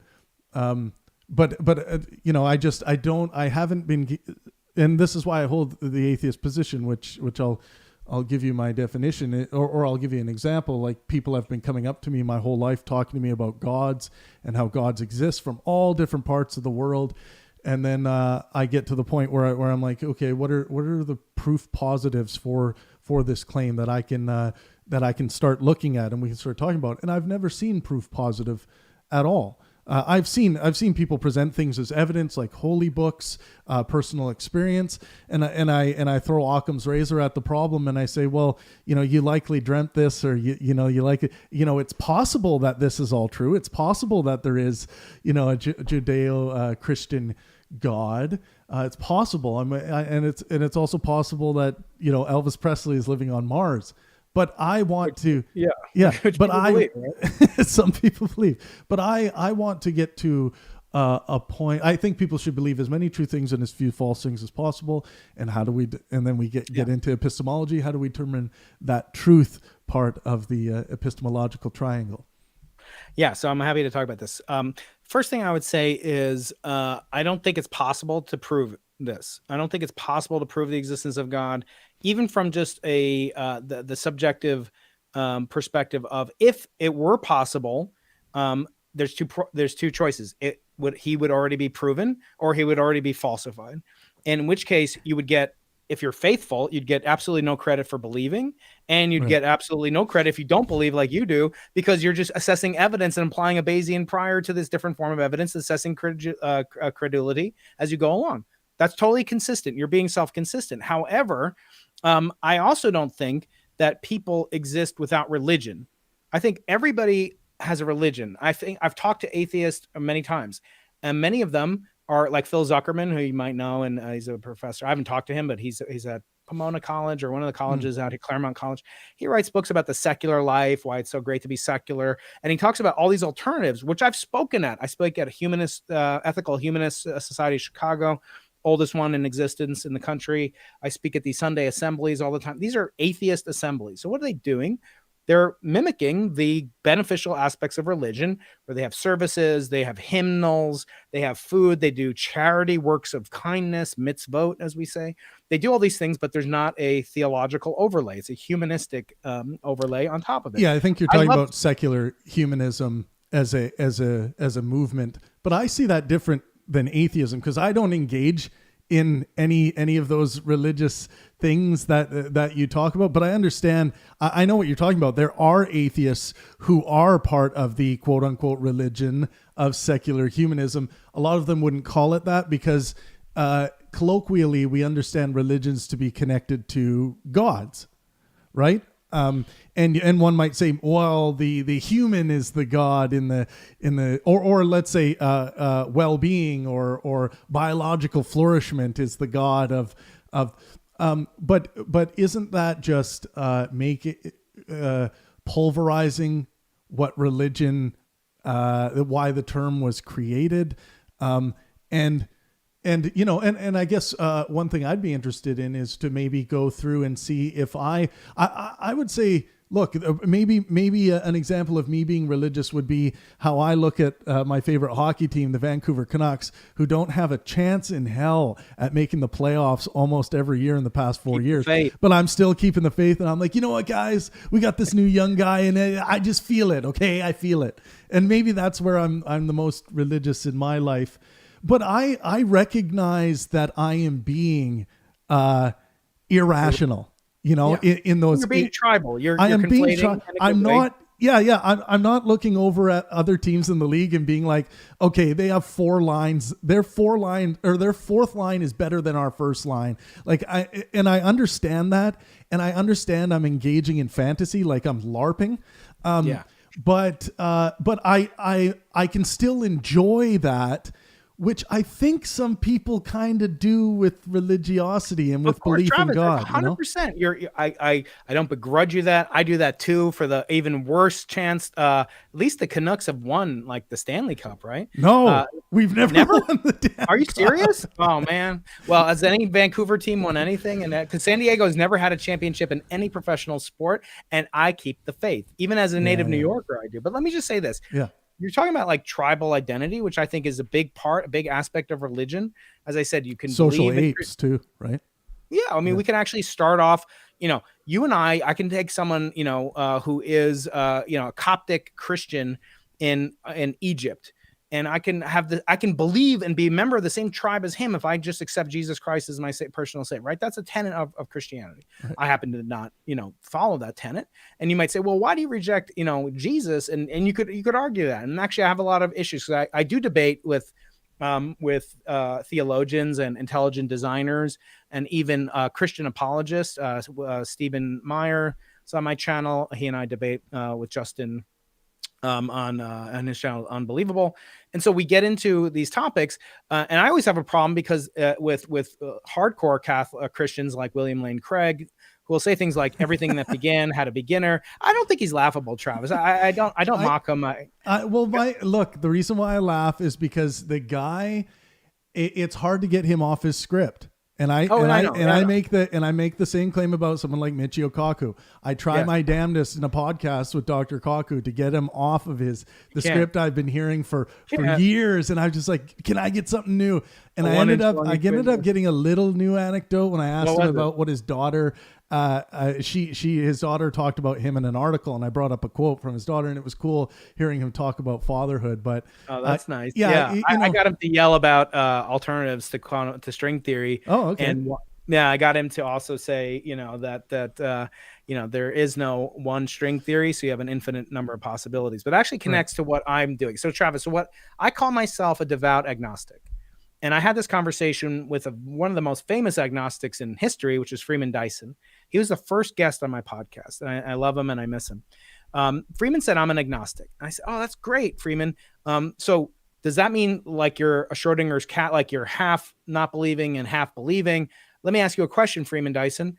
How would an intelligent alien, if they exist, which is another form perhaps we can get into of tribal identity and religious overtones that we should talk about, because actually 40% of American population believes we should spend money from the taxpayer money, and probably the same in Canada, to investigate these phenomena. And yet if you ask them, well, should we investigate these sightings of God or Jesus, they would say, hell no, separation of church and state. But anyway, let's get off that for a second. Yeah. But let me get back to Freeman Dyson. I said, Freeman, my mentor, my father figure, how could an alien looking at you and knowing about our culture and our tribal identity, how could he distinguish you, who doesn't go to church, who doesn't do anything religious, but calls himself an agnostic? How are you functionally different from Richard Dawkins? Because you both don't go to the same church. And he was like, well, I don't really know. And I didn't want to like press him too much on it because I just have so much reverence for him. But the question is a good one. So what does it mean to be an agnostic? To me, an atheist means you actively affirm the non-existence of God. Agnostic means it's not knowable, whether that's the term, the actual definition. Michael Shermer and I discussed this on a podcast we did together. It's not knowable in principle if God can exist or not. But sometimes, Travis, that's a cop-out. Sometimes my colleagues, and I don't know if Brian Greene would say this either, he might say he's agnostic. I think Michio Kaku does, kind of adhere to the agnostic line. But again, I keep saying, agnosticism must be practiced, Travis. You can't be a passive agnostic, because otherwise you're just not you're indistinguishable from an atheist. You can't be confused with a theist, right? If you go to church and you actively profess a belief in Jesus Christ, or you go to temple as I do, you actively profess connection to the triad of Judaism. We have a holy trinity too, of God, Torah, and Israel, just like Father, Son, Holy Ghost. But if you don't do something active, performative, and behavioral, Travis, my claim is you're not agnostic. You're just an atheist who refuses for one way or another, maybe out of fear, maybe out of cowardice, but you just don't want to say it. So I'm going to say it. Yep. Yeah. Here is the confusion. Gnosticism and agnosticism deals with what we claim to know. It deals with knowledge, and atheism and theism deals with what you claim to believe. So what you are convinced to believe. So when someone's just afraid of the atheist label, like Neil deGrasse Tyson, yes, because he doesn't want to be lumped in with the neckbeard edgelords that live in their mother's basement. He doesn't want to be lumped in with that crowd. He's actually hasn't even done the basic reading on what these terms mean. So when he's sitting there saying, well, I'm agnostic because I don't know if there are gods. But I'm not going to tell you. He told me like on my show, like, I'm not going to tell you what to believe. Just don't teach, dinosaurs where Jesus Christ was riding. Right. I'm like, nobody says that. Like, I'm not talking about young Earth. I'm talking about intelligent design is very different from young Earth, by the way. Yeah. Intelligent design posits the reason for low entropy conditions and sort of the information. Now, I'm not professing, obviously, a strict definition, but let me tell you something that I think is unique in my approach. Again, stemming not as a theorist like Brian or Neil or Lisa Randall or Janna Levin or Lenny Susskind or Stephen Hawking.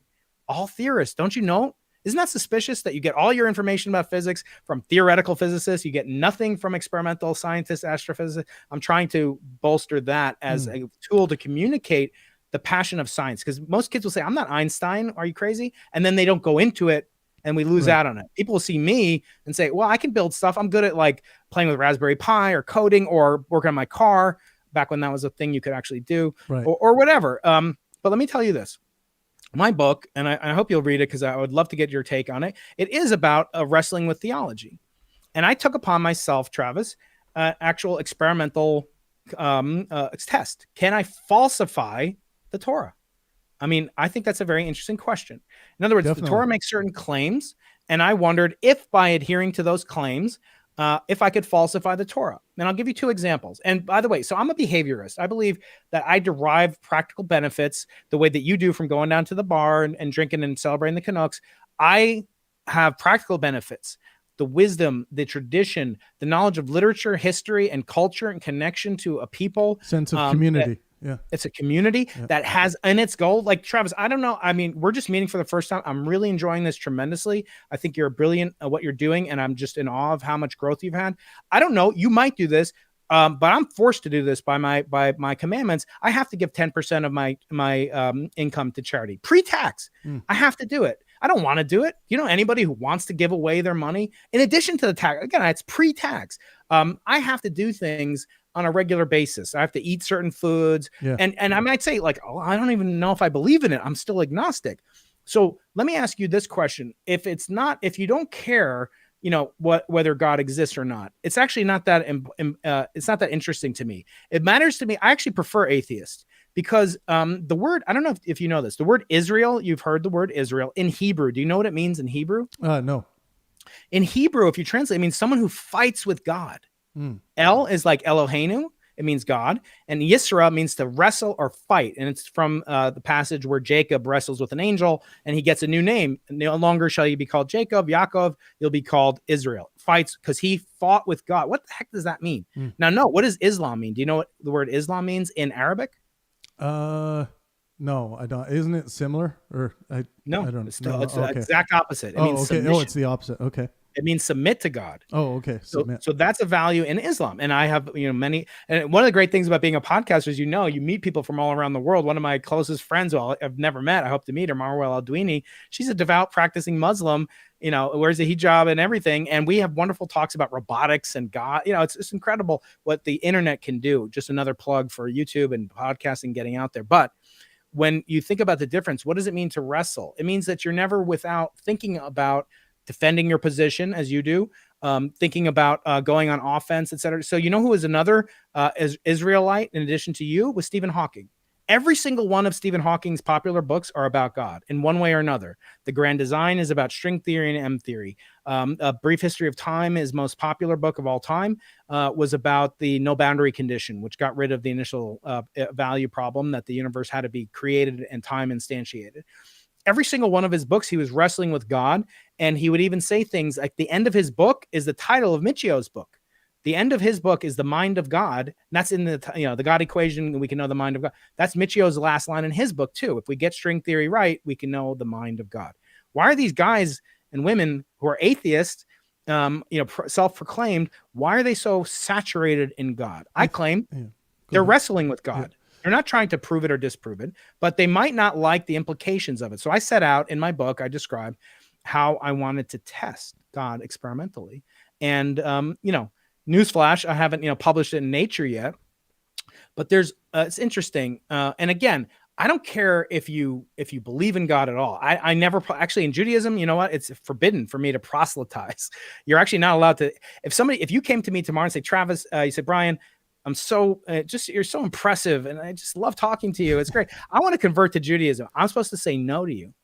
I'm supposed to test you basically 3 times. You're supposed to come and ask for permission to join, because we know throughout history, Jews have been persecuted, and it's not something you go into lightly thinking about, I'm just going to change religions, one day, like Jehovah's Witness or something like. It's very, very, or Scientology or whatever. No, you have to do it. You have to be refuted, rejected, and opposed to test sincerity. And then there's a huge process to go through, sometimes involving, cutting off a small part of your body, which is, not super consequential to some of us. But anyway, let me get back to this.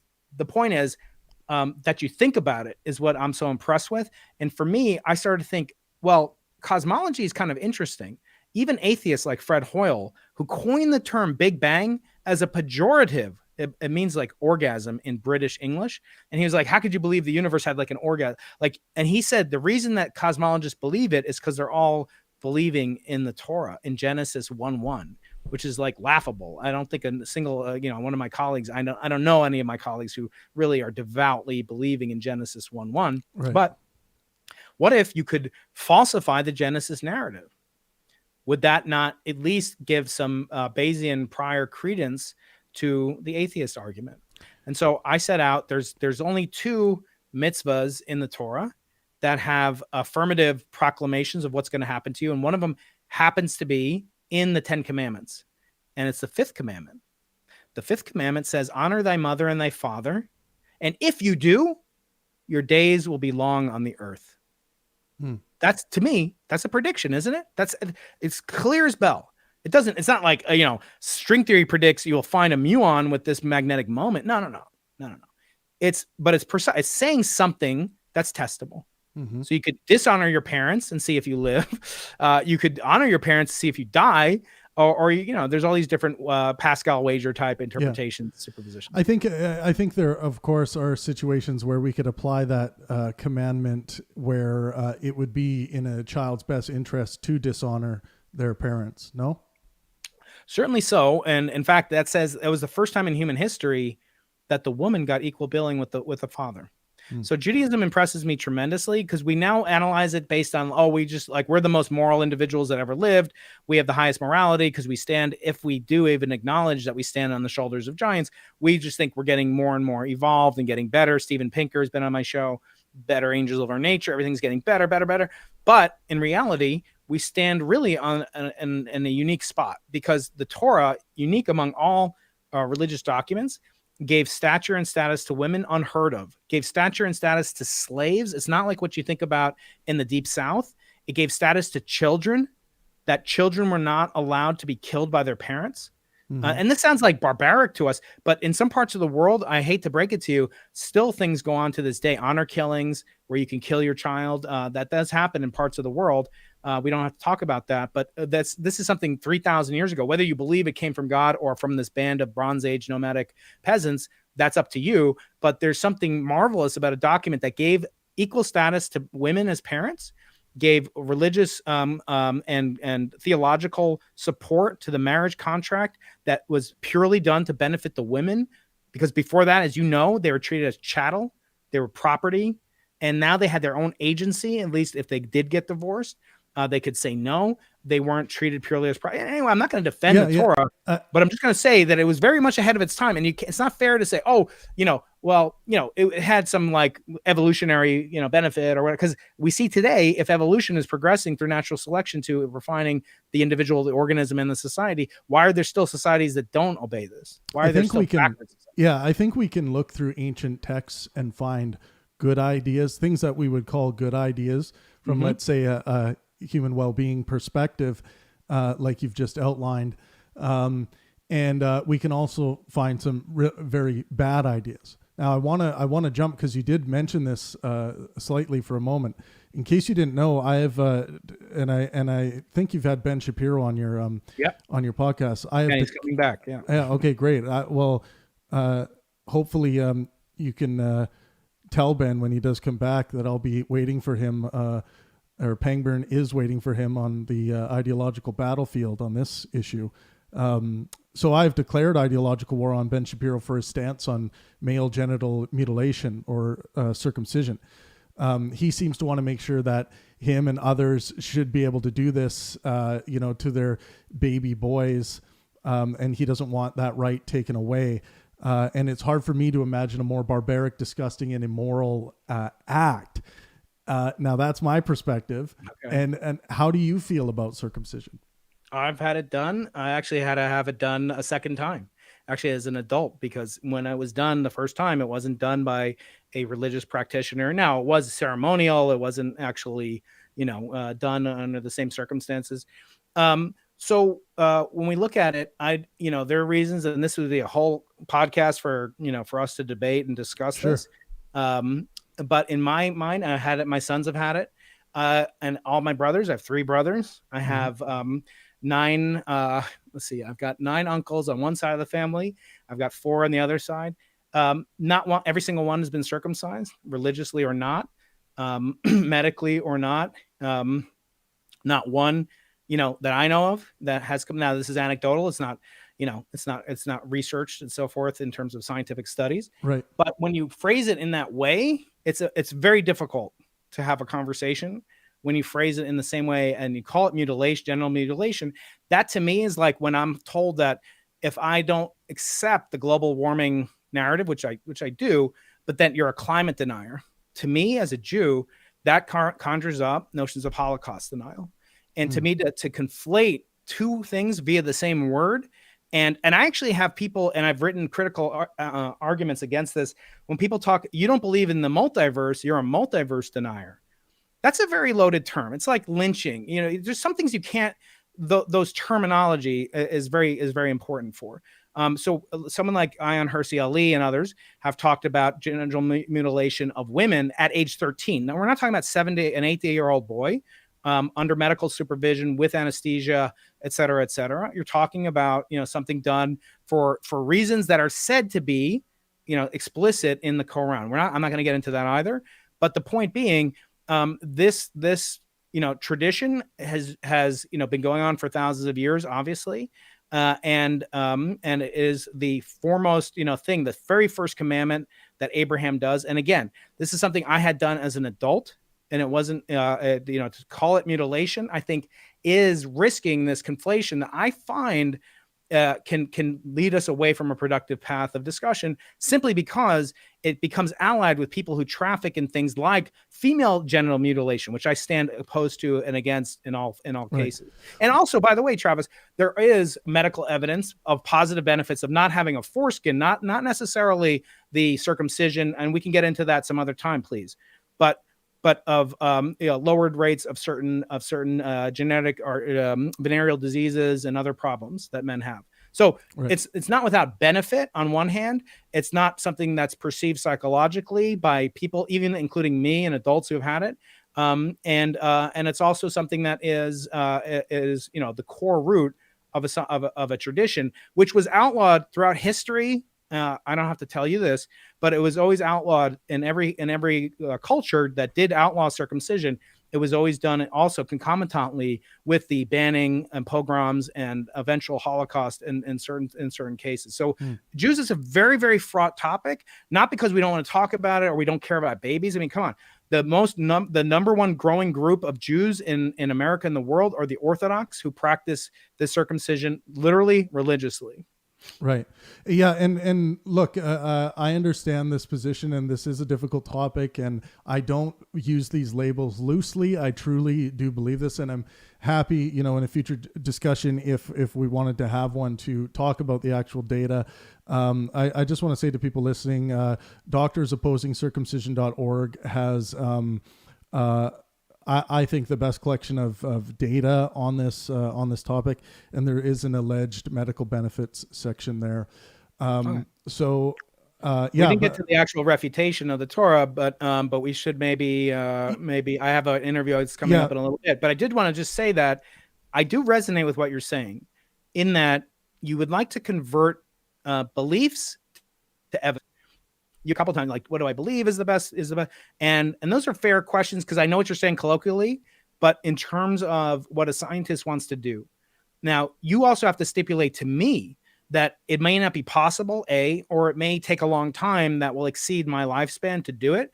But in principle, I think the falsification of the Torah would have incredible ramifications. And it's not something that would cause me to stop practicing, which is interesting, right? Because you falsify because I think that there's legitimate reason to support and practice these things like charity. Would you say at some point, like, God, let's say God does exist, as Pascal would wager, and you did give 10% of your income, but you didn't give 50%. Don't you think that is better, preferable to the person on the street? In other words, people say, like, why does that guy have to have his name on the hospital over there? I'm looking at a hospital named after, it turns out, a Jewish man named Erwin Jacobs here in San Diego. So he's got his name on the hospital. Like, does he have to do that? Does he have to put his name on it? Wouldn't it have been better for him to give it, and just give it away to something else or science? No, the guy doesn't care. The guy who needs the heart transplant, do you care if he gave it because he wanted to give it or because he is commanded to give it? So for me, my obsession is falsifying the Torah. Can it be falsified? Because you hear all sorts of crazy things, and I'm sure you've had people on, like, the Bible codes. Have you heard the Bible codes, Travis? The Bible codes. That doesn't. And it predicts in Hebrew that the assassination. Oh, yeah. So there are things, and those things are embarrassing. Okay, so every one of my friends, Dennis Prager, is a good friend of mine. He'd be a good person to debate also about male circumcision. But he talks about, I don't care what religion you are, as long as you're embarrassed about it. But I think sometimes atheists are a little too self-contented. I don't want to say smug, but that, that this is the best way to be. And then you see them writing books about this, from my friend Sean Carroll, and, kind of this full-throated defense of humanism. And I ultimately have to find the fruit, as Jesus Christ, who's not my savior personally, said, judge the tree, ye shall judge it by its fruits.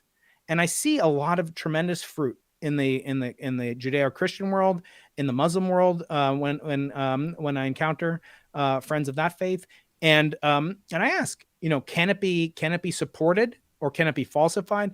That to me is my life's work. And so the fact that it happens to co-align with the telescopes and receivers and technology and theories that I'm expertly qualified in, that just makes it all the better. But I think everybody should wrestle with it. It really isn't like, you obviously are wrestling with it and thinking about it. I don't think I don't think it's possible, as you say, to convince something using evidence of something that is believed upon by faith. I just don't think it's possible. I agree with that too. And this is one of the reasons why I try to promote that. I think it's best for humanity, and it's best for our technological future to believe in as many true things and as few false things as possible.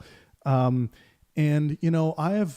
I think my moral foundation is superior and clarified to and simply for the reason, because you do not have to use faith in order to do the things that you're talking about. Like you mentioned, the donating the wing of the hospital.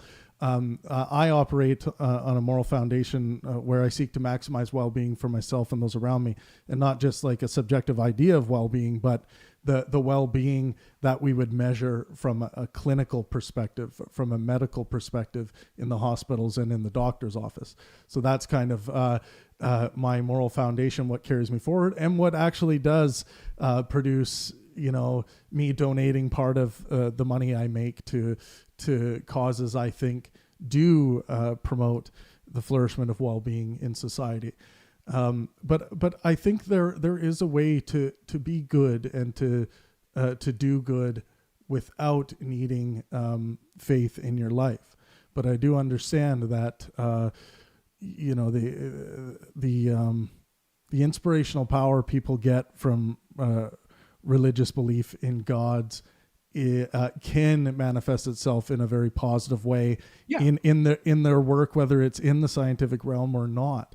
So it could be a negative, it could be a positive, anything. I guess the final thing, just before I have to wrap up and go, sure. And I guess we'll be back on later together as well, which I look forward to in conversation with your private audience, is is really never stopping thinking about the deepest questions. Because if you do, I think life is a gift, whether you don't believe in God or not. And we're only here for such a short period of time. You think about Galileo, you think about these names, and you think about what drives us to do stuff. Like, I'm sure you have like a goal, and like you're about to hit 100,000 subscribers, and it's right there. And it's like, it's like a kosher idol. Like it's okay. Like that's fine, because you're using it to inspire to do good. We may not agree on all the charities or choices or but that's fine. You're doing something active. You're contributing to the betterment of the world in your capacity, and you're not a freaking slug. You're doing something active. And I just say that about everything I do. And that's why I'm a very strong advocate for parenthood, whether that be actual biological parents, but also in terms of mentorship and ideological parents.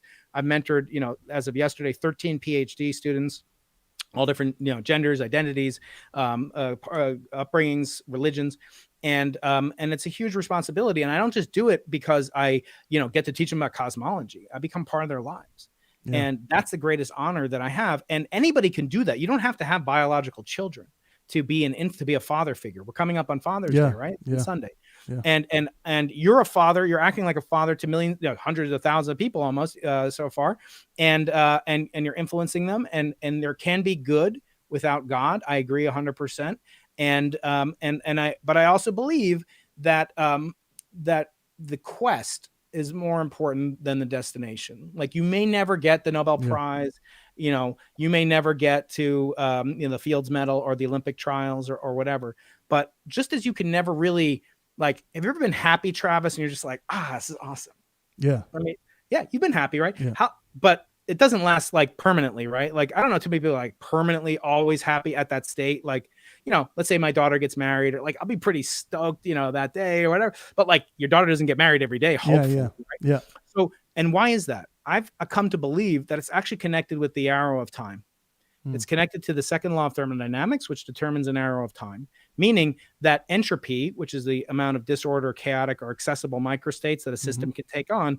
How many ways could I make your life right now 100 times better, Travis? Oh, like money. I could give you money. I could give you subs. I could whatever. I mean, like legitimately, you can't. It's hard to like 10x your subs. Nearly an infinite amount of ways, right? There Really? Well, I think so. I think like even an ice cream cone on my doorstep, like but you can only eat one ice cream cone at a time. You can only marry one man or one woman at a time, or be like, if I say like you can 10x your happiness, I'll give you 10 wives. I'd be like, holy, that doesn't sound like good to me, man. No, yeah, no, I love my wife. That there's also an infinite amount of things that I think you could send me that would probably not make me happy and probably. Well, that's what I'm getting at. So like I had one of the world's richest men, Jim Simons, on. So I'm like, what is the purpose of wealth? You can only water ski behind one yacht at a time, right? You can only fly on one Gulf Stream at a time. So I said, what is the purpose? And we get into that, like wealth is energy, wealth is power, but also, but you're absolutely right. There, in my mind, there are far more ways I could make your life worse than make your life better. I could make your life better a little bit incrementally. Like I said, my greatest happiness comes from my wife and kids. If you 10x my wife and kids, it's misery, right? Yeah. That's the number one significance in your relationships. Like if you had 10 times more friends, it's different than 10 times more subscribers. Travis, if you have 10 times more friends, you're not going to have time. You're a limited finite game, right? So, but how can I make your life 10 times worse? Easily, right? And so think about that. And that's where I think the meaning of life comes through in the arrow of time. And we can talk about that maybe later this afternoon, but I had a lot of fun. Okay, I got to get that up. Thank you so much, Brian. I really appreciate your good. I hope that people will check out my channel and yes, head over, search Brian Keating. Check out the interview I did with Steven Strogatz today. It's pretty deep. And then 2:00 today, we're back on, right, my friend? Yeah, we'll be on Discord for the exclusive Q&A with Dr. Brian Keating. Thank you so much. That. You got me on Discord, so you have to explain to me how to use it. I wasn't using it really that much. I'll help you out. Eric Weinstein uses it. I'm trying to send some of his subs over there too. Yeah, cool, man. Awesome. Well, thanks a lot. See you later. Bye, guys. Bye. Well, everyone, that was Dr. Brian Keating. I really enjoyed that. In a couple hours at 2 p.m. Pacific time, Dr. Keating will be joining us.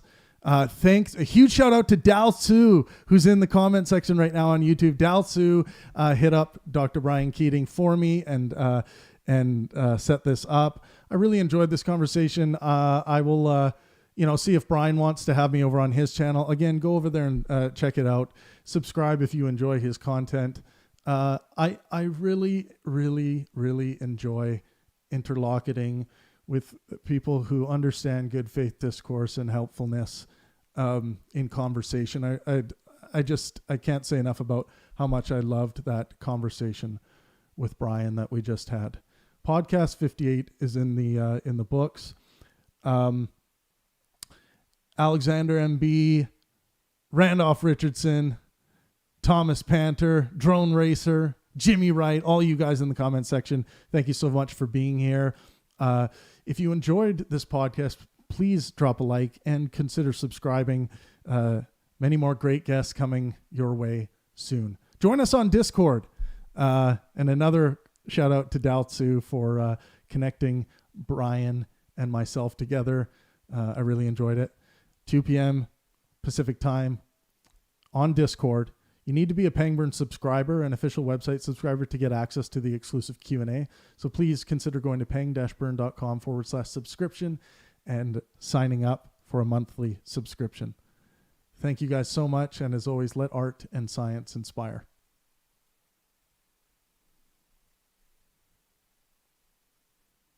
Unless we wake up from our insanity, humanity is sleepwalking itself to extinction.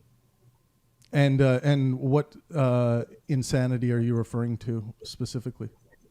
War, terrorism, eco-destruction, poison in the food chain, extinction of species, climate change, unrestrained mutations because we don't even look at the environment. So cyber hacking, Any one of those things that I mentioned is enough to cause our extinction. Is there a fundamental prescription for this? Like, is there a way to deal with this based on one fundamental rule? If we could put it into practice somehow, I would say skepticism. That would be my answer. Continue to question anything. That's what I think skepticism is. But what do you think? What is a fundamental rule we can start with to turn the tides?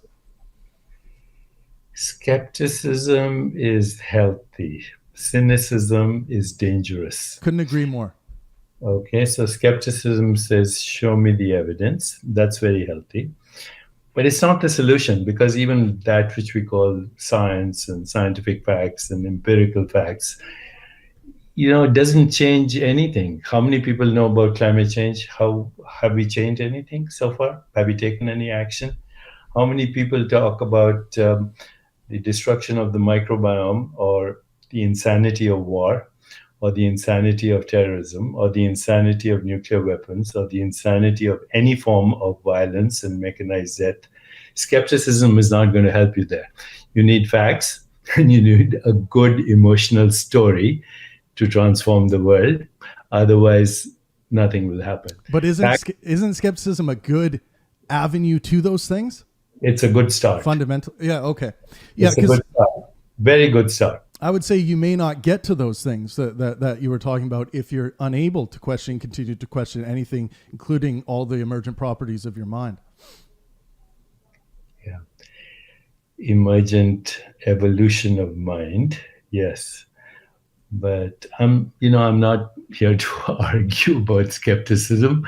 All I want is there a way to move beyond our insanity, which is headed for extinction? Is there a way to create a more peaceful, just, sustainable, healthier, and joyful world?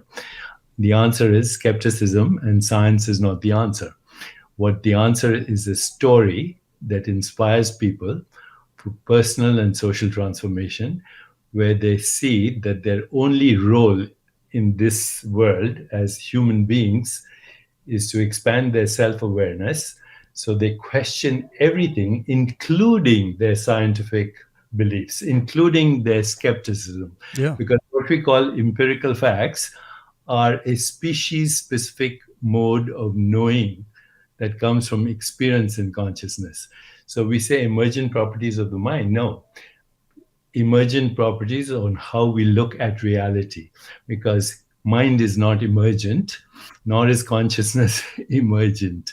There's no way atoms and molecules and force fields and gravity can explain why we're having this conversation, or why we're having these thoughts, or why we believe in what we believe. Even atoms, molecules, and force fields are human constructs for modes of knowing and experience in consciousness for which we have no explanation, period. It's called the hard problem of consciousness. I agree. We don't have a working theory right now. And what leads you to believe that your hypothesis is the correct answer, or is worthy of your positive belief?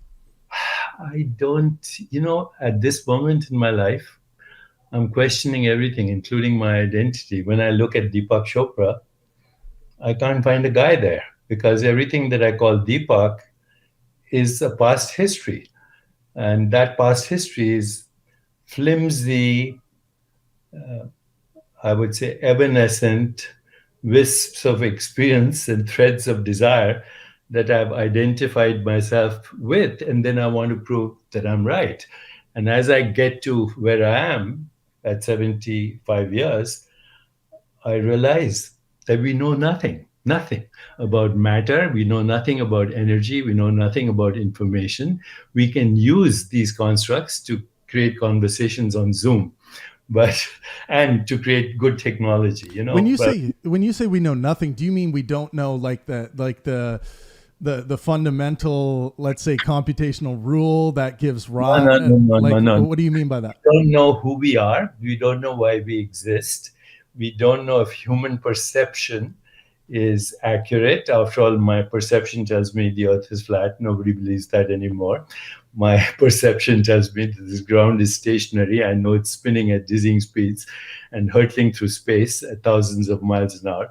My perception tells me I have a body or a mind, but that's also a human construct for an experience. All I experience is sensations, images, feelings, thoughts, and perceptions, and none of them are reliable. Every observation I have, every construct I have, every theory I have, every perception I have is based on magical lies, because perception itself is a magical lie. It's species specific. What does the world look like to an insect with 100 eyes? What does it look like to a bat? What does it look like to a chameleon in eyeballs swivel on two different axes? Why do you think human perception is the only accurate perception? I don't think anyone would claim that, though, would they?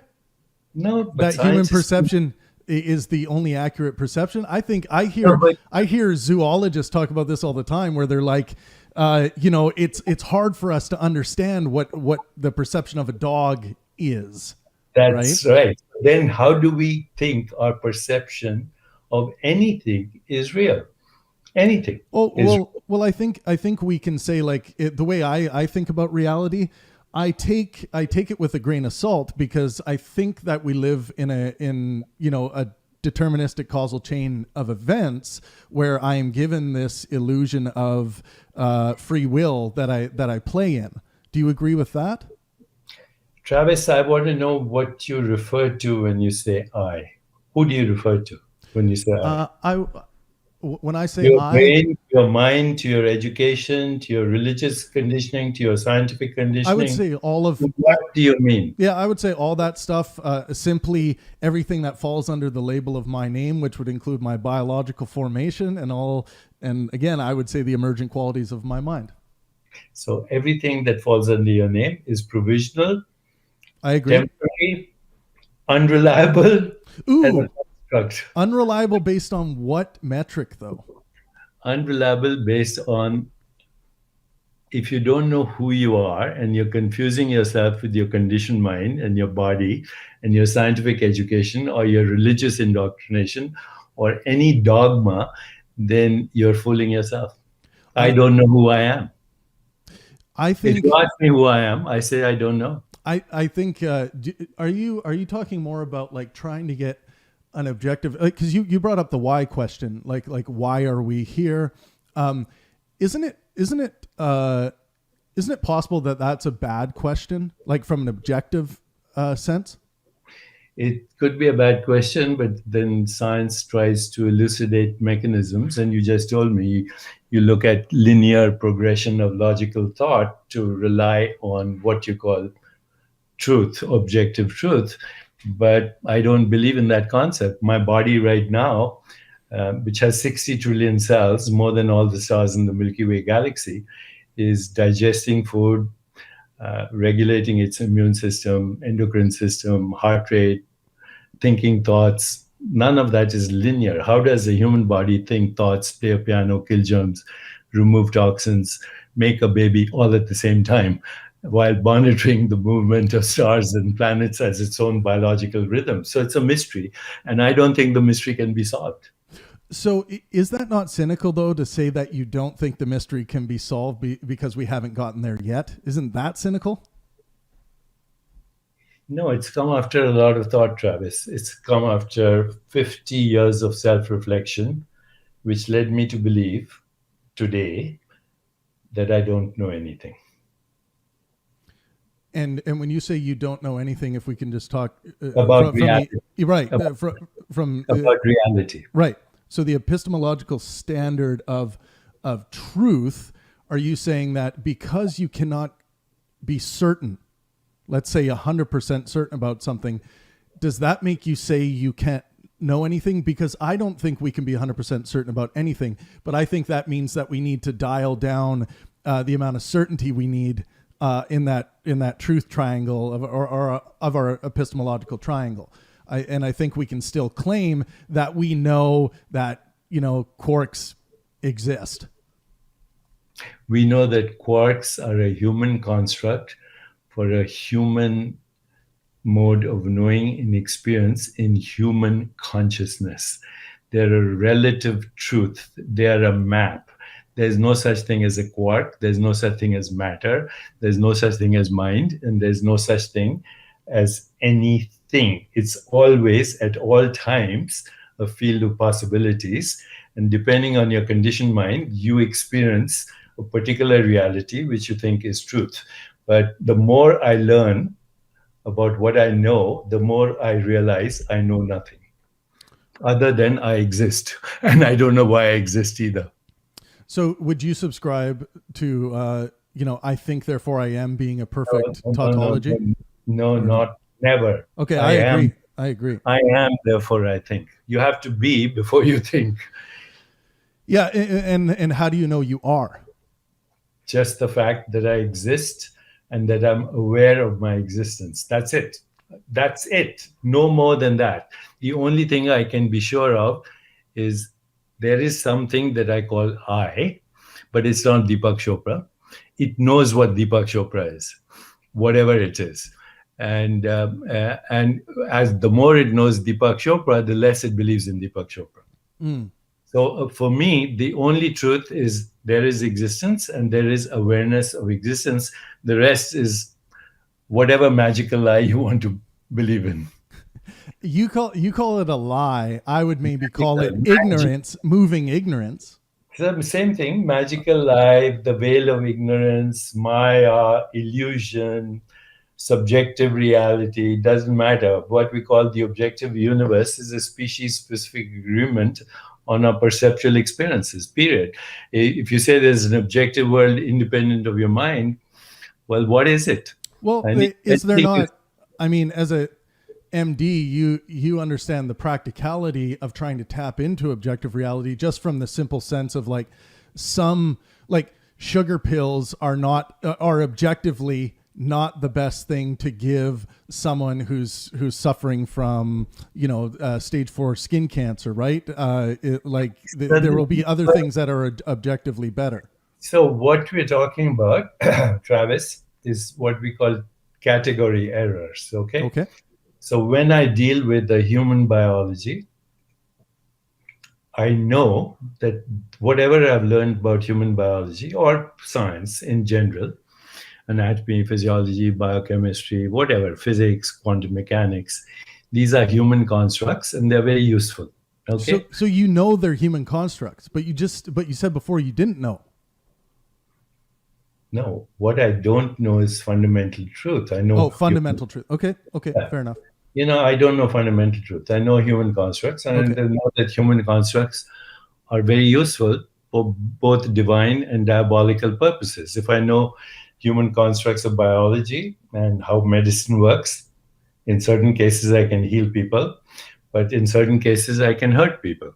So I don't care whether it's nocebo or placebo. All I want to know is how to make a person feel better. But in the deeper reality, I feel that we're all fictional characters on a collective dreamscapes, and in the end, it doesn't matter to the universe, whatever happens, even extinction. Dinosaurs disappeared a long time ago. Nobody cares. And we disappeared. I care. I want to hang out with the Triceratops. Yeah, but Travis, you're a fictional character in a collective dreamscape speaking to another fictional character, and fictional characters can argue to the end of the time. If you mean by that we're engaging in this illusion, I totally agree with you on that. I think this idea of free will, me moving my hands like this, I don't think I came up with that. I think it's happening to me within this illusion. Yeah, free will is a human construct, and it's a good illusion to have. Yeah, I agree. Right now, what are you doing to regulate your heart rate, your blood pressure, your heart rate variability, your digestion, even your thoughts? You're doing nothing. I agree. Every thought, everything that you say to me is already been said by somebody.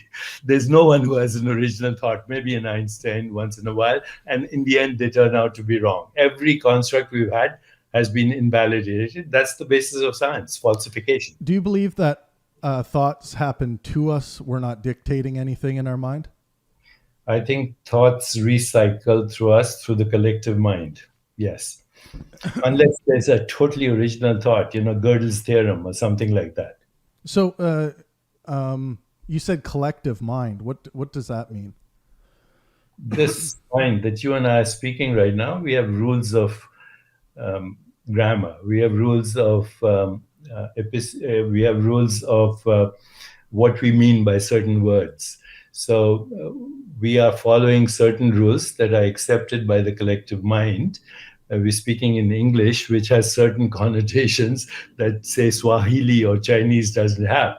There are things in English that are nouns that are verbs in other languages. So everything we are saying right now is an agreement of the collective mind. The mind has no location. The mind is not in your brain. The mind is embodied and relational. It's a process. And it's an embodied and relational process that is regulating how we perceive the world. Now, you might be perceiving it differently, and I might be perceiving it differently, and we can argue forever. But there are certain things we agree on, and that is maybe this is the color red, but actually there's no color there either. That's also an experience in consciousness. There's no color in your brain. So where is the color?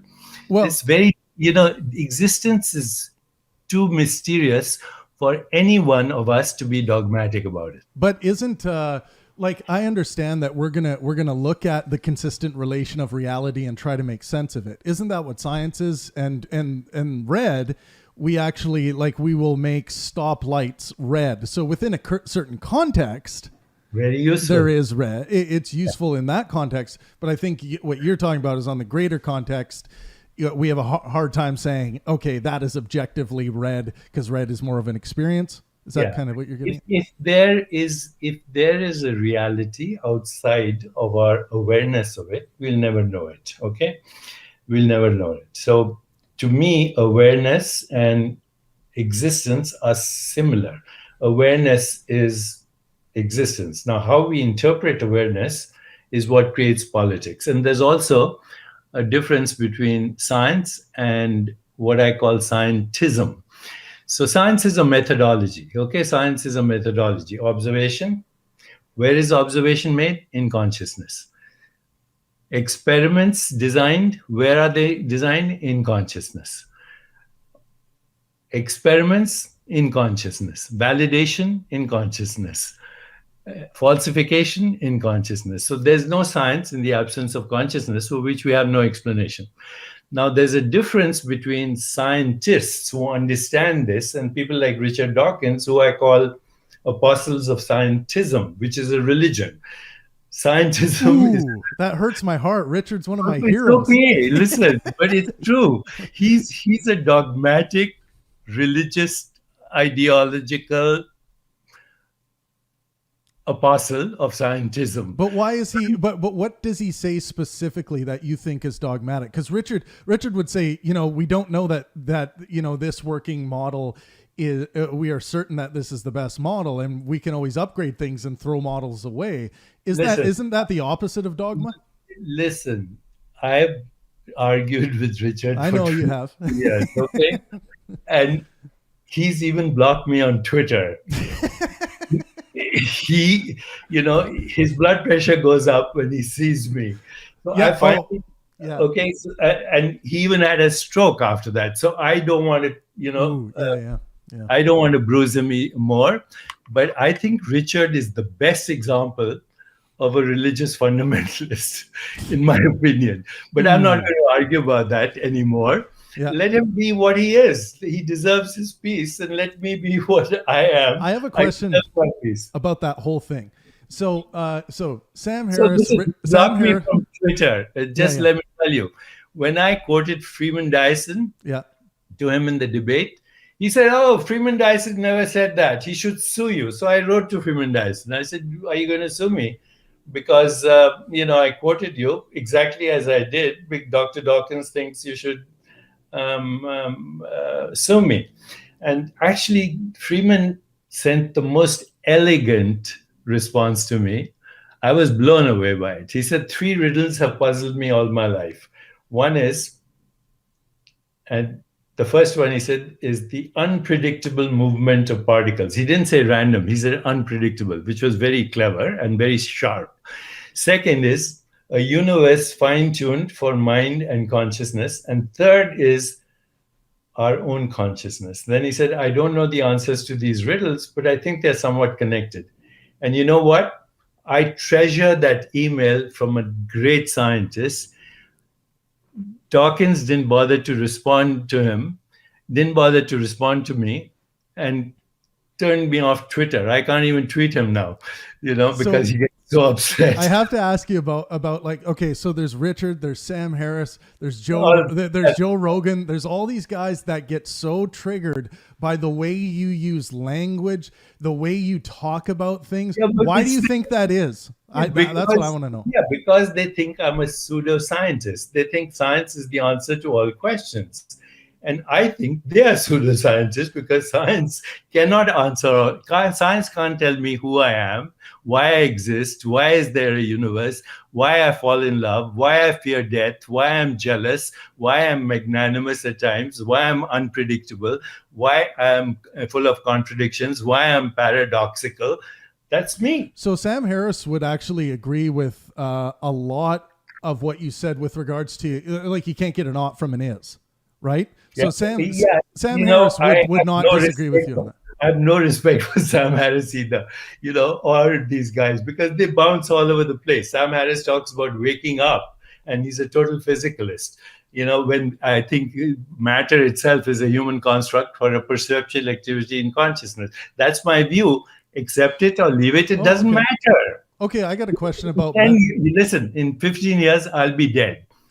And in a few more years, you'll be dead as well. Sure. These are irrelevant arguments. All we want to do is, how can we work together to create a more peaceful, just, sustainable, healthier, and joyful world? I agree. That's a good goal. If we can use science to tell a good story, then let's do it. If we can use emotions to tell a good story, let's do it. Right now, we have a situation in America where you have the highest number of vaccines available, and still people are dying. So there's so much illogical decision making on every side that nobody looks at the context. Nobody even asks, why do you believe what you believe? When I was growing up in India, I saw my friends dying of polio.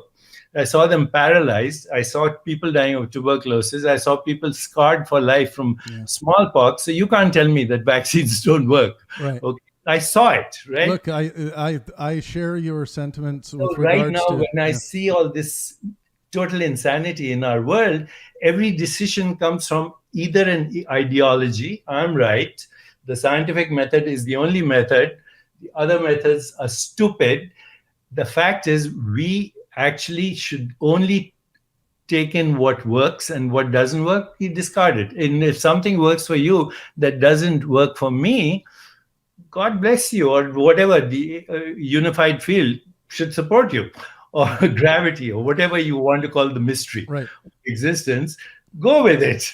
Okay, but we have not solved the mystery of existence. And if existence is fundamental awareness, we will never solve it, because we're trying to find explanations for how we think by looking at what we call the objective world, when everything that we call the objective world is also a subjective experience. So it's so complex that we can never argue this out in a debate.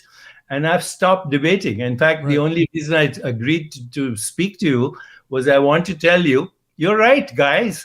If that makes you happy, be right.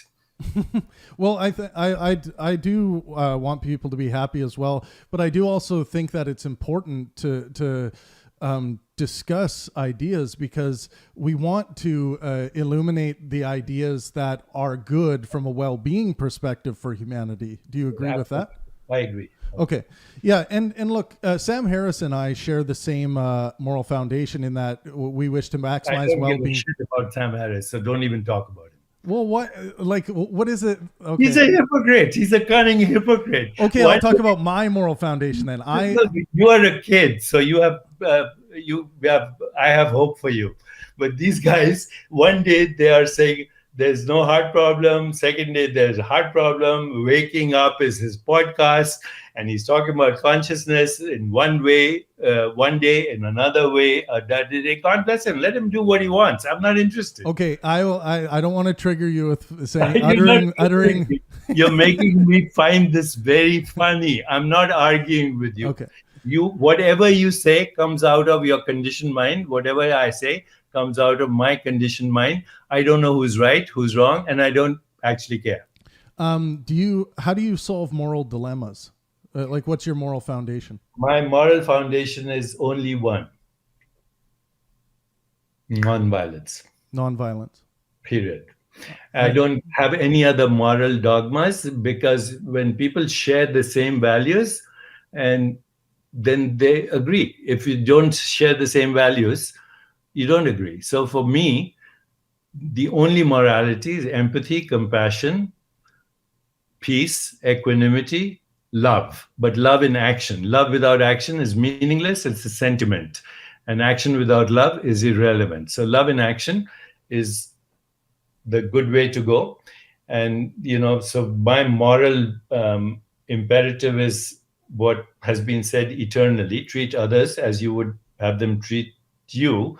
And I haven't done that in my life, and I'm ready to do that as I get to my 4th chapter. And so in my life, in my tradition, there are 4 chapters. First 25 years education, second is 25 years fame and fortune, third 25 years giving back, and fourth 25 years trying to figure out who you are and let it be. Stop arguing, stop being ideological, stop being right. Right. That's where I am at the moment. Okay. Yeah. I don't want to be right, because don't you think it's better? Like, I like the nonviolence thing, but I also like something that's going to drive you to want to help others. Like, and that's why I say maximize well-being for myself and those around me. I think it's hard to maximize well-being for others if you don't make yourself well first. I don't know if you agree with that or not. I agree with you. I'm 75. My blood pressure is 100/70. I don't take any medicines. I've never been to a doctor, although I'm one. I'm a licensed doctor in the state of Massachusetts, in the state of California. I head an integrative practice. I'm the best example of health, because I wake up every morning with the intention of a joyful, energetic body, love and compassion in my heart, clear, non-argumentative mind these days, and lightness of being. And if I can help other people achieve that, I've done a good job as a physician. Right. Well, I think, that's great. I think whenever we can maximize well-being, and I know physicians and people in the medical community, that when I talk about well-being, that's what I point to. Like I talk some way that we can measure wellness of mind, like in psychology. I don't know how you feel about psychology, but biological well-being is what I refer to. Yeah, so I'm on the board of Gallup, which does a lot of studies on well-being. So I have developed some of their hypotheses and their measurements for well-being. So we look at career well-being, we look at physical well-being, we look at emotional well-being, we look at financial well-being, we look at community well-being, and we are now beginning to look at spiritual well-being as all the buckets of well-being. So well-being is very important. But if you speak only of biological well-being, you could be a little bit on grounds that are not really even scientific. All you have to do is watch a commercial on network TV, any commercial. Take this for your migraine. It could cause impotence. It could kill you, and everything in between. But ask your doctor. And meanwhile, there's beautiful music being played. They're playing tennis, and they're taking Ciala or whatever for their penile dysfunction, and they're being told they could get a heart attack at the same time. Right. What kind of message is that? Well, to some people, sex is everything.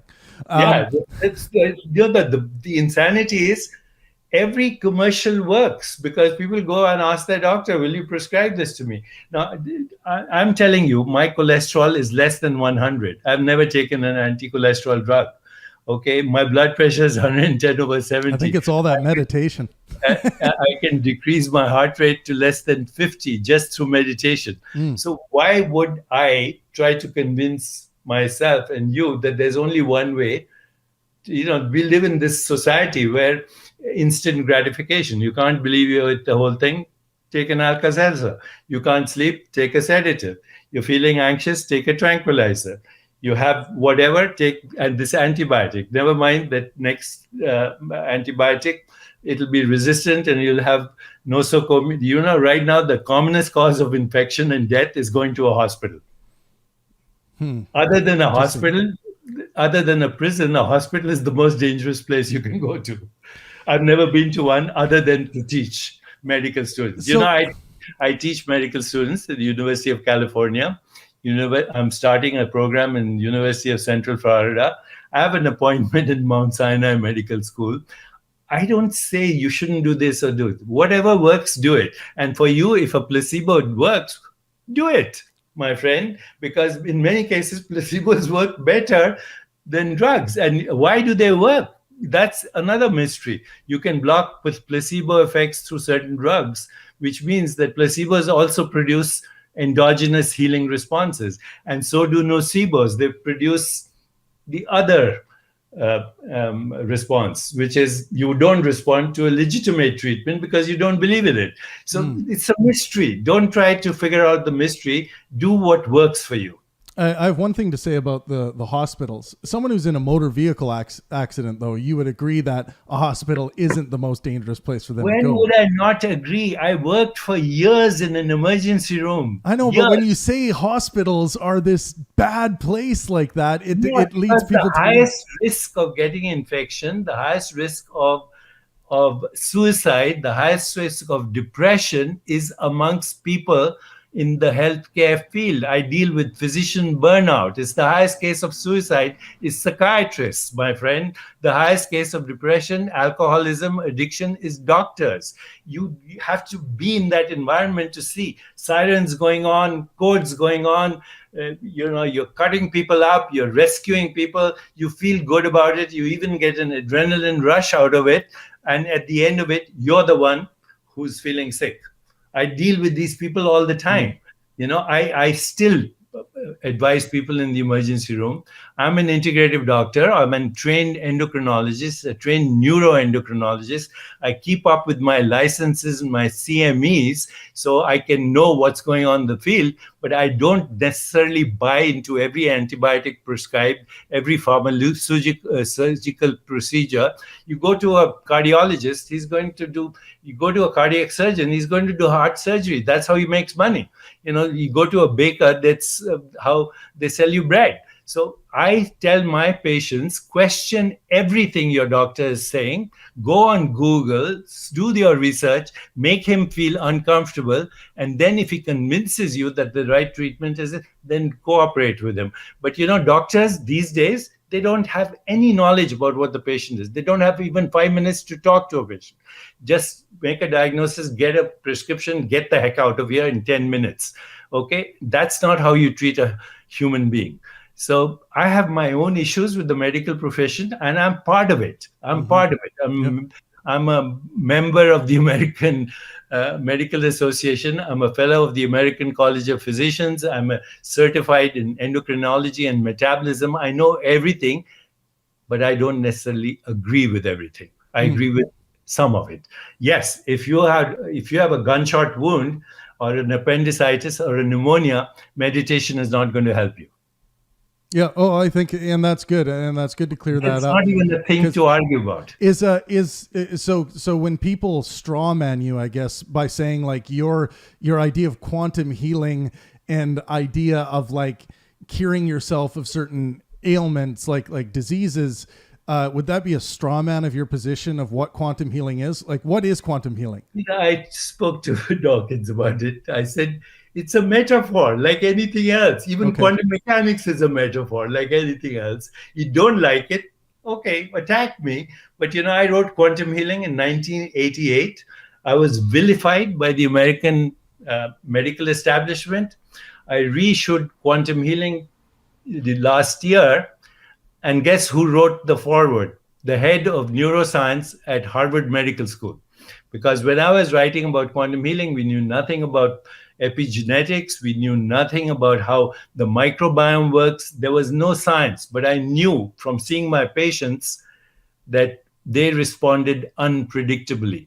And I also knew from seeing my patients that if they felt secure, they responded better. I could have two patients, one die, one recover completely with exactly the same treatment, same doctor, same medicine, same everything, two different outcomes. So I wrote Quantum Healing. Now, 35 years later, it's reissued with a foreword by the head of genetics at Harvard Medical School. And So, what, okay, yeah. No, I think that's my answer to quantum healing. That gives me a clear picture. I asked Richard if he had read Quantum Healing. No, but he didn't like the word, so he attacked me. It's fine. So, and at that time, by the way, I felt very resentful. Now I don't. So, and a question would be like, why is it quantum healing and not just healing? Okay. Like, why the quantum? Quantum refers to very subtle levels of experience. Okay, so you're using it in that way. Okay. In the way, for example, a quantum in physics is defined as the smallest unit in which waves of energy are emitted and absorbed. That's the physics definition. Okay? The smallest unit in which waves of energy, I would add something, waves of energy and information are emitted and absorbed. So I was using thought and the absence of thought. You see, because we have thought, but between every two thoughts, you have an absence of thought. So one thought could be, I love my mother. And the next thought could be, I wonder what the stock market is doing today. That between this thought and this thought is no thought. It's unmanifest, but it's real. So as we approach subtler levels of experience, they become, in my mind, quantum in that they're not easily measurable objectively. So I cannot measure a thought. I cannot measure an experience. I cannot measure an emotion. I can see its neural correlates, but it doesn't tell me anything. The neural correlates of experience do not explain experience, right? You're talking about the metaphysical, right? Yeah, I'm talking about the metaphysical. So metaphysical is the basis of what we call physical. First, we have to have an idea of what we're looking for. Then we go find experiments and we say, oh, that's a quark. Before it's a quark, it's an experience. And the experience is not in the brain, it's in consciousness. And we have no idea what consciousness is. So you think our sense-making apparatus are creating these things as opposed to our sense-making apparatus coming into contact with objective reality or nature? That's it. Okay. So now, why do you think so many neuroscientists or biologists think otherwise? Like they think that we're actually just, even though our sense-making apparatus may not be giving us a true, an absolutely true depiction of what's going on, but they're at least pulling from something in reality, like an object being in my way, and that object happens to be a tree that looks that way to me, but it's maybe not tree-like in its truest form. Just like your body is not body-like in its truest form, both the tree and your body are made of the same stuff, which is non-stuff. And that's where this deeper understanding comes in. Everything that you call stuff comes from non-stuff. That's the metaphysics. Now, how we interpret that, we create our own version of science. And most people think my version of science is pseudoscience, and that's fine. So if all life no longer exists, if we could switch it off right now, switch the light switch of life off, is there still matter? No. Oh, wow. Okay. How would you hang on. How would you prove that? Let's say. I don't think you could prove it. But okay, wouldn't it? So but, then that science says I want proof or validation or falsification. An observer-independent world cannot be verified or falsified. Period. But we can say, by the way, that philosophy in science is called naive realism. So in my view, even Einstein was a naive realist. And it's not a condescending word. Naive realism simply means that the physical world exists exactly as perceived by the five human senses and would continue to exist as perceived by the five human senses if no sentient being existed. That's naive but Einstein realism. didn't say exactly, right? No. Einstein is a naive realist, which is another word for scientific realism. If you're open to it, I will send you at the end of this conversation a talk I gave only less than 1 month ago at I would love to see it. The Brain Mapping Society, which is just about this, the case against reality. Yeah, I'll share it with everyone across. Would you, if you promise to share yes, it, I promise. I'll send it to you. So again, it's called The Case Against Reality and Naive Realism. Okay. Case Against Reality. Okay, very cool. Okay. So, yeah, it's when I think of Einstein and how he was thinking, like I think he had a good understanding of like our sense-making apparatus are not going to be perfect, and they're not going to give us the perfect answers, but they're going to give us like some kind of illusionary example of what objective reality is, or at least if you don't want to call it objective reality, at least the thing that we're attempting to measure through the scientific method, because we're trying to measure something, aren't we? We're measuring our experiences. Oh, okay, so you believe we're measuring our own experiences? Okay, interesting. That's it. So listen, do me a favor. Yeah. Because first of all, I don't want to convince you that you're wrong, but you are, in my view. But I don't want to convince you. But I will send you two things. One, I'll send you my book called You Are the Universe. Okay? That book has a conversation in the first chapter between Einstein and a great Indian sage, if I may say. His name was Rabindranath Tagore. So the two are Nobel laureates. One's in science and the other's in literature. They met in 1930 and they talked about exactly what you and I speak about right now. At the end of it, Einstein conceded to Tagore, "Science is my religion." For that, he has huge respect from me. The greatest scientist in the world said, "Science is my religion," and it works. Well, I would say Einstein was just dead wrong about that. Okay, if you say so. I just think that, like, for anyone to refer to science as a religion, like the process is like, where are the similarities? Someone doing bad, someone doing like something that isn't science. I understand there are some scientists out there engaging with this dogma that you're talking about. There's a problem. Listen to me, please. Science is a methodology. Science is a methodology, period. Yes.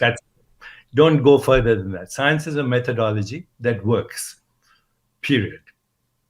And that's an amazing thing, right? I don't think that's like a... That's a huge tribute and testimony to human consciousness, that it created a methodology that works. Okay? Human consciousness created a methodology that works. And let's stop there. What existence is, what reality is, science has no idea. It's naive realism. And I will send you three things. I'll send you a book. I'll send you the conversation between Einstein and Tagore.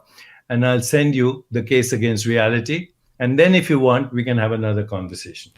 Right. I just want to get Iron Charioteur's comment in on YouTube. It says science has a self-correcting mechanism. Religions do not.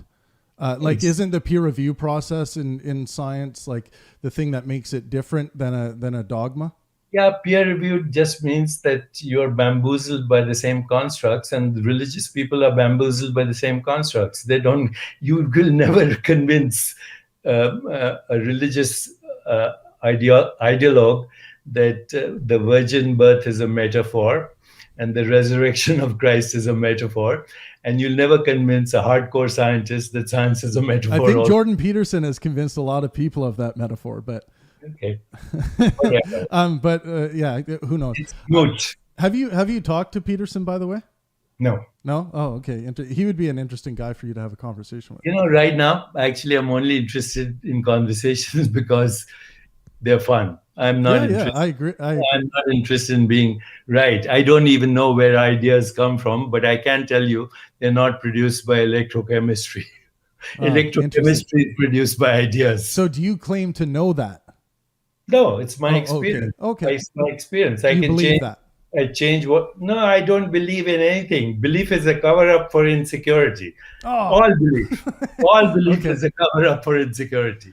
But I have faith, and that's different. Faith is being sure of the invisible me, without which nothing visible is possible. Okay, well that's different. That's different than how I see faith. Like faith to me, I is know an excuse. you're very conventional. Well, yeah, people. I'm pragmatic. Like when I you're see people pragmatic and conventional, and that works for most people. It doesn't work for somebody who's experiencing at some point what you will experience at some point: old age, infirmity, and death. And then recognize how peaceful, how joyful you are. That will be a testimony to how well you've lived your life, not your scientific beliefs or your religious beliefs. Death makes me want to go to God. No, death makes life possible. Without death, there is no life. So death There's a principle in biology called apoptosis, programmed cellular death. When a cell forgets to die, it's called cancer. So death is the fundamental reality of existence, without which there would be no life, and all of us would be doomed to eternal senility. That may be the case, but couldn't you think of a life form that could evolve that won't die? The question is, what is the identity of that life form? An amoeba theoretically doesn't die. It reproduces itself forever unless it dies of an accident. There are many microorganisms theoretically don't die. They, asexual reproduction ensures theoretical immortality. So in a world with just these microorganisms, they wouldn't that prove that theory that death is a necessity wrong? You have to be a scientist to know what I'm talking about, because even your biology, 99.99% of it is microbes. You're just a few human cells hanging on to a bacterial colony, and you take yourself to be so important when you're just a host for bacteria multiplying themselves. Okay. Yeah. No, I understand all that. I'm not sure. I guess I can. There is no life in the absence of death, period. Otherwise, everything we know as life came from life, and whatever we know that came from life, that particular life form is dead now. You, as an infant, are dead now. You, as a zygote, are dead now. You, as a teenager, are dead now. Yeah, what happened yesterday is gone. It doesn't exist. When Wittgenstein, the great German philosopher, said, "Our life is a dream," we are asleep, but once in a while we wake up enough to know that we're dreaming. So even by the time you hear my words, they don't exist. So all you're experiencing is your past and your interpretation of your past. You call it reality. That's how bamboozled we are by our constructs. There's no death, there's no birth, there's only existence having an experience, period. How you interpret is based on your conditioned mind. The mind could be conditioned by science, by religion, by economics, by mythology, by ancestors, by living in the forest or living on Wall Street. None of it is true. Interesting. That's there's a lot to think about there for me. I would like to, instead of trying to be right and arguing with people about skepticism, just take a little moment to see what these thinkers for thousands of years, these arguments have been going on since Plato and Aristotle.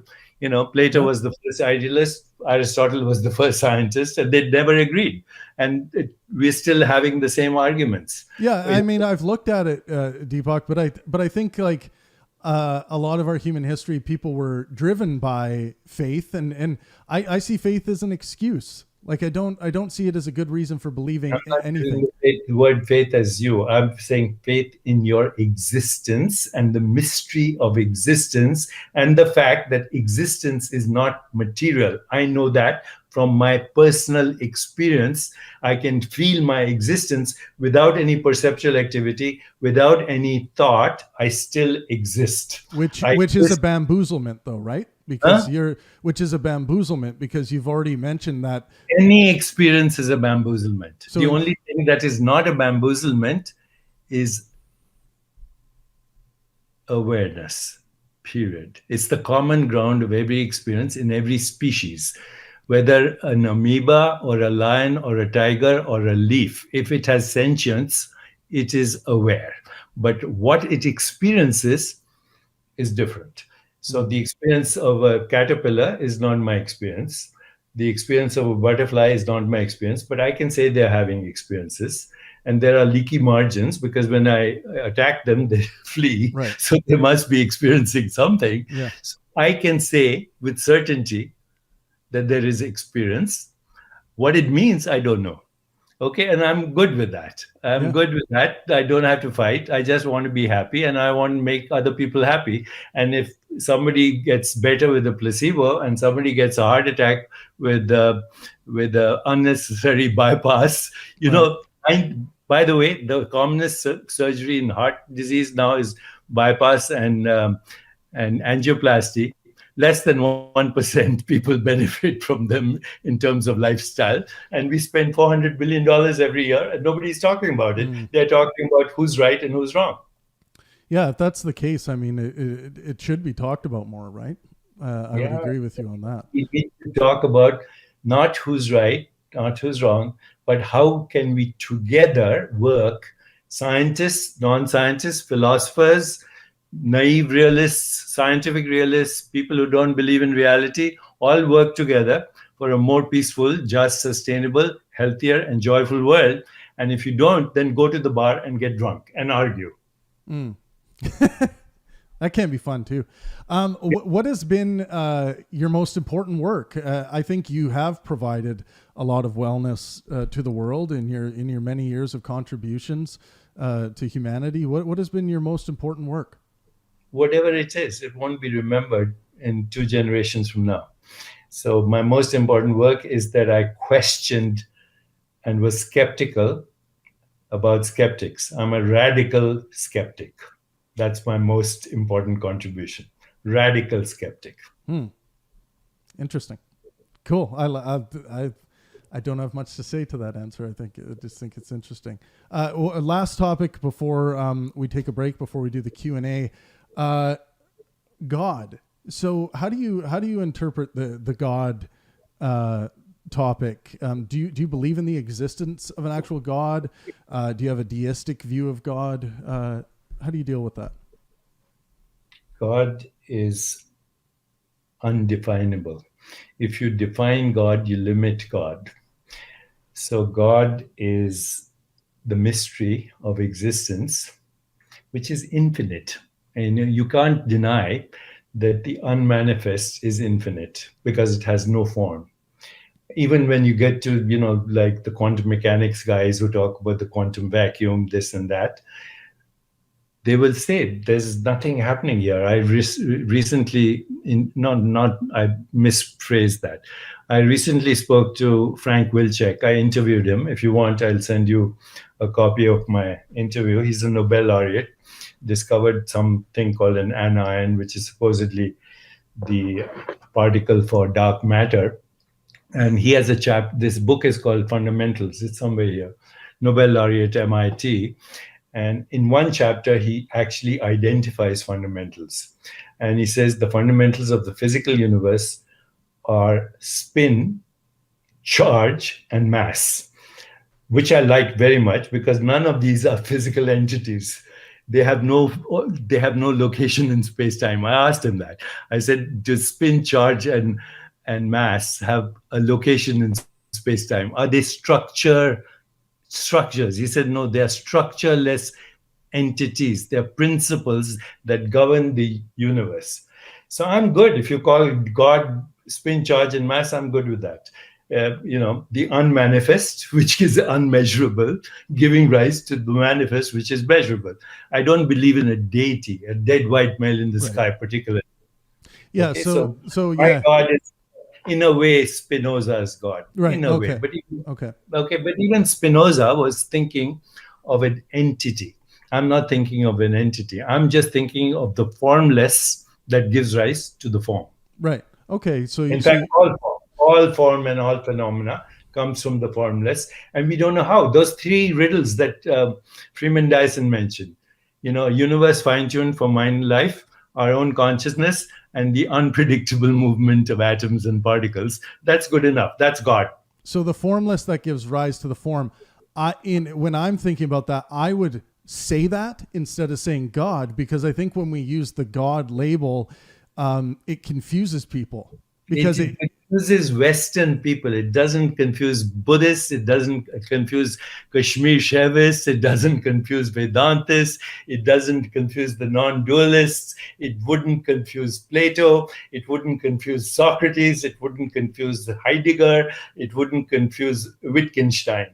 So yeah, I think God is a dangerous word, and I'm going to stop using it after today, even though I wrote this book. It's called How to Know God.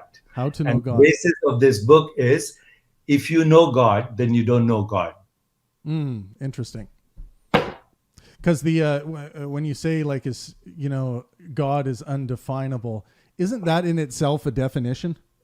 Yeah, that's what humans do. They give definitions, and that's how they screw themselves up. So here's another definition of God. G, generation. O, organization. D, delivery. How's that? I can hear all my atheist friends right now just being triggered out of their mind. I know. Talking about this. G-O-D, how the unmanifest becomes the manifest, how the formless takes an appearance without worshipping this. You are, bottom line, if you want to know what God is, you are God in drag. And so is every other sentient being. Oh, I would look horrible in drag. No, you look pretty good, actually. Even though it's drag, you don't know it. This body that you have right now, it's drag. Only reality of you, Travis, right now is the invisible. The rest is all the disguise. Interesting. So with the God thing, like I don't use the label, and I don't adopt any belief in God. So I guess that makes me an atheist, right? Atheism is another word. It just means non-belief in a particular idea of God. Everybody who talks about God talks about an idea of God. God is not an idea. God is a mystery of existence, and the biggest mystery of existence is not existence. It's our awareness of existence, which we cannot explain. We cannot yet explain. Who is saying that? Awareness is saying that. Sure. Okay. So before even you say what the question is, you have to exist. And you have to exist as an aware being. Otherwise, you can't even ask the question. True. That's it. I think there's nothing to argue. Yeah, I'm still having a problem just imagining like all of life being away. Like let's say the moment after, like the first second after the Big Bang, right? There's no life as far as we know, but there's still matter. No, there's no matter. In the singularities, there's the potential for matter. Any scientist will tell you that singularity is not matter. Space-time, energy, information, and matter all exist as potentials, period. So when you say what happened before the Big Bang, it's a wrong question. There was no time, so you don't ask the question. When time begins with the Big Bang. Well, there was a state of potential. So there's a macro time scale, but then there's a micro time scale that's created by our Big Bang. That's the time that Stephen Hawking's talking about. But the time with human constructs, my friend. But the micro scale is a human construct. The macro scale is a human construct. I agree. convenient to have these constructs, but they don't tell you anything about why there's existence, what happened before the Big Bang, or why the Big Bang happened. Just go and ask. Yeah. So we end up with a mystery. Now, if you want to call it mystery, that's good enough. You want to call it God? I don't mind. But I would say there was at least what there was pre-Big Bang was a state of potential for there to be a Big Bang. Do you agree with that? No, I agree. The state of potential, but that question is being now addressed 13.8 billion years later based on our perceptual interpretations of what we call the physical world, when I'm telling you there is no such thing as the physical world. Interesting. Let's go for the question. I got a lot to think about. I want to ask you. I really love asking this question. What inspires you artistically? I'm a piano player. I'm a musician. I'm a singer. What do you do to fuel your artistic urge? If you have one? Poetry. Poetry is a raid on the inarticulate, as T.S. Eliot said. And do you? You can't say what you can say in poetry. You can't say it through logic or math or music. Interesting. Do you ever publish?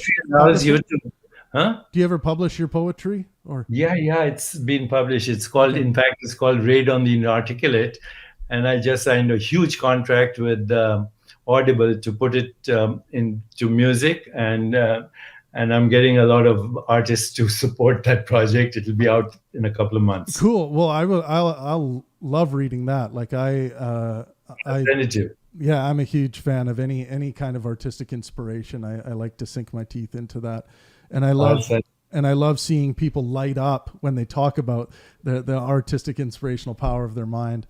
I enjoy that. Did you your kids growing up, were they artistically inclined? Were they more pulling from scientific inspiration? What was it like being a father? My son, we grew up, I was in Boston for 23 years in academic institutions, writing books and this stuff. Unfortunately, I was not there too much for my son. So he watched the Patriots and all of that and ended up making a huge company with Tom Brady and what's his name, Michael Strahan. He owns a company called Religion of Sport, and he's won now 4 Emmys. So he's neither in the scientific world nor in the spiritual world. And my daughter actually was influenced by me, and she's a great storyteller, and she's written 7 books for children on who am I. I would love to have your daughter on to talk to her. That would be so cool, because I have a dream one day of writing some children's books. She's amazing. She's won 7 books, and my son is an Emmy award-winning director. How does that make you feel as a father? Like you have very, successful very children. happy, very proud, and also that they weren't unduly influenced by me. So that is a good thing. And what do they think about your work? Do you get into some interesting debates with them? We used to, and then when you're with the family, with your wife and children, they've heard you so many times, they just phase out. Their eyes glaze. There he goes off again. I'm intrigued by you talking about your son's work in the religion of sports, because I often say, like, even though I'm an atheist, when I get the most religious in my mind, it's when I'm watching my favorite hockey team, the Vancouver Canucks. Like, I see myself believing in irrational outcomes for the future for my team. I'll be like, yeah, this is the year they're going to sneak into the playoffs. They're going to win the Stanley Cup. And I get filled with this charge and I get so excited. And I'm just like, and I catch myself and I'm like, what good reasons do I have to believe that this is at all, likely to happen? And I'm like, yeah, it's absolute zero. I wrote a book with Leonard Malodno, and very interesting history. When I was having that debate with Michael Shermer and Sam Harris at Caltech, this physicist gets up. He says, I'm a physicist. I've done 2 books with Stephen Hawking, and you're full of shit, basically. He told me that. And that appeared everywhere online. Yeah. And it's recycled. Real scientist proves Deepak Chopra to be pseudoscientists, and it's still 3 seconds. So I wrote to Leonard afterwards. I said, Leonard, you know everything about science. I don't. I know everything about consciousness. You don't. Why don't you come and meet me in Central Park and we write a book together? And so he agreed, And so we wrote this book, it's called War of the Worldviews. It's somewhere lying here. And, by the way, since we're on this topic, Richard Dawkins had Stephen Hawking's daughter call Leonard and said, don't do a book with Deepak. He's a fraud. Oh, and, wow. and so Stephen Hawking's he's a co-author of Stephen Hawking. Stephen Hawking's daughter even threatened Leonard, and I'm happy to say this now, it's past history, to not invite him for his 70th birthday. Now, Leonard has run, we're talking about scientists, real luminaries that we all respect. Okay, so first Dawkins calls Stephen Hawking's daughter, who calls Leonard, says, don't do a book with Deepak, he's a huckster. And you may not be invited to his birthday party. Leonard responded very beautifully. He said, I know Deepak very well. I don't agree with him mostly on anything, but he's not a huckster. He's very genuine and authentic, and I'm going to write the book. Anyway, he got to the birthday party too. Now, we wrote the book. We went on a tour, and we got to know each other very well. Okay. So I know that he wrote all the books that Stephen Hawking is supposedly written, because Stephen took 3 minutes to answer a question through his computer. And then Leonard would have to guess, what he meant. But Leonard and Stephen got along so well that he knew. So I give Leonard a lot of credit for his patience. And he wrote 2 books with Stephen, and now he's written another book on Stephen's life. Right. So anyway, we went on a tour and we would argue good-humoredly. Then he would tell me at the end of the day, shall we meditate together? Because we would meditate together. Yeah. In the morning, as we were taking a flight, we would meditate together. And then, once in a while he would say, Deepak, I don't believe in God, but I'm going to tell you something that you'll find astonishing. I do believe in aliens. Good enough. Little green man. So, here we are speculating whether there's life on other planets. If there is, that's amazing. And if there isn't, that's amazing. In fact, it's more amazing if we happen to be the only planet where there is life amongst 2 trillion galaxies, 700 billion stars, and uncountable planets. If we are the only one, wow. Yeah. I agree with you. Well, that whole story, all that stuff, if Richard was calling to try to get you not to go to the birthday party, not to get people to work with you, I think that is the crap I would like to see eradicated from the intellectual community. Yeah, he went to Caltech and he said, and Michael Shermer actually texted it me, because Michael now, he's still the preeminent skeptic, but we are very good friends. Michael has endorsed some of my books. We talk to each other, and Michael said, Richard thought you are more dangerous than the most fundamental of radical religious fundamentalists. Yeah, and look, I think this idea. And then he's so emotional, he cuts me off Twitter. Yeah, I think we need to get over that. We need to be able to have conversations with people, even if they hold ideas that you detest. And I'm sure Richard detests a lot of the ideas you talk about. We have no idea where we get our ideas from. Yeah, and I think he would probably agree with that, because he's a very intelligent human being. But even as 5-6 years ago, when I was engaging him with the conversation with my co-author Rudy Tanzi, the guy who's head of genetics and at Harvard, and Richard's thing is epigenetics is the fashion of the day. It has no reality. He's still stuck with his selfish gene. Yeah, well, these are some hot takes. I appreciate you sharing that information. I've shared for the first time in public all of these stories, so please publicize them. Oh, I will for sure. And everyone, I've I've just enjoyed this conversation so much. I have so much more I want to speak with Deepak Chopra about. Maybe we can do a live event in 2022 if you're up We'll do for a live event provided you promise to read the material I sent you. I will read absolutely all of it. And watch the videos I sent you. 100%. And we can talk about those. I'll do whatever you want. Very cool. Well, everyone, the man, the myth, the legend, Deepak Chopra, you've been so kind to come on the podcast.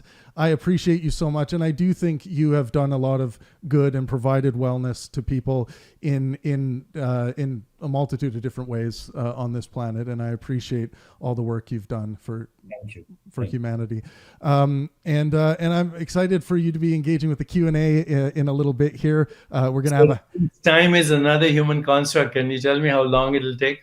It'll be about 60 minutes. I afford 60 minutes. Oh my God. And I try to get, yeah, I'll try to move the questions along as quickly as possible. But guys, do join us on Discord. I'm going to say so long to Deepak so we can get a break. But thank you so much, sir. I appreciate it. When do we come back? In about a half hour, we'll meet on the Discord server. Okay. So I presume Frank will know what that is. Yeah, Frank will know. Yeah. Okay. Thank you very much. I appreciate it. Yeah. All right, guys. Wow. There's a lot of clips to clip out there from the conversation. Amazing stuff. I look forward to having more conversations with Deepak Chopra. Very interesting mind. And everyone, please join us for the Q&A. I'm going to give you guys the links again. You have to be a website subscriber to engage in the Q&A. Go to pang-burn.com/subscription to engage. Yeah, like I said, I think in a lot of different ways, and some might say most of it is placebo.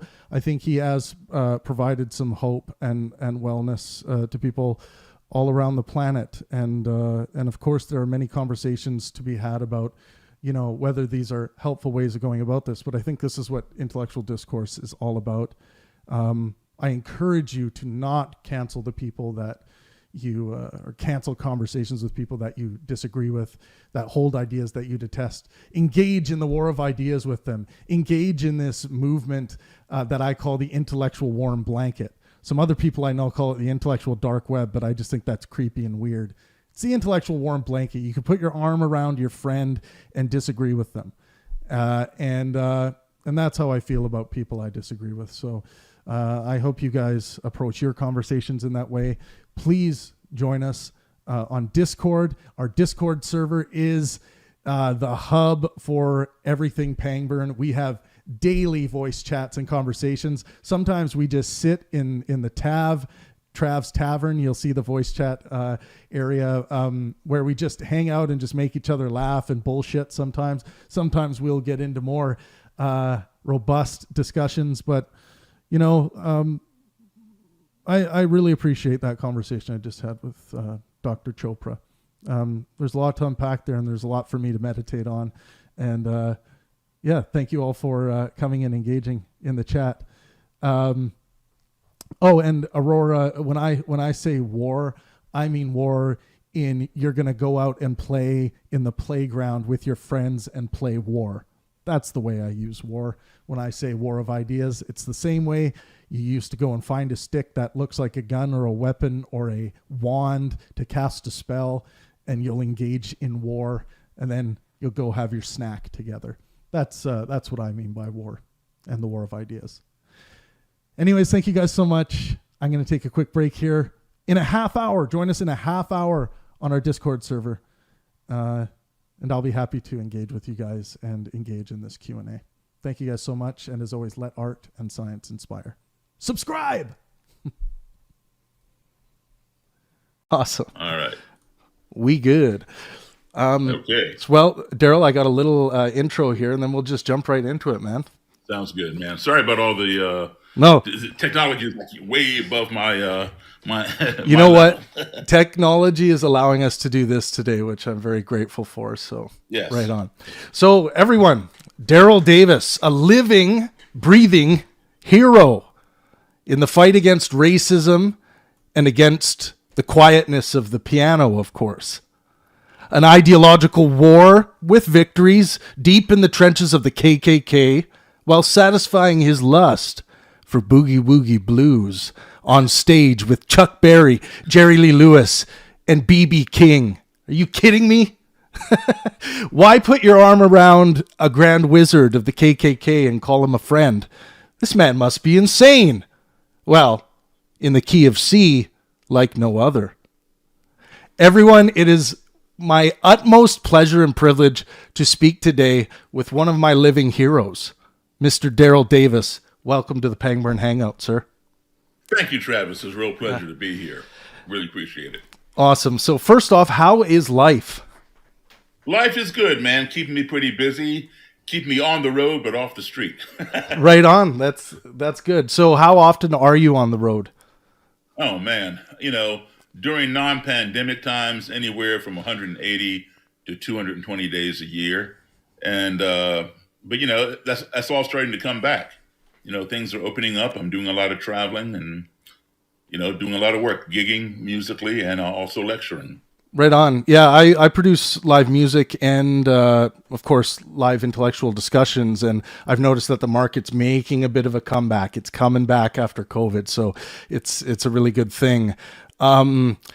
So I first wanted to talk to you about Boogie Woogie because I can't be sure exactly at what age I started playing, but it was very young. Some of my earliest memories are of me trying to master the left hand, get that thing moving like Jerry Lee.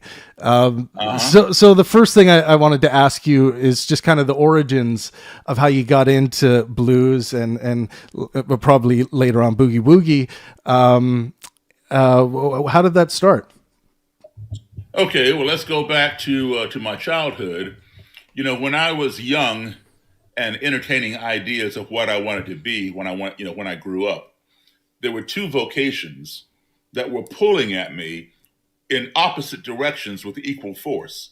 So I couldn't move either way, right? I was immobilized.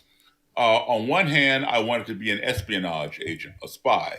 My hero was James Bond. And to this day, I still have my 007 briefcase where you press the handle and it fires plastic bullets, and my James Bond decoder belt and all that. But anyway, so I wanted to be a spy. The other side of me, now understand, I'm 65 years old, so I predate you by decades, right? Yeah. So the other side of me wanted to be a computer programmer. And back then when I was a kid, computers took up this whole room, even more than this whole room you see behind me. I knew that eventually they would get small. I never dreamed that they were smaller. I never dreamed that they would get, as small as your cell phone or your wristwatch or whatever. But I knew there was money to be had, and they would go down in size. So each vocation was pulling at me, and for years I kept trying to figure out how can I do both. But back then there was no way to do both. Today, of course, you can. It's called cyber espionage, but that term did not even exist. So I thought about people that I admired a great deal, and I always liked music. I couldn't play anything, but I always liked music. And instantly, two names came to mind. One was Elvis Presley, and the other one was Chuck Berry. And what I admired about those two gentlemen was the fact that they had made millions upon millions of people all over the world happy with their music. They had touched those people that they would never even meet, never even know. And perhaps those people had never even seen them live, but they heard the music on the radio, or they bought the records, or if they were lucky enough, they went to a concert or saw them on TV. But what are the chances of them meeting those people? So, that's really cool to be able to affect somebody with your talent that you don't even know. That's what I want to do. I want to learn how to play music and make people happy. Yeah, that's so cool. That totally hits me right in the chest with what music really means to me. It's one of those only things that I really like, even if I don't feel like playing myself. The potential happiness that family members or people around me might get out of me playing music like that's always just been it made it not even a question to sit down and start pounding away, Right. Have you broke? Yeah, go ahead. To answer your question about the boogie woogie, so, I like all kinds of music, but that rock and roll, really hit home with me. Oh, yeah, man. Yeah. So, I wanted to, so I decided, okay, well, I'm going to play music. And I like the music of Elvis and Chuck Berry and Little Richard, Jerry Lee Lewis, Fats Domino, all those great rock and roll pioneers. So in order to play that kind of music and play it authentically, you had to listen not only to them, but what were they listening to? There was no rock and roll before Chuck Berry. So how did he come up with that? What was he hearing? He was hearing blues. He was hearing boogie woogie. He was hearing country. So I began listening to people that influenced him. Right. And that's where I discovered people like Pinetop Perkins and, great, legendary boogie woogie players. Yeah. And Well, Walker and all that. Yeah. What do you think of Little Richard? Because he's very famous for saying he started it all, right? Do you agree with that? Like, do you think he was one of the founding fathers? He was absolutely one of the founding fathers, no question about it. Both Chuck and Little Richard. Yeah. Absolutely. They were the cornerstone of rock and roll. And then, Bo Diddley, Fats Domino, but Richard and Chuck had that beat. All right. And what differentiates rock and roll from other genres like country, like jazz, like swing, is the rhythm, the beat. Swing is right. Rock and roll is boom boom bap boom boom bap boom boom bap. That backbeat, the hard 2 and 4. Yeah. Like the Chuck Berry song, rock and roll music.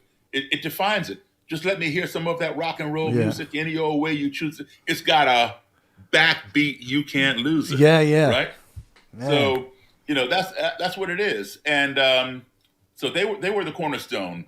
Other artists like Elvis Presley, Jerry Lee Lewis, Carl Perkins, Buddy Holly, they took that and popularized it because they had access to the white radio stations that the black artists did not have, because a lot of white stations, not all, but a lot of white stations would not play black records. Right. And now you have these white guys doing this black music, so the music got played, but coming out of the talents of the white artists. So that also opened the doors for the black artists. Right. What was it like being around people like Jerry Lee? When they I love Jerry Lee Lewis, man. He was my friend. All those guys, I loved them all. I got a chance. I met everybody. I didn't meet Buddy Holly. He died in 1959. I was born in 58. I did not meet Bill Haley. He was around while I was alive, but I never got a chance to see him live. But I saw everybody else. I met everybody else. I met Bo Diddley, Elvis, Jerry Lee, Richard, Chuck. I worked with Chuck for 32 years. I did a lot of shows with those other guys. There might be like a rock and roll festival, a rock and roll revival. Might be Chuck Berry, Jerry Lee, Little Richard, Chubby Checker. Chubby Checker. Yeah. Oh yeah, that's my buddy. Yeah. Oh man, that's just. Hey, does the name Honey Boy Edwards? I played with Honey Boy. No Edwards. way, really? Yes, I did, man. That was, my goodness, man. He was way back in the day of Robert Johnson, my friend, and he's played with Pinetop Perkins too. I did I was the director of a blues camp out in Washington State, and we would bring in different artists. And Honey Boy was one of the oldest living legends at the time, and we brought him in. I was in university doing. I was what was called a resident technician. It allowed me to make a bit of money through the university, working in our university theater when groups would come through.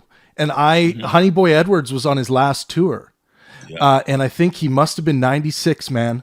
Yeah. And he was up there drinking a Molson Canadian beer, and plugging away on the guitar and singing at 96. And I was just like, that theater only held like maybe 300 people. There must have been another 300 trying to get in, raging mad to see this man play. And we had to turn on the intercom so people in the lobby could hear some of what he was doing. Man, was that a show. But he was a legend. He's just an absolute legend. And I couldn't believe he was able to play and sing that way, exert that much energy at that age.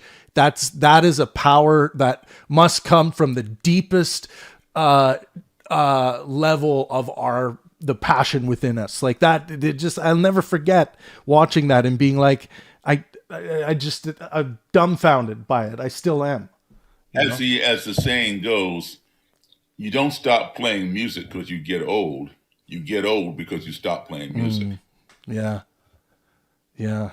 And I really looked up to, as a young man, I saw videos of Jerry Lee Lewis playing, and I always tried to mimic his moves, man, of, playing up in the higher keys with the back of my heel, like, and when I even did some gigs playing my own Travie Lee Lewis show where, I would do my impersonations and tried to get it. I could never get the hair right. My hair curls too much. He had that straight hair, but man, that music, it was kind of like you described. There was something about that rhythm. Jerry Lee and his first cousins, Jimmy Lee Swaggart and Mickey Gilley. Jimmy Swaggart, they were all from Faraday, Louisiana, and there was a black juke joint across the railroad tracks called Haney's Big House, and the three of them as kids would sneak across the tracks and go there and, watch those black boogie woogie piano players play in there. And that's where they got that style. All three of them could play. Jerry was probably the most proficient player of the three. Just so much energy, and a lot of the energy was something with him, and the speed being driven by that energy he could bring to the piano was just madness to me. So that's it's exciting to be able to talk to someone that is also in love with boogie woogie music, because man, it's hard for me to find anyone. I know a lot of pianists, but none of them play boogie woogie. None of them really play much blues. So you've been hanging out with the wrong crowd, son. Well, I'm up in Canada. I have a limited Where are you in Canada? I'm in Vancouver right now. Oh, okay. I did a lecture in Vancouver a few years ago with some former white supremacists. Oh, okay, very cool. I wish I would have heard about that. I would have been, first in line to see something like that. Do you ever come up and play music? I got a friend up there in Vancouver who plays boogie woogie piano. Yeah, Kenny Wayne. Oh, I thought you were going to say Michael Casehammer, but no, Kenny Wayne. I don't know. No. Yeah, not Kenny Wayne Shepherd. Kenny Wayne. Oh, okay. I'll have to look him up, because any chance I can get. The BB King blues groups that go on the cruise ships. I've gotten to see some pretty nice music there, and a few good boogie woogie slappers as well on those ships. I just came off the blues cruise. I just played it. Oh, you did? Oh, okay. Yeah. So you get on there and do that too. Oh, okay. That's cool. Sure. Yeah. No, I was so impressed, man. Like the price of what it took to cruise to Alaska, I would have paid 10 times over to see the caliber of music I was seeing in the BB King Blues Lounge on the ship, man. That was insane. I couldn't. I still am vibrating from the being exposed to that talent.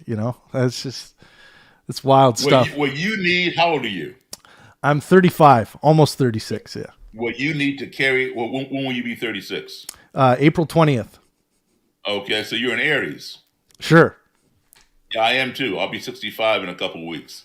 Wow. But you need to carry that torch, man. Because you're younger than the rest of us. So, you got those chops. Get out there and carry that torch. Yeah. I sometimes feel as though I want to get out there and perform once in a while still. My stuff at what I do philosophically now and through building my community, it kind of eats up every second of my time. But, man, I do feel it, the urge to get out there and make those strings smoke just one night, man. That's all. That's all I need. So cool. And have you ever done any gigs in Vancouver or anything? I haven't played in Vancouver. I just spoken there, but I've played in Manitoba, in Winnipeg. I've played all over Ontario, Elliott Lake, Kitchener, Toronto, different places. Well, we got to keep talking, because we got to get you up to Vancouver to play some boogie woogie, because that would be absolutely, that would be better than fucking awesome. Pardon my French. Let's do it. Okay, moving on to the issue of racism. So, in your book, Clandestine Relation, And relationships, relationships. And in your TED Talk, you outline your amazing journey, and everyone, I think everyone who's going to come to this podcast knows about this. But you outline your amazing journey to battling racism through conversation and friendship, is the way I would describe it, which is, by the way, what I think is the right way to go about this issue. I thought I would just lay out a few points and then hand it over to you and see what you think. So you were a victim of racially motivated hate crimes when you were just a young boy. At the age of 10, you formed a question in your mind: how can you hate me when you don't even know me? At 10. And this motivated you to collect and read books that relate to the issue of racism to gain a better understanding.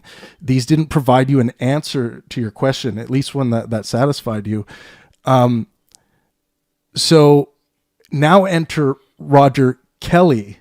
As an adult, you finally thought of a way to finally get an answer to this. You had an idea. What was that idea? My idea was, okay, so since none of the books provided me with the answer, and I have a whole library, I'm serious, a whole house full of books, starting when I was a kid, and even today I still buy them, on black supremacy, white supremacy, anti-Semitism, racism, the Ku Klux Klan, the Nazis in Germany, the neo-Nazis over here. All the books talk about it, but they don't explain why. And when I would ask people, why are people like this? And they would just, oh, Daryl, that's just how it is. Some people are just like that. Well, that does not tell me why. So I decided that I would write a book on the Klan.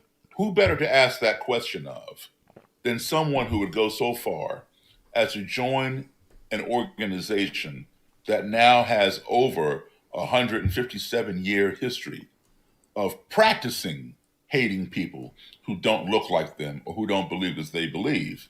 So there had been no books written on the Klan by black authors from the perspective of sitting down and interviewing them face to face. Right. That's what I wanted to do. So I decided I'm going to travel the country and I'm going to interview Klan leaders and Klan members and write that book. And I'm going to ask them that question that I had since the age of 10. How can you hate me if you don't even know me? Why did you want to do that? Most people are just like, I know you have your fundamental question, and I'm sure a lot of, probably a lot of black individuals have asked that question to themselves before. But what is it about Daryl Davis that says, I'm going to do it? Like, that's a big thing. Daryl Davis had an upbringing that most black, and for that matter, most white American kids did not have of my generation. My parents were in the U.S. Foreign Service, U.S. State Department. So I grew up as an American embassy kid, traveling all around the world, starting at the age of 3 in 1961. Every 2 years, I was living in a different country and coming back home here to the States in between. So I was exposed to a wide variety of skin colors, ethnicities, cultures, social behaviors and all kinds of different things that all impacted me and who I am. My first exposure to school was overseas. Kindergarten, first grade, third grade, fifth grade, seventh grade.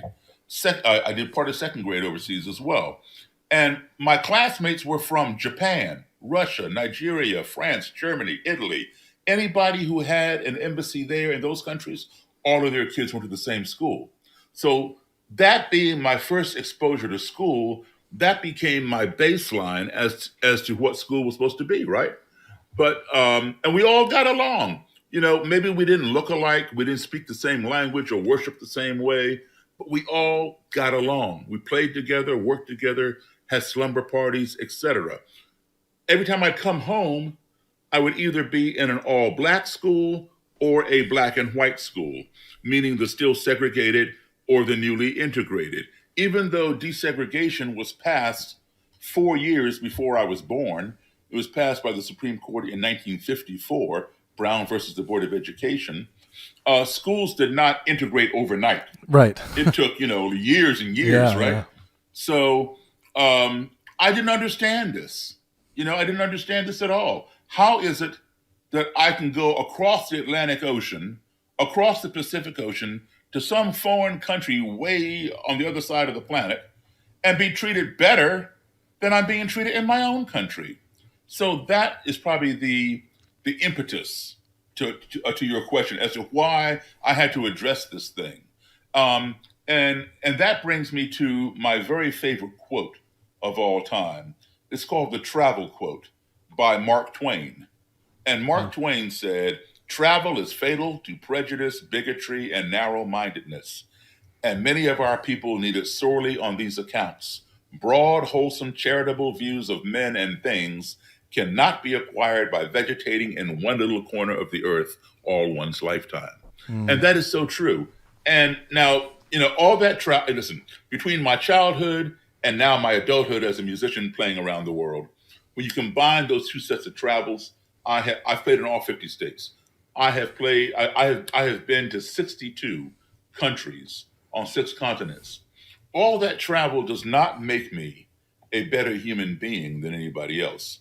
But what it does is it gives me a better and broader perspective on humanity than most people who have not had that kind of exposure. You believed you could make a change. Most people don't believe that. That's the thing that perplexes me here. Yeah. You said, yeah, and you were right. You said that when I was 10, I was a victim of racism. Okay, so now you have a choice. Yes, you can be victimized. I was victimized, but when somebody is victimized, they have a choice. They can remain a victim, or they can do something about it. I chose to do something about it. Simple as that. And you chose to do something about it, but you. So I'm no longer a victim. Sure. And people, I experience racism, right. But I don't allow it to victimize me. So, and how did you come to the realization that you must ground this in good faith, in helpfulness, in friendship? Like, where did that come from? Where did you get that idea? Because I think this is as revolutionary as Elon Musk, what he's doing with SpaceX. I'm serious. Look, where did it come from? Okay. You've heard it, even though you're like half my age or a little more than half my age, but you heard it when you were a kid. We all did. A tiger does not change its stripes. A leopard does not change its spots. It is what it is, right? So why would we think that a supremacist or a Klansman or a neo-Nazi or whatever would change their swastika or change their robe and hood or change their ideology? That's who they are. All right? Well, that's half right and half wrong. The half right part is, yes, a tiger cannot change its stripes and a leopard cannot change its spots. They were born with those stripes and spots. That's who they are, okay? A Klansman, a neo-Nazi, is not born with that robe and hood or that swastika. That is a learned behavior. What can be learned can be unlearned, okay? I saw white people all over the world. In Europe, I lived in Europe. I visited many countries in Europe. When I was in Africa, I lived in Africa for a while. There were white people over there who, my fellow Americans, or people from other embassies, French embassy, German embassy, Swedish, etc. They didn't behave the way some of my white peers behaved over here. So it didn't have anything to do with the color of their skin. It had more to do with their attitude. An attitude is something that you acquire, and it changes over time, and it can be influenced and impacted. So and here's a mistake that a lot of people make because they just make an assumption. I never got into this to convert anybody. All I wanted was the answer to my question. Listen, just tell me, please. All you see is this. You don't even know me, the color of my skin. Just tell me. How can you hate me? You don't even know me. You just met me 2 minutes ago. And then once I get my answer, goodbye, thank you. We never have to see each other again. But something happened. When I would talk with these people one-on-one, yes, I heard a lot of hateful things, a lot of offensive things, but I also found some things in common. I found plenty of things in common because, you start out this far apart. and you talk with your worst adversary for 5 minutes, you're going to find something in common, and that gap closes a little bit, right? You talk a little bit more, it closes some more because you found more in common. When you get here, you are having a relationship with the person that hates you and that you have no respect for. Yes. You keep on talking, it gets even closer. When you get here, you're having a friendship. You may not agree on everything, but when you get here, you have found so much in common that the trivial things you have in contrast, such as whether you go to like skin color, or whether you go to a church, a synagogue, a mosque, or a temple, begin to matter less and less. And then that person thinks, I don't know why I hated that person. He's really no different than I am. So, and when the first person changed, it to me it was like a fluke. Like, whoa, what happened here, right? And it wasn't overnight; it was over time. But then it happened again and again and again. And I kept thinking, you know what? I need to keep doing this because I'm on to something. So I got to keep doing this. A missed opportunity for conversation is a missed opportunity for reconciliation. Right. And so, it began happening. And that's why I'm still doing it today. Man, this is what you're talking about. And I do credit you often with someone who, when I was in university, when I first started going to university, I found your work and what you've done and what you continue to do. And I was trying to talk to people because I was surrounded by a lot of cancel cultists, the people who are just basically like, okay, if you come across someone with a really bad idea, throw them in the closet, get rid of them, and I always thought, well, if you throw them in the closet, these people are going to have kids. They're gonna find other people who are thrown in the closet, and these bad ideas are just going to fester. It's like it just, this made sense to me, and I found your work and I was like, this guy fucking gets it, and he's actually doing the thing, that I want to do. I want to be able to put my arm around those that you may disagree with, in a friendly manner, and engage in good faith in a genuine way, and in a helpful manner. And one thing, I ground my moral quest in maximizing well-being for myself and those around me. And and this includes people who have ideas that I disagree with. So I just think that this is all really good stuff. And my community is based on these principles of that. Everyone's welcome regardless of what your ideas are, because the way I see it, people's ideas change like the wind, and it doesn't matter how dogmatically committed to them they seem. Like, I've seen people who were dogmatic Christians, a month later, when it couldn't possibly be the case that their belief was wrong, a month later they come back and they're like, you know what, I've deconverted. And it's just, I see this happen all the time. It's not like I do too. Yeah, and you went into you made a point. Yeah. You probably didn't even realize, but you made a point, and you defined the way that we should be. And this is not the way these counterculturists or countercultists behave. You said, okay, they want to, throw them in a closet and get rid of them because it's a bad idea. Okay, but see, that is the short-term solution. Just remove them from the space. Yeah. But you are looking at the long-time result, which is, they're going to all be in the closet together, and they're going to produce kids, and they're going to be the same way. It's just going to perpetuate the situation. So you're seeing the long-term vision, and the counter people are just seeing the temporary, quick solution. So this is why, we need to extend their range of vision. Say, okay, fine, throw them in the closet, but then what? You're not thinking beyond today. What about tomorrow and next year and 10 years down the road? Yep. And we need more big picture thinking with regards to our problems in society. Enough of this Band-Aid over whatever approach. It harms our children, because our children are the ones that have to fucking deal with it when it inevitably boils over. So yeah, man, this is the good stuff. So how many has it been? How many ticks on the helmet? How many robes have you collected? I've read 200. Maybe it's got to be more.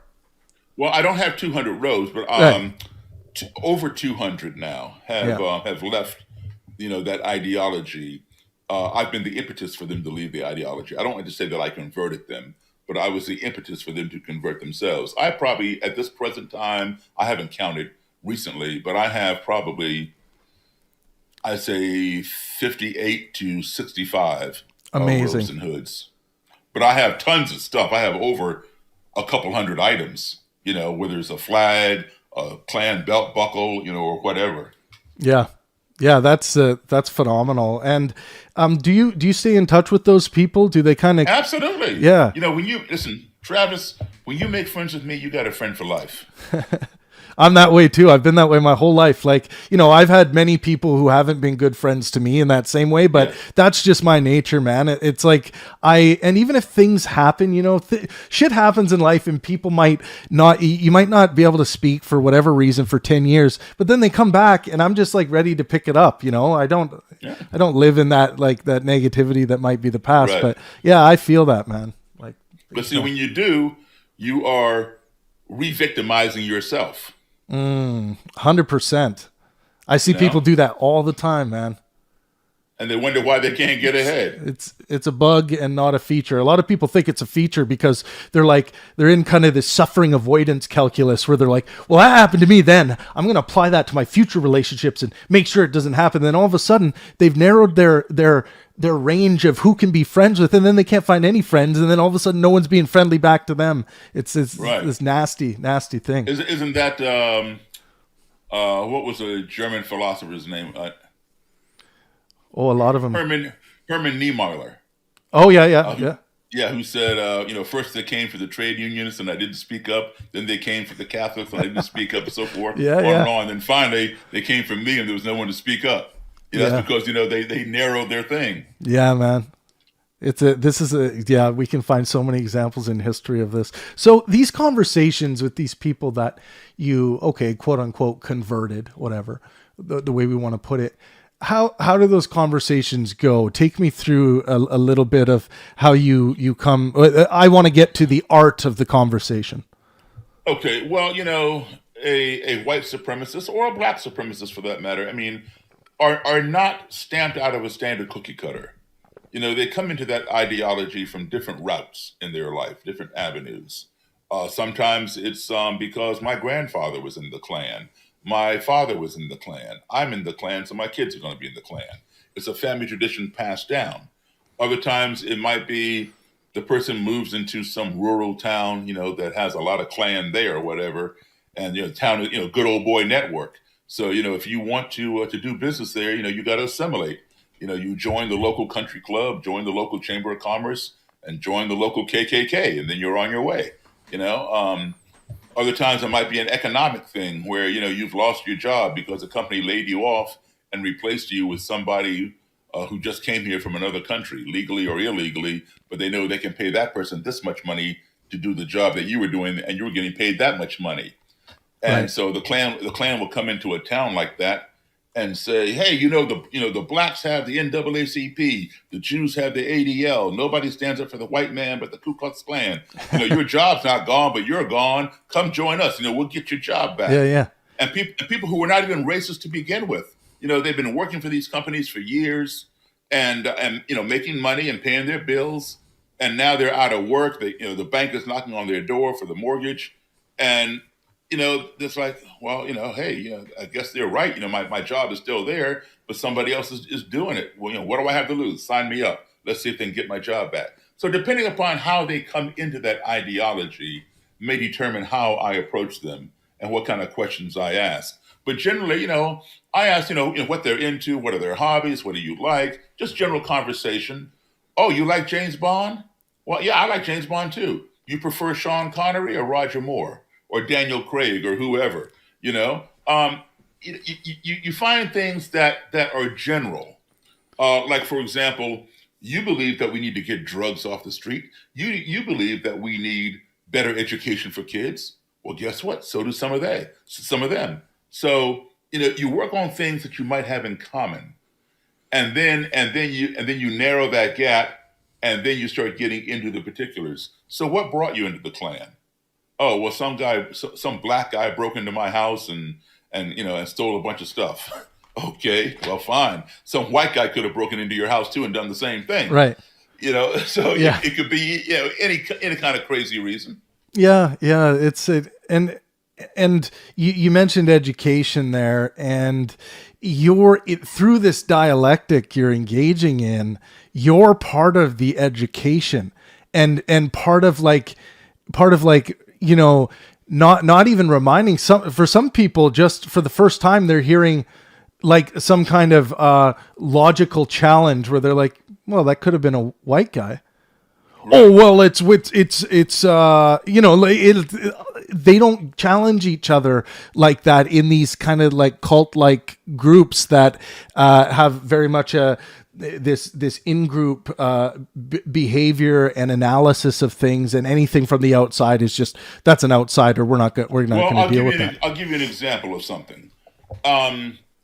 And I've heard this a million times, so I'll composite it for you, because I've been doing this now for like 41 years. Yeah. And I'll say, how can you hate me? And one of them will say, well, Mr. Davis, you have to understand something. Black people are prone to crime. And this is evidenced by the fact that there are more black people in prison than white people. Well, what this Klan leader is saying is 100% absolutely true. Right. In this country, there are more blacks in prison than white people. The data and the statistics will indicate that. And that's all they need to reinforce their narrative, is that data. Right. But they don't bother to look beyond the data. Why does the data say that? The data just reports what's in there. It doesn't say why they're in there, right? Mm-hmm. And then they'll go ahead, and say, blacks are inherently lazy, that we don't want to work. We prefer to scam the government welfare system. We always have our hand out for a freebie, Now, in reality, in this country, yes, there are more blacks in prison than whites, and the data does indicate that, but they don't bother to go back and check and see, is there an imbalance in our judicial system that sends more blacks to prison than whites who have committed the same crime?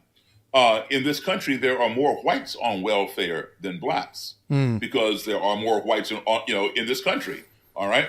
And then the guy will tell me, black people are born with a smaller brain than white people. And see, you have to understand, the larger the brain, the more capacity for intelligence. The smaller the brain, the lower the IQ. And this is evidence, he tells me, by the fact that every year, black high school students score lower on the SATs, the Scholastic Aptitude Tests, than white kids. Again, he is 100% correct. Yeah. Overall, black kids do score lower than white kids on the SATs. All right, the data shows that. The statistics show that. So that's all he needs to reinforce what he believes. But he doesn't bother to look. Where do most black kids in the United States go to school? In the inner city. Yeah. Where do most white kids go to school? In the suburbs. It's a well-known fact, not an opinion. Inner city schools are not as good as suburban schools. They don't have the funding. They don't have this, that, and the other. Black kids who go to school in the suburbs can score just as high, if not higher, than some of the white kids. White kids who go to school in the inner city can score just as low. Some will score lower than some of the black kids. It has absolutely nothing to do with the color of the student's skin or the size of the student's brain, but it has everything to do with the educational system in which that student is enrolled. Yeah. But see, they don't bother to look into that because, the data reinforces what they already think. Right. So here's what happens. All right. So I just sit back and listen to somebody who's only walked into my room and hasn't known me for more than 5 minutes is already calling me a criminal based on my skin color, telling me that I'm lazy and I'm on welfare and that my brain is small, so I'm dumb. So is what the guy's saying offensive? Yes, it's offensive. Am I offended? Absolutely not. And you know why? Because I know who I am. If I'm offended by it, then I become the victim. I know who I am. He doesn't know me, so why should I allow him to define me by telling an untruth? If my mother and father were to say, Daryl, we think you're prone to crime. You're kind of acting kind of shady. Or Daryl, you're lazy. You don't clean up your room and so forth and so on. And you know what? You're kind of dumb. Maybe I would believe them because they brought me into this world and they raised me. but not somebody who walks in my room and all they see is the color of my skin, and they're telling me I'm a criminal and I'm lazy and I'm dumb. Okay, why should I believe that? I know who I am. If you don't know who you are, you got no business going into the room with those people, because they will tell you who you are, and you will walk out believing them. I get a sense. Re-victimize yourself. Yeah. I get a sense that you've kind of always understood the humor of this. Yeah. Like once you started working on your projects and your book and stuff, like all of that stuff that you're saying, like if someone makes these vast generalizations about someone just based on the color of their skin, like that is comedic gold. Like when I was young, and I understand this could be offensive, but that just seems like the stupidest thing someone would do. And it's like stupid in like a slapstick thinking way. Like it's just like, it's like slapstick thinking or something. It just, you make correlation, causation, fallacy, right, and like all that stuff that comes with it. It's just, there's something very funny about it, but also on the other hand, of course, to people who are offended, who do feel offended and they feel hurt by it, it's also carries a lot of weight. Yes. Now, and then here's what happens. Okay. I listen, when the person first comes in the room and they see me or see somebody who looks like me, automatically their defenses go up because I am the enemy. And there's nothing I can say to them when they're in this frame of mind. Their ears are plugged to anything I have to say. They know the truth. I'm the inferior one. They're the superior one. And, I have nothing to offer them. They're going to tell me how it is. So it's no point even arguing with somebody in that frame of mind. Just let them get it all out. But see, they're used to pushing people's buttons. And then when they push somebody's buttons, that person's going to fight back. You let your emotions get carried away, and you punch back. And then the whole conversation devolves, and then it's over, right? So when I just sit back and listen to them, that wall begins coming down, And as the wall comes down, the ears become unblocked. So by the time they finish, exhausting all their vitriol on me, they're all the way down and their ears are wide open because they're wondering, why the hell isn't this guy pushing back? Yeah, they look back at you and they see that you're still listening. Yeah, exactly. You got anything? They want to know why. Yeah. So now they are receptive to what I have to say. Yeah. And that's when I began explaining what's behind the data. And then here's what happens, Travis. They don't change right then and there. They hear what I'm saying. Because if I said that, it's now my turn to speak. Because, they finished talking and telling me who I am. Right. So now they want to know how come I didn't push back on them. Right. I could go on the offense and say, no, you are the criminal. You're the one hanging black men from trees and bombing black churches and dragging them like every other person does, almost everyone. Yeah. Okay. And guess what? Every other person is 100% correct. But if I did that, that wall would go right back up. Those ears would plug up and they wouldn't hear a word I have to say. I want those ears to remain open. I want their wall to remain down. Okay. So just so I can plant a seed, just impart some facts. So I tell them behind the data what happens. I don't attack them. I just defend my position. So then when they go home, just like you will tonight or any other time, at the end of the day, you reflect upon what you did during the day. And then they'll be thinking, man, I just had a 3-hour conversation with a black guy, and we didn't even come to blows. Yeah, we got a little loud here and there, but, we didn't even, yell at each other and try to beat each other up.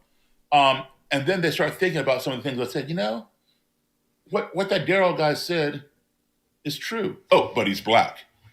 But what he said made sense. Oh, but he's black. So they're having a cognitive dissonance, and that's a struggle. That's a dilemma. It's very uncomfortable when that goes on. So it goes on for a while and it stresses them out. And so then they have to choose a path. Do they disregard the fact that I'm black and believe the truth because I gave it, because it's true, regardless of whether it came from a black person or not, and now they have to change their ideological direction? Or do they consider my skin color and keep living a lie just because I'm black and they know it's true? That's their dilemma. Yeah. And that's how they end up converting themselves. Yeah, and it's so amazing. My mind is racing with all these instances I've had of the same thing. I speak to a lot of theists. You know, I'm an atheist currently, and I don't believe in the existence of any gods. I'm not convinced, but I've seen a lot of theists go through this, and atheists too, where they say, oh yeah, he did make some sense there, but he's an atheist. I can't forget that. It's like, oh, but he also made some sense when he started arguing about that. Oh, but he's an atheist, or vice versa, right? There's a lot of similarities, and I think what you're talking about that's cognitive dissonance. Yeah, exactly, cognitive dissonance. Yeah, that's exactly what it is. And I think and I hope that people hear what you say and they hear these examples and they will engage in some of these skills of listening, being and not just like acting as though you're listening, but genuinely listening to what this person has to say, because I think people will also catch on if you're kind of just play acting as though you're like this person that's interested in what they have to say, but then you don't respond to anything that they've actually said, or the active listening versus having your eyes taped open. Right. Yeah. Well, and I wanted to ask you the role of the internet. So when the internet started rolling out, do you think that had a positive impact?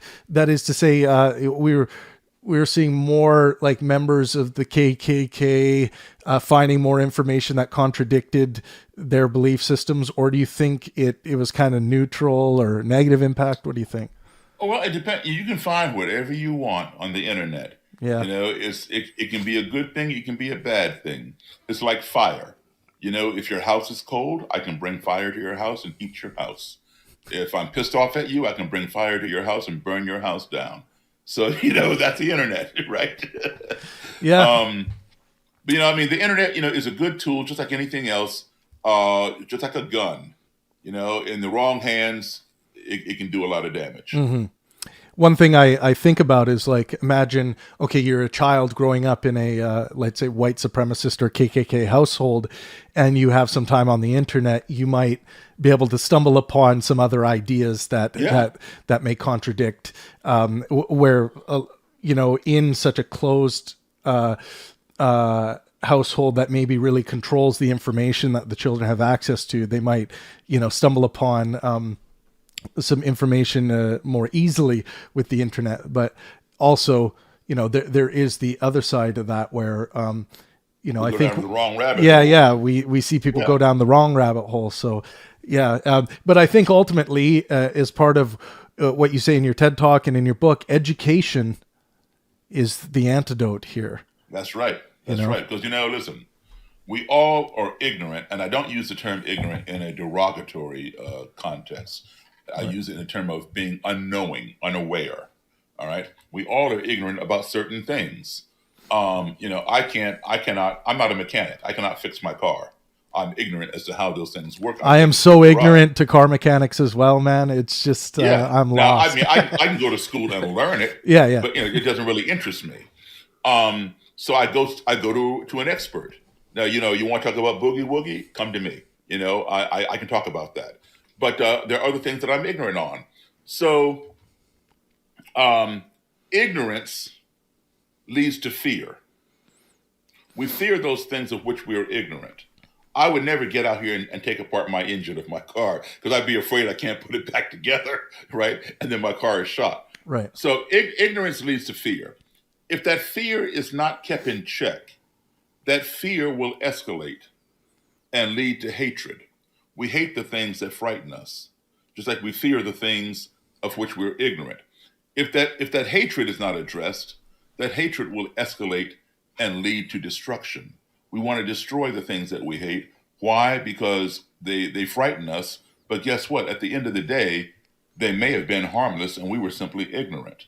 All right. Now, this goes for children as well as adults. For example, sometimes I speak to grade school kids. Of course, I tone it down when I do that. Mm-hmm. But so you have these little fifth graders sitting at their desks in rows in the classroom, and I'm there talking to them. I'm just talking like I'm talking to you right now, and then all of a sudden I'll jump up and I'll point at down under somebody in the front row's desk at their feet, say, hey, there's a snake under your chair, And just at my suggestion that there is a snake under somebody's chair in the front row, people all over the classroom, even 5 rows back, scream and throw their legs up in the air. As though that snake might be back there too, right? Just at the suggestion, right? It's right? And then they realize there's no snake there and they start laughing. And so then I asked them, why were you screaming? Why, were you getting all bent out of shape? Oh, I'm afraid of snakes. I hate snakes. There's your fear. There's your hate. I'm afraid of snakes. Fear. I hate snakes. There's your hate. Well, why do you hate snakes? Oh, well, they're slimy and they're poisonous. There's your ignorance. If you've ever touched a snake, it's not slimy. It's dry. Not all snakes are poisonous. That's your ignorance. So now, ignorance leads to fear. Fear leads to hatred. Now I say to them, okay, obviously, there's no snake under your chair or under your desk. But let's just say there really was a snake under your desk, near your feet. What would you want me to do about it? Do you know what these 5th graders say? Kill it. There's your destruction. And these are little 5th graders. Yeah. Okay? So it goes from childhood to adulthood. So the lesson here maybe is we shouldn't fear what we are ignorant of. Why not try to learn about it? Okay? Right. We spend too much time. Okay, here is the ignorance. All right? You don't address it, it escalates into fear because we fear that of which we're ignorant. You don't keep that fear in check, that escalates into hatred. We hate the things that frighten us. You go to somebody, take them to the carnival, to the fair. Hey, you want to go on the roller coaster? Oh, no, man, I hate roller coasters. Why? Because they scare the hell out of me, okay? They hate them because it scares them. The fear leads to hatred, right? So then you say, you don't keep that hatred in check. People start getting angry at the things they hate, and they want to destroy them, all right? So I say we spend way too much time, at least in this country, the United States, addressing the destruction. I say forget about the destruction. That's nothing but a symptom, a byproduct of the root cause, the nucleus. Forget about the hatred. That too is a symptom. Forget about the fear. That too is a symptom. The root cause is the ignorance. 100%. If you cure the ignorance, then there's nothing to fear. With nothing to fear, there's nothing to hate. With nothing to hate, there's something to destroy. All right? So we need to invest our time, our money, our efforts, and our energy in supply. Listen, there's a cure for ignorance. The cure is education and exposure. That's where we need to invest our money, our time, our energy, and our efforts in providing education and exposure and eliminating the ignorance. And then all those other byproducts and symptoms will go away. If the cancer is in your bone, you can't put a topical cream on top of your skin. Yeah. You got to go down to the bone and hit it with that radiation or that chemo or whatever, right? Yeah. We put Band-Aids on stuff around here. Yeah, man, I couldn't agree more about that. It's and a lot of the times people in the here and now, they like to do that because it affects their life in the here and now, but there's not that big picture view of, generations to come. And it's hard to sell that to people too, because it's like. So what we have to do then is let's start teaching critical thinking in primary grade school. So cause and effect. Yeah. But, tone it down, use simple little things. Before you make a decision, what would happen if we did this versus what would happen if we did that or that? Get these little kids thinking. And that way, they will always do that. And don't try to change somebody once, they reach, college age. I mean, they can change, yes, but they're pretty much set in their ways by that time. Yeah, I think the greatest educational gift we can give to children is logic.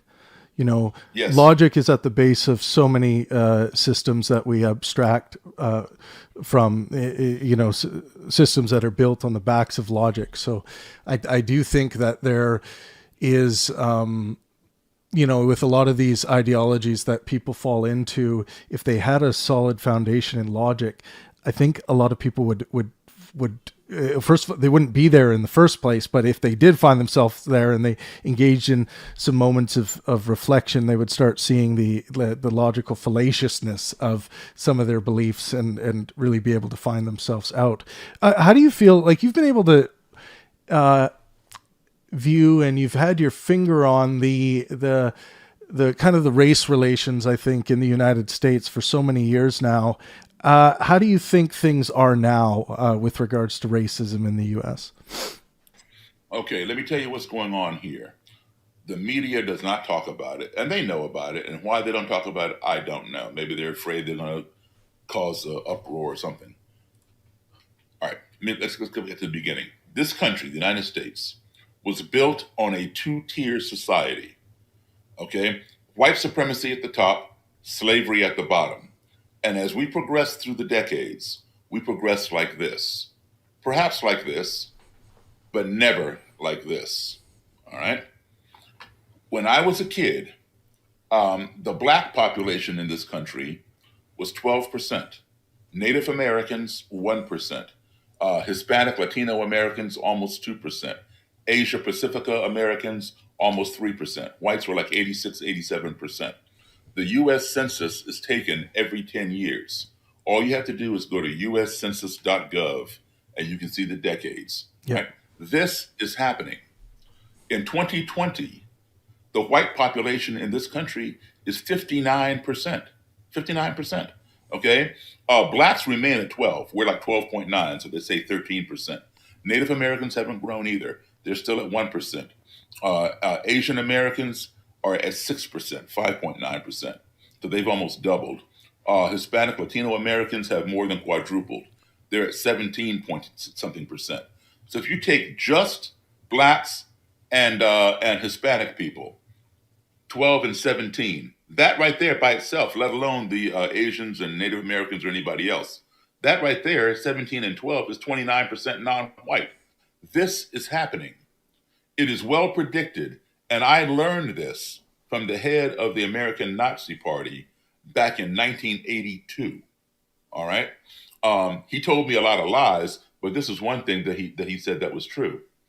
He said in the year 2042, which is now only 19 years from now. All right. For the first time, this country will be 50-50. 50% white, 50% non-white. Between 2045 and 2050, it's going to flip. And for the first time, whites in the United States will become a minority for the first time. You can see that. You can see that trend. All right. 2042 is the year. If you remember, do you remember Y2K? Yeah. Okay. People were freaking out, man. Yeah. At the end of 1999, when the calendar was going to roll over to 2000. Yeah, the planes were going to crash. The computers going to explode. Yeah. The VCR was not going to work anymore. Yeah. The whole 9 yards. Yeah. People were taking money out of their bank accounts and burying it in their backyard, hiding it under the bed, and then it rolled around just another day, right? 2042 is the white supremacist Y2K. They want to stop this. All right. But they can't. All right. Now, when you have sat on the throne of power for 400 years, you don't want to get off. Look at our last president. He was only there for 4 years and he thinks he's still there. Right. Donald.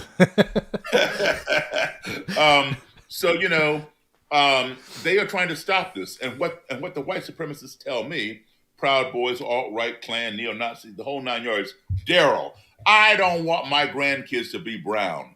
They call it the browning of America. Why not? And they call it the browning of America or white genocide through miscegenation. Right. And they're fearing that. So they're very big on immigration. Now, they don't care if people, immigrate here from your country, from Canada illegally, or from Eastern Europe or the UK, because if their kids were to marry, somebody from there, the grandkids are going to be white. They're more concerned about South Americans, Mexicans, and West Africans.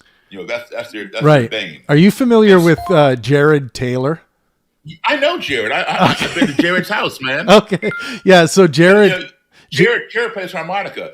I came to his really? house and I brought my keyboard and we jammed. Yeah. Cool.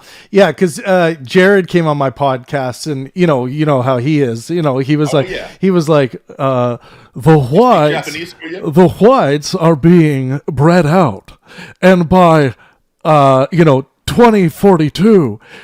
We are gonna start, and he brought that up, right? And he was just like, and then my question to him after all this, and it was almost like he expected me to be like, oh no, well this is no good. But I was just like, who cares? Like, well, right. What's the big deal? Like, it's skin color. This is the the whole thing with race. I've never understood this obsession people have, and it's almost like some kind of like fetish people have with race, and I don't get it. And I grew up in a small mountain village in the center of British Columbia, in Castle, British Columbia, and we didn't really have much racial diversity in my town, but it wasn't like that bred this like negative view in me towards other races, and I didn't even think it did. Yeah. But your ancestors in your country did not own slaves. True. To the extent of this country. Yeah. So we were considered property, not and 3/5 of a human being. So now you're telling these people that no, that's not your property. That's those are human beings, and you have to treat them equally. Right. Oh no, we can't do that. We can't have our slaves eating at our dining room table and hanging out with our kids, and like Django style. Yeah. I know Jared Taylor. Yeah, he's he was a nice enough guy. We had a nice enough conversation. I like Jared. Yeah. I don't agree with a lot of things he says, but I like him. Yeah, no, and I would definitely play music with him too. Like that's cool. Harmonica, man. I love the harmonica. I do a little bit of it with kind of the neck gear. Do you ever do that? Do you throw the neck gear on? And no. I don't play harmonica. Not your jam, no. I like it. I just never learned how to play it. Yeah, it's pretty cool. Let's talk about your podcast. Are you still recording and putting up episodes? I haven't done it lately. I've just been too busy, but I do want to, get back into it and find some more interesting people to talk with. Yeah, you guys, the Changing Minds podcast on Apple, right. And I'm sure you can find it in other places too. It's about advancing minds, yours, ours, and the world's. So you guys should go out there and check out the episodes. Did you interview Jesse Lee Peterson? I sure did. Yeah, I talked to Jesse Lee on my podcast too. Yeah. And he interviewed me about 3 weeks ago. Oh, really? Oh, okay, cool. Yeah. Nice. Yeah. He's a fun guy to talk with. He's a hilarious man. He always gets me laughing. Now, do you think he believes what he says, or do you think? I wrestle. I think some of it he does, but I also think he engages in a lot of this rhetoric to get a rise out of people. I think he's a mixed bag there, kind of, I think there's a lot of people out there who kind of put out sensationalist content because it gets more clicks and things like that. But I do think, he is this kind of like man transported from the 1920s to now, and trying to like that's what he reminds me of. Like he's just been teleported or traveled through time, and he's here, and he's like trying to like deliver the good word to the people in kind of a contemporary way. And but it's very strange. But I think he's, to me, when I watch his compilations of people trying to put up with him and have conversations, I find them quite humorous, for sure. Yeah. So you guys do check out the podcast. I'm going to squeeze in a few callers here. We got about 15 minutes left. Yeah. And when they check out the Changing Mind podcast, they have to put in Changing Minds with Daryl Davis. Okay. Because apparently Changing Minds is a popular name for podcasts. Yes, it is. I did notice that. Thank you for pointing that out. I think I'm going to move to this question. What is a good life? What is a good, that's a good question.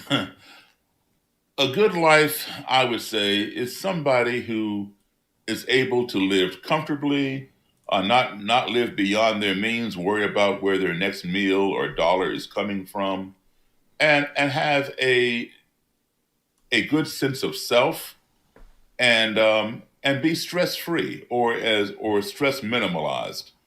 I think that is the key to success.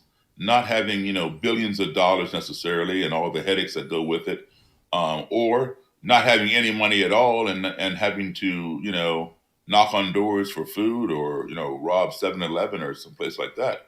I think to be able to be comfortable, have friends who love you. That's key too.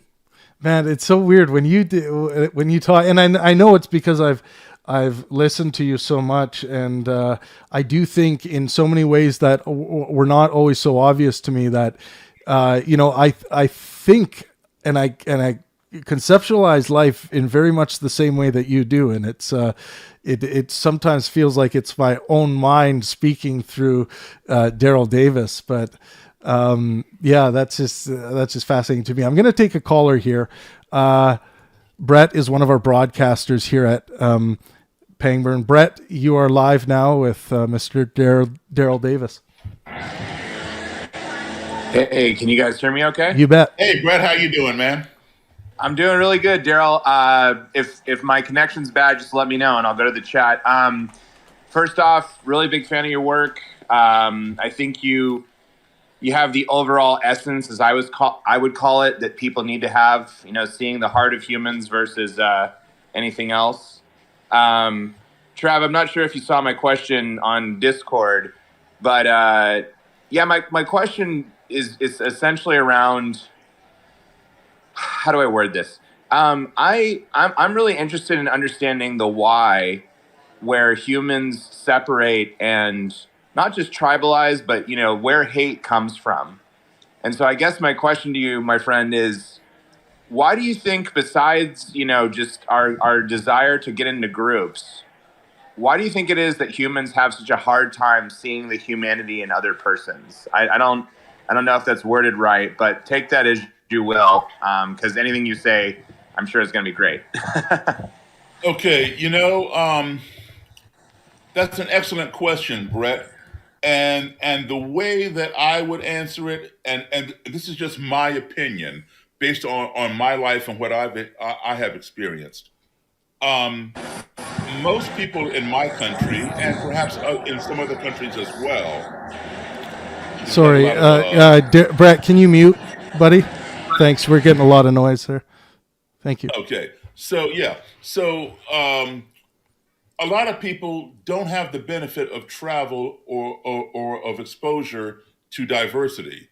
I don't tribalize. Yes, you look at me, what am I? I'm black. Okay, fine.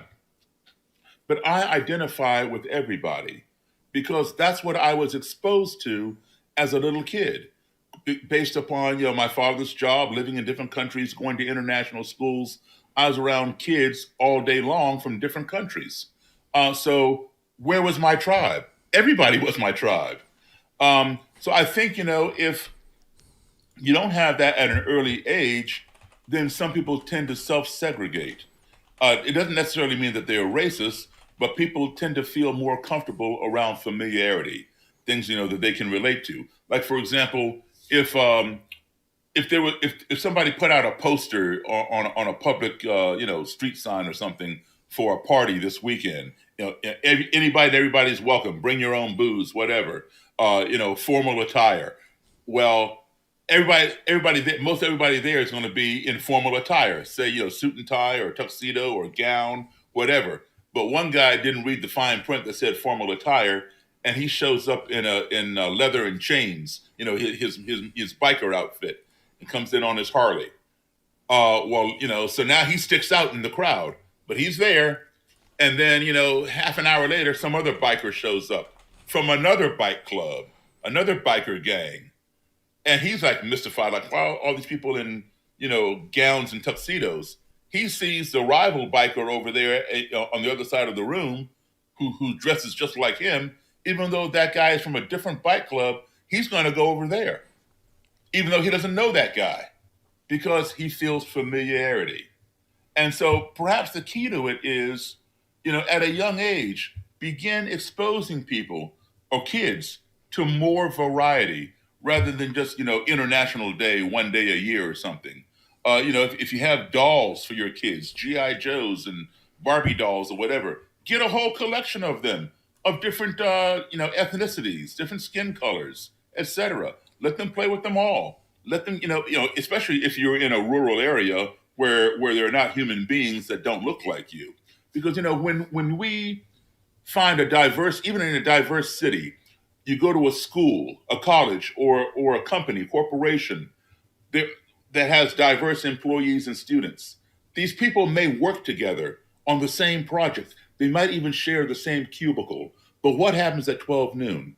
They go downstairs to the cafeteria for lunch. And what happens? They self-segregate. Blacks sit with blacks. Hispanics sit with Hispanics. This group sits with the same group. All right, now, if you try to go over to one of those other tables and somebody says, hey, no, we don't want you here. Go back to your table. There's a problem and it needs to be addressed. But I would say once or twice a week, get up from your comfort group at lunch in the cafeteria and walk across the cafeteria and sit at somebody else's table, because you have a lot to learn from them and you have a lot to teach them. And in the process, I'll guarantee you'll probably make a new friend. And this is what we need. Let's break away from those, familiar chains that are holding us into this narrow space, and let's broaden our horizons, because the world is becoming more and more diverse and you cannot stop it. So you might as well join it. Welcome to the 21st century. Welcome to the 21st century. And ending on the note of everybody is my tribe. That's just a beautiful, beautiful message, Daryl. It's so great that you came on and shared your time with us today. I would love to rip the piano with you someday and get you up to Vancouver to play some music. And I just can't tell you enough how important I think your work has been throughout your career to so many people. And it definitely did change my life and allowed me to upgrade my software. So, sir, thank you very much for everything you've done. Thank you so much. And I hope that, we can consider this to be part one, and one day we'll do a part two. 100%. Thank you so much, sir. My pleasure. Thank you. Yeah. Everyone, Daryl Davis. Woohoo! That was thank you, Bret. Yeah, thanks, Bret. That was just one of the greatest thrills of my life. It's why I do what I do, to get into conversations like this. And Daryl Davis, as far as I'm concerned, he's a true living hero of intellectual discourse. He knows how to go about the war of ideas in the right way. Starting off, genuine, in good faith, helpfulness leads to building a friendship with your interlocutor, and allows for more openness when you're engaging in these really, really difficult topics like Daryl has engaged in throughout his career as a philosopher, because that's what I think Daryl is. And a mean ass boogie woogie piano player. You guys make sure you go out there and watch Daryl's content, watch his podcast.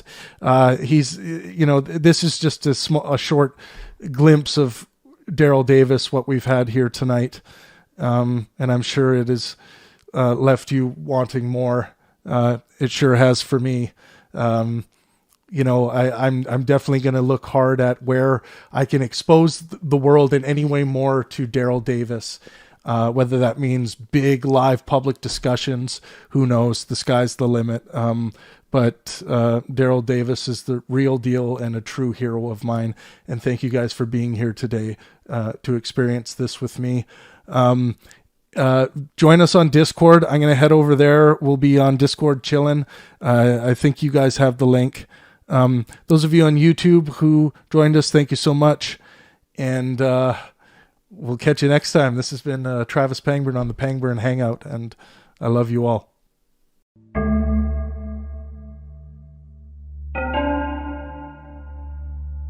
All right, welcome to the Pangburn Philosophy Podcast. This is Travis Pangburn. Today I'm speaking with Gad Saad. He is a popular blogger for Psychology Today and a professor of marketing at the John Molson School of Business at Concordia University. He holds the Concordia University Research Chair in Evolutionary Behavioral Sciences and Darwinian Consumption, and is the author of The Evolutionary Basis of Consumption, plus numerous scientific papers. He's the Godfather. Thanks for taking the time today, God. Oh, sure. Thanks for inviting me. So what's new? What's new in the world of God? What's keeping you busy? Well, other than my, of course, professorial duties, which includes organizing and hosting a symposium tomorrow on evolutionary consumption, which I can talk about a bit if you'd like in a second. That'd be great. I'm also still fighting all the lunacy in academia, but maybe if you'd like, I could start with the symposium, and then we could move on to the lunacy. Definitely. Go right ahead. So for the listeners who may not know what is meant by evolutionary consumption, it's basically the idea that to fully understand human behavior in general and consumer behavior in particular, you have to look at the evolutionary forces that have shaped our minds and bodies. So we don't suddenly throw our biology out the window when we put on our consumer hat. And so more than 20 years ago, I founded and developed the field of evolutionary consumption, and I'm happy to report now that there is a greater number of folks who are working at that intersection. And so I thought I would invite some of the, a few of the leading evolutionary behavioral scientists and some more junior folks to give talks in a one-day symposium. And so I'm really looking forward to hosting them tomorrow. Right, and this is in Montreal, correct? This is in Montreal. It's at the John Molson School of Business. If anybody is listening to this and is able to act on this by tomorrow, it starts at 10 o'clock and it goes on until 5. There are 7 speakers. It'll be really lots of fun and very educational, I hope. Yeah, I hope people go out and check this out for sure. Okay, let's start in with maybe some current affairs of what's going on. Speaking of behavior, what do you make of this Bret Kavanaugh situation? I knew that's what we would lead in with. Yeah. Well, I've actually produced and uploaded, I think, at least 5 or 6 clips on my channel, The Sad Truth, on this issue. I think it's absolute insanity. And let me explain why. It seems to me incredible that you can have an exact repeat of the Salem witch hunt in the 21st century. I don't know if Bret Kavanaugh is guilty or not. No one knows other than perhaps him and the accuser. What we do know is that someone came at the last second, 36 years after the fact, and said, I think that something happened somewhere at some point at some place, and I need to be believed. Now, that doesn't mean that she shouldn't be heard, and I think certainly people have granted her all the courtesy to be heard, but the incredible response that I've seen from my, quote, progressive liberal friends literally should cause people to have goosebumps running up and down their bodies, because today it's Bret Kavanaugh, tomorrow it's Travis Pangburn, or his son, or his uncle, or his grandfather. Right. I left the Middle East, thankfully, and I came to a country where there are certain indelible freedoms that most of the rest of the world has not always necessarily had. What makes the United States, Canada, and the West in general wonderful, among many attributes, is that we do have due process, we do have the presumption of innocence, and to see sophisticated thinkers, many of whom you've interacted with, many of whom you've organized events for, completely lose their minds because, he must be guilty because he is somehow associated with the Republicans, is insane. And I think people ultimately listen to my position other than because it is very rational. I think it's because I'm Canadian, and so I come across to people as not having a dog in the fight, which is exactly true, right? I mean, I don't care one way or the other.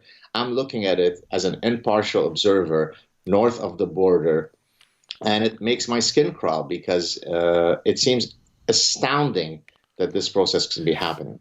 Right. So one thing I've heard, Sam Harris came out with this recently. I think he kind of, in his housekeeping part of his recent podcast, he mentioned that he, if you're hiring, and I'm paraphrasing, but if you're hiring for a job and there's all this noise behind this person that's in line for this job, why not just skip on to the next applicant and then you don't have to deal with all this noise? Do you think that's just kind of bending over essentially to anyone that could come in and make a false allegation? Of course, it's insane that he would say this, right? I mean, so what that you've done a scorched earth policy on this guy and ruined his reputation, probably destroyed the emotional stability of his children and his wife. Hey, let's just move on to another guy. And if he had to be the casualty of this great cultural war, so be it. It's insane, right?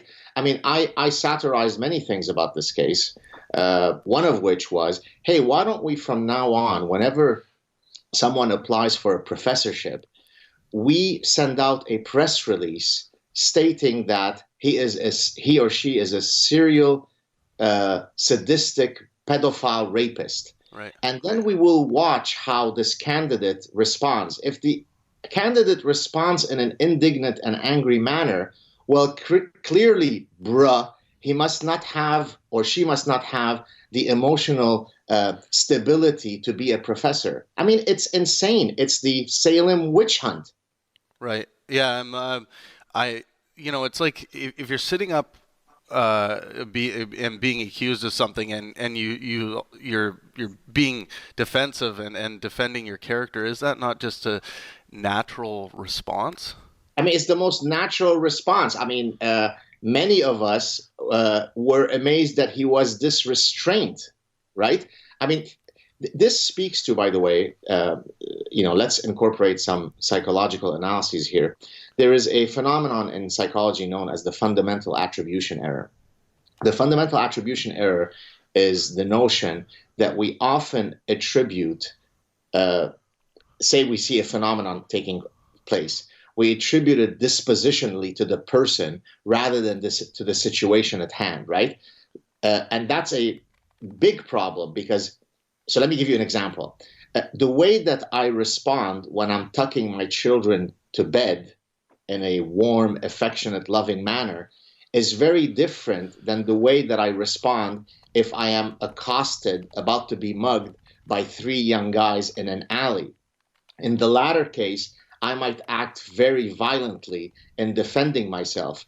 No one would come to me if they are not naturally lobotomized and say, but hey, professor, you exhibited great violence in that alley. That must mean somehow that you are emotionally unstable. That would be an example of succumbing to the fundamental attribution error. You're attributing something to me dispositionally when it was only the situation at hand that was forcing me to be violent.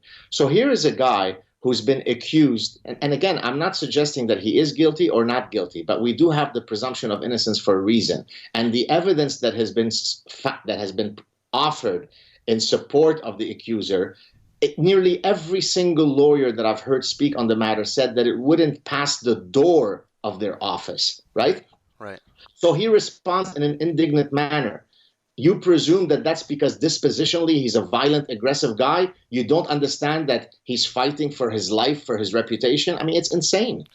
Yeah, there seems to be a depersonalization or like a demonization here of him, and there's a lack of ability of some liberals to see him as a person, and they're getting, it seems like, triggered by these basic outbursts of emotion that he's having when trying to defend himself in front of his family and friends and everyone.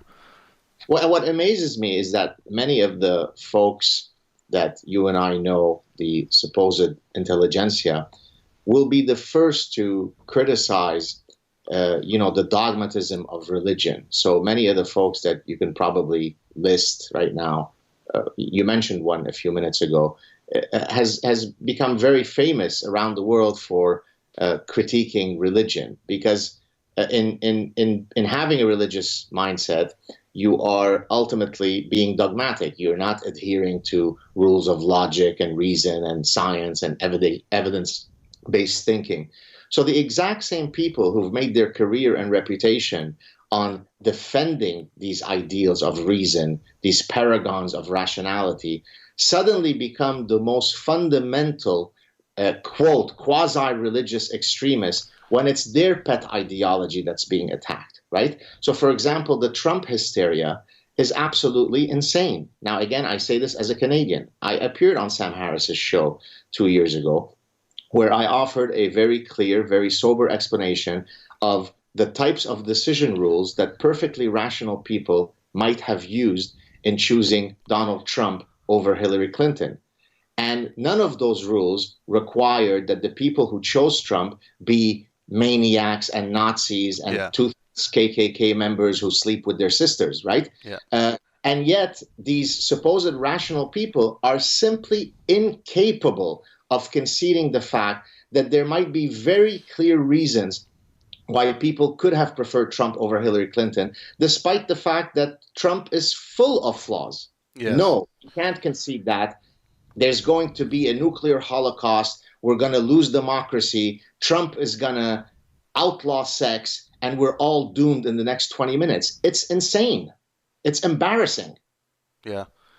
Yeah, I mean, embarrassing is the best stamp to put on this Kavanaugh thing, and I would probably say at least the way Trump is displaying himself. I mean, it seems like the guy's brain is rotting, but I don't think this is going to end in a holocaust or any kind of well, democracy is going to be end, and democracy is going to end. He's going to declare martial law.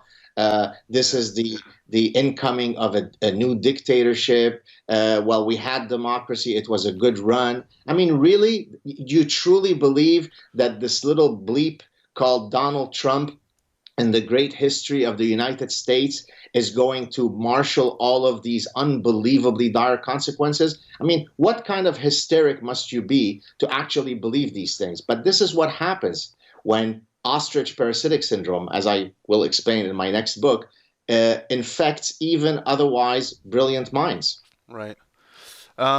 Let's move on to some stuff on consuming. I just had this question just when I was looking through some of your work. Why are some of us more driven to consume at a higher rate than others? Well, it depends what you mean at a higher rate. I mean, I may consume more burgers than you, but you may consume more pornography than me, right? So I don't think there is sort of a... I'm sure I do consume more porn than you. I did not mean that in any way to have inside knowledge. It was a complete hypothetical example. And by the way, I consume a lot less hamburgers than I did, having lost over the past year nearly 30 pounds. So I'm very proud of that. Oh, very good. Another 20, and I think I will have to register as a dangerous weapon. But in any case, I don't think one can make the statement that I mean, there is, for example, something called compulsive buying, which in a sense might indirectly speak to what you're asking. So compulsive buying is a psychiatric disorder. So it's not, you're not a compulsive buyer if you buy 5 pairs of running shoes. Compulsive buying requires that it truly becomes a dysfunction, right? You become financially destitute. Your marriage is ruined because of your shopping sprees. Well, it turns out that 90% of compulsive buyers are women, and the items that they compulsively hoard, if you like, are very much related to beautification. So it's not as though they just hoard any possible product. It's not some women hoard lawnmowers, other women hoard cameras, and other women hoard lipsticks. So the way that I explain it using my evolutionary framework is that many of the maladaptive behaviors that we engage in, right, pathological gambling, pornographic addiction, eating disorders, compulsive buying, are maladaptive manifestations of otherwise adaptive processes. So that women wish to beautify themselves in the mating market makes perfect adaptive sense. When that mechanism becomes hyperactive, right? It is triggered too many times, it becomes maladaptive. You follow what I'm saying? Yes. And so I actually, in two of my books, I discuss what I call the Darwinian roots of dark side consumption. And so, for example, when it comes to pornographic addictions, nearly all porn addicts are male. And this is not specific to the United States or to Tanzania. Anywhere around the world where you have porn addicts, it is much more likely to be men who suffer from that particular condition. When it comes to pathological gambling, it's overwhelmingly men who suffer from it. When it comes to eating disorders, it's almost exclusively women who suffer from it. So the fact that there is a sex specificity to the manner by which these disorders manifest themselves, and the fact that it happens in a universal manner across time and place, suggests that there is a Darwinian etiology. Right. But ultimately, aren't we just at the mercy of our pleasure drives? So we're just driven to consume. And I guess what I mean by that is I feel like I'm a pleasure junkie because I can't go to the same bagel shop every morning, have the same coffee. Like, I can't get into a routine like that and find pleasure in it. I'm always searching for, like, I feel like I'm a pleasure junkie, but some people are able to be satisfied with, with going to the same shop every morning. So doesn't that come into play here? Yeah, that's a great question. So there is a psychometric scale, if you'd like, known as the variety seeking scale, which exactly speaks to what you just described, right? Some of us would be perfectly happy to go back to the same restaurant and reorder the same favorite dish, whereas others would become quickly overcome with tedium or boredom, and they need to, as you described yourself, to try something different. Now, it turns out, since you mentioned pleasure seeking, well, how people score on variety seeking is correlated to another personality trait known as the sensation seeking scale. So some of us have a higher threshold in terms of the level of sensation seeking that we aspire to experience in our daily lives. And so these two constructs, if you like, are highly correlated. So I suspect that if I were to administer to you both of these scales, you would score on the higher end of both. You are a variety seeker and you are a sensation seeker. Interesting. Where do you stand on the evolution of religiosity in the mind? Is this a mind virus, as Dawkins might describe it, or where do you sit on that? Right. Before I answer that question, I just produced a clip on my channel where I regrettably had to criticize. I say regrettably because there are many wonderful things that I admire about Richard Dawkins, how he's popularized evolutionary theory, how he's been such an important public figure coming out of academia. But he recently endorsed a hallucinatorily idiotic article by Paul Krugman, the quote Nobel Prize winner from 2008 in economics, where Paul Krugman was basically saying that the whole, the reason why Brett Kavanaugh was acting the way that he was, and the reason why Trump is the way that he is, and why people voted for Trump, is because of this collective white male resentment, right? White males are realizing that they're losing power, and so they lash out. So Brett Kavanaugh was not angry and indignant because he's been accused of being a gang rapist, walking up and down the East Coast, raping everybody in sight. That's not the reason why he was indignant. He was indignant because, Barack Obama was president last, and that really upset him. So I thought that was such an affront to reason, to human dignity, that I went after this buffoon. And what upset me, I say this buffoon meaning Paul Krugman, right. What upset me about Richard Dawkins is that he actually retweeted it, with an endorsement, like bullseye, what a great article by Paul Krugman. So two white men are arguing that the problems that we are seeing is due to, white men. It's insane. Yeah. But anyways, to come back to your question, so evolutionists have actually offered several competing explanations for why religion exists. So one explanation is that religion is an adaptation, meaning that religion itself confers survival advantage to those who are religious. And so the classic supporter of that viewpoint is a good friend of mine, the evolutionary biologist David Sloan Wilson, who argued, using what's called group selectionism, who argued that groups that are religious, by the sheer nature of being religious, have greater communality, greater cohesion, greater likelihood of investing in one another and engaging in reciprocal arrangements, greater demarcation between the in-group and the out-group.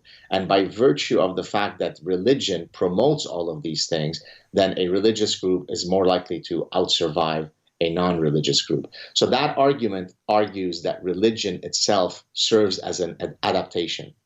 The second completely different perspective, but also evolutionary, is that religion is an exaptation. An exaptation means it's a byproduct of evolution. It didn't specifically evolve for that purpose, but religion piggybacks on computational systems in our brains that existed for a different purpose. So, for example, the fact that we have what's called agency detection in our brain, well, religion piggybacks on that. The fact that we are prone to coalitional thinking, us versus them, red team versus blue team. Well, here comes religion, certainly Abrahamic religions, that offer exactly that narrative. If I'm Jewish, there are the Jews and the Goys. If I am Muslim, there are the believers and the kuffar. If I am Christian, there are those who accept Jesus in their heart and the rest of us who are going to hell. So there are very clear red team, blue team demarcations.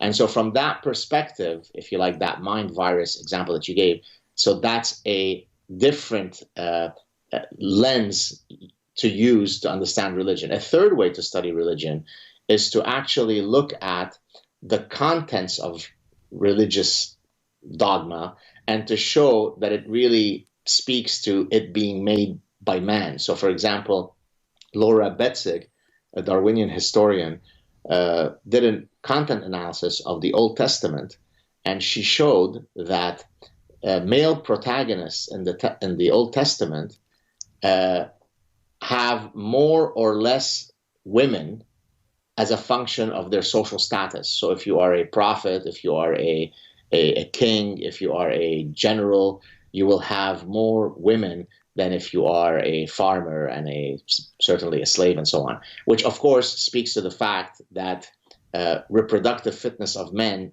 increases drastically if they increase their social status. So there are different ways to study religion. I mean, my personal view is that I probably think between the adaptation versus exaptation, I'm more in the exaptation camp. I don't think that we needed religion to have evolved, but religion certainly piggybacks on computational systems in our brain. Do you follow what I'm saying? Yeah, that makes a lot of sense.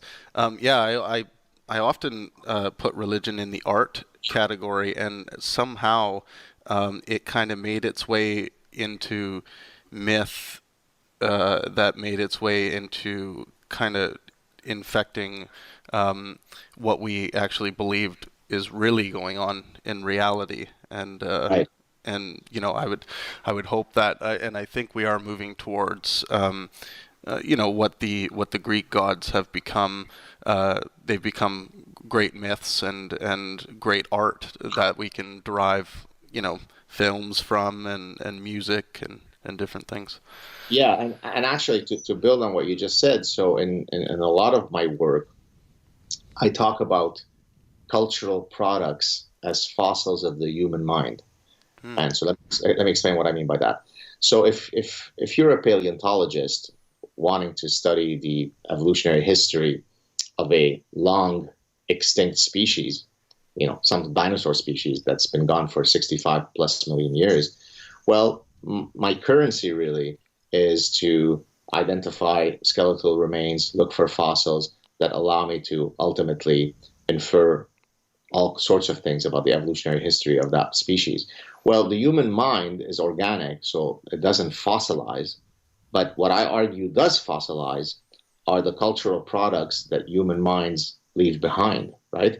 And so you mentioned art, you mentioned literature, we mentioned religion. Well, let me add a few: song lyrics, movie plot lines, television plot lines, So everything that titillates our senses, we could study their content to tell us something really profound about human nature. So the reason why you and I can, since you mentioned Greek gods, why you and I can read a ancient Greek, poem from antiquity and fully understand what this guy was saying, it's because despite the fact that we are separated by a couple of thousand years and he doesn't know how to use a smartphone or doesn't know what a plane is, the software that his brain is running on is identical to the one that is running yours and mine. So therefore, I could do a content analysis. I could look for fossils, basically cultural products across cultures, across time, and I could demonstrate that there are certain human universals, certain universal themes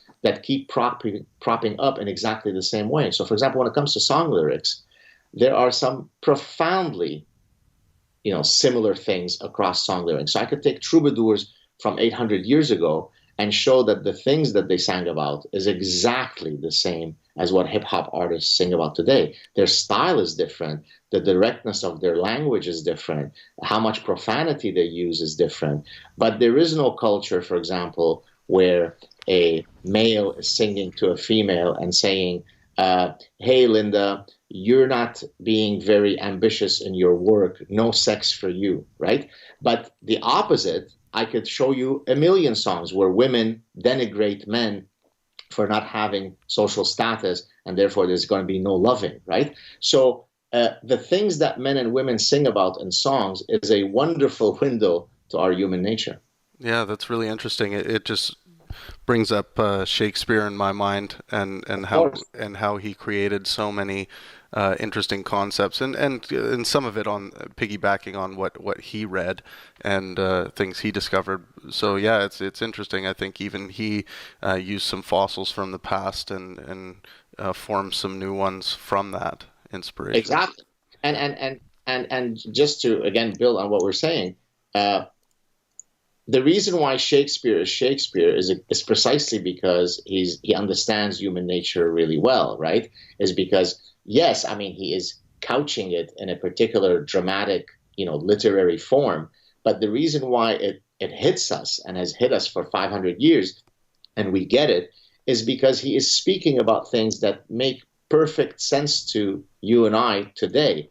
Well, that speaks to, for example, in marketing. So when I try to apply these ideas, when I explain how these ideas would apply to consumer behavior and marketing, say to my students, I tell them, look, a good marketer is ultimately one who understands human nature well, right? If you create products that are antithetical to human nature, they're not going to work. So, and the classic example I like to give of that is romance novels, since we were talking earlier about literature. I mean, if we can call romance novels literature.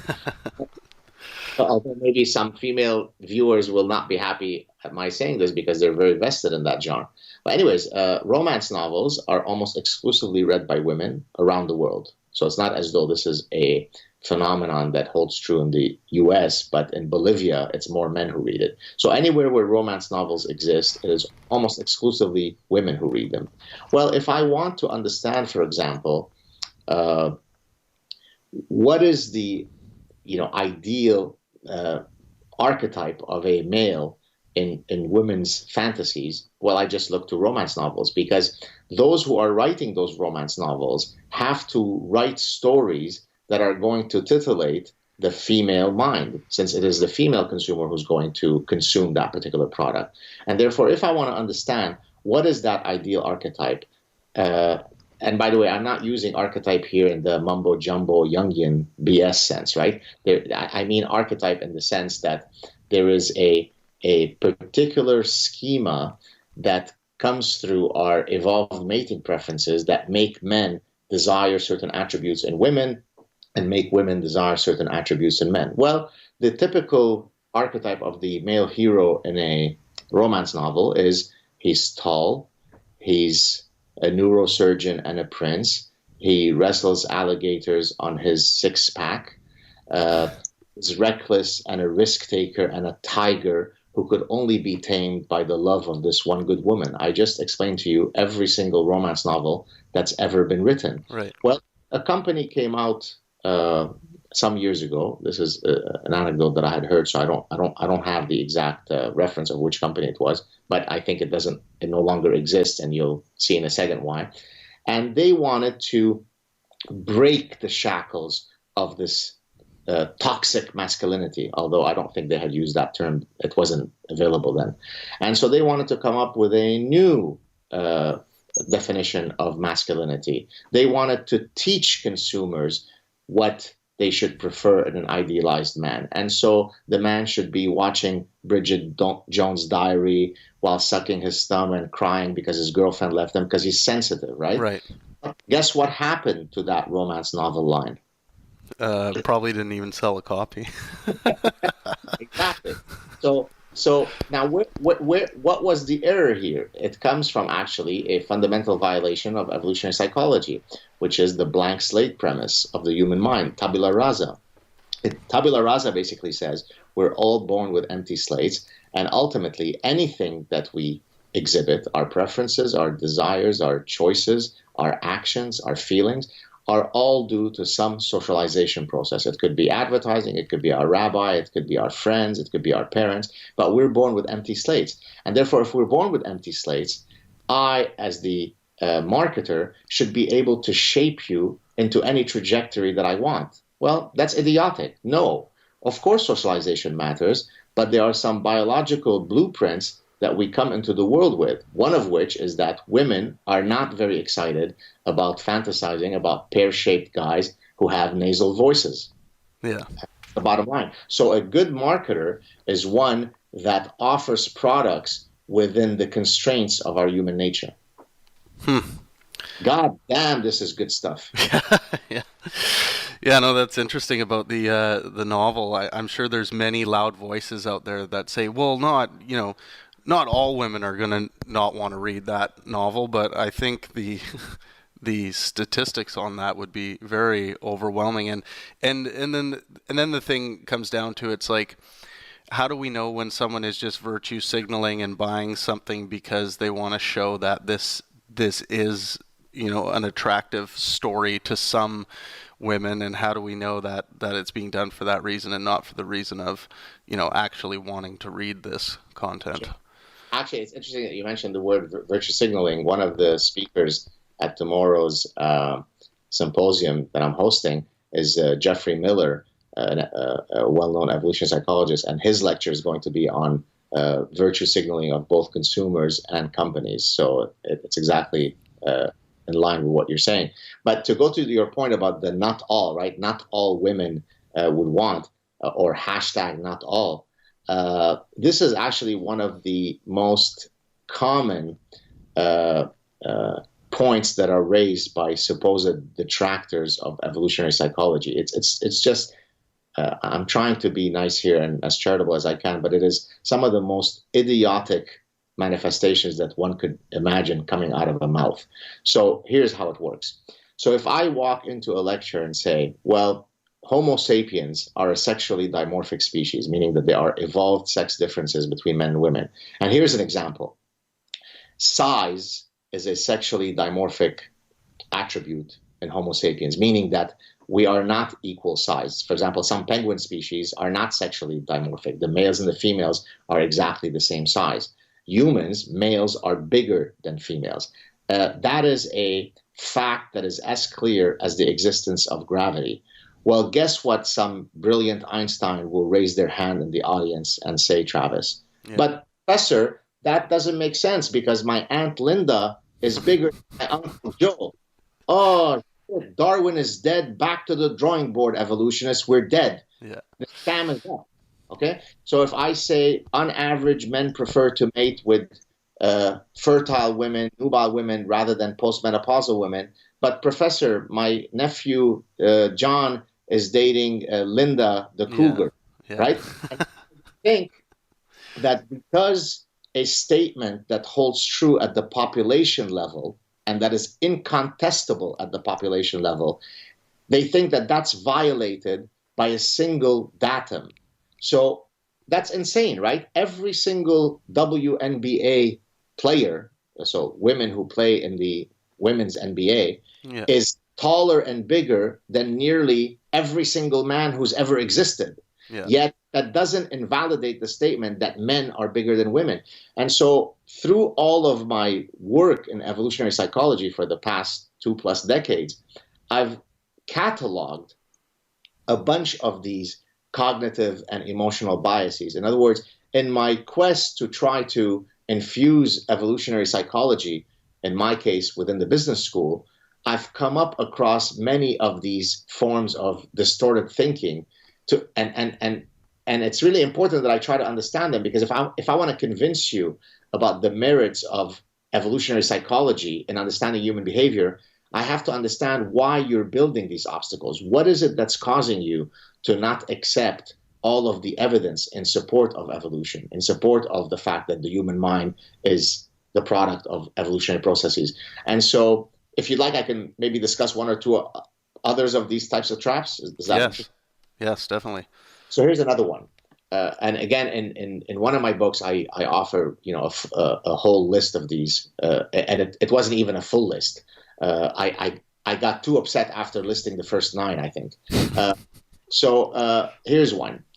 Evolutionary psychologists explain the full panoply of the human condition. In other words, they explain both romantic love and sibling love and parent-offspring love and altruism and compassion and kindness. All of these things are an indelible part of our humanity, and therefore we explain them. We seek to understand the evolutionary roots of all of these realities.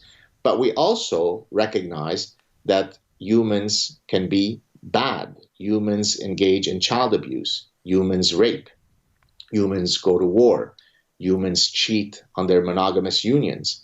Therefore, whenever an evolutionary psychologist offers a scientific explanation for those negative manifestations of human behavior, some person will then accuse the evolutionary psychologist of condoning those behaviors, of justifying them.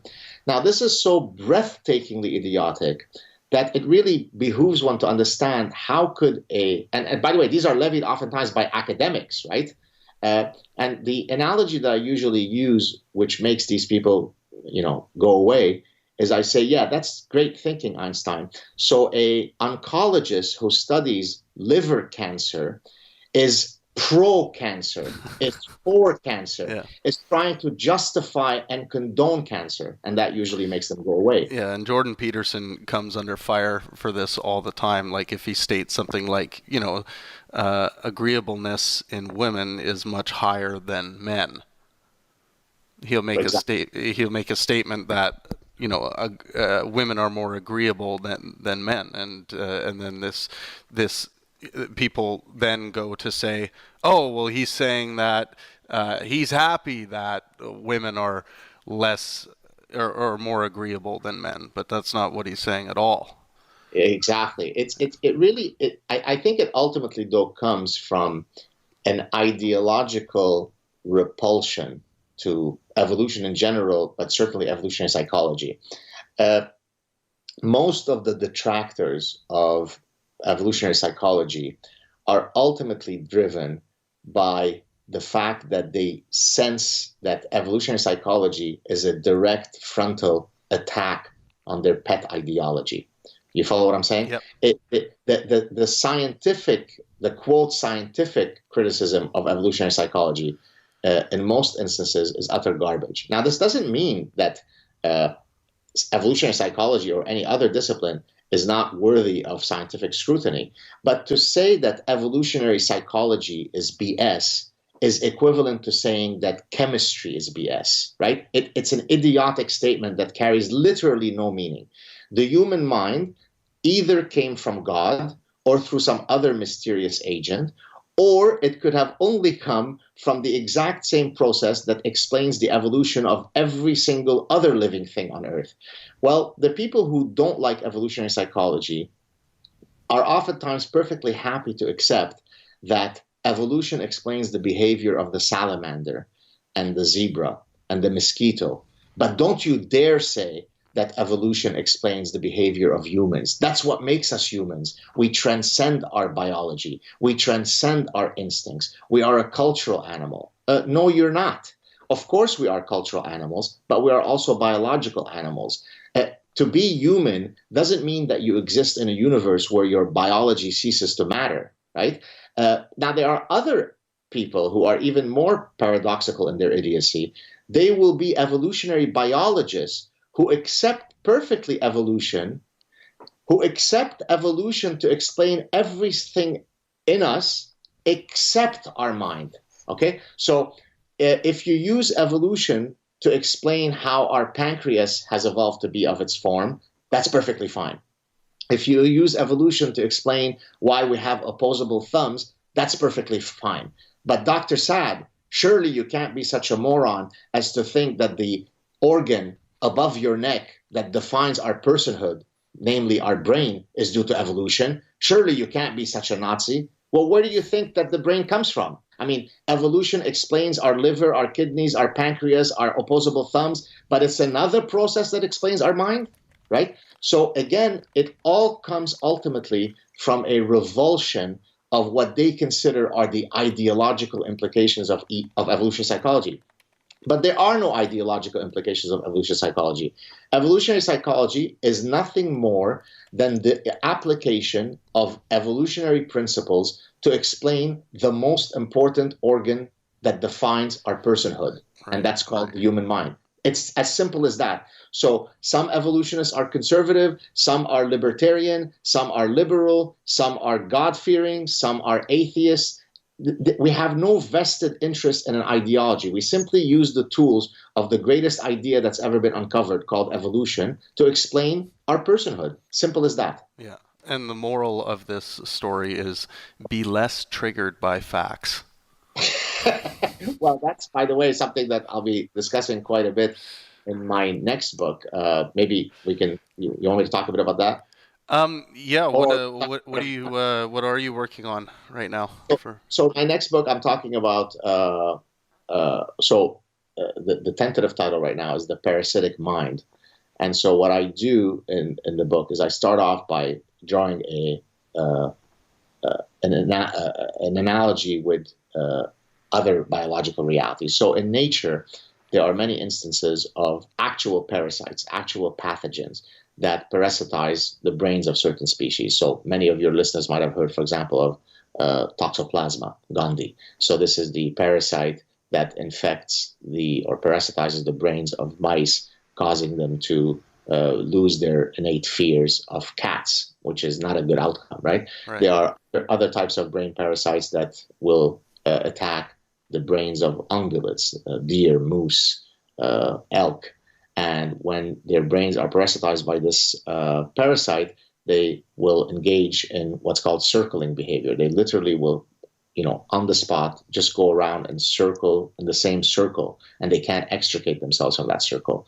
And as the looming predators approach, instead of fleeing, they can't extricate themselves from that circle.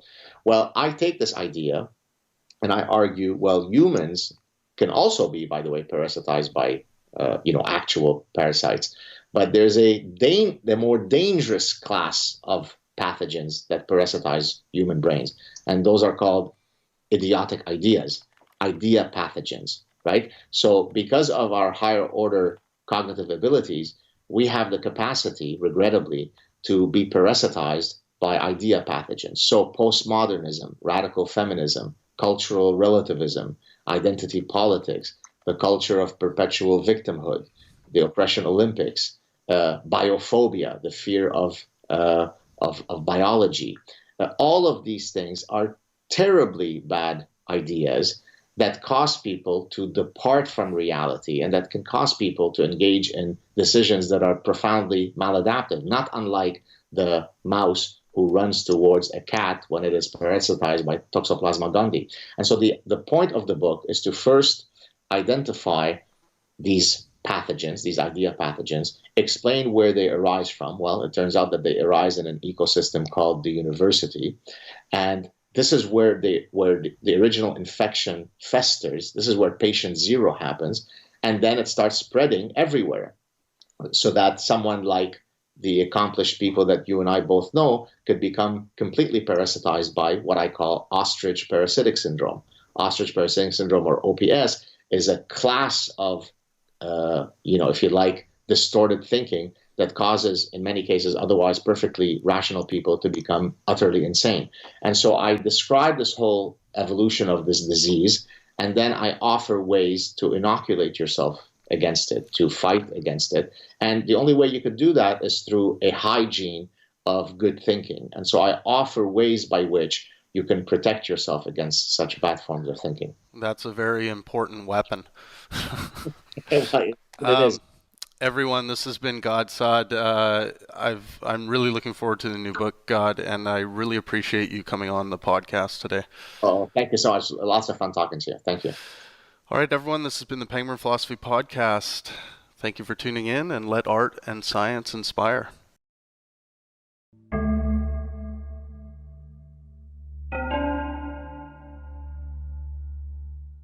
All right, welcome to the Pangburn Philosophy Podcast. This is Travis Pangburn. Today I'm speaking with Coleman Hughes. He is an undergraduate philosophy major at Columbia University. His writing has been featured in Heterodox, Academy's blog, in the Columbia Spectre, and in one of my favorite publications, Colette. Everyone should go out and check out Colette. Well, thanks for coming on the podcast, Coleman. Been looking forward to chatting with you. Thanks for having me, Travis. Awesome. So first of all, how is life? What's keeping you busy? What's new? I'm pretty good. I'm searching for an apartment right now, so that's occupying most of my time and energy. But I think I found the right one today, and that's where I'm at. And are you based in New York City? Yes. Yeah. So what are housing prices like there? It must be pretty crazy. They are pretty crazy. Yeah. They are pretty good, but it's not quite as bad as the dorms. So Right. I'm actually saving money by living off campus. Oh, okay. Yeah, well, that's good. Yeah. So that's cool. And so on November 17th, you'll be joining us for a day of reflection for our conference in New York City. And you're going to be on the panel with Kamel Foster, Thomas Chatterton Williams, Glenn Lowry, and others. And the topic is, can we move beyond race? And I thought the first question we could start with is race still a major problem in the U.S.? No, I don't think it's a major problem. It certainly used to be a major problem. Obviously, we had slavery, then we had racist policies in the postbellum South. Then we had, after the Great Migration North, racist housing policies, racist lending policies in the North, racist New Deal era policies. We had a civil rights movement in the 60s that, it gave protections that black people still enjoy today. And it's not to say that those protections have been implemented perfectly, but racism is absolutely not the primary problem facing black people at this moment, which is not to say that there is no racism. Yes, racism exists. There will always be instances of racism in a country with 300 plus million people. If you think about it just in terms of statistics, an event that has a 1 in a billion chance of happening to a specific person on a specific day will happen in America twice a week to someone somewhere. And as long as there's somebody there to film it, it will seem as if there's an epidemic of some kind of event happening, when in reality, that event has a 1 in a billion chance of happening to any specific person on any given day. So there is our intuitions about probability are poorly aligned with the incentives facing journalists, which are to cover every outlier event and make it seem like a trend. I think most black people don't see racism anymore as the biggest problem they face. There was a Gallup poll in 2013 which found that 60% of black people said bias was not the main issue they faced in terms of income and housing and jobs. Now you might say, well, 40% say it is. Well, fair enough. But the point is that that's a majority view at this point, and much of the hysteria around this issue is the fact that people read the news or they watch the news and they see these one-off events happening to other people, assume it's more widespread than it is, and they get their sense of where America is from that, which is the wrong place to get it from. Right. Do you see a fair amount of racism towards other races as well? White, Asian people. Is it as much of a problem for those people now as it is for the black community, or is there some percentage you can put to it to quantify exactly how you think that how racisms break down in society? That's hard. I mean, it's hard to quantify it. One thing to note is just that people are not statistical averages.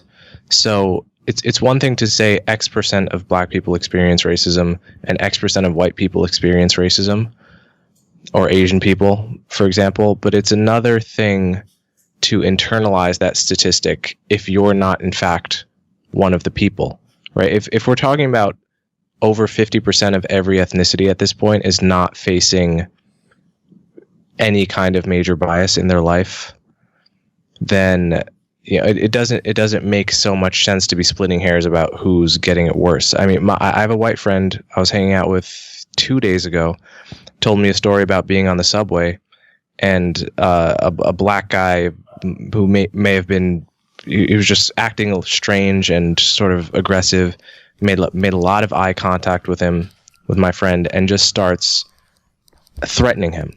Just looks him right in the eye, threats him, calls him names for being white.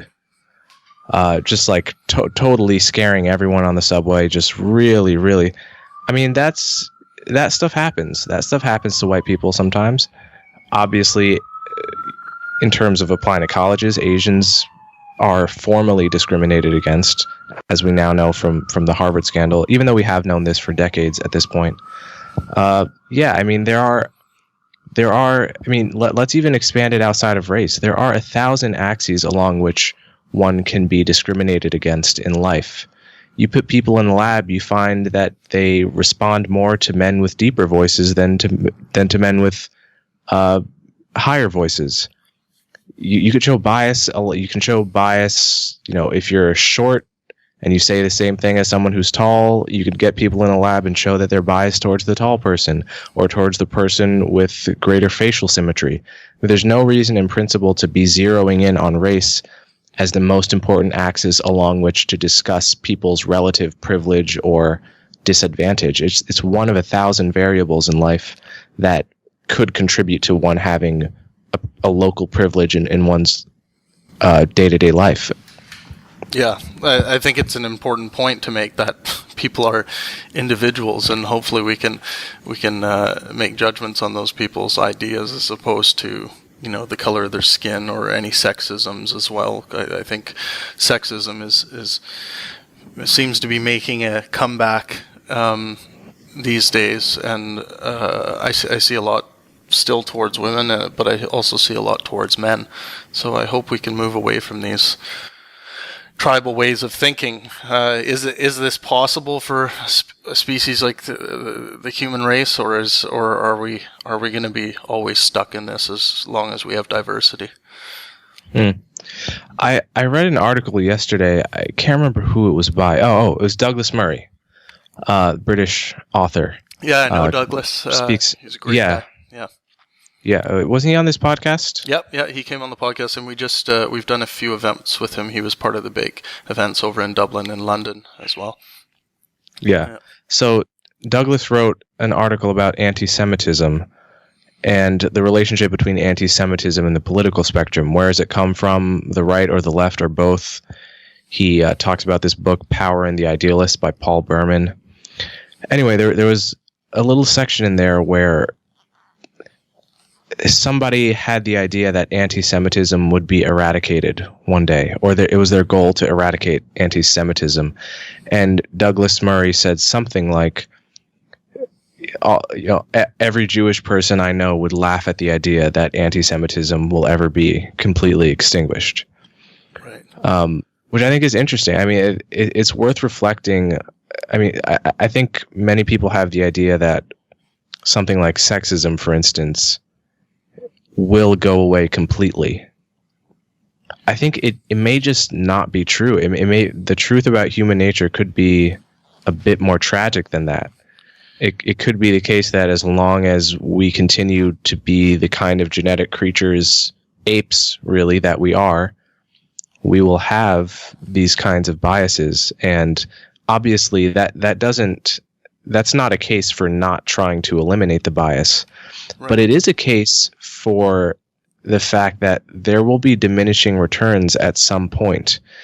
There will be some amount of bias harbored in people's hearts unconsciously or consciously, frankly, that the cost of trying to get rid of it will at some point begin to exceed the benefit we get from trying to get rid of it. Right.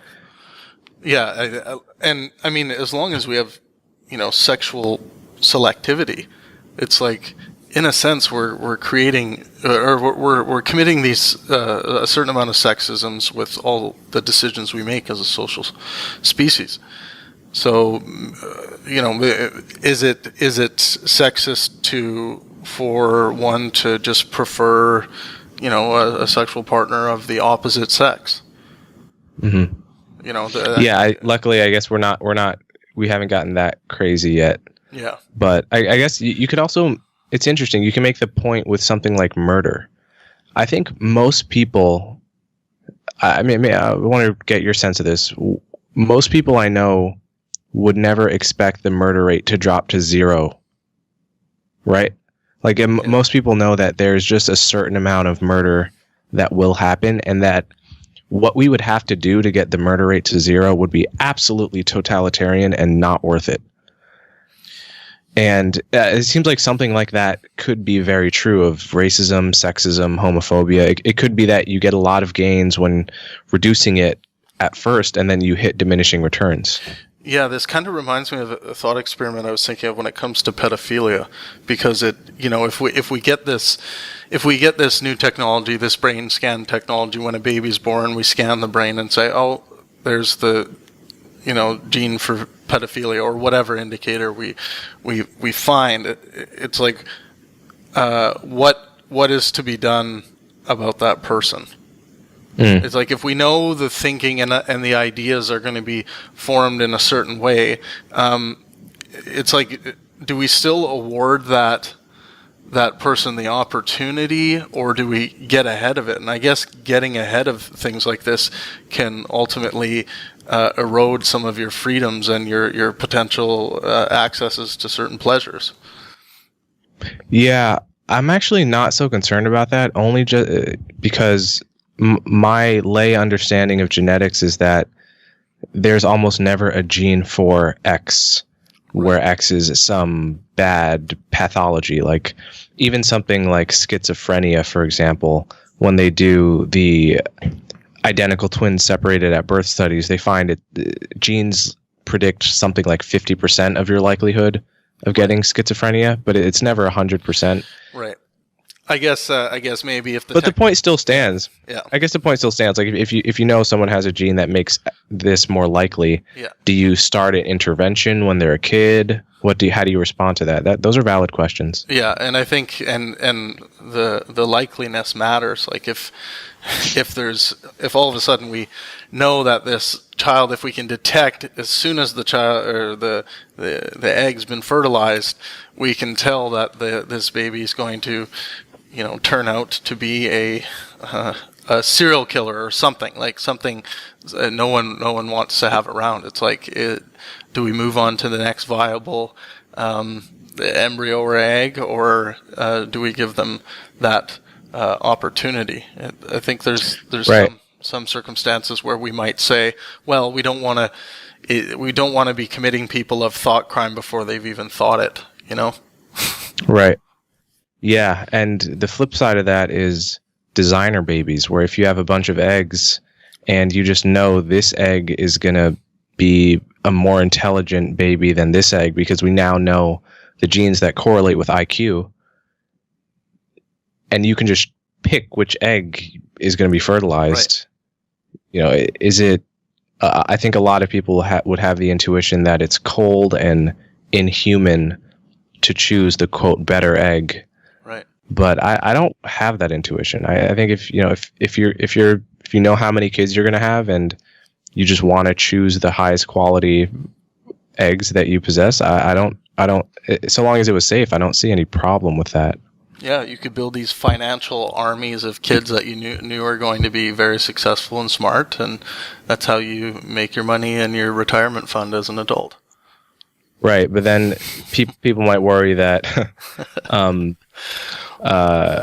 the rich will be able to take advantage of this technology, and the social stratification along the lines of intelligence, which someone like Charles Murray has worried about, will just get that much worse.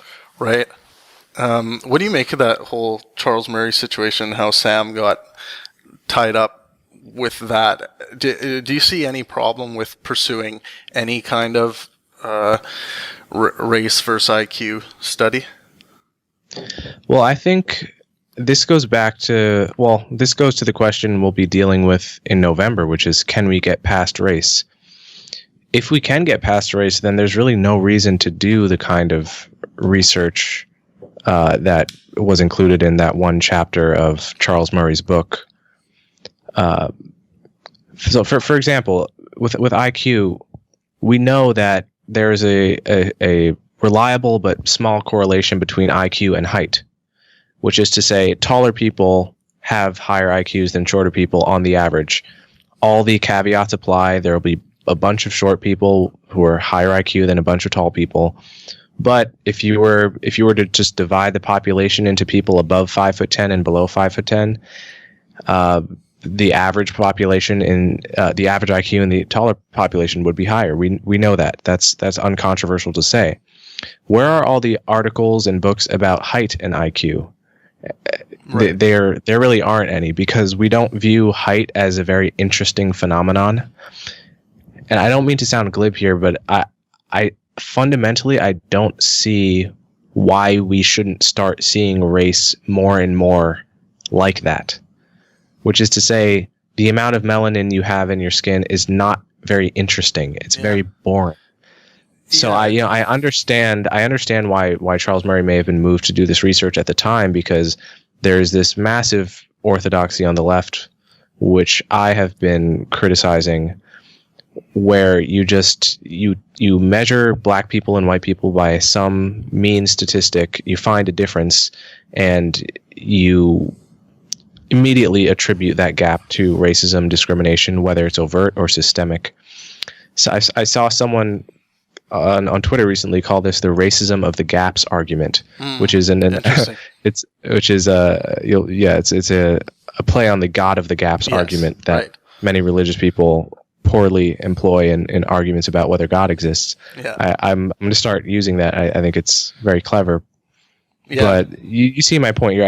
I can see why Charles Murray may have wanted to do that kind of research to criticize the orthodoxy on the left of people who do similar kinds of research, grouping the races and finding discrimination there. But ultimately, I think both kinds of research, where you're just taking a group of people, drawing a circle around them, whether it's by ethnicity or religion, and finding differences and then talking about those differences, and I think that stuff should get less and less interesting over time. Yeah, I think it will. I just see that, and I hope it doesn't go the other way, where we start valuing some races over other races from like I guess from an affirmative action position, or from I guess kind of like reverse supremacy of some kind, like we're like a supremacy of other races over other races. I don't think is ever a good idea, and I mean this also begs the question: if we did find something that we could point at to say, oh, this race is greater at 90% of human activity than this other race, it's like, what do we do with that information? Yeah, exactly. There's nothing to do with the information. Yeah. B, the question, I mean, the statement doesn't even make that much sense to begin with, because groups of people don't do things, individuals do things, and then we analyze them at the group level because it's a convenient way of abstracting, because we just can't, it's just too cumbersome to talk about all 300 million people in the US. So we, with our limited brain power, we sort of analogize groups to individuals, and we talk about groups as if they were individuals, like black people are better at X, white people are better at X. But that's just a shorthand. What we're really saying is, among this group of individuals in which there is massive variation, the mean value is greater than this other group in which there is massive variation. And when you say it that way, it becomes much less interesting, because you just realize that you really can't predict almost anything about someone based on how they look. Certainly not reliably. Right. So it's just part of it's just a confusion in the way we talk. Yeah. Yeah, language and labels get in the way all the time. So is Trump a racist? I am told all the time that Trump is a racist, and I don't see any evidence of it, but maybe it's something I am overlooking. This is a question that I'm actually undecided on, and I know, I mean, when people are asked if someone is a racist, I've noticed they rarely say, I don't know. Yeah. They always seem very sure that it's yes or no. Yeah. And that's weird to me, because it just, he has said many things that would lead a reasonable person to suspect that he's racist, whether it's seeming to equivocate about Charlottesville, or making comments about Mexican immigrants and what kind of people they're bringing over. There are also ways of understanding those comments where they're just him kind of talking and saying the first thing that comes to mind without much content. Right. It often seems like he's almost not thoughtful enough to be a racist. Yeah. But at the same time, he could be. At the same time, he could be. So I'm pretty agnostic on the question, and frankly, I don't think it's that important of a question to answer.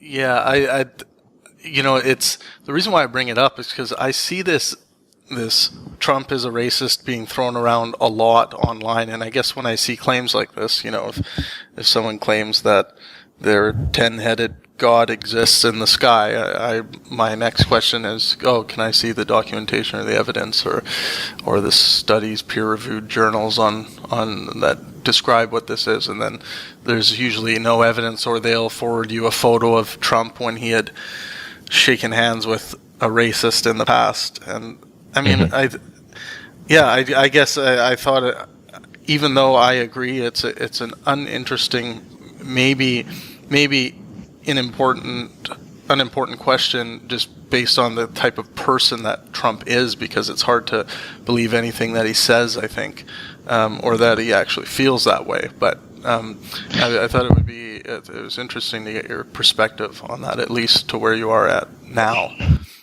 Well, yeah, I guess the other reason I thought it's not so important to answer is because he's in the U.S.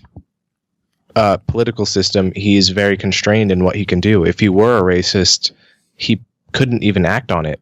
Yeah, he couldn't make my life miserable as a black guy, even if he wanted to, in America. Yeah. Yeah, it seems like the Constitution's going to protect against that. You'd think. Right. Yeah. Right. Let's talk about the violence on the left. So what happened to lead us to this new wave of violence towards things like free speech coming from the extreme left wing? What led to it? Probably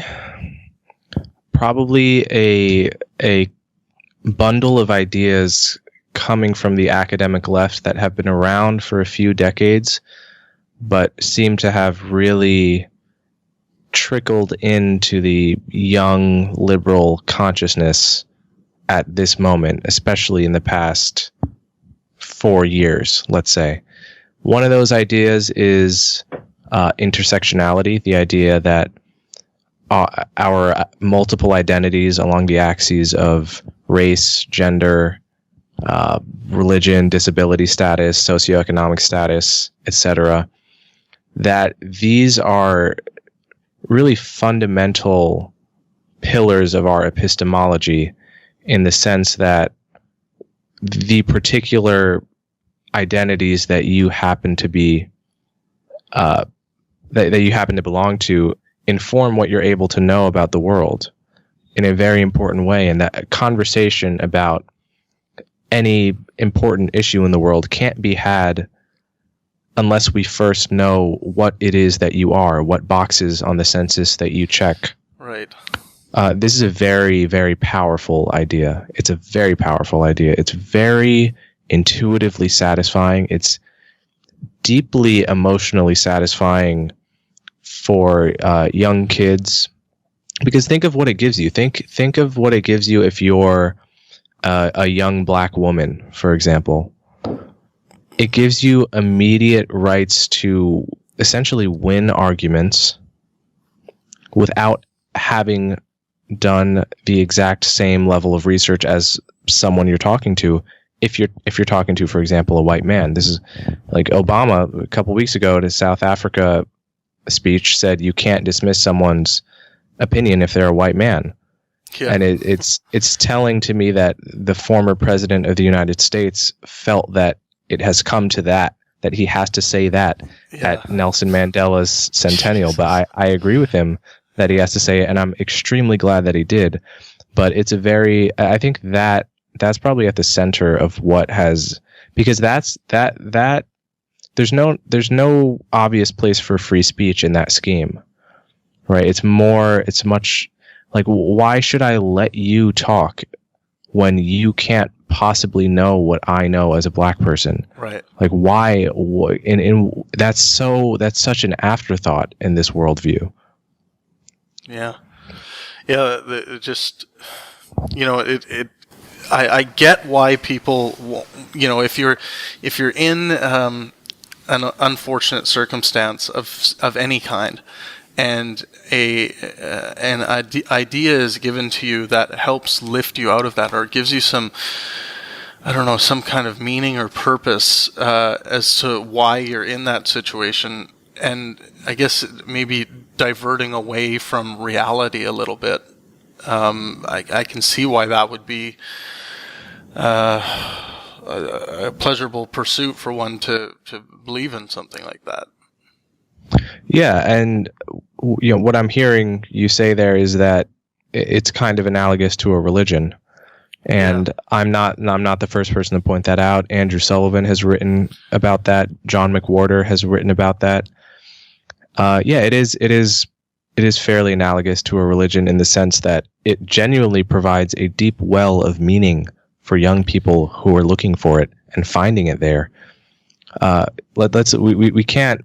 That's a point that doesn't get said enough, which is, many people are quick to point out the bad parts of intersectionality and the various clusters the cluster of beliefs that form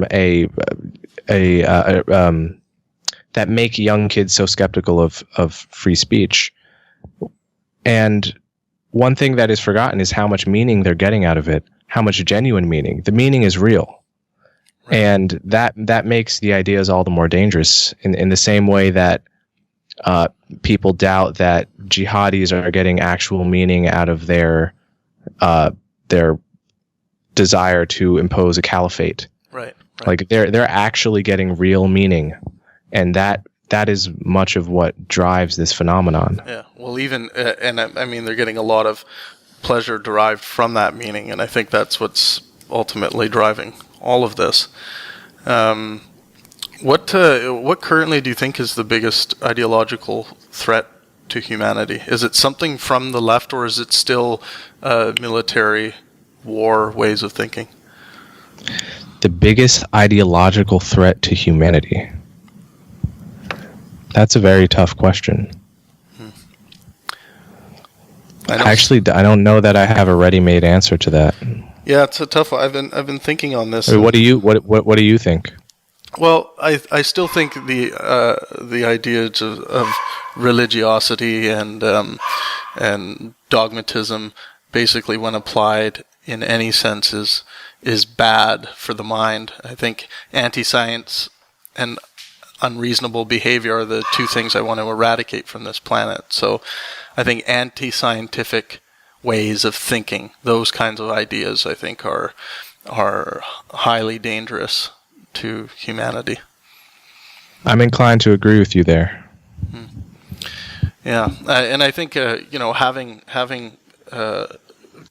the kinds of discourse that don't fit into the TV model are really important, and I think this is adding to the fight against anti-science, and I see the world becoming a lot more secular, even though the fundamentalist voices will become, I think, louder as those religious fundamental ideas begin to die. But I think we're moving in the right direction in that regard.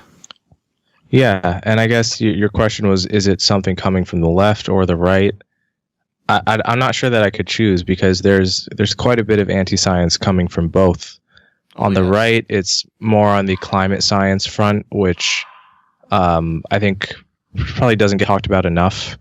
I'm sure it does get talked about, but I don't see people bemoaning this or working on it as much as I would like, because climate change is an extremely tricky issue, and even the solutions that seem to be on offer that are widely agreed upon by economists, like carbon pricing, the incentives for nations to actually implement them are so bad, because we could raise the price of carbon in the United States, and then countries that or companies that produce a lot of carbon will just produce that carbon elsewhere where it's cheaper.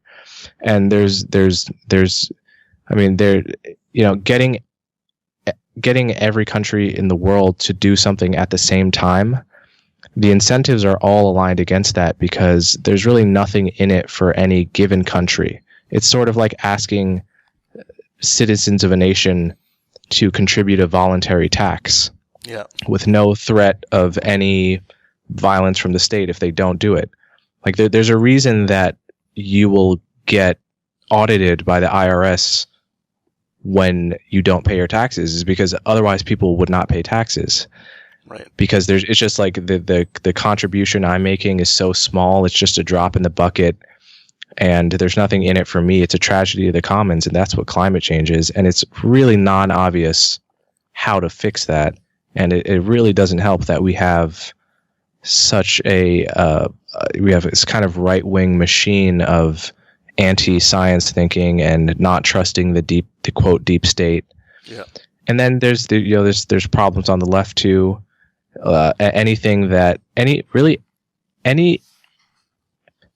branch of science that really intrudes into parts of human nature that are viewed as sacred, whether it's nature versus nurture, genetics, biological, vaccines, biological sex differences.